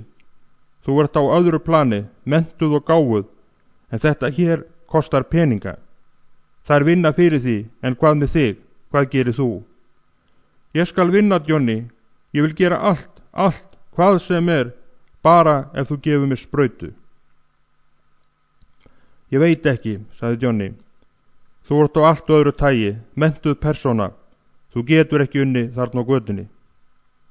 Johnny, ég skal gera allt, hvað sem segðu bara hvað ég á að gera. Ég fann hvernig gólfið lyftist undir fótum mínum þegar ég féll honum til fóta og tók höndunum hné hans og fótleggi til að detta ekki á andliti og gólfið. Þú meinar að þú sér til í að vinna fyrir mig á götunni? Hann þagnaði en saði svo, það var ákæf í röddinni. Þú getur gert það, auðvitað getur þú gert það, elskan. Ég veit að þú getur það ef þú vilt, manneskja lifandi. Þú getur slegið þeim öllum við þessum hórum, eins og 10 á móti einum. Strákarnir myndi flikkjast þig og ef við stöndum saman þá er það morðfjár. Hvað segir það? Ég myndi stórgræða og geti keypt eins mikið há eins og þú vilt. Þú þyrftir aldrei að ganga í gegnum þetta oftar. Hvað segirðu? Er það þetta sem þú vilt? Já, Johnny, já, já, já, bara gefðu mér sprautu. Johnny flýtti sér yfir að eldavélin og kveikti á brennaranum. Hann náði í skeiðina og stráði dálítilli ögn af hvítu dufti í hana og hélt henni yfir loganum. Svo fyllti hann sprautuna, kom yfir til mín þar sem ég lá í hnipri á gólfinu. Manneskja lifandi, ástin mín, þetta er upphafað himnaríkis fyrir okkur bæði. Með þig við hliðunum mér getum við farið til tungsins. Ég fann hvernig nálinn stakst inn í æðina. Skjálftinn hætti nær samdunstið. Það voru ekki sekúndur. Johnny hjálpaði mér upp í rúmi og þar félli ég djúpan svefn. En Johnny hafði skjáttlast. Þetta var ekki upphafið að neinni himnaför. Þetta var upphafið á langri, hræðilegri martröð sem stóð í 8 ægileg ár. Ekki himnaríki, heldur helvíti. Helvíti er botnlaust kviksindi. Þú ert alltaf að sökkva dýpra og dýpra, niður, niður og þú nærð aldrei til botns. Þegar þú fellur fyrir eitur neyslu ávananum, nærðu aldrei fótfestu og getur aldrei stansað. Það er engin leið til að stöðva hrapið. Ég er á leið niður, endalaust niður. Johnny gat ekki notað mig nema ég tæki eitrið, en leið og ég var þræll eitursins, var ég líka þræll hans, ambátt. Ég var að gera allt sem hann vildi og hann vildi að ég stundaði vændi til að færa honum nóga peninga. Hann sá mér fyrir eitrinu en ég fekk að reyna að þetta var ekki það himnaríki sem hann hafði lofað svo mjög. Svo kom það í ljós að Johnny hafði líka aðra stúlku. Ég vissi að hann ætlaði ekki að giftast mér en mér hafði aldrei dottið í hug að hann væri með öðrum kvenmanni. Það var mér ekki sársaukalaust að komast að því. Það hefði verið rólegt kvöldu áður og hafði farið snemma á fætur og gengið niður götuna eftirmiðdaginn og gert smá innkaup. Mér langaði til að lyfta mér upp og gleyma hver ég var og látast vera eins og hvert annað fólk. Ég standstaði á horninu og hikk og atlandik til að bíða eftir gönguljósi þegar tekið var í öxlun á mér og mér snúið harkalega við. Þú ert María, er það ekki? Þetta var þeldökk kona með sítt svart hár sem lagðist niður á axlir hennar. Augu hennar skutu gneistum. Áður ég gat svarað henni sagði hún. Ó já, það er þú sem ég hef séð þig áður. Þú ert þú sem ert að sniglast í kringum manni minn. Ég skal kenna þér að lifa þín auma hóra. Ég reyndi að losa mig við hana en hún sló mig í andlitið. Það var komið grænt ljós og fólki streymdi yfir götuna. En ég ætlaði ekki að láta neinn vaða yfir mig. Það skildi enginn reyna. Ég rétti fram höndina og tók í hárið á henni og hrinti henni leið. Hún æpti eins og brjálæðingun. Þín skítuga hóra, sefur hjá manninu mínum, ég skal drepa þig. Hún var alveg óð. Hún sló til mín með töskunni sinni en ég vek undan. Svo stökk ég á hana, hún datt aftur á bak á grindverkið. Við tröppurnar sem lágu niður að neðanjarða lestanum. Ég heyrði þegar hún greip andan og loftið þegar hún skall með bakið í hart járnið. Svo tók ég höfuð henni og hrinti henni niður tröppurnar. Ég ætlaði að klóra í augun á henni, því ég vissi að það myndi meiða hana mest, en allt í einu beit hún í handarbakið á mér. Ég fann hvernig holdið rifnaði þegar ég kippti hendinni út úr munninum á henni og veinaði af sársauka. Þegar ég hopaði frá, greip einhver í mig aftan frá og fólki gekk á milli okkar. Maðurinn sem tók mig sneri mér við og hrinti mér út á götuna, þar sem ég hrasaði og datt. Fólki var enn að snúast í kringu konuna, svo ég skaust yfir götuna niður gangstéttina hinum megin. Ég leit aldrei við og hljóp heim, þvoði höndina og fekk stúlkuna sem bjó hinum megin við gangin til að binda hana. Það kvöld var ég komin aftur á götuna. Ég sá konuna aldrei meir. Mér fannst nú ekki hafa neina skildur við Johnny eftir þetta. Ég vissi að ég gat fengið skot hjá tilt annara stráka sem allir myndu fegnir að fá mig til að vinna fyrir þá. Þetta var ægileg martröð. Ég bjó með einum manninum eftir annan. Allir voru þeir eiturlyfja neytendur. Ég seldi líkama minn og þeir stálu. Ég var nú að komast upp að lagi með að vinna með hinum stelpunum í eins konar félagsbúi. Við leigðum herbyrgi fyrir nóttina. Svo fórum við út á götun og biðum. Sumir mennirnir urðu fasti viðskiptavinir. Þeir voru flestir þessara manna okkar alls framandi. Svertingjar, Ítalir, Austurlandabúa, Portoríkanar, hvítir, en peningarnir þeirra voru allir með sama lit. Sum kvöldi náði ég engum viðskiptamenni, en það kom oft fyrir að ég hafði 9 eða 10 á einu kvöldi í bóli til mín. Það voru góð kvöld, en þá var líka svo komið að ég þurfti 40 dali á dag bara til að halda mér gangandi, því ég þurfti alltaf að vera að stækka dagsskammtinn. Þetta þýddi það að ég varð að ná í að minnstakosti 5 viðskiptamenn á kvöldi. Þetta var hreint helvíti. Ef það kom fyrir að ég gæti sofið að deginum, vaknaði ég upp með hræðilegum draumum. Ég var orðinn helsingi míns eigins líkama og minn eigin fangavörður. Það var engin undankoma frá óttanum, óhrinnundunum, óþverranum og syndinni. Ég óttaðist drukkna menn. Sumir voru kynvillingar og sumir haldin kvalalosta. Sumar stelpurnar höfðu orðið fyrir missyrðingum og þeim að þvinga til ónáttúrulegra kynmaka. Ein stúlkan lenti á manni sem hafði nautnað því að hýða stúlkurnar með leðurbeltinu sínu. Hann var all drukkinn. Það leiti sem þau komu upp í herbergið var hann að verða óður á eftirvæntingu. Hann lét hana fara úr öllum fötunum og tók svo brjóstarhaldaran hennar og batt hana fasta með beltinu þangað til hún leið út af og var búin að líða hræðilega kvalir og æpa hástöfum og hjálp. Ég valdi þann kostin að nota það herbergi sem ég hafði tekið á leigu sjálf. Stundum vildu mennirnir fá mig heim til sín eða í eitthvert hótelið. Sumir voru verslunarmenn í viðskiptaerindum í borginni eða á einhverri ráðstefnunni. En ég var hræddur að fara með þeim til þeirra eða þanga sem þeir vildu fara. Það gerðist líka hræðilegi hlutur og sumir stúlkurnar komu aldrei aftur. Sumir mannana voru á hinn bóginn hræddir við að fara heim með mér. Þeir óttuðust að þeir yrðu rændir. Þeir vildu yfirleitt helst að ég kæmi með þeim í bílnum þeirra. Þegar ég hafði nokkru sinnum orðið fyrir slæmri reynslu af þessum, tók ég alveg fyrir slíkt. Einn náunginn hrinti mér út úr bílnum langt utan borgarinnar og ég var alla nóttina að komast heim með neðanjarðalestunum. Annar ók með mig á hlíðarstíg þar sem engin umferð var. Hann var drukkinn og krafðist þess að ég leti hann hafa peningan aftur. Þegar ég þverskallaðist, miðaði hann byssu að höfði mér og tók gikkinn.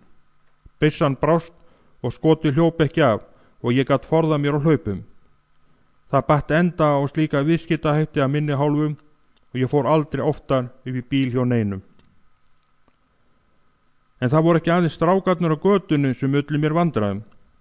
Ég stóð í stöðugum útistöðum við lögregluna líka. 11 sinnum var ég tekinn föst og dæmd til fangelsisvistar á þessum 8 árum sem ég var í eitrinu. Þyngsti dómurinn var 6 mánuðir. Ég var ákærð fyrir allt mögulegt, fyrir að stela úr verslunum, fyrir fíkniefnaneyslu, smjáþófnað, fyrir flakk, nú og fyrir að stunda vændi. Ég hataði fangelsin. Í fyrsta sinni sem var sett inn æpti ég og æpti. Þá lofaði ég sjálfur mér að ég skyldi aldrei framar gera neitt sem kæmi mér í slíka klípu. En 4 mánuðum síðan var ég tekinn föst aftur og 10 sinnum endur tók þetta sig. Lögreglan var stöðugt á hælum mér. Einn lögregluþjónninn kom reglulega annað hver dag þegar ég var á götunni til að reyna að fá mig með sér, en ég vissi að það myndi enga peninga gefa mér, svo ég leit það aldrei eftir honum. En heróínið var að gera út af við mig. Ég man þegar ég tók einu sinni of stóran skamm. Ég var þá enn í vændinu en bjó hjá móður minni. Það var eftir að ég fór frá Johnny. Mamma vann í verksmiðu en ég á skrifstofu. Ég sagði mömmu að mér vantaði svo litla peninga til að kaupa mér nýjan kjól til að vera í á skrifstofunu og bað hana eða neyddi til að taka lán í banka. Ég fór snemma af skrifstofunni einn eftirmiðdaginn þegar ég var búinn að taka út kaupið mitt. Ég fór niður í Harlem þar sem dópsalinn hafði aðsetur, keypti dópið og stakk því undir brjóstahaldarann minn. Síðan hélt ég lengra niður eftir götunni því ég vissi kjallara sem nokkrir dópistar héldu sig. Ég var alveg að líða út af. Ég var óð og skalf. Ég fyllti sprautuna. Ég hafði notað hettu af flöskutappa í staðinn fyrir skeið við suðuna og nú sprautaði ég mig í æð. Mér var ljóst að eitthvað var ekki eins og það átti að vera. Mig svimaði og svo leið yfir mig. Ég man að einhver var að skipta sér af mér og reyna að reisa mig á fætur. Ég held að þeir hafa orðið hræddir þegar ég rankaði ekki við mér. Svo reif einhver af mér brjóstarhaldaranum og náði í það sem eftir var af heróínu og dró mig út úr kjallaranum og skildi mig eftir samanhnipraða á gangstéttinni. Þegar ég vaknaði var ég í Bellevu. Lögreglan hafði fundið mig og tekið mig og flutt á spítala. Þarna hafði ég verið rænd og allir mínir peningar teknir. Það stóðu 3 lögreglumenn við rúmið mitt og allir að sparka í mig og heimta upplýsingar. Þeir töluðu allir í einu. Ég sagði þeim að ég hefði verið að drekka og að einhver hefði látið eitthvað út í víni. En þeir vissu betur. Þeir létu læknirinn setja OD á skýrsluna mína en það þýðir of stór skammtur. Þetta var í fyrsta sinn en átti eftir að endurtaka sig 2 svar. Í síðasta skiptið var ég nærri dauð. Ég hafði verið að drekka í herberginu mínu, blanda af ódýru víni og of stór skammtur og heróíni hafði riðið mér að fullu. Ég sofnaði á legubekknum og sígarettan datt í hárið á mér. Ég man eftir þessari undarlegu tilfinningu. Mér dreymdi að hönd Guðs teygði sig niður til mín og hristi mig og hélt áfram að hrista mig. Ég man að ég sagði: fjandinn sjálfur, Guð, láttu mig vera, hættu að hrista mig svona. En því var ekki sinnt og ég vaknaði. Ég vissi að eitthvað hefði komið fyrir, en gerði mér ekki grein fyrir því. Ég fann andstyggilega lykt eins og að brenndu kjöti. Ég reyndi að standa upp, en datt strax á gólfið. Ég rambaði að speglinum og leit í hann. Andlitið sem ég sá var ekki mitt andlit. Það var sköllótt, allt hárið brunnið. Andlitið allsett blöðurum og brunasárum. Eyrun voru nærri því brunnin af mér. Reykur eins og að brenndu brauði liðaðist út úr eyrunum. Báðar hendur mínar voru skaðbrendar, en án þess að gera mér nokkra grein fyrir því hafði ég reynt að slökkva eldin. Ég fór að kalla á hjálp. Maður sem bjó hinum megin við ganginn heyrði hrópin og vissi að ég var fíkniefnaneytandi, kom og barði að dyrum. Ég rambaði til dyra og greip húninn og reyndi að opna, en holdið í lófa mínum festist við málminn þegar ég reyndi að snúa hurðarhúninum. Holdið satt eftir á húninum og ég gat ekki opnað. Einhvern veginn tókst manninum að komast inn aðrar dyr. Hann vildi fara með mig á spítala en ég harðneitaði því. Ég féll aftur á bak í rúmið og bað hann að fara með mig til Innes vinkonu minnar. Hann gerði það og ég var þar nóttina. Ég var með annars og 3. stigs brunasár og kvalirnar voru óbærilegar. Ég var hrædd við að fara á spítala. Ég hafði verið þar áður. Mér var því ljóst að ef ég færi þangað yrði ég að hætta við dópið og yrði sett á kalda kalkunin. Ég var viss að ég myndi ekki halda það út, ég myndi deyja og var hrædd við dauðan. En daginn eftir neyti Innes mig til að fara á spítalan. Hún þurfti ekki að beita sér mikið.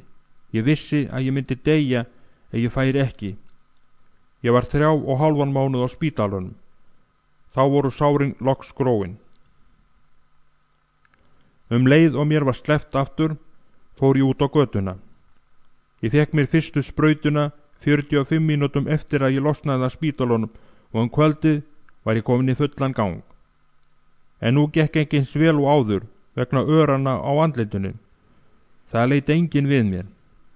Kjóllinn minn var með brunagötum eftir sígarettur og blettóttur. Ég var órein í framan og allan kroppinn og lyktaði. Stundum ætti ég hneggjandi götuna.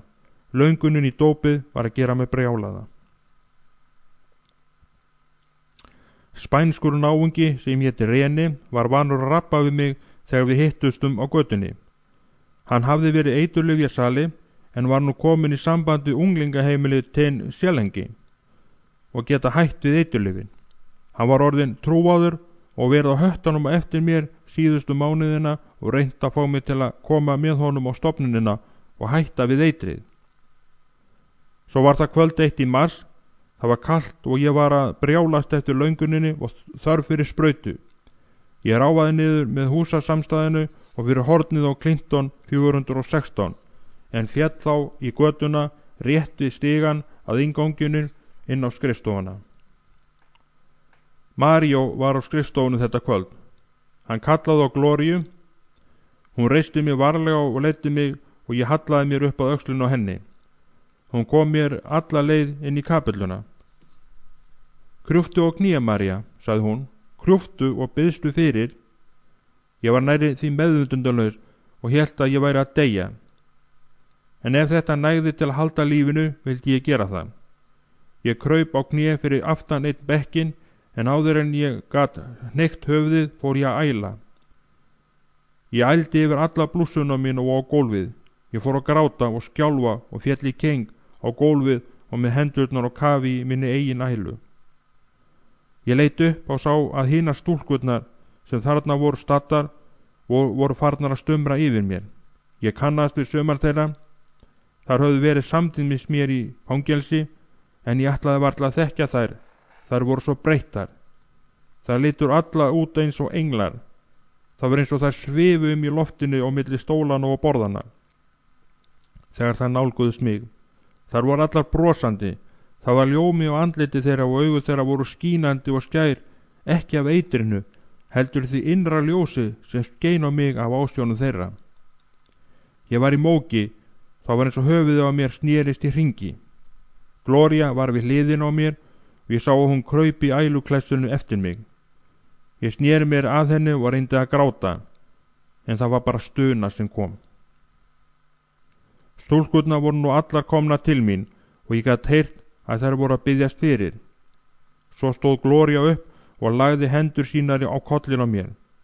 Einhver kraftur, eins konar rafmagnsstraumur, andlegt afl, streymdi líkama minn, sem nærri því lyfti mér upp á gólfinu þegar þá fór mjúkar hendur hennar og inn í þennan líkama minn sem var sem útbrunnið skar. Ég heyrði söng og hljóðfæraslátt. Sumar stúlkurnar fóru að syngja. Ég fekk skjálftaköst og fór aftur að æla. Æ, lofið mér að komast í rúmið, bað ég. Ég fann sterkar hendur einna stúlkuna taka undir handakrikan á mér og næstu því bera mig upp stigana. Ég heyrði að vatn rann og fann að þær voru að færa mig úr fötunum. Ég var á veik til að hafast nokkuð að. Ég hélt að þeir ætlu að drekja mér. Kannski væri þar allar saman einn hópurinn af þessum vitturingum og ætlaði að drepa mig. Mér stóð á sama allt. Þær tóku mig varlega upp og leiddu mig undir steypibaði og þóðu mér allri. Þetta var í fyrsta sinn í marga mánuði sem ég hefði fengið bað og var hrein allan líkamann og það var dásamlegt. Þær hjálpuðu mér að þerra mig og færuðu mig í hrein föt og leiddu mig að rúmi í stóru herbergi þar sem ég svo margar kojur. Má ég fá reyk? Spurði ég eina stúlkuna. Gloría svaraði. Mér þykir það leitt, María, en við reykjum ekki hér. En hérna er brjóstsykur. Reyndu það, ég held að það gerir þér gott. Ég féll aftur á baki í rúmið og tók að skjálfa. Þær fóru, ein eftir aðra að nutta á mér bakið. Í hvert sinn sem ég bað reyk stakk Gloría öðrum móla upp í mig. Þær sátu yfir mér í 2 daga og 2 nætur. Ég hrökk stundum upp á næturnar og sá þá alltaf að Gloría var hjá mér og var að lesa í Biblíunni eða bíðast fyrir uppátt.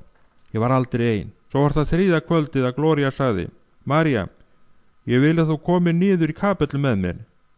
Ég var afar veikburða, ægilega máttlaus, en ég fór með henni niður í kapelluna og settist aftarlega í salnum. Það var kvöldið þegar þú varst að tala og það var kvöldið þegar ég kom inn í þessa skrifstofu og kraup hér og hjarta mitt blæddi fyrir Krist. María þagnaði. Hún heygði höfuðið og starði opnum augum á Biblíuna sem lá á borðinu mínu. María, sagði ég lágum rómi, heyrði drottin ekki grátinn þinn og bæn þína? Hún leit upp, ójú Nikki, ég hef aldrei efast það, en þegar löngunin í eitur grípið mig heljartökum, ætlaði ég að láta undan. Ég sá tár kom í augu henni og runnu niður kinnar hennar. Haltu bara áfram að biðja fyrir mér, með Guðs hjálp ætla ég að halda þetta út. 13. lestur með Kristi í Harlem. David var á eilífum ferðalögum að ráða starfskrafta og safna peningum fyrir miðstöðina. Eftir því sem tíminn leið hafði hann æminni afskipti af eiturlyfjasjúklingunum sjálfum og var orðin eins konar forstjóri. Þetta var samt ekki starf sem hann hafði kosið sér á frjálsum vilja, heldur varð hann að fella sig við það af illri nauðsyn vegna kringumstæðnanna. Aðalstarf okkar var að vera á götunum. Þar heldum við samkomur og ræddum persónulega við einstaklingana. Við settum upp pall með hátalara á næstu því hverju kvöldi í fátækra hverfunum í borginni. Einn eftirmiðdaginn fórum við Mario með lítinn hóp í bílnum okkar inn í miðhluta og hjarta spænsku Harlems. Við dreifðum ávarpum og reyndum að safna saman fólki til að hlusta á boðskap okkar, en það gekk heldur treglega. Mario sagði við mig, ég ætla að fara og safna saman dálitlum hóp. Ekki í dag, sagði ég, það vill enginn hlusta á okkur. Við getum alveg eins pakkað saman og farið heim. Nei, sagði Mario, við skulum ná saman vænum hóp, því að þú og þið hinir setjiðu pallin og hátalarna. Áður en klukkutími liðinn skal ég verið búin að ná saman fjölda manns svo þetta verði stærsta samkoma sem við höfum nokkru sinni haldið. En maður lifandi, hvernig heldur þú að við getum haldið stóra samkomu með engum áhorundum? Þeir hafa engan áhuga hér. Láttu mig það, sagði Mario, svo brosti hann og hraðaði sér niður götuna og fyrir hornið. Við hófumst handa að koma hátalaranum fyrir. Þetta var mikil bjartsýni og trú. Ég hugsaði til Nóa gamla þegar hann var að byggja örkina upp á fjallinu, en við létum hendur standa fram úr ermum og treystum á Guð að hann færði okkur áhærindur. Og hann gerði það. 15 mínútur setna var ég búin að dreifa út öllum ávarpunum sem við höfðum meðferðis og okkur streymdi stórhópur stráka. Þeir slóum sig með prikum og knattleikskilfum og æftu fullum hálsi. Ég flýtti mér að pallinum en sá það hvar annar hópur komur hinn í áttinni æpandi og veifandi prikum. Ég verð að koma við niður í skyndi, hugsaði ég. Þessi strákar ætlaði að fara að stofna til átaka, en það var seinan. Ég var óðar orðin umkringdur á öskrandi skríl sem olboðaði sig áfram. Ég beið nú bara þess að allt færi í bál og brand. En allt í einu sá ég hvar Maríó kom hlaupandi út úr hliðargötu sem lá á milli húsblokkana og hrópaði upp í bruna stigan. Halló, þið þarna, allir, hlustið á mig. Fóringi hennar æðisgengnum Máa frá Brooklyn ætlar að halda ræðu næstu 15 mínútundar. Komið og hlustið á hann. Komið og hlustið á hinn mikla Nikki Kröss, hættulegasta mannin í Brooklyn. En verið við öllu búnir, hann manndrápari og ennþá ægilega hættulegur. Strákarnir og stelpurnar komu nú í hópum út úr íbúðarhúsunum, niður brunastigana og stemdu beint til mín. Þeir hópuðust í kringum mig hrópandi. Hvar Nikki? Við viljum sjá hann. Hvar fóringi Máana? Og nú kom Maríó og brosti sínu breiðasta brosi. Sérðu nú, sagði ég ekki að ég gæti safna saman heilum skara. Við leitum í kringum okkur. Vissulega hafði Maríó staðið við orð sín. Hann var búinn að safna saman stórum hópi. Það hljóta að verið 300 krakkar sem hópuðust þarna saman á miðri götunni. Ég hristi höfuðið. Ég vona bara að þú ætlir ekki að láta drepa okkur. Þetta er stórhættulegur samansöfnuður. María brosti enn og var lágmóður á hlaupunum. Jæja, byrjaðu nú predikari, söfnuðurinn bíður. Það rann af honum svitin þegar hann klifraði upp í ræðustólinn og baðaði út höndum til að biðja um hljóð. Krakkarnir þögnuðu og hlustuðu á meðan hann var að tala. Þetta líktist helst kallar á markaðstorgi eða götu fjölleikahúsi sem var að skora á fólk að koma nú inn á sýninguna. Dömur og herrar, í dag er mikill og merkilegu dagur. Foringi hinna djöfulegu Mau, svo frægi maður, ætlar að tala til ykkar. Hættulegasti maðurinn í New York. Þar hæðast hann allir, ungir sem gamlir. En hann er bara ekki foringi lengur, hann er fyrrverandi foringi. Og í dag ætlar hann að segja ykkur hvers vegna hann er ekki lengur í glæpaklíkunni. Það er að því að hann gengur á vegum Jesú. Nú heyrið þið hinn eina sanna Nikki Kröss fyrir foringja Máana. Hann hrópaði þessi síðustu orð og í því stökkju upp á pallin fyrir framan hljóðmagnaran. Krakkarnir í hópnum fóru að æpa og klappa. Ég stóð nú þarna á pallinum og brosti og veifaði til þeirra á meðan fangahrópin dundu í eyrum mér. Margir þeirra þekktu mig eða höfðu lesið um mig í blöðunum. Nú voru 200 fullorðnir komnir í viðbót. 2 lögreglubílar komu nú námu staðar sinni hvoru megin við hópin. Ég rétti fram báðar hendur og það dró niður í hóprum og brott varð algjör þrögn. Ég fann að heilagur andi komi yfir mig þegar ég hóf ræðu mína. Orðin komu eins og á sjálfu sér, fyrirhafnalaust. Ég var foringi Máana. Ég veit og sé að þið hafið heyrt hvað orð hefur farið af mér.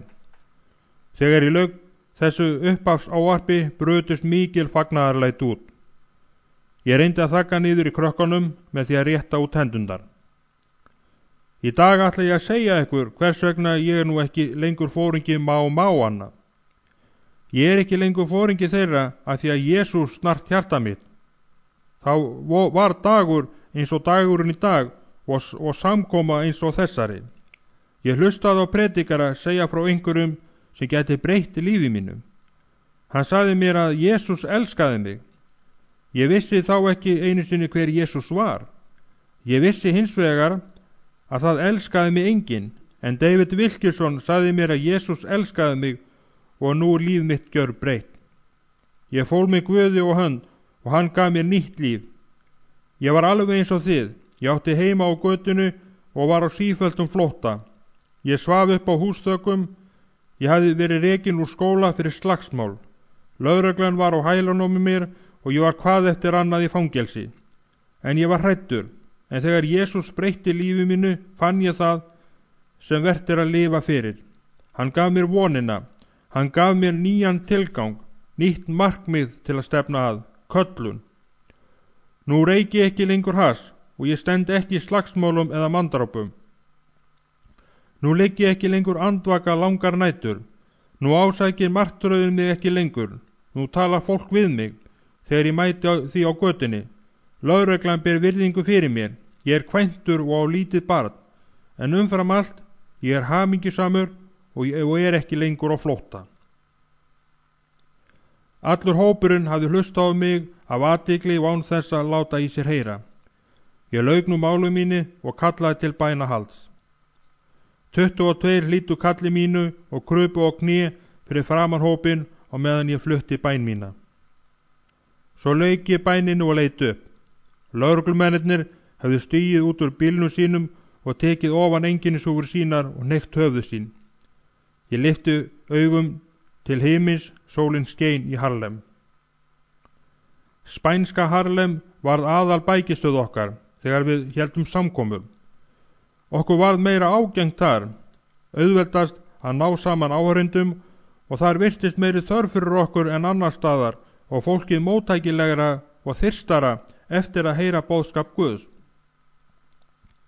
Ég var iðinn við að minna menn mína á að þar sem syndin ræður ríkjum, þar er neyðin mest. Gloria átti erfitt með að þola spænska Harlem.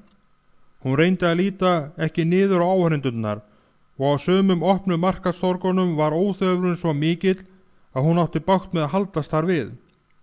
Meira að segja, mér reyndist erfitt að venjast að sóðaskapnum, horfa á flugnamerðina sem næri því þakti kjötið, ávextina og grænmetið sem þarna lá óvarið og fólki var að kaupa. Og þar við bættist óþefurinn að fíkni efna neytendunum. Það stóð ógeðsleg lykt af þeim og þegar þeir voru margir samankomnir og heitt var í veðri var varla hægt að haldast þarna við. Við urðum margs vísari á þessum fyrstu mánuðum sem við predikuðum á götunum. Við komumst að raun að þeir sem höfðu verið að dýfsoknir og gátu sagt frá eigin reynslu náðu best til eyrna krakkana og mestum árangri. Þeir gátu sagt frá breytingunni og endurfæðingunni fyrir kraft Jesú Krist. Ég var ekki eins færum að tala til fíkniefnaneytendana og þeir sem sjálfur höfðu verið þar. Hreinskilni þeirra, einlægur vitnisburður og undandráttarlaus lýsing á reynslu þeirra hafði stórkostleg áhrif á eiturlyfja sjúklingana. Við reyndum því að fá æ fleiri þeirra til að koma með okkur út á götuna til að predika með okkur. En þetta var þó ekki vandræðalaust. Mörgum sinnum reyndu eiturlyfja neytendurnir að freista þeirra þegar þeir voru að predika, bæði strákana og stúlkunum. Þeir kveiktu í pottunum fyrir framan þau og blésu reyknum framan í þau. Ég sá meira að segja einu sinni þegar einn strákurinn tók sprautuna upp og pakka af heróíni og að veifaði þessu framan í einn okkar manna sem við höfðum bjarga frá heróínu og segja: Hæfinur, saknar þess ekki?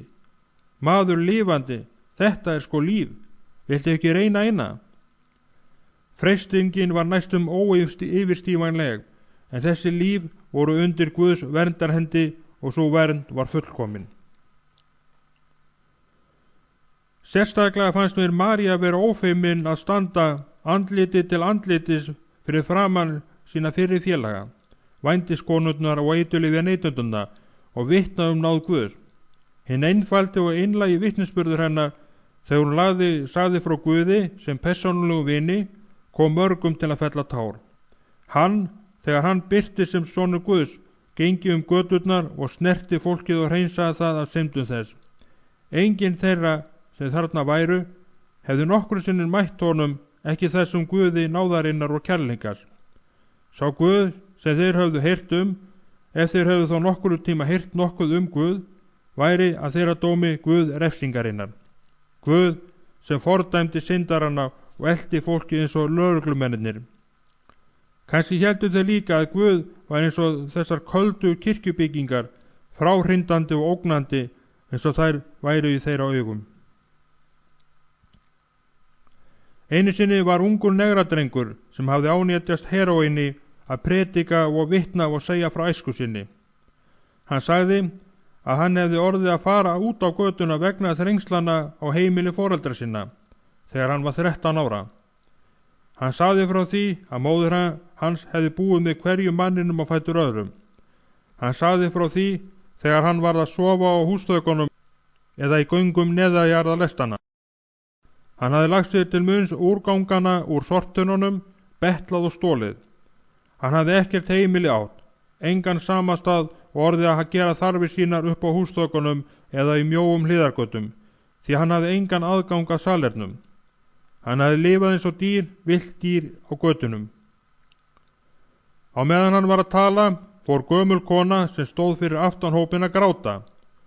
Hún grét svo ofsalega að ég fór í kringum hópinn yfir til hennar til að hugga hana. Þegar grátinum linti sagði hún mér að þetta geti alveg eins verið hennar eigin sonur. 5 synar hennar hefðu orðið að fara að heiman og hefðu ekkert athvarf annað en á götunni, alveg eins og þessi drengur. Sektarkennd hennar var þyngri en svo að hún geti borið hana. Við röðum okkur í kring hana og fórum að biðja fyrir henni. Hún lyfti höfðunum til himins og ákallaði Guð fyrirgefningu og að vernda syni hennar, hvar svo sem þeir væru. Hún fann frið Guðs þennan eftirmiddag, en hvað syni hennar snerti var skaðinn skeður. Og það voru 1000 sem eins var komið fyrir. Okkur fannst eins og við værum að reyna að ausa hafið þurrt með fáunum teskeiðum. En við vissum að Guð bjóst ekki við því af okkur að við gætum sigrað allan heiminn. Heldur væri það okkar hlutverk að vitna og reynast staðfastir í trúnni, og það var markmið okkar. Eitt fimmtudagskvöldið settum við pallin okkar á horninu á skólaporti einu í spænsku Harlem. Þetta var heitt sumarkvöld og mikill fjöldi hafði safnað saman til að hlusta á hina fjörugu spænska kór okkar og sálmálögin og söngin sem barst svæðið frá hátalarunum okkar. Það var einhver ókyrrð yfir hópnum. Þegar leikið var fjörugt lag fóru stelpurnar okkar og sumir drengirnir að klappa saman lófunum í takt við músíkina. En samt sem áður sá ég að mikil ókyrrð var öðrum megin í hópnum. Hópur smáfólks var farin að dansa eftir músíkinni. 5 eða 6 voru að jökvirbugga og vagga sér í mjöðmánum og sparka með fótunum. Þetta leiddi athygli marga að sér og nokkri fóru að hvetja krakkana, klappa með þeim og hlæja. Ég fór ofan að pallinum og gekk yfir til þeirra. Hæ krakkar, hvernig stendur á því að þið eru að dansa hérna? Þetta er yfirráð, sagði Jesú. Einn telpan svaraði, maðurinn þarna bað okkur að dansa og borgaði okkur fyrir, sjáðu, og hún rétti fram 10 centa pening. Þær bentu á slánarlega mann á að giska 28 ára sem stóð þarna utan við hópin. Ég gekk til hans, hann sá mig nálgast og á þá að stíga dansspor eins og börnin. Ég reyndi að tala til hans, en hann lét ekki af dansinum og glennti sig allan. Þetta er sko fínasta músikmaður, sjá sjá sjá.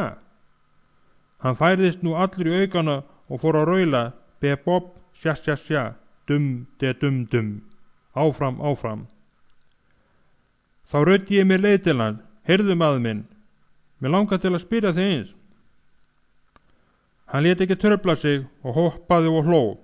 Jæja, pappadarengur, hvað vilt þú? Hvað ert þú að derra þig? Bebob, de dum dum, hvað viltu? Gafst þú börnunum peninga til að fá þau til að dansa og ónáða samkomuna? Þolinmæði mín var á þróttum. Hann sneri sér í hring og sagði, alveg rétt manni minn, þú hittir á rétta pappa núna, ég er enn da da da. Hann hoppaði og glennti sig allan og sparkaði út í loftið. Ég hélt að hann væri ekki með öllum mjalla. Hvað á þetta að þýða, hrópaði ég. Hvað er eiginlega að þér, maður? Við viljum ekkert hafa með þig að gera. Það er ástæðan. Við viljum ekkert með ykkur hafa að gera. Ykkur þessa kristnu. Da-da-dum, da-da-dum. Ég var að verða reiður. Jæja kallinn, sagði ég, og kreppti hnefann og gekk nær honum. Við ætlum að klára þessa samkomu og þú skalt halda þér saman eða ég skal slá þig í klessu uppi þennan vegg og þakka niður þér í eitt skipti fyrir öll. Hann sá að mér var alvara, en hann gat ekki látið undan svona auðveldlega. Hann setti höndina fyrir munnin og það var rauðstjóð á honum stóð ekki á sama, þótt hann færi aftur að glenna sig, en svo hætti hann allt í einu að dansa. Ég fór aftur upp á hátalarunum og flutti predikun og talaði meðan annars líf mitt og reynslu á unglingsárum mínum í New York. Ég sagði frá sóðaskapnum, fátæktinni, óþekktaskapnum og því illa sem ég hefði gert. Loks talaði ég þá synd sem foreldrar hafðu dríkt með því að kasta börnunum sínum út á götuna. Ég bað þá að setja börnunum sínum gott fordæmi. Fólki tók ofan og meðan ég talaði. Þetta er mesta virðingamerki sem hægt er að sinna manni. Ég sá að mörgum kom táru á auga. Það sýndu vasaklútarnir sem voru á lofti. Ég vissi að kraftur Krist var að verki á sérstakan hátt, en ég gerði mér þó ekki grein fyrir því sem á eftir fylgdi og hversu sterkur þessi kraftur var. Á meðan ég var að tala var mér litið á gamlan mann, augsýnilega ofdrykkjumann og áfengi sjúkling, sem stóð í miðjum grátandi hópnum. Ung stúlka sem stóð framarlega huldi andliti í höndum sínum og kraup á götuna, lá á hnjánum og harðri óhreinni götunni. Ein stúlkan okkar gekk til hennar og kraup hjá henni og fór að biðja með henni. Ég hélt áfram að predika. Það var augljóst að kraftur og andi Guðs var okkar nálægur á þessari samkomu. Þegar ég hafði lokið predikuninni og kallað til bæna, tók ég eftir eiturlyfja sjúklingi sem var utarl í hópnum og virtist líða miklar sálarkvalir. Hann fór með höndina niður í vasa sinn og tók þaðan upp nokkra skammta og henti þeim í götuna við fætur sér. Síðan fór hann að æpa og trampa á þessum litla hvítu poka. Til helvítis með ykkur, þetta er duft djöfulsins, það hefur eyðilagt líf mitt. Þú hraktir konunum mína frá mér, þú hefur drepið börni mín, þú hefur sendt sál mína til helvítis, ég bölva þér. Svo féll hann á kné á götunni grátandi og velti sér fram og tilbaka og hélt fyrir andlitið. Einn piltana minna flýtti sér til hans og 2 aðrir fylgdu eftir honum til mannsins. Annar þeirra lagði hönd sína á höfuð manninum og allir báðu þeir fyrir honum og ákölluðu Guð að fyrirgefa honum. 8 eða 9 ávanasjúkir unglingar sem stóðu framarlega kröpu á götuna rétt fyrir framan pallinn. Ég fór til þeirra hvers og eins og lagði hendur mínar á höfuð þeim og bað fyrir þeim og ég heyrði hvorki né sá umferðina. Hávaðan ég mannsöfniðin sem umkringdi okkur. Þegar öllu þessu var lokið ræddum við þá sem höfðu komið og sögðum þeim frá táningaheimilum okkar, 10 shillingi. Við buðum þeim að koma til okkur og dvelja hjá okkur á meðan þeir vendu sig af ávánunum og læknuðust. Þeir komu venjulega einhverju með okkur þegar í stað. Aðrir voru hikandi og neituðu að koma. Sumir komu viku eða svo seinna og báðu upptöku á heimilið. Á meðan við vorum að taka saman hafurtaskið okkar, kippti einn af smáfólkinu lítill drengur sem hafði tekið þátt í dansunum í jakkaflafi mitt. Ég spurði hann hvað hann vildi og hann sagði að maðurinn sem dansaði vildi fá að tala við mig. Hann benti yfir götuna í áttina skuggalegri hliðargötu. Það var komið kvöld og ég hafði sannarlega enga löngu til að leggja leið mína inn í skúmaskot til að hitta vitfirtan mann sem væri að fela sig. Ég sagði drengnum að segja manninum að ég vildi gjarna tala við hann ef hann kæmi hingað út í birtuna. Drengurinn fór og kom aftur á vörmu spori. Við vorum því næstum búin að taka saman dótið okkar. Drengurinn sagði að maðurinn vildi endilega fá að tala við mig en hann var hræddur við að fara út og upplýsta götuna. Ég var í þann veginn að segja drengnum að það næði þetta ekki lengra. En þá minntist ég þess David Wilkinson kom til mín í kjallarann sem ég hafði falið mig í eftir fyrstu samkomuna hans. Ég minntist þess hvernig hann gekk óhræddur og sagði: Jesús elskar þig, Nikki. Það var þetta óttaleysi og kærleikur og umhyggja sem var til þess að ég viðurkenndi Jesú sem frelsara minn. Svo leit ég til himins út í svarta nóttuna og sagði við drottinn minn að ef hann óskaði að ég talaði við þennan dansandi mann myndi ég fara, en ég gengi í hans anda og ekki í krafti mín sjálf og ég vænti þess að hann væri á undan mér. Sérstaklega inn í þetta dimma skúmaskot. Ég lagði leið mína yfir götuna og nam staðar við innganginn í stíginn. Það var líkast í að vera að fara upp í líkkistu. Ég hvíslaði nokkru bænarorð: Guð minn, ég vona og trúi að þú hafi farið á undan mér. Og síðan hélt ég áfram. Ég studdi mig við vegginn á meðan ég gekk varlega inn í myrkrið. Þá heyrði ég brátt snöggt grátandi manns.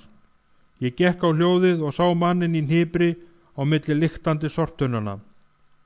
Hann grét ofsala og skálf, þarna sem hann lá með höfuðið á milli hnjána. Ég kraup við hliðin á honum. Óþöfunum frá sortununum var óbærilegur. En hér var hjálpar þörf, þjáðum manni og löngunin til að hjálpa var allir ólíkt og daun sterkari. Hjálpaðu mér, gerðu það, hjálpaðu mér, snökti hann. Ég hef lesið þig í blöðunum og heyrði að þú hefur frelsast og farið í biblíuskóla. Gerðu það, hjálpaðu mér. Ég ætlaði ekki að geta trúa því að þetta væri sami maðurinn sem skömmu áður hafði farið að dansa og syngja á götunni til að reyna að spilla og leysa upp samkomun okkar. Heldurðu að Guð vilji fyrirgefa mér? Segðu mér hvort ég sé of djúpt sokkinn. Vill hann fyrirgefa mér? Gerðu það, hjálpaðu mér. Ég sagði honum að Guð myndi fyrirgefa honum. Sagði að ég vissi það. Hann hefði fyrirgefið mér. Ég spurði hann hann sjálfan og hann sagði mér sögu sína. Þarna sem við sátum í óþverranum í koldimu skotinu, krjúpandi á knjám báðir tveir. Honum hefði einu sinni fundist Guð kalla á sig til þjónustu. Hann hefði sagt upp starfi sínu og farið í biblíuskóla að læra til prest. En þegar hann kom aftur heim til New York hefði hann kynnst konu sem tældi hann frá konunni sem hann var kvæntur. Konan hans og bæði börnin báðu hann að fara ekki. Þau myndu hann á heit hans að fylgja Guði og það heit sem hann hafði gefið þegar þau voru gefin saman sem hjón. En hann var maður sem var setin af djöflinum og hann yfirgaf konu sína og börn og fór með hinni konunni. 2 mánuði síðar fór sú kona frá honum og sagðist vera hann þreytt á honum og það væri ekkert gaman að vera með honum lengur. Þá hefði hann brotnað og farið að reykja hass og taka pillur. Ég spurði hann hvaða pillur hann tæki. Hann sagðist taka Bombitas, Dexoxin, Nembius, Tunial, Sekondal, svefnlyf. Honum fannst hann vera að missa vitið. Ég var að reyna að hrekja þig burt, þess vegna lét ég svona. Ég var hræddur við Guð, hræddur við að standa fyrir framan hann. Ég þráði að koma aftur til Guðs. Ég vil fara aftur til konunum minnar og barnana, en ég veit ekki hvernig ég á að fara að því. Viltu biðja fyrir mér? Hann lyfti höfðinu og augu hans lýstu miklum ákafa, sektarkennd og bænum hjálp. Ég reisti hann á fætur og við gengum út úr skotinu og yfir götunu að bílnum okkar. Hann settist með okkur 6 og hallaði sig fram og lét höfðið hvíla á bakinu á stólnum fyrir framan hann. Við fórum að biðja fyrir honum og við báðum öll uppátt. Svo tók hann undir með okkur. Allt í einu heyrði ég að hann var að fara með ritningagrein. Minni hans laukst upp og hann myntist þess sem hann hafði lært í biblíuskólanum. Hann fór með 51. sálm, sálm Davíð konung, sem hann samdi eftir hann hafði drygt hór með Betsebu og sendt eiginmann hennar út á orustu völlin, þar sem hann myndi týna lífinu. Aldrei hef ég fundið kraft Guðs svo nærri eins og þá þegar ég hlusta á þennan fyrirvarandi prest sem orðin var þjónn Satans, meðtaka anda Guðs og hrópa á hjálp og biðja fyrirgefningu með orðum hinnar heilögu ritningar. Guð, vertu mér náðugur sakir elsku þinnan. Áma og brot mín sakir þinnar miklu miskunnsemi. Þó vandlega af mér miskjörð mína og hreinsa mig af synd minni, því að ég þekki sjálfur afbrot mín og synd mín stendi mér stöðug fyrir hugskot sjónum. Gegn þér einum hef ég syndgað og gjört það sem illt í augum þínum. Til þess að þú sért réttlátur þú talar, sért hreinn þú dæmir.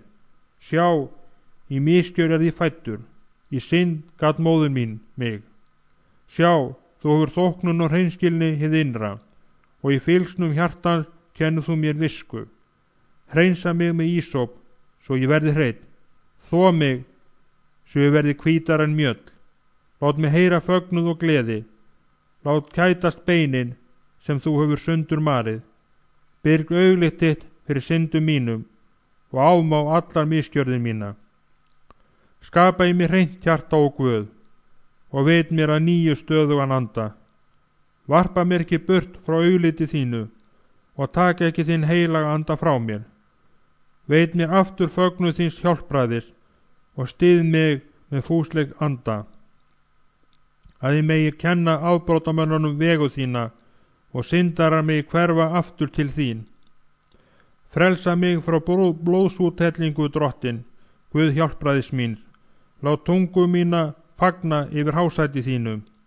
Drottin, opna varir mínar, svo munnum minn kunngjöri lof þitt. Hann lauk bæn sinni. Bíllinn var ekki í gangi. Þá tók Gloría til máls mildri röddu og lauk sálminum. Guði þekkar fórnir eru sundurkramin andi, sundurkramin og sundurmarið hjarta mynd þú og Guð eigi fyrirlíta. Við risum allir upp. Hann þerraði tárin með vassaklútnum sínum og snýtti sér. Við hin vorum klökk og sögum upp í nefið. Hann sneri sér að mér. Ég gaf krökkunum minn síðasta eyri til að fá þau til að dansa á götunni. Gæti þú gefið mér 25 cent svo ég geti hringt til konunum minnar og náð neðarlestinni, ég er að fara heim.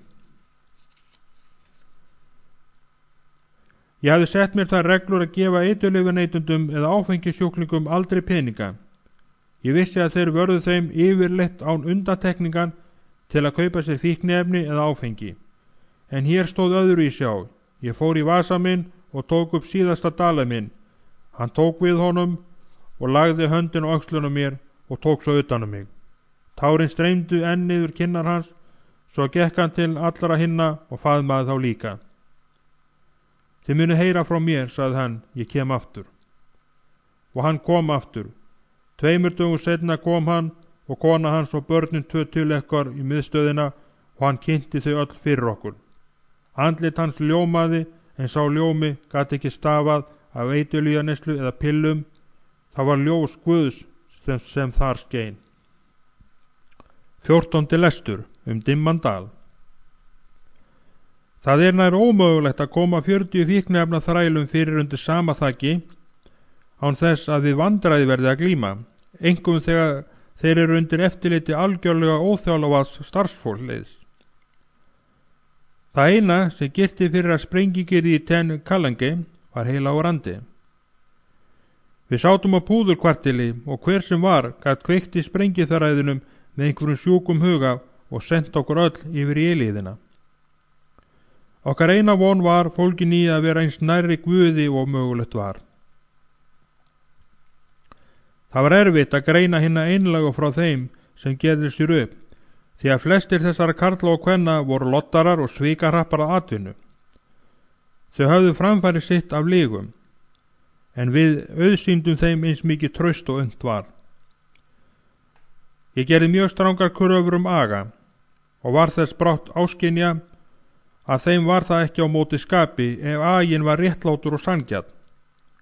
Raunar höfðu þau ánægja af honum af því að hann veitti þeim traustan starfsgrundvöll. Örugga vissi fyrir því að þau væru á meðal vina, en ég vissi þó að þeim var ekki öllum þannig inn á brjóst. David var sammála kenningu minni, en svo ógeðfellda ábyrgð að verða sífellda áminna hina brotlugu hvíldi mjög þungt á mér. Ég var ofta að fara á fætur miðjanótt til að setja niður deilur og fyrir kom að ég að reka einhvern fyrir að brjóta reglurnar. Flestar aðalákvæðarnar komu í minn hlut og við urðum að auka við starfsliðið einhverjum fólki sem var nýkomið úr skóla. Ég fann sárlega fyrir skorti mínum á skólamenntun og gerði grein fyrir öryggisleysi mínu.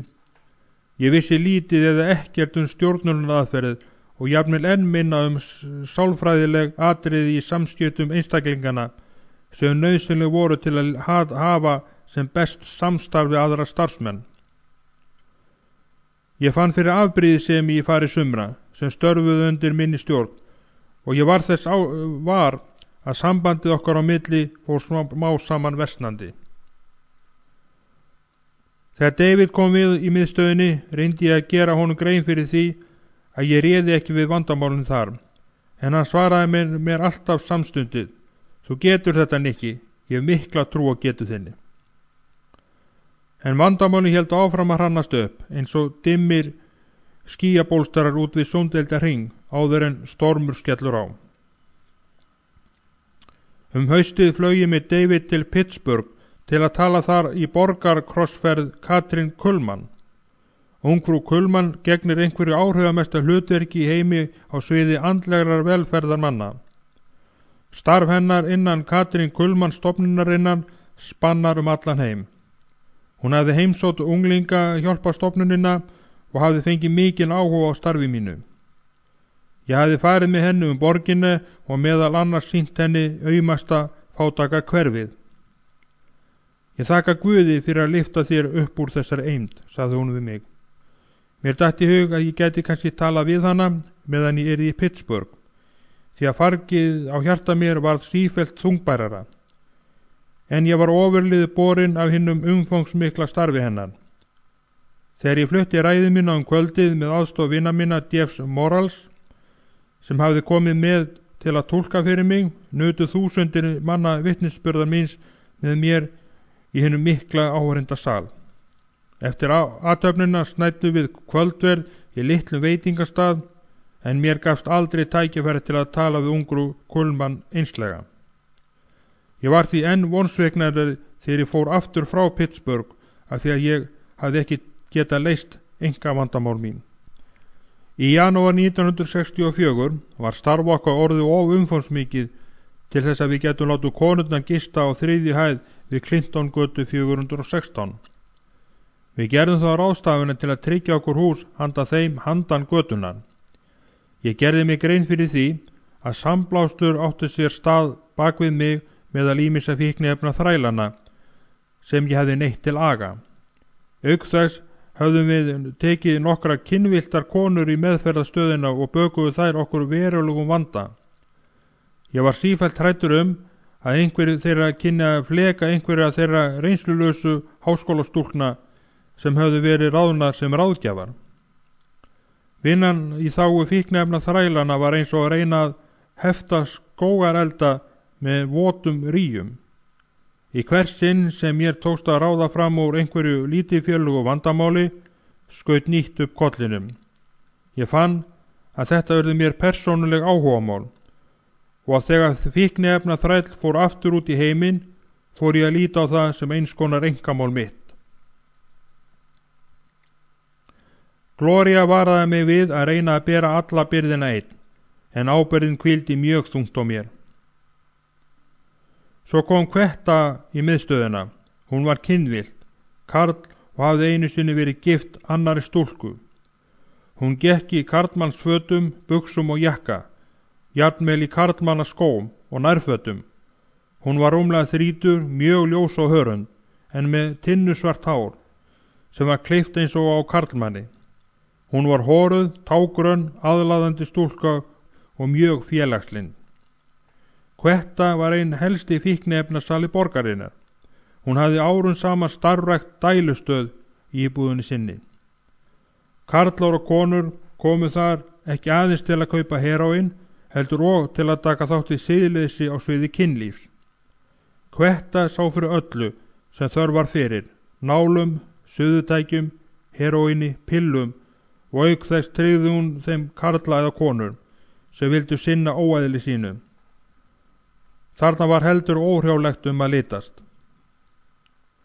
Þegar lögreglan réðist til inngöngu í íbúð Kvetti, tók hún 12 manns, þar á meðal nokkrar atvinnuskækjur og gróf upp tug tækjabúnaða, skeið, nál og dropateljara. Íbúðin var að kalla lögð í rúst því að lögreglan reið veggi og gólf eins hún fann fíkniefnar fylgsnið, en þar voru fíkniefni fyrir $1000. Kvetta kom í miðstöðuna þegar hún var látið laus til reynslu. Ég skýrði reglurnar fyrir henni og sagði henni að hún yrði að klæðast kvenmannsfötum og láta hárið vaksa. Auk þess mátti hún aldrei vera ein með einhverjum hinna fíkniefna þrælana nema einhver starfsmaður væri viðstattur. Hún var of illa haldin til að mótmæla og virtist þakklátt fyrir að hafa sloppið úr fangelsinu. Innan viku gerði hún trúarjátningu og virtist mega ráða af öllum ytri ummerkjum að hún hefði snúist til trúarinnar. Mér skildist eins og að bráðlega að jafnvel slík sinnaskiti geta verið fölsuð.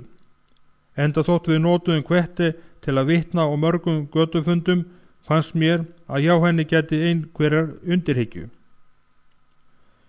2 vikum síðar kom einn félagsráðgjafi til mín snemma morguns. Þetta var stúlka og hún var náföl í andlitið og skálf eins og hrísla. Hvað er að, Díana? Komdu og sestu hérna. Díana var nýjasti starfsmaðurinn okkar, sveitastúlka frá Nebraska sem hafði nýlega útskrefast úr biblíuskólanum. Ég veit ekki hvernig ég á að koma orðum að þessu, Nikki, sagði hún. Það út á Kvetti og Lilli. Lilli var einn fíkniefna þrælana sem komið höfði í miðstöðuna aðeins viku áður. Hún hafði tekið þátt í guðþjónustunum en aldrei skuldbundi sig gagnvart drottni. Ég fann að ég var þurr í munni. Hvað er með þær, sagði ég. Díana roðnaði og var niðurlót. Þær voru saman í eldhúsinu miðnætti í gær. Ég kom að þeim og Nikki, þær voru, hann setti hljóða af skömm og feimni. Mér hefur ekki komið dúr á auga í alla nótt. Hvað getum við gert? Ég stóð á fætur og gekk fram og aftur umhverfis skrifborðið. Farðu og segðu þeim að ég vilji tala við þær strax hérna í skrifstofunum minni, stundi ég. Þessi staður er vígður drottni, við getum ekki látið slíkt athæfi viðgangast. Díana fór og ég settist við skrifborðið, hvíldi höfuðið í höndum mér og baði örvæntingu að mér veittist viska. Hvar hafði ég brugðist? Við höfum látið Kvetti vitna fyrir miðstöðinni.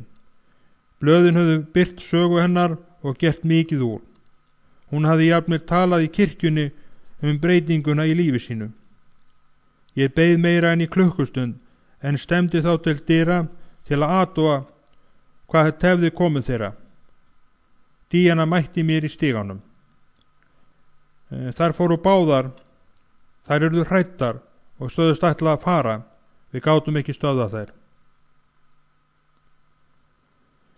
Ég snerist á hæl og hélt að hægt aftur til miðstöðarinnar. Mér fannst þetta persónulegur ósigur og þungbær. Gloria bað með mér í 3 daga og talaði við mig því að þungt var í mér. Þar sem mér virtist fyrirmunað að ná til þessara fíkniefna þræla með hinn sanna boðskap. Nikki, jafnvel Jesús mistókst meðal fylgismanna sinna, sagði hún. Mundu alla þá sem hafa verið trúir og átt árangrið að fagna. Mundu eftir Sonni sem er í biblíuskóla og ætlar að verða prestur. Hugsaðu Maríu og hinna dásamlegu breytingar og æfi hennar. Mundu það sem Guð hefur gert fyrir þig. Ertu búin að gleyma reynslunni af eigin frelsun? Hvernig getur þið efast Guð og orðið vonsvikin af þessum einangruðu misjöfnuðu tilraunum? Gloria hafði lög að mæla, en ég gat ekki hristað mér þunglindið. Þegar leið og sumarið var sektarfargið æþyngra.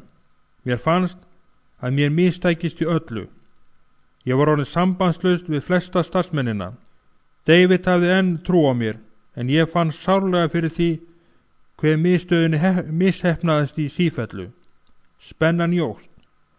Gloria hélt áfram að reyna að ná mér úr viðjum vonleysisins, en ég var algjörlega neikvæður í öllu sem ég tók mér fyrir hendur. Eina ánægilega atriði var koma Jimmy Spes. Hann hafði orðið forfallin fíkniefna neytandi í 8 ár.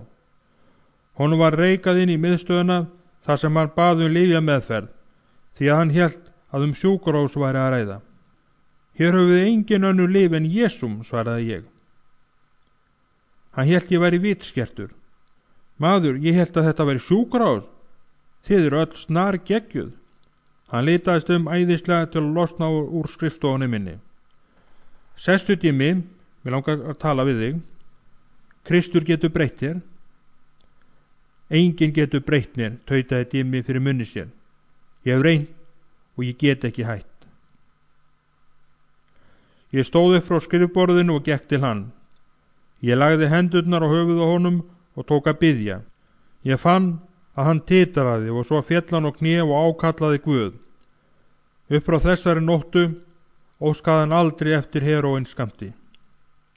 Sjáðu, sagði Gloria, þegar ég sagði henni frá sinnaskiptum Jimmys. Guð er að sýna þér að hann getur enn notað þig. Hvernig getur þú haldið áfram að efast hann? Hvers vegna viltu ekki vera jákvæður? Það eru margir mánuði síðan þú tókst þátt í götusamkominu að kvöldlagi. Taktu til starfa fyrir Guð og þá finnur þú leiðsögn heilags anda eins og áður fyrr. Ég fór á ráði hennar og féllst á að stjórna götu guðsþjónustu í síðustu viku ágústmánaðar. Fyrsta kvöldi komum við palli okkar fyrir í Brooklyn og ég tók að predika. Þetta var svækjuheitt kvöld en áhorfendur voru margir og eftirtekta samir. Ég predikaði ákaft og mér fannst boðskapur minn góður. Þegar komið var að lokum predikunna minnar bauð ég mönnum að koma fram til fyrirbænar. Þá var mér allt í einu litið upp, ég sá hann yst í mannþrönginni. Það var ekki að villast hvað andlit þetta var Ísrael. Öll þessi ár hefði ég beðið, leitað, spurt og þarna birtist hann allt í einu andlit í manngrúanum. Hjarta mitt tók viðbragð, kannski Guð hafi sendt hann aftur. Ég fann hinn gamla eld fylla hjarta mitt því að hann reigði hálsinn til þess að heyra orð mín.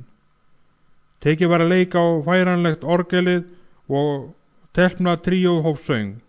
Ég sá Ísrael snúast á hæl og leggja af stað á brott. Ég stökk niður á pallinum, ruddist æðislega gegnum manngrúan og reyndi að ná honum áður hann hyrfi í fjöldan. Ísrael, Ísrael, hrópaði ég á eftir honum. Bíddu, bíddu. Hann hikaði og sneri sér svo við. Ég hafði ekki séð hann í 6 ár. Hann var þyngri og þroskaðri, en laglegt andliti var eins og meitlaðu marmari og augun voru djúp og döpur. Ég lagði handlegginn utan hann og reyndi að draga hann aftur inn í mannþröngina. Hann streittist á móti og stóð hreyfingarlaus. Ísrael, hrópaði ég fagnandi. Er þetta raunverulega þú? Ég stíg aftur á bak og hélt öxlum hans með útréttum handleggnum, meðan ég virti hann fyrir mér. Hvar hefurðu verið? Hvar býrðu? Hvað ert að gera? Segðu mér alltaf létta. Hvers vegna hefur ekki hringt til mín? Ég hef leitað að þér hvarvetni í New York. Þetta er mesti dagur ævi minnar. Augu hans voru fjarran og kuldaleg, fasið einkennilegt eins og hann hefði dregið sig inn í skél. Ég verð að fara, Nikki. Það var gaman að sjá þig aftur. Verður að fara? Ég hef ekki séð þig í 6 ár. Ég hef minnst þín í daglugum bænum mínum. Nú kemurðu heim með mér. Ég tókaði í handlegginu honum en hann hristi höfuðið og kippti handleggnum lausum. Ég fann sterka vöðvana iða undir húðinni. Einhver tíma, Nikki, ekki núna. Hann hristi sig lausan og gekk af stað. Heyrðu, bíddu andartak. Hvað er að þér?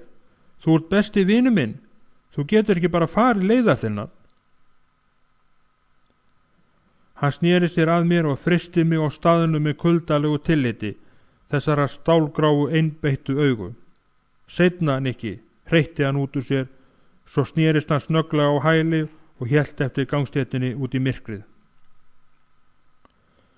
Ég stóð eftir og kallaði til hans í örvæntingu, en hann leit aldrei við. Hann gekk bara áfram inn í myrkrið sem hann hafði komið úr. Ég var sem lamaður þegar ég kom aftur í miðstöðina. Ég fór raunamætur þröngastigan á 3. hæð og lokaði að mér eina háaloftis herbyggina. Guð, hrópaði ég í angist minni. Hvað hef ég gert? Ísrael er glataður og það er mér að kenna. Fyrirgef mér. Ég lét fallast á gólfið og grét óviðráðanlega tíma. Ég barði höndum mínum í vegginn í algjöru örvæntingu, en mér barst ekkert svar. Ég var 2 tíma kyrrt í þessu heita háalofts herbyrgi, uns ég var örmagna líkamlega, tilfinningarlega og andlega. Ég vissi að ég myndi hætta í miðstöðinni. Ég fann að trúboðstarfi mínu var lokið. Mér mistókst í öllu sem ég reyndi að gera. Allt sem ég kom nærri mistókst. Kvetta, Lilli og nú Ísrael. Það var vonast fyrir mig að vera kyrrt og heyja þær vaxandi orustur sem ég gæti ekki unnið. Það var jafnir vonast fyrir mig að fást við trúboðsstörfin. Ég var búinn að vera sigraður, að velli lagður. Ég rölti á fætur, leit lítinn háarótusklukkan á dimma himinin. Guð, ég sigraður, Mér hefur skjáttlast. Ég hef treyst á sjálfa mig en ekki þig. Ef það er ástæðan fyrir því að þú hefur látið svona fara, þá er ég fús til að játa hérna ægilegu synd mína. Lítillækkaðu mig, dreptu mig ef nauðsyn krefur, en góði Guð, fleygðu mér ekki á sörphauginn. Ekka setti að mér á ný og líka með minn titraði. Ég stóð í dyragættinu og leit öxl. Herbergi var hljótt. Ég vissi ekki hvort hann hefði heyrt til mín eða ekki, en á þessu andartaki skipti það ekki máli. Ég hafði gert allt sem ég gat. Ég fór aftur niður stigann til íbúðarinnar. Gloría var búin að koma barninu í rúmið og var að bera kvöldmataleifarnar af borðinu. Ég lokaði dyrunum og stemdi til stólsins. Þá stóð hún allt í einu fram fyrir mér áður en ég gat sest. Hún lagði handlegginn utan um mig og þrýsti mér að sér. Hún vissi ekkert það sem gerst hafði út á götu eða upp í herberginu, en af því að við vorum eitt hold þá fann hún á sér að ég hafði hlotið áfall, og hún var við hlið mér til að örva anda minn sem var að láta bugast og veitti mér styrk á neyðarstundu. Ég þrýsti henni að mér og grúfði höfuð við öxl hennar. Leið og tárin tóku að streyma á ný. Þannig stóðum við langa hríð, þrýstum okkur hvort á öðru, en ekkinn skók líkama minn og hristi. Loks linti þó gráttum og ég tók utan andlit hennar og horfði djúpt í augu hennar. Þau voru full af tárum eins og djúpar uppsprettur þar sem vatni kemur djúpt úr hreinni jörðu, en hún grét ekki. Hún brosti, þótt dauflegt væri, og ástin sem streyndi úr hjarta hennar fyllti augu hennar þegar tárin tóku að streyma og runnu í litlum lækjum niður ljósbrúna vangan. Ég hélt þéttingsfast andlit hennar. Hún var fögur, fegurri en nokkru sinni áður. Hún brosti og svo opnaði hún varirnar leið og hún teygði sig til mín til að gefa mér mjúkan, langan koss. Ég fann saltbragðið af tárum mínum og raka nýlinn af munni hennar við varir mér. Því er lokið, Gloría. Ég er búin að vera. Ég ætla að fara hérðan. Ég er ef til vill orðin hrokafullur. Ég hef kannski syndgað. Ég veit það ekki, en ég veit að andinn er horfinn úr mér. Ég er eins og Samson sem gekk fram til að berjast við Filista án krafts Guðs. Ég er misheppnaður. Ég eyðilegg allt sem ég snerti. Hvað er það, Nikki? Rödd hennar var mild og blíð. Hvað hefur komið fyrir? Ég sá Ísrael í kvöld. Ég sá besta vin minn í fyrsta sinn í 6 ár. Hann sneri baki við mér. Það er mér að kenna að hann er eins og hann er. Ef ég hefði ekki farið frá honum einum í borginni fyrir 6 árum, starfaði hann nú við hlið mér í dag. Þessi stað var hann í 5 ár í fangelsi og þetta kvöld er glatað. Guð hefur ekki lengur áhuga. Nikki, þetta gengur guðlasti næst, sagði Gloría, en röddin var enn mild. Þú getur ekki kennt þér það sem kom fyrir Ísrael. Þú vart bara skelkaður unglingur og þennan morgun þegar þú ókst út úr borginni. Það var ekki þín sök. Og þú fannst Ísrael ekki. Það er rangt hjá þér að álasa sjálfum þér. Og hvernig dirfustu að segja að Guð hafi ekki lengur áhuga? Hann hefur einmitt áhuga. Hann hafði nægan áhuga til að bjarga þér. Þú skilur þetta ekki, sagði ég og hristi höfuðið. Síðan David sagði mér að Ísrael hefði snúið aftur til strákahópsins, hef ég kennt sjálfur mér það. Ég hef borið þetta sektarfarg í hjarta mínu. Ég sá hann í kvöld og hann sneri baki við mér.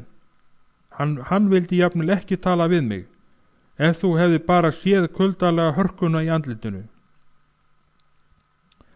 En Nikki, þú mátt ekki gefast upp núna, einmitt þegar Guð er farin að vinna. Ég ætla að segja upp í fyrramálið, greip ég fram í. Ég á ekki heima hér. Ég er ekki réttið maðurinn í þetta trúboðstarf. Ég er ekki nógu góður. Ef ég verðum kyrr, þá táknar það eyðileggingu fyrir allan unglinga hjálpirnar. Ég er eins og Jónas. Kannski sé ég enn á flótta frá Guði og viti það ekki. Þeir verða að varpa mig fyrir borð svo að fiskur geti étið mig. Ef þeir losa sig ekki við mig, þá sekkur skipið með allri áhöfn. Nikki, þetta er heimsku tal. Það er kölski sem kemur þér til að segja þetta, sagði Gloría og hún barðist við grátinn. Ég losaði mig úr tökum hennar. Kölski er sannarlega í mér, en ég ætla samt að segja upp. Nikki, það minnsta sem þú getur gert er að tala fyrst við David. Ég hef reynt það 100 sinnum, en hann á alltaf of anreitt að hann heldur að ég ráði við þetta. Jæja, ég get það ekki lengur. Ég henta ekki hér og það er tímabært að ég játi það fyrir sjálfum mér. Ég er misheppnaður. Þegar ég fór í rúmið, rendi Gloría handleggnum aftur fyrir höfuð á mér og nuttaði á mér hnakkan. Nikki, viltu lofa mér að gera eitt? Áður en þú segir upp, viltu hringja til Katrín Kullmann og tala við hana? Ég kinkaði kolli til samþykkis. Kollinn minn var tárvotur þegar ég heyrði Gloríu hvísla: Nikki, Guð mun sjá fyrir okkur. Ég grúfði höfuðið í kottan og bað til Guðs að hann léti sólina aldrei koma upp framar í lífi mínu. Á þessum myrku dögum úrræðaleysisins birtist einstök skær stjarna í mynd hinnar hávöxnu virðulegu konu sem virtist geisla sjálfri návist heilags anda. Það eitt að ég talaði við ungru Kullmann í síma morgunin eftir virtist til bóta. Hún mátti ekki heyra á annað minnst en ég kemi til Pittsburgh á hennar kostnað áður en ég tæki loka ákvörðun mína. Ég flög til Pittsburgh eftir hádegi næsta dag. Ég undraðist að hún reyndi ekki að telja mig á að starfa áfram við miðstöðina.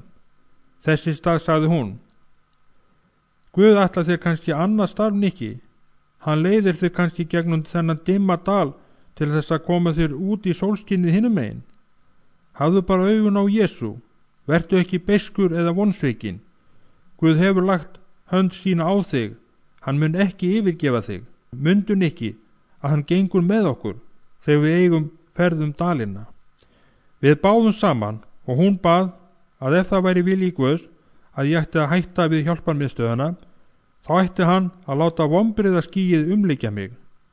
En ef hann vildi að ég yrði kyrrt, þá ætti hann að lyfta þessu skýi svo ég geti fundið að mér væri frjálst að vera kyrrt í New York.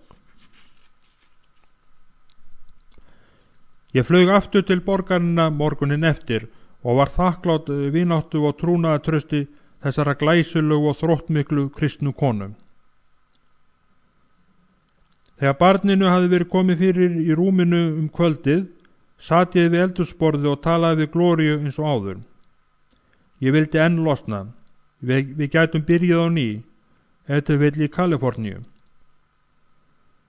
Gloría sagðist myndi fylgja mér hvert sem ég færi. Hinn mikli kærleikur hennar og trúnaðartraust veitti mér nýtt þrek. Áður en ég fór í rúmið, tók ég pappírsblað og blýantsstúf og skrifaði uppsögn mína. Þetta var dapurleg helgi. Þegar David kom á miðstöðina á mánudagsmorgni, afhenti ég honum uppsögnina mín og beið meðan hann las hana. Hann var niðurlútur. Er það ég sem hef brugðist þér, Nikki? Spurði hann lágt. Hef ég alltaf verið að flýta mér svo mikið að ég hef aldrei verið hér til að hjálpa þér þegar þú þarnaðist mín? Komdu inn á skrifstofuna og talaði við mig. Ég elti hann þegjandi eftir ganginum og inn á skrifstofuna. Hann lokaði dyrunum og eftir mig okkur og leit á mig með miklum tregasvip. Nikki, ég veit ekki hvað hér er að baki, en ég veit að ég á hér mikla sök. Ég hef áveitað sjálfa mig daglega fyrir að eyða ekki nægum tíma með þér, en ég hef unnið svo mikið við að afla peninga handa miðstöðinni, ég hef jafnvel ekki geta eytt neinum tíma með fjölskyldu minni. Þessi byrði hefur hvílt þungt á mér. Þess vegna vil ég biðja þig áður en við förum að tala saman, að þú fyrirgefi mér að hafa brugðist þér. Viltu fyrirgefa mér, Nikki? Ég var niðurlútur og kinkaði kolli þegjandi. David andvarpaði djúpt og lét fallast á stól. Talaðu við mig, Nikki. Það orðið of seint að talast við, David. Ég hef verið að reyna að tala við þig, mér finnst að ég verði að gera þetta. En af hverju, Nikki? Af hverju? Hvað hefur orsakað þessa skyndilegu ákvörðun? Hún ekki skyndileg, David. Hún hefur verið lengi að búa sig. Og síðan opnaði ég hjarta mitt fyrir honum og sagði honum allt að létta. Nikki, sagði David og horfði á mig nístandi augum. Við lifum öll slík þunglindis tímabil. Ég hef brugðist fólki og fólk hefur brugðist mér. Mér hefur oft langað til að gefast upp. Mér hefur oft fundist að ég væri með Elía undir einberjarunnanum og hrópað: Þetta nægir, ó drottin, takk líf mitt. En Nikki, þú hefur gengið þar sem englar þóra ekki að stíga fæti. Ég trúi því ekki að þú flýir þessa litlu ósigra. Þeir eru ekki litlir í mínum augum, David. Ég hef þegar tekið ákvörðun mína því miður. Daginn eftir lét ég Gloria og Alice í flugvél sem fór til Auckland og 2 dögum síðar flög ég til Houston til að flytja síðustu ræðuna sem á áætlun minni var. Þetta var í ágúst 1964. Ég hafði starfað við miðstöðin í 2 ár og 9 mánuði. Ég skammaðist mín fyrir að segja mönnum í Houston að ég hefði sagt af mér hjá miðstöðinni. Predikun mín var kuldaleg og áhrifalaus. Mér var kappsmál að halda áfram til Kaliforníu og hitta Glóríu. Þegar ég flaug þvert yfir landið, gerði ég mér smá saman grein fyrir því að ég flaug ekki lengur á annara kostnað. Við áttum mjög lítið sparið því og sýnt var að það myndi að mestu fara í flugmiða og kostnað við flutningana. Ég var hræddur, öryggislaus, skelkaður. Ég minntist þess þegar fólk hafði reynt að koma á mig peningum þegar ég flutti ræður á samkomum og þingum. Ég afþakkaði slíkt og bað fólk að skrifa ávistun og unglingahjálpina, þótt ég vissi að ég ætti varla peninga til að skrimta næstu daga. Gloria hitti mig á flugvellinum. Hún hafði tekið litla íbúð og leigu. Við vorum peningalaus og þunglind. Ég hafði fórnað Guði næstu 6 árum af ævi minni og mér fannst að hann hefði snúið baki við mér. Ég ætlaði að hætta, segja skilið við trúboðið og byrja frá grunni á einhverjum öðrum stað. Sólin sökk í Kyrrahafið og allur minn heimur virtist myrkri hulinn. Ég hafði ekki hugmynd hvert ég ætti að leita. Ég dró mig í hlé frá öllu. Ég vildi jafnilega ekki sækja kirkju með Glóríu, því að ég vildi heldur sitja heima í húsinu og stara á veggina.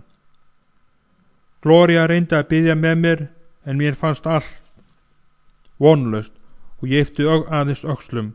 Sagði við hana að hún skyldi biðja en ég væri innan tómur. Það spurðist út eftir fáeina vikur að ég væri komin aftur til Kaliforníu. Margar óskir bárust að ég talaði í kirkjunum. Mér leittist brátt að sinna slíkum boðum og ég reyndi að semja einhverja afsökun. Loks bannaði ég Glóríu að svara landsímahringingum eða bréfum sem komu daglega í pósti. En við vorum að örvinglast fjárhagslega. Við höfðum notað allt okkar sparifé og Glória hafði ekki fengið vinnu. Loks tók ég boði að predika á unglingasamkomu. Ég var andlega kaldur. Ég sté nú í fyrsta sinn í stólinn án þess að biðjast fyrir. Ég undraðist þar sem ég satt á pallinum hve harður og kaldur ég var. Ég hneykslaðist á málafærslu stöðu minni, en ég var alveg vonlaus. Ef Guð hafði brugðist mér eins og mér fannst að hann hefði gert í New York, þá taldi ég mér ekki skylt að leita blessunar hans í bæinn. Ef menn biðu mér borgun, þá myndi ég þiggja hana. Svona var málið einfalt. En það var ekki svona einfalt gagnvart Guði. Það var augljóst að hann ætlaði mér miklu meiri hlut en að fá aðeins greiðslu fyrir predikun. Hann leit á predikun sem heilagt starf og hann hafði gefið loforð. Svo gerðist eitthvað þegar ég bauð fólkið að ganga til bæna. Fyrst gekk drengur á táningsaldri fram úr mannfjöldanum, gekk fram og kraup við altarið. Síðan kom annar sem var langt í burtu í áhorfendasalum. Loks streymdi fólkið að, gangarnir voru fullir af ungu fólki sem komu að altarisgrindunum og kraup þar til að helga líf sitt Jesú Kristi. Fjöldin var svo mikill fremst í kirkjunni að margir urðu að standa bak við þá sem kraupuðu gráturnar. Aftan til í kirkjunni sá ég fólk falla á kné og ákalla Guð, og enn streymdi fólkið að. Ég hafði aldrei verið við Guðsþjónustu þar sem andi Guðs fór söfnuðinn með slíkum þrótti. Guð var að reyna að segja eitthvað við mig, ekki í hvíslingum heldur þrumur röstu. Hann var að segja mér að hann væri enn í hásæti sínu. Hann var að minna mig á það að þótt ég hefði brugðist honum, þá myndi hann ekki bregðast mér. Hann var að segja mér á þann hátt sem varð ekki misskilinn, að við værum ekki skyldir að skiptum. Hann hefði enn þörf fyrir mig, enda þótt ég væri ófúst á að láta nota mig. Ég fann hvernig hnén skulfu undir mér og ég reyndi að halda mér við predikun og stólinn. Allt í einu fylltust augum mín tárum þegar ég, ræðumaður kvöldsins, reikaði fram og kraup við ræðupallinn. Hjarta mitt fylltist iðrun og ég tjáði Guðu í sálu minni að ég væri aftur gengið til liðs við hann. Eftir Guðþjónustuna sátum við Gloría í bílnum á bílastæðinu við kirkjuna. Við höfðum ætlað að fara út að fá okkur að borða og aka síðan Þess í stað urðum við ásátt að fara heim. Þegar komið var inn fyrir dyrnar féll ég á kné. Gloría var við hlið mér og við grétum bæði og ákölluðum Guð. Og ég vissi að meira var að ræða. Ég vissi að allt snýst til betri vegar fyrir þá sem elska Guð. Ég leit upp í gegnum tárin og allt í einu skildist mér að hann var við hlið mér. Ég fann fyrir návist hans. Ég gat næstum heyrt hann segja: Já, jafnvel þótt ég fari dimman dal, óttast ég ekkert illt, því að þú ert hjá mér, sprotið þinn og stafur hugga mig.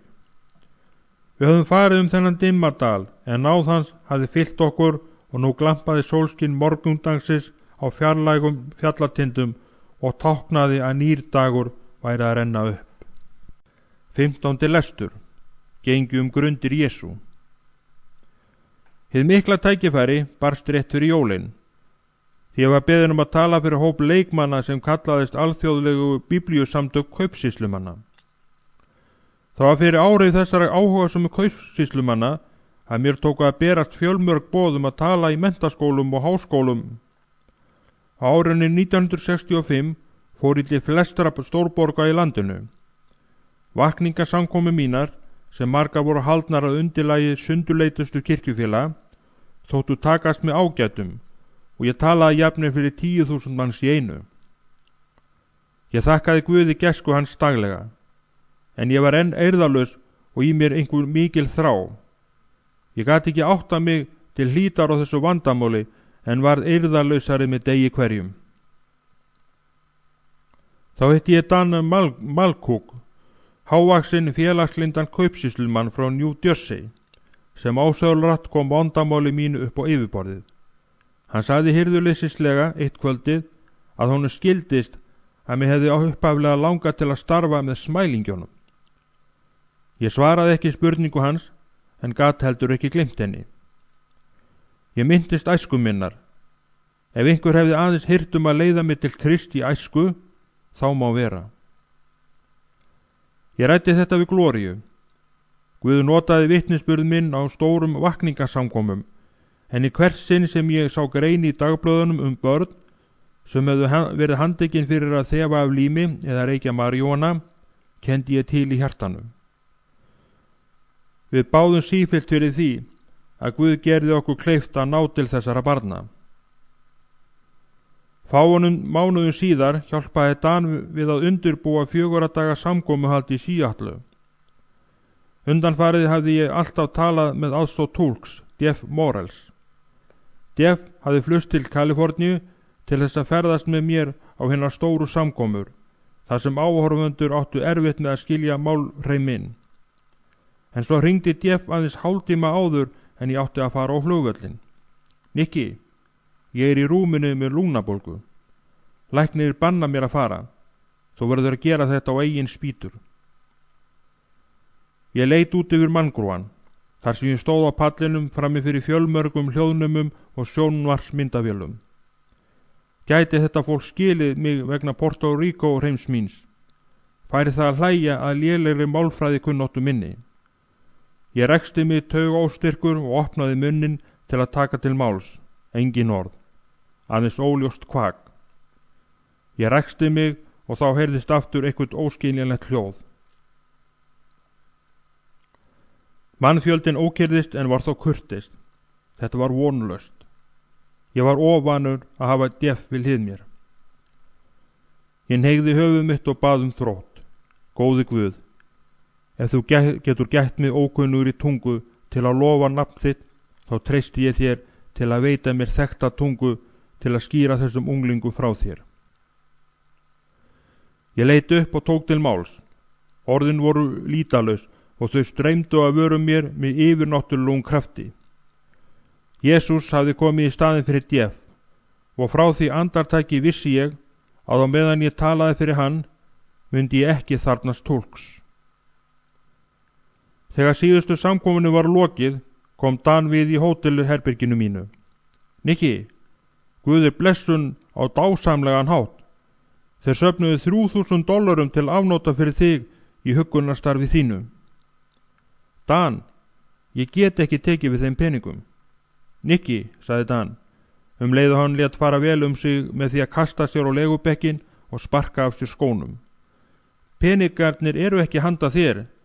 Þeir eru til þess að kosta starf sem þú vinnur í þágu Guðs. Og get ég nota þá á hvern þann hátt sem ég tel að Guð vilji? Einmitt, svaraði Dan. Þá ætla ég að nota þá í þágu smælingjana. Mér langar til að stofna miðstöð sem vinni í þeirra þágu. Dásamlegt, sagði Dan ákofur og settist upp. Þú skalt kalla hana Seiling til æskunnar. Og hún var látin heita Seiling til æskunnar. Ég hélt heim til Kaliforníu með þessa $3,000 og var staðráðin í að opna miðstöð sem geti tekið smælingjana af götunu og unnið þá fyrir Krist. Við komum miðstöðinu fyrir í húsinu númer 221 við North Broadway í Fresno. Við óskuðum opinberra starfsheimildar í Kaliforníu og ég hengdi skilti á stafnin á húsinu. Seiling til æskunnar. Nikki Kruss, forstjóri. Ég tók strax að kempa göturnar. Á fyrsta degi fann ég 11 ára dreng sem satt í dyragætt. Ég settist hjá honum og spurði hann að nafni. Hann leit á mig út undan sér og sagði síði, Rúben. En af hverju viltu vita það? Ég veit það ekki, svaraði ég. Þú varst bara eitthvað svo einmannlegur og mér datt í hug að mér langaði til að tala við þig. Hann sagði mér fúslega að faðir sinn var í fíkniefna þræll. Sjálfur hefði hann hnusað af lími daginn áður. Hann hafði hætt í 7. bekk í barnaskóla. Ég hlustaði á hann og sagði honum síðan að ég væri einmitt að opna miðstöð fyrir börn eins og hann og spurði hvort hann vildi koma og búa þar hjá okkur. Áttu við að þú viljir að ég komi? Auðvitað, sagði ég, en fyrst verðum við að tala við hann pappa þinn. Helvíti, svaraði þessi 11 ára snáði. Karlinn verður bara fegin að losna við mig. Þú þarft bara að fá leyfi hjá skilorðsforingjanum mínum. Skilorðsforingin tók þessu fegin sendi og þá kvöldið flutti Rúben til okkar. Á næstu vikum tókum við svo 2 drengi til viðbótar. Við skráðum þá alla í skóla og höfðum daglegan biblíulestur í miðstöðinni. Rúben var dálítið erfiður í byrjun en í lok annarra vikunar gerði hann trúarjátningu í einni biblíulestra stundinni. Þegar hann kom heim úr skólanum daginn eftir fór hann rakleiðis í herbyggi sitt og tók að læra. Gloria drap titlinga framan í mig. Hvaða frekari sönnur þarftu á því að sinnaskipti hann séu einlag, spurði hún. Ég þarfnaðist einskis frekar. Mér leið vel á sálu minni, eirðarleysið var að hverfa. Þegar dagarnir liðu, voru áhyggjufullar mæður að hringja til okkur og segja að þær réðu ekkert við börn sín og biðja okkur að taka þau að okkur. Miðstöðin var fullsetin eftir fáeinar vikur og enn var fólk að hringja. Við Gloría eyddum miklum tíma í bæn og báðum Guð að veita okkur handleiðslu. Einn daginn snemma, þegar við höfum aðeins fengið 2 tíma svefn, hringdi síminn. Ég tók talfærið, þetta var Dan Smith sem var virkur félagi í Fresnódeild Biblíufélags kaupsýslumanna. Nikki, Guð leiðbeinir og dularfullan vegu. Ýmsir í okkar hópi hafa beðið fyrir starfi þínu. Guð hefur ráðlagt mér að hjálpa þér við að stofna stjórnunarnefnd. Ég hef talað við Erl Draper, bókaldara, ásamt séra Paul Evans og H.J. Kenner, sem stjórnar sjónvarpsstöð hérna. Við erum fúsir til að starfa með þér ef þú vilt. Þetta var enn eitt svar við bænum okkar, því að þessi litli hópur kaupsýslu og menntamanna skipaði sér miðstöðina og hjálpaði við stjórn hennar. Síðar í sama mánuði var Dave Carter ráðinn til að starfa með drengjunum. Ég hafði þekkt hann, háan, hljólátan svertingja, þegar hann var fyrirliði strákahóps í New York. Hann hafði gengið í biblíuskóla eftir að hann hafði snúist til trúarinnar og þar sem hann var algjör einstæðingur, gat hann eytt mörgum stundum við ráðgjöf í þágu drengjana, sem skorti alla ástuð og umhyggju. Við höfðum líka 2 mexikanskar stúlkur, Fransei Remeres og Angie Setilos, sem unnu ýmist skrifstofastörf. Þá var að geta síðasta starfsmannsins sem ég skipaði í sérflokk. Þetta var Dimmy Beas. Dimmy var nýútskrúfaður úr biblíuskóla og hafði gengið að eiga stillta, lágróma stúlku. Hann átti að starfa sem eftirlitsmaður en hann var mér meira en það. Hann var lifandi sönnun hinna miklu breytingarmátt Jesú Krist. Það var erfitt að hugsa sér að þessi mentamannslegi ungi maður, laglegur í andliti og með svört hornspangaglerugu, væri sami veikbyði grindhorðaði drengurinn sem hafði skriðið inn í húsakynni miðstöðurinnar, skjálfandi að eftirkostum heroínnotkunar og betlandi meira af slíku. Við stemdum fram á við með hjörtu okkar full á trú á Guð og hendur okkar í annríki þágu smælingina. Guð var blessun og mér fannst að ég þyldi varla meira af hinnum óvæntum dásöndum hann, en hið óvænta er takmarkalaust fyrir þá sem elska Guð. Þetta haust bjó Dan Malcook svo hnútana að ég fór aftur til New York til að flytja þar ræður og nokkrum samkomum. Þegar hann hafði hitt mig á flugvellinum, ók hann mér inn í borgina framjá fjölbýlishúsunum í fátæka hverfunum. Ég satt letilega í framsæti í bíl Dans og horfði á fátæka hverfið þjóta framjá. Eitthvað stjakaði við hjarta mínu. Ég var ekki lengur hluti af fátæka hverfinu, en það var enn hluti af mér. Ég fór að hugsa til gamalla vina og félaga í strákaklíkonum, einkum Ísrael. Jesús, bað ég, gefði mér enn eitt tækifæri til að bera vitni að honum áherjandi.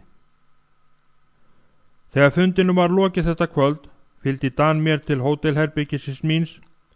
Síminn hringdi einmitt þegar við gengum inn í herbergið. Ég svaraði og var þá lengi þögn, en síðan mátti heyra veika en gamalkunna rödd segja: Nikki, það er ég, Ísrael. Ísrael, hrópaði ég. Guði sé lof, ég hef verið bænhörður, hvar ertu? Ég er heima, Nikki, í Brons. Ég var einmitt að lesa í blaðinu að þú værir í borginni, svo að ég hringdi til bróður þíns, Franks. Hann sagði að ég ætti að geta náð í þig í hótelinu. Ég ætlaði að fara að segja eitthvað, en hann greip fram í fyrir mér. Nikki, ég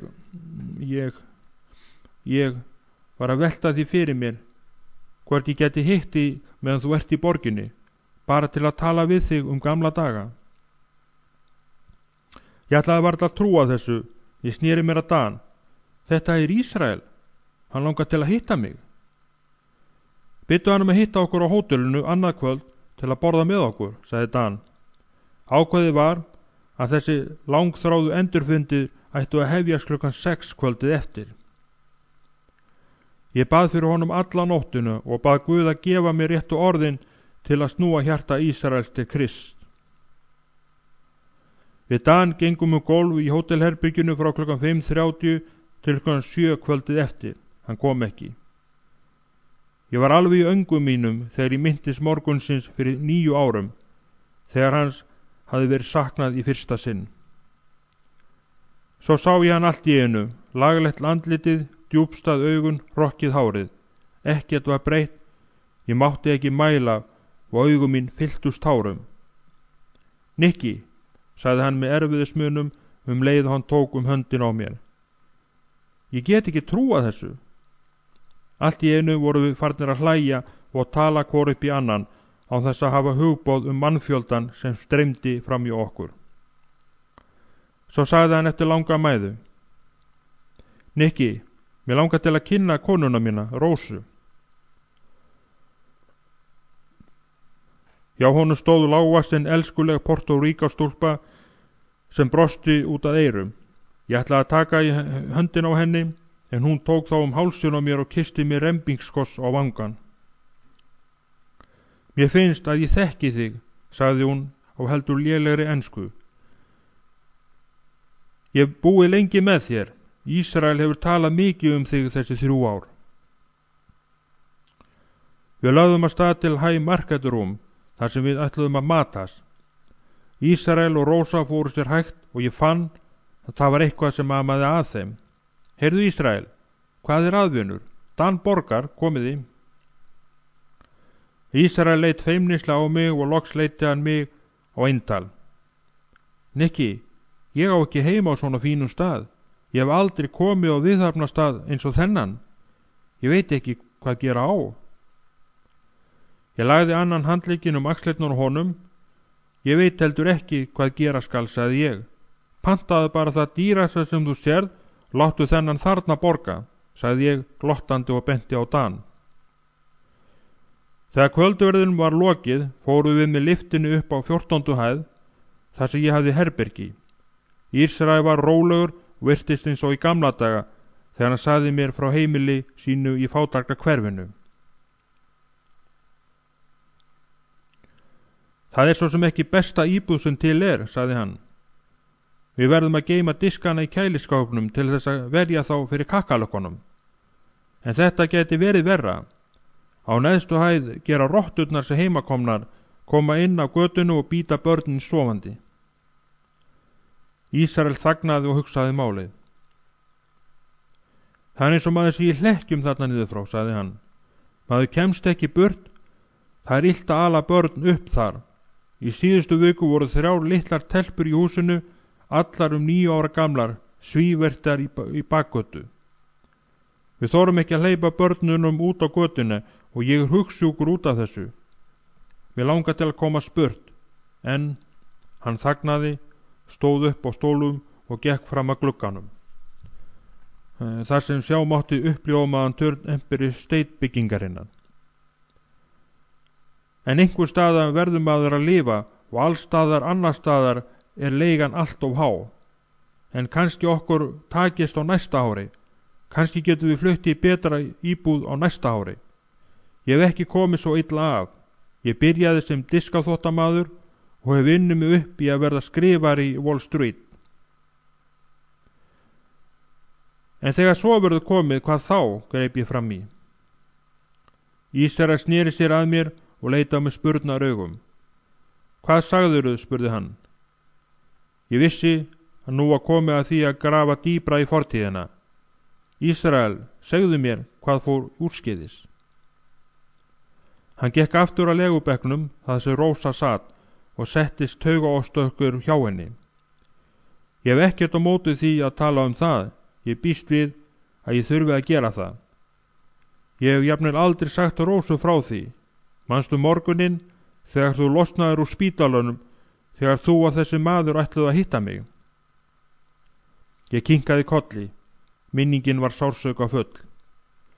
Ég beið þar í 3 tíma. Mér fannst ég vera eins og fífl. Ég var orðin sárleiður á kristnum mönnum og þetta kvöld fór ég aftur í strákaflokkin. Ég greip fram í: Ísrael, fyrirgefðu, við leituðum að þér.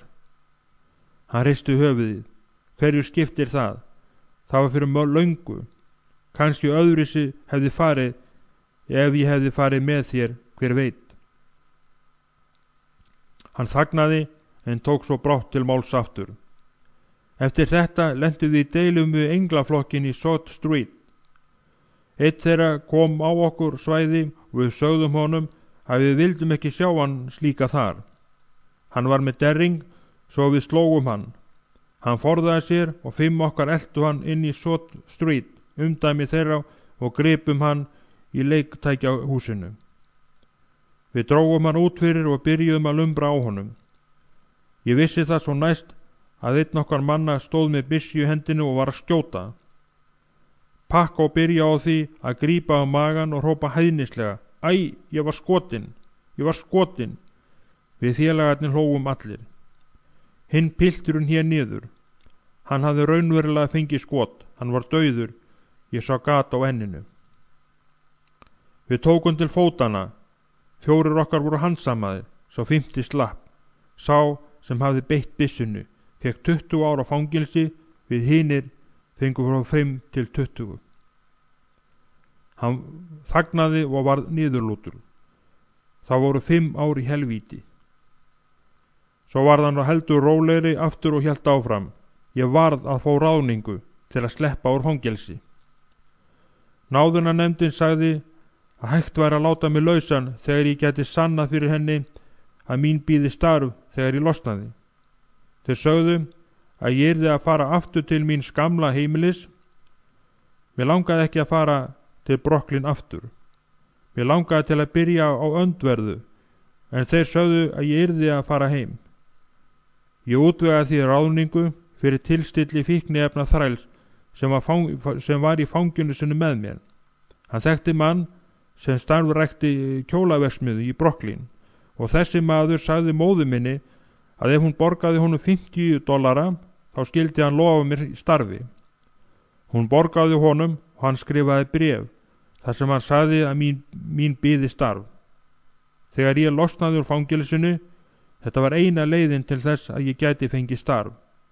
Hver heldur að vilja ráða fyrrverandi fanga til starfa? En fékkstu starfið, spurði Dan. Nei, svaraði Ísrael, ég sagði ykkur að þetta var bara ráðning. Það var ekki neitt starf að ræða, þetta var aðeins aðferð til að losna úr fangelsinu.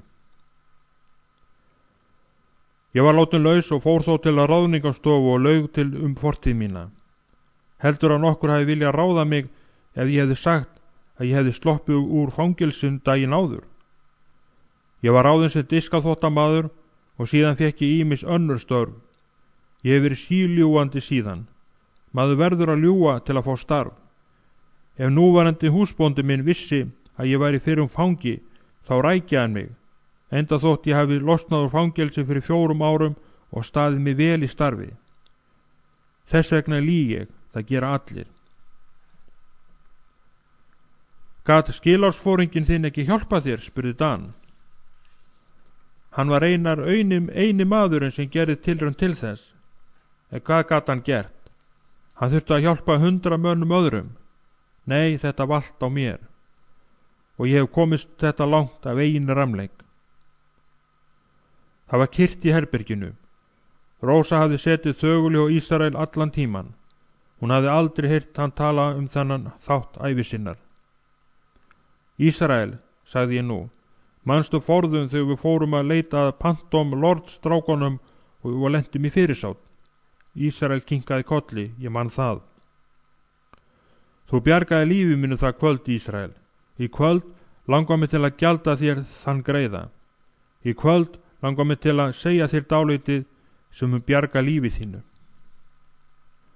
Rósa hallaði sér að Ísrael og stakk hendinni undir handlegginn á honum. Svo lituðu þau bæði á mig með eftirvæntingu. Ísrael, þú ert hjartfólknasti vinur minn. Þú getur séð, það hefur orðið breyting á ævi minni. Hinn gamli Nikki er dauður. Maðurinn sem þú sérð í kvöld í rauninni alls ekki Nikki, það er Jesús Kristur sem býr í mér. Manstu kvöldið á Steinn Niklás leikvellinum þegar við helguðum hjörtu okkar Drottni? Ísrael kinkaði kolli en varð jafnframt niðurlútur. Guð kom í hjarta mitt það kvöld, Ísrael. Ég veit það. Guð gerði samning við mig og hann stendur enn við sinn hluta hans. Hann hefur ekki brugðist þér, Ísrael. Þú hefur verið á flótta öll þessi ár, en hann hefur enn tök á þér. Ég seildist eftir Biblíunni minni. Í Gamla testamentinu er saga mann sem kallaði var Jakob. Hann var líka að flýja Guð, en eitt kvöldið, sem var alveg eins og kvöldið núna, lenti hann í glímu við engil. Engillinn sigraði og Jakob gafst upp fyrir Guði. Og það kvöld breytti Guð nafni hans. Hann hét ekki Jakob lengur, heldur Ísrael. Og Ísrael þýðir sá sem gengur með Guði. Ég lokaði Biblíunni minni og þagði. Áður en hélt svo áfram. Augu Ísraels voru tárvot og Rósa hélt dauðahaldi í handlegginu honum. Ég hef oft legið andvaka á undanförnum árum og við að biðja fyrir þér. Og ég hef hugleitt hve dásamlegt það væri ef þú starfaðir við hlið mér. Ekki eins og forðum, heldur í þágu Guðs, Ísrael. Í kvöld langar mig til þess að þú verðir einn þeirra sem gengur með Guði. Ég vil að þú gangir í þjónustu Jesú. Ísrael leit á mig og augu hans voru full af tárum. Svo leit hann á Rósu. Hann var spyrjandi á svip og ávarpaði hana á spænsku.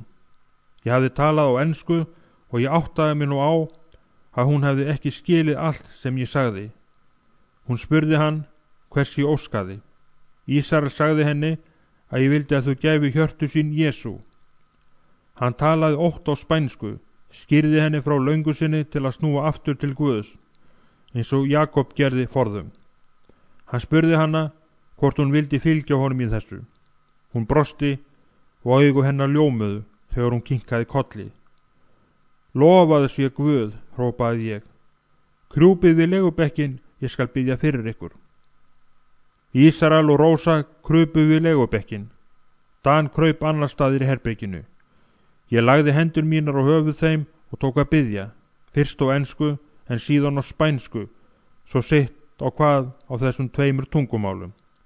Ég fann hvernig andi Guðs streymdi hjarta mitt og eftir handleggjunum mínum og fingurgómum inn í líf þeirra. Ég bað Guð að fyrirgefa þeim og blessa þau og taka þau í ríki sitt. Þetta var löng bæn. Þegar henni var lokið, heyrði ég Ísrael byrja að biðja. Hann gerði það hægt og í fyrstu, en síðan var hann ákafur og hrópaði: Drottinn, fyrirgef mér, fyrirgef mér, fyrirgef mér. Síðan breyttist bæn hans og ég fann hvernig nýr þróttur fór líkama hans þegar hann sagði: Drottinn, ég þakka þér. Rósa tók undir: Þakka þér Guð, þakka þér. Dan útvegaði Ísrael og Rósu leigubíl og greiddi aksturinn allt til íbúða þeirra í Bronx hverfi. Nikki, sagði hann svo og þerraði sér augun þegar þau óku af stað. Þetta hefur verið dýrlegasta kvöld ævi minnar og ég finn að Guð ætlar að senda Ísrael til Kaliforníu til að starfa með þér. Ég kinkaði kolli. Þetta gat vel verið. Guð kunni alltaf ráð við öllu. Eftirmáli. Það var síðla á vordegi að Nikki og Gloria sátu á tröppunum á miðstöðinni við North Broadway 221 og horfðu á Ralph og Karl sem voru að slá grasið í vaxandi rökkurinu. Það var næstum komið að götufundinum í fátæktaka hverfinu. Í bakgarðinu máttu heyra glaðilegt hljóð frá Dave Carter og Jim Bess sem hlógaði Allan, Joe og Kirk sem voru að leika krokket. Kvöldverður var búin og Frances og Angie höfðu umsjón með drengjónum sem voru að þvo sér fyrir nóttina. Alice og Laura litla, sem nú voru 16 mánaða, léku sér glaðlega í nýslegnum grasinu. Gloria sat á neðsta þrepi og horfði ástúðlega og hugsi á hinn útitekna eiginmann sinn sem hallaði sér að staur með augun aftur eins og hann væri í drauma heimi. Hún teygði henduna til hans og lagði á hné hans. Elskan, hvað er að? hvað ertu að hugsa? Við hvað áttu, sagði hann syfjulega, því hann vildi ekki hætta við hugleiðingar sínar. Já, við, hvað þig sé að dreyma núna? Ertu enn á hlaupum? Við starfrækjum miðstöðuna fyrir smælingja. Ísrael og Rósa búa í Fresno og þjóna drottni. Sonny er prestur við stóra kirkju í Los Angeles. Jimmy vinnur með þér og Mario þjóna Guði í New York. Næstu viku flýgur til Svíþjóður og Danmörkur til að predika. Af hverju þau enn að dreyma? Hvað gætur beðið Guð frekar? Nikki rétti úr sér og horfðist í augu við konu sína. Rödd hans var fjarran þegar hann sagði: Það er ekki það sem ég bið Guð elskan, heldur það sem hann ætlast til að mér. Við rispum rétt yfirborð eymdarinnar með starfi okkar. Nú var löng þögn. Ekkert hljóð heyrðist nema hljóðin frá ánægjulegum athöfnum allt í kring. En Nikki, sagði Gloría og virti hann enn ákaft fyrir sér. Þetta er ekki aðeins okkar verk. Þetta er hlutverk allra kristinna manna, hvarvetna. Það veit ég, svaraði hann. Ég er alltaf að hugsa allar þessar stóru kirkjur í miðborginni sem eru tómar alla vikuna. Væri ekki dásamlegt hægt vera að breyta þessum ónótuðu skólaherbyggjum í svefnskóla sem væri fylltir með hundruðum barna og táninga úr fátæka hverfunum sem engin veitir umhyggju. Hver kirkja gæti orðið eigin miðstöð þar sem sjálfboðaliðar störfuðu. Nikki, greip Gloría fram í fyrir honum og kreisti kný hans. Þú ert of mikill draumormaður. Heldur þú að forráðamenn kirknanna muni breyta hinum fögru byggingum sínum í svefnskóla fyrir umkomulus börn? Kirkjufólk vill gjarnan hjálpa, en það vill láta aðra vinna verkin. Það kemst í uppnám ef ölvaður maður truflar guðþjónustuna. Hugsaðu þér hvað það myndi segja ef það kæmi í kirkju eitthvað sunnudagsmorgun og sæi þá að hinn helgu musteri þess væri vanhelguð með rúmum og kojum og að hópur fyrirverandi fíkniefna þræla og límþefara væri þar fyrir í glæstum sölum. Nei, Nikki, þú ert draumara maður. Þetta fólk vill ekki verða óhreint hendurnar. Það gerir uppreisn ef gólfábreiðurnar verða óhreinar af völdum berfætlinga. Nikki hristi höfuðið. Þetta er auðvitað rétt. Ég er bara að velta því fyrir mér hvað Jesús myndi gera. Myndi hann óhrenga sig á höndunum? Hann þagnaði, leit fram hjá henni í átt til fjallagra fjallatinda og hugsaði að manstu í fyrra þegar við ókum til Lamadota sem við San Diego flóa, manstu Vitan stóra. Hann hefur árum sama leiðbeint skipum inn í höfnina. En nú eru breyttir tímar. Ég las í síðustu viku að mengunin sé orðin svo mikil að þeir hafi orðið að reisa nýjan vita alveg niður við sjáamál, svo birtan kæmist undir ryggskýð. Gloría hlustaði að gaumgefni. Þannig er nú komið í dag. Kirkjan stendur enn og ljós hennar lýsir í hæðum. En fáir geta séð það því að tímar eru breyttir og það er svo mikil mengun í loftinu, þörf fyrir nýtt ljós niður við jörð. Það sem fólk hefst við. Það er ekki nóg fyrir mig að vera vitavörur, því að ég þarf líka að hugsa ljósið. Nei, ég er hættur að forða mér. Mér langar aðeins til að vera þar sem eitthvað er að gerast. Ég veit það, sagði Gloría, raddblærinn lýsti stolti hennar og skilningi, og það er það sem ég óska þér til handa. En þú verður jafnvel að fara einn. Þú gerir þér grein fyrir því, er það ekki? Ekki einn, sagði Nikki, og lagði hönd sína á hönd hennar. Ég verð á landaregn Jesú. Hlátrasköll drengjana í bakgarðinum hækkuðu. Þegar þeir luku leiknum og stemdu inn. Karl og Ralf höfðu tekið biblíu sínar og sátu á gangstéttinni fyrir framan húsið. Nikki leit höfði og leit upp til Gloríu. Í dag hringdi til mín móður Pasadena. Hann beið eftir viðburðum hennar. Gloría beið hins vegar eftir því að hann héldi áfram. Lögreglan hefur tekið 12 ára son hennar fyrir að selja maríjúana. Eiginmaður hennar vill að hann verði látin í fangelsi. Nikki þagnaði. En við höfum ekkert rúm, við erum líka peningalaus. Þau sátu þegjandi. Nikki horfði á lítinn spörfugl sem hoppaði fram og aftur grasið. Augu hans voru full af tárum þegar hann hugsaði þetta óþekkta barn sem einst var komið fyrir og 1000 annara, sem þráði Ásturíki og var fús til að hætta á fangelsi til þess að einhver tæki eftir því. Leitaði að einhverju, raunverulegu, leitaði að Jesú Kristi án þess að vita það. Gloría greip fram í hugrenningar hans. Nikki, sagði hún, lágt og flettaði fingur sínum í fingur hans. Hvað eigum við að gera? Nikki brosti og leit á hana og leið og hann sagði: Ég ætla að gera það sem Jesús myndi vilja að ég gerði. Ég ætla að láta máli til mín taka. Ó, Nikki, Nikki, sagði Gloría leið og hún lagði handlegginn utan fætur hans. Ég elska þig. Það er alltaf rúm fyrir einn til viðbótar og Guð sér sína. Jimmy ók bílnum út úr heimkeyslunni. Drengirnir stigu upp í því nú var komið að útiguðsþjónustunni í fátæka hverfinu. Nikki kippti Gloría á fætur. Vamonos, við skulum fara. Það er komið tími til að vinna fyrir Jesú.